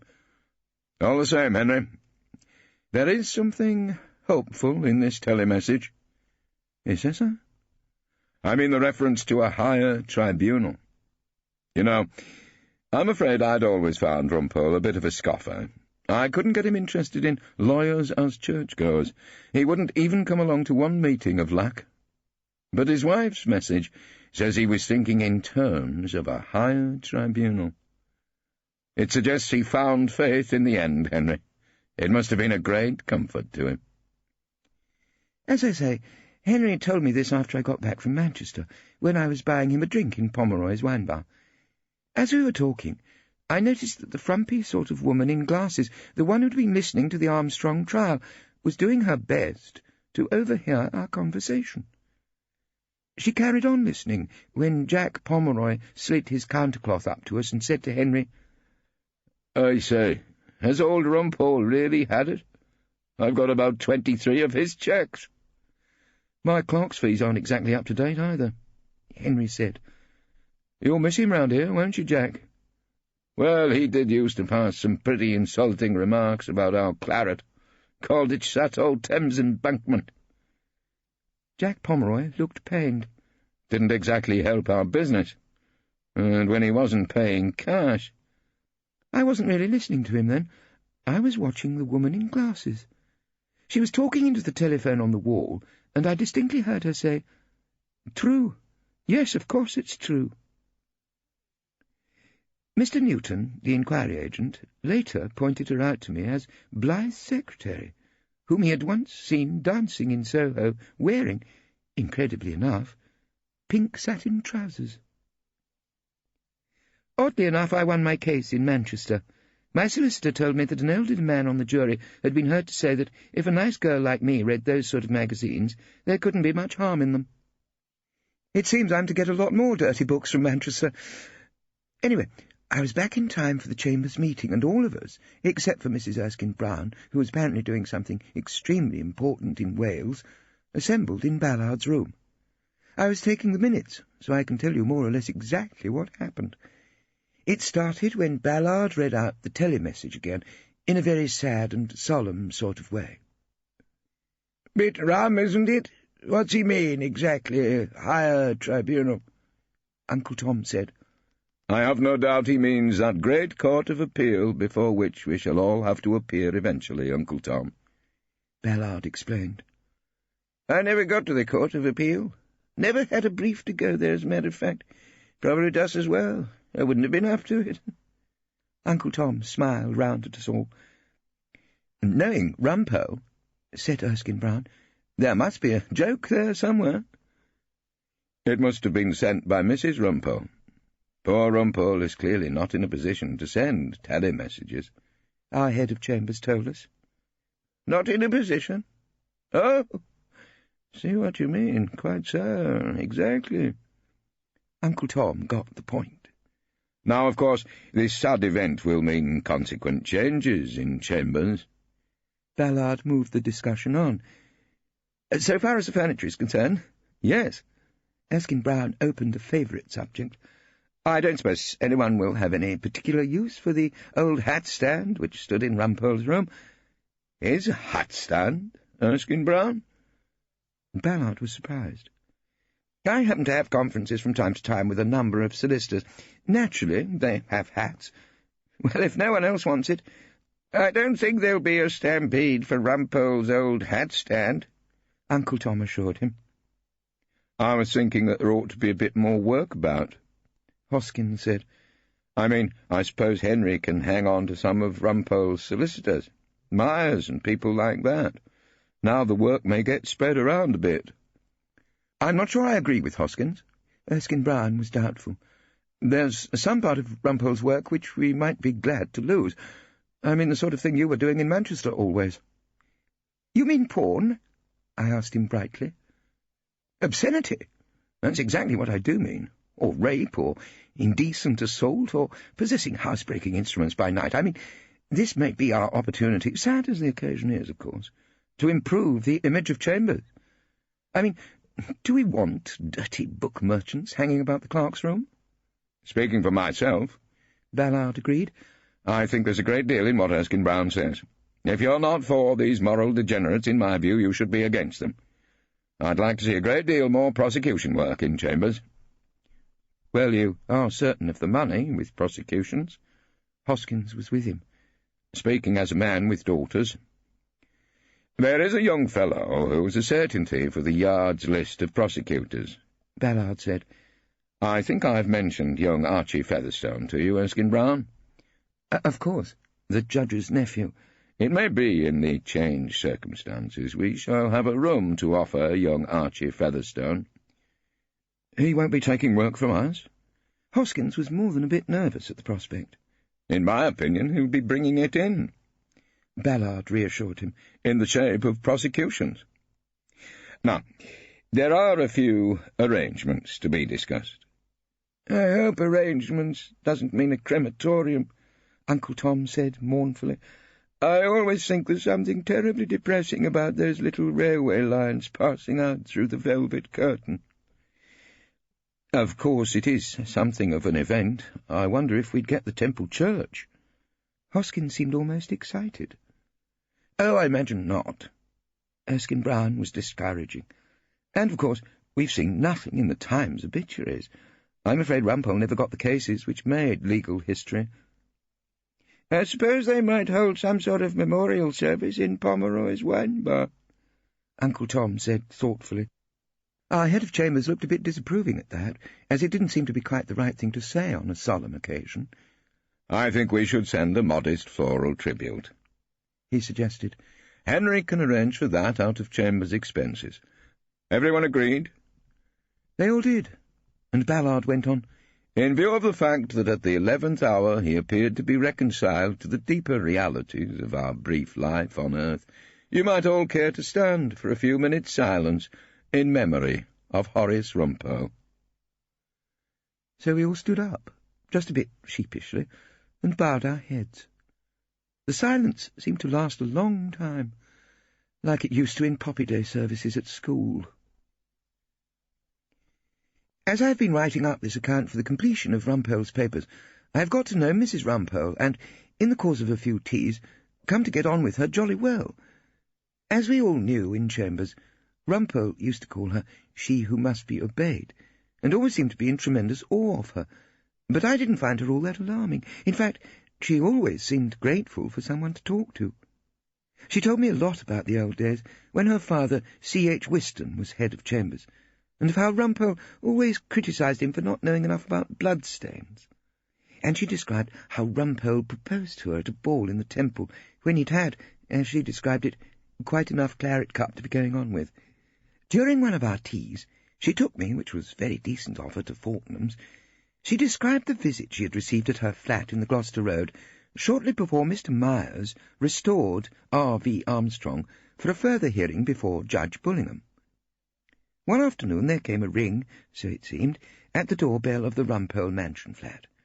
Mrs. Rumpole, I'll call her Hilda from now on, since we've really become quite friendly, opened the door to see a small, fat, elderly man, Hilda described him to me as toad-like, who had a bald head, gold-rimmed spectacles, and the cheek to put on a crape armband and a black tie. As he sort of oozed past her into her living room, he looked, Hilda told me, like a commercial traveller for a firm of undertakers. She wasn't entirely unprepared for this visit, however. The man had rung her earlier and explained that he was Mr. Perivale Blythe, a solicitor of the Supreme Court, and anxious to pay his respects to the widow Rumpole. When he had penetrated the living room, Mr. Blythe sat on a sofa with his briefcase on his knee and began to talk in hushed, respectful tones, Hilda told me. "I felt I had to intrude," he said softly. "Even at this sad, sad moment, Mrs. Rumpole. I do not come as myself, not even as Blythe, Winterbottom and Paisley, but I come as a representative, if I may say so, of the entire legal profession. Your husband was a great gentleman, Mrs. Rumpole, and a fine lawyer." "A fine lawyer?" Hilda was puzzled. "He never told me. And, of course, a most persuasive advocate." "Oh, yes, he told me that," Hilda agreed. "We all join you in your grief, Mrs. Rumpole, and I have to tell you this, there are no smiling faces today in the firm of Blythe, Winterbottom and Paisley." "Thank you." Hilda did her best to sound grateful. "Nor anywhere, I suppose, from inner London to Acton magistrates. He will be sorely missed." "I have to tell you what will be sorely missed, Mr. Blythe," Hilda said then, and said it in a meaningful kind of way. "What, Mrs. Rumpole?" I think she said she stood up then and looked down on her visitor's large, pale, bald head. "All those fees you owe him. Since the indecency case, I believe, in 1973. Blythe was clearly taken aback. He cleared his throat and began to fiddle nervously with the catch on his briefcase. You have heard a little about that?" "I've heard a lot about it." "Well, of course, a great deal of that money hasn't been completely recovered from the clients, not in full, but I'm here to settle up," he assured her. "I imagine you're the late Mr. Rumpole's executor?" He opened his briefcase. Hilda looked into it and noticed a cheque-book. Blythe got out a document and shut the briefcase quickly. "Of course I'm his executor," Hilda told him. "Then no doubt you're fully empowered to enter into what I think you'll agree is a perfectly fair compromise. Now, the sum involved is £2,765.93, Hilda said quickly. She has a jolly good memory. "Quite the businesswoman, Mrs. Rumpole." The beastly Blythe smiled in a patronising manner. "Now, would an immediate payment of, let's say, 10% be a nice little arrangement? Then it'll be over and done with." "Mr. Blythe, I have to face the butcher," Hilda told him. "Yes, of course, but—" Blythe didn't seem to understand. "And the water rates, and the London Electricity Board, and the telephone has actually been cut off during my visit to the Lake District. I can't offer them a nice little arrangement, can I?" "Well, possibly not," Blythe admitted. "But I will offer you one, Mr. Perivale Blythe," Hilda said firmly. "Well, that's extremely obliging of you." Blythe took out his fountain pen, and then Hilda spoke to him along the following lines. It was undoubtedly her finest hour. "I will offer you this," she said. "I won't report this conversation to the Law Society, although this year's president's father was a close personal friend of my father, C.H. Whiston. I will not take immediate steps to have you struck off, Mr. Blythe, just provided you sit down and write out a cheque for £2,765.93 in favour of Hilda Rumpole." The effect of this on the little creep on the sofa was apparently astonishing. For a moment his mouth sagged open. Then, in desperation, he patted his pockets. "Unfortunately, forgot my cheque-book," he lied. "I'll slip one in the post." "Look in your briefcase, Mr. Blythe. I think you'll find your cheque-book there." Hilda's words of command were interrupted by the sound of a ring at the door. As she went to open it, she said, "Excuse me, and don't try the window, Mr. Blythe. It's really a great deal too far for you to jump." No doubt about it, she was a woman born to command. When she was out of the room, Blythe, with moist and trembling fingers, wrote out a cheque for the full amount. She returned with a tall, lugubrious figure who was scrubbing the end of his nose with a crushed pocket handkerchief.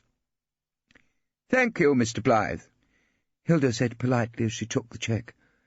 "And now there's a gentleman to see you." At which the new arrival whisked a paper out of his pocket and put it into the hand of the demoralised Perivale Blythe. "Fig Newton," he said. "Whatever's this?" "It's a subpoena, Mr. Blythe," Mr. Newton explained patiently. "They want you to give evidence in a case down the Old Bailey." The case was, of course, R.V. Armstrong. On the morning when it started again, I sat in Rumpole's place, the only defending barrister. When the jury was reassembled, the usher called for silence, and His Honour Judge Bullingham came into court, looked towards me, noticed the gap that used to be Rumpole, and clearly decided that it would be in order to say a few words of tribute to the departed. They took the form of a speech to the jury, in which his lordship sounded confidential and really jolly sincere. "Members of the jury," he said, and they all turned their faces solemnly towards him. "Before we start this case, there is something I have to say. In our courts, warm friendships spring up between judges and counsel, between bench and bar. We're not superior beings as judges. We don't put on side. We are the barrister's friends, and one of my oldest friends over the years was Horace Rumpole." Both Ward Webster for the prosecution and I looked piously up to the ceiling. We carefully hid our feelings of amazement. "During the time he appeared before me in many cases, I can truthfully say that there was never a cross-word between us, although we may have had trivial disagreements over points of law." Bullingham went on. "We are all part of that great happy family, members of the jury, which is the criminal court." It was at that moment that I heard a sound beside me and smelt the familiar shaving soap and small cigar. The judge and the jury were too busy with each other to notice, but Ward Webster and almost everyone else in court were looking towards us in silent stupefaction. Rumpole was, I must say, looking in astonishingly fine condition, pinker than usual and well-rested. He was obviously enjoying the judge's speech. Mr. Horace Rumpole was one of the old brigade. By now, Judge Bullingham was clearly deeply moved. Not a leader, perhaps not a general, but a reliable, hard-working and great-hearted old soldier of the line. Of course, Rumpole could resist it no longer. He got slowly to his feet and bowed deeply, saying, "My lord." The jury's faces swivelled towards him. Bullingham looked away from the jury box and into the court. If people who see ghosts go dark purple, well, that's how Bullingham looked. "My lord," Rumpole repeated. "I am deeply touched by your lordship's remarks." "Mr. Rumpole? Mr. Rumpole?" The judge's voice rose incredulously. "I heard—" "Greatly exaggerated, my lord, I do assure you." Of course Rumpole had to say it. "May I say what a pleasure it is to be continuing this case before your lordship?" "Mason, what's this mean?" Bullingham leant forward and whispered hoarsely to the clerk of the court. We heard Mr. Mason whisper back, "Quite honestly, Judge, I haven't a clue." "Mr. Rumpole, have you some application?" The judge was looking at Rumpole with something like fear. Perhaps he thought he was about to call someone from the spirit world. "No application." Rumpole smiled charmingly. "Your lordship kindly adjourned this case, if you remember. It's now been restored to your list. Our inquiries are complete, and I will call Mr. Perivale Blythe."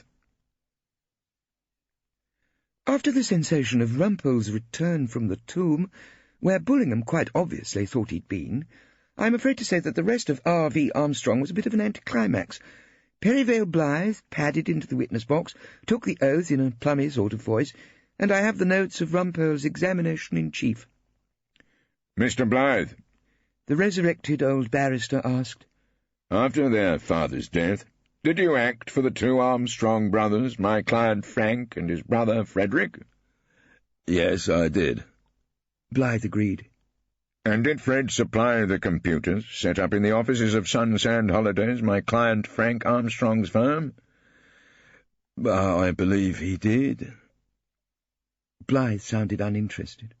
Mr. Blythe, will you take a photograph of the Cornish holiday site?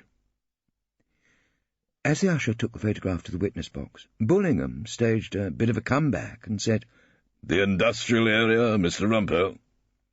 Exactly, my lord. Rumpole bowed politely. Do you know what that industry is, Mr. Blythe? Tin mines, my lord, I rather think. Once again, Blythe sounded deliberately unconcerned. You know, don't you? Didn't you visit that site on behalf of your client, Mr. Frederick Armstrong? I did. He was anxious to buy his brother Frank's site. Because he knew tin would also be discovered there. Yes, of course. And then Blythe forgot his lack of interest. I don't believe he told his brother that. I don't believe he did. Rumpole was after him now.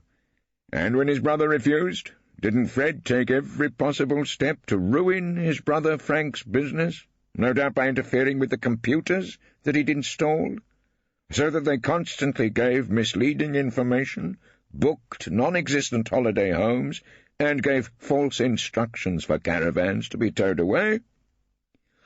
I never approved of that, my lord. I am an officer of the court. I wouldn't have any part of it.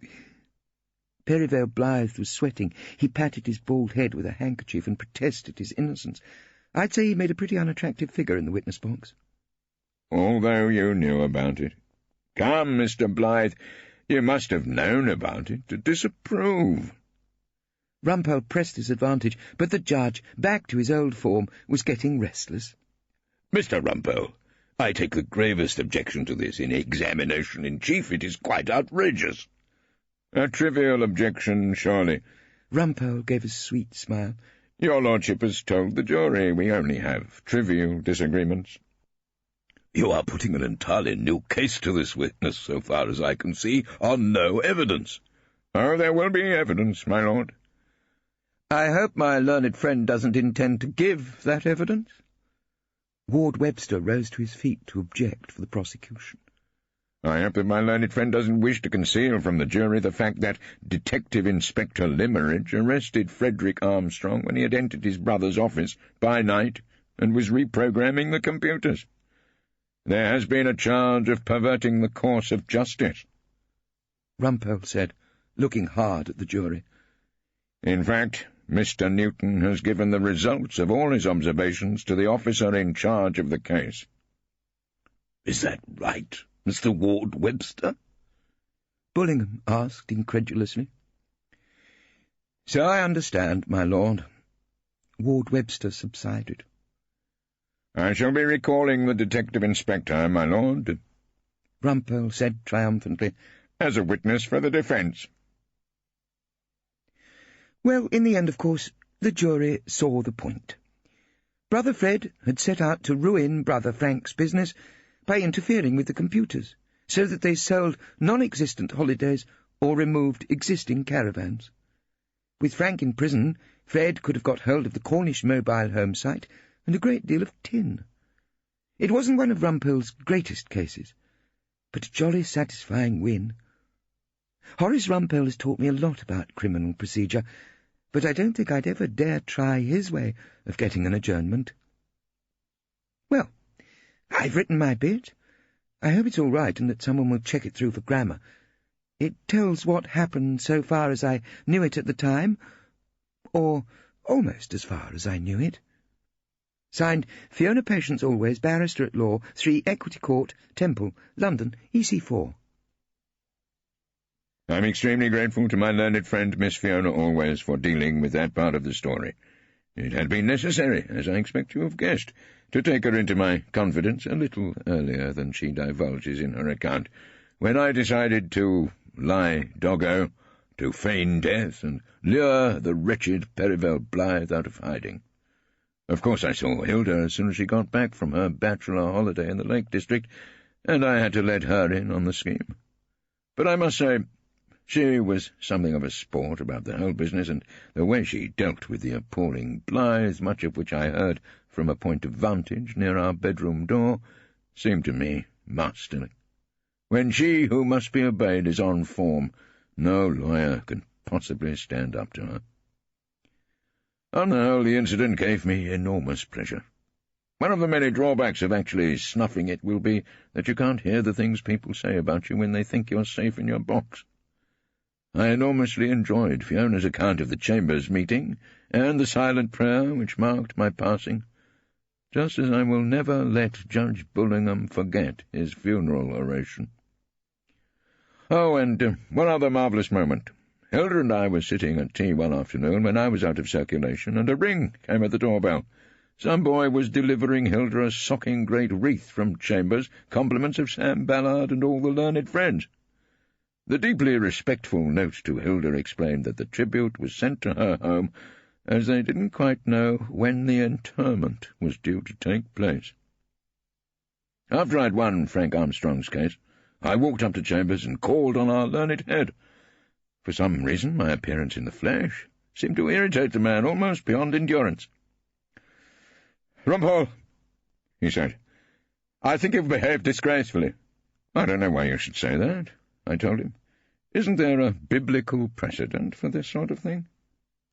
"I suppose you're very proud of yourself," Ballard boomed on. "Well, it wasn't a bad win." I lit a small cigar. "Got the Sunsand Mobile Homes owner away and clear. Made the world safe for a few more ghastly holidays." "I'm not referring to your case, Rumpole. You caused us all— You caused me, personally, a great deal of unnecessary grief." "Oh, come off it, Ballard. I understand you couldn't wait to re-let my room to young Archie Featherstone." "A little month, or ere those shoes were old, with which you followed poor old Rumpole's body, like Niobe, all tears." I gave him a slice of Hamlet, which he didn't appreciate. "We had to plan for the future, Rumpole. Deeply distressed, as we all were. Deeply distressed indeed. I hear that Uncle Tom suggested a memorial service in Pomeroy's wine bar." Ballard had the decency to look a little embarrassed. "I never approved of that," he said. "Well, it's not a bad idea, and I happen to be in funds at the moment. Why don't I invite you all to a piss-up at Pomeroy's?" Ballard looked at me sadly. "And I thought you had finally found faith," he said. "That's what I can never forgive."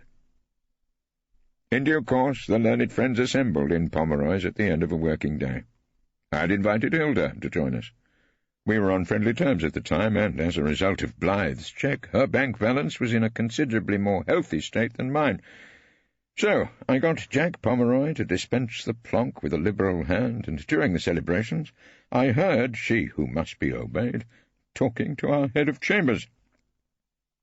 "It was very naughty of Rumpole, of course," she said. "but there was just no other way of getting his fees from that appalling man, Perivale Blythe." "Mrs. Rumpole, can I get this clear? You were a knowing party to this extraordinary conspiracy?" "Oh, yes." And Hilda sounded proud of it. "I'll have you after my job, Mrs. Rumpole," Henry said. "I couldn't get Mr. Blythe to pay up, not till we got this idea." "Henry, you're not saying you knew?" "I'm not saying anything, Mr. Ballard," Henry answered with a true clerk's diplomacy. "But perhaps I had an inkling." "Always. You took Rumpole home. You must have thought—" Ballard clearly guessed that he was on to an appalling conspiracy. "That he died?" Fiona smiled at him. "Oh, I can't see how anyone could think that. He'd never die in the middle of a case, would he?" "It was exactly the same when we believed he'd retired," Uncle Tom told the world in general. Rumpole kept popping back like a bloody opera singer. At which point I felt moved to address them and banged a glass on the bar for silence. "Well, my learned friends," I said in my final speech, "since no one else seems inclined to, it falls on me to say a few words. After the distressing news you have heard, it comes as a great pleasure to welcome Horace Rumpole back to the land of the living. When he was deceased, he was constantly in your thoughts. Some of you wanted his room, some of you wanted his work, some, I know, couldn't wait to get their fingers on the old boy's hat-stand. You are all none the less welcome to drink to his long life and continued success in a glass of Chateau Thames Embankment." I must say that they all raised their glasses and drank with every appearance of enjoyment. Then I went over to Jack Pomeroy and asked him to bring out from behind the bar the tribute from Ballard, which I had concealed there before the party began. "Pollard," I said as I handed it to him, "this came to my home address. I am afraid you went to some expense over the thing. Never mind. As I shan't be needing it now, keep it for one of your friends." So at the end of the day, Sam Ballard was left holding the wreath.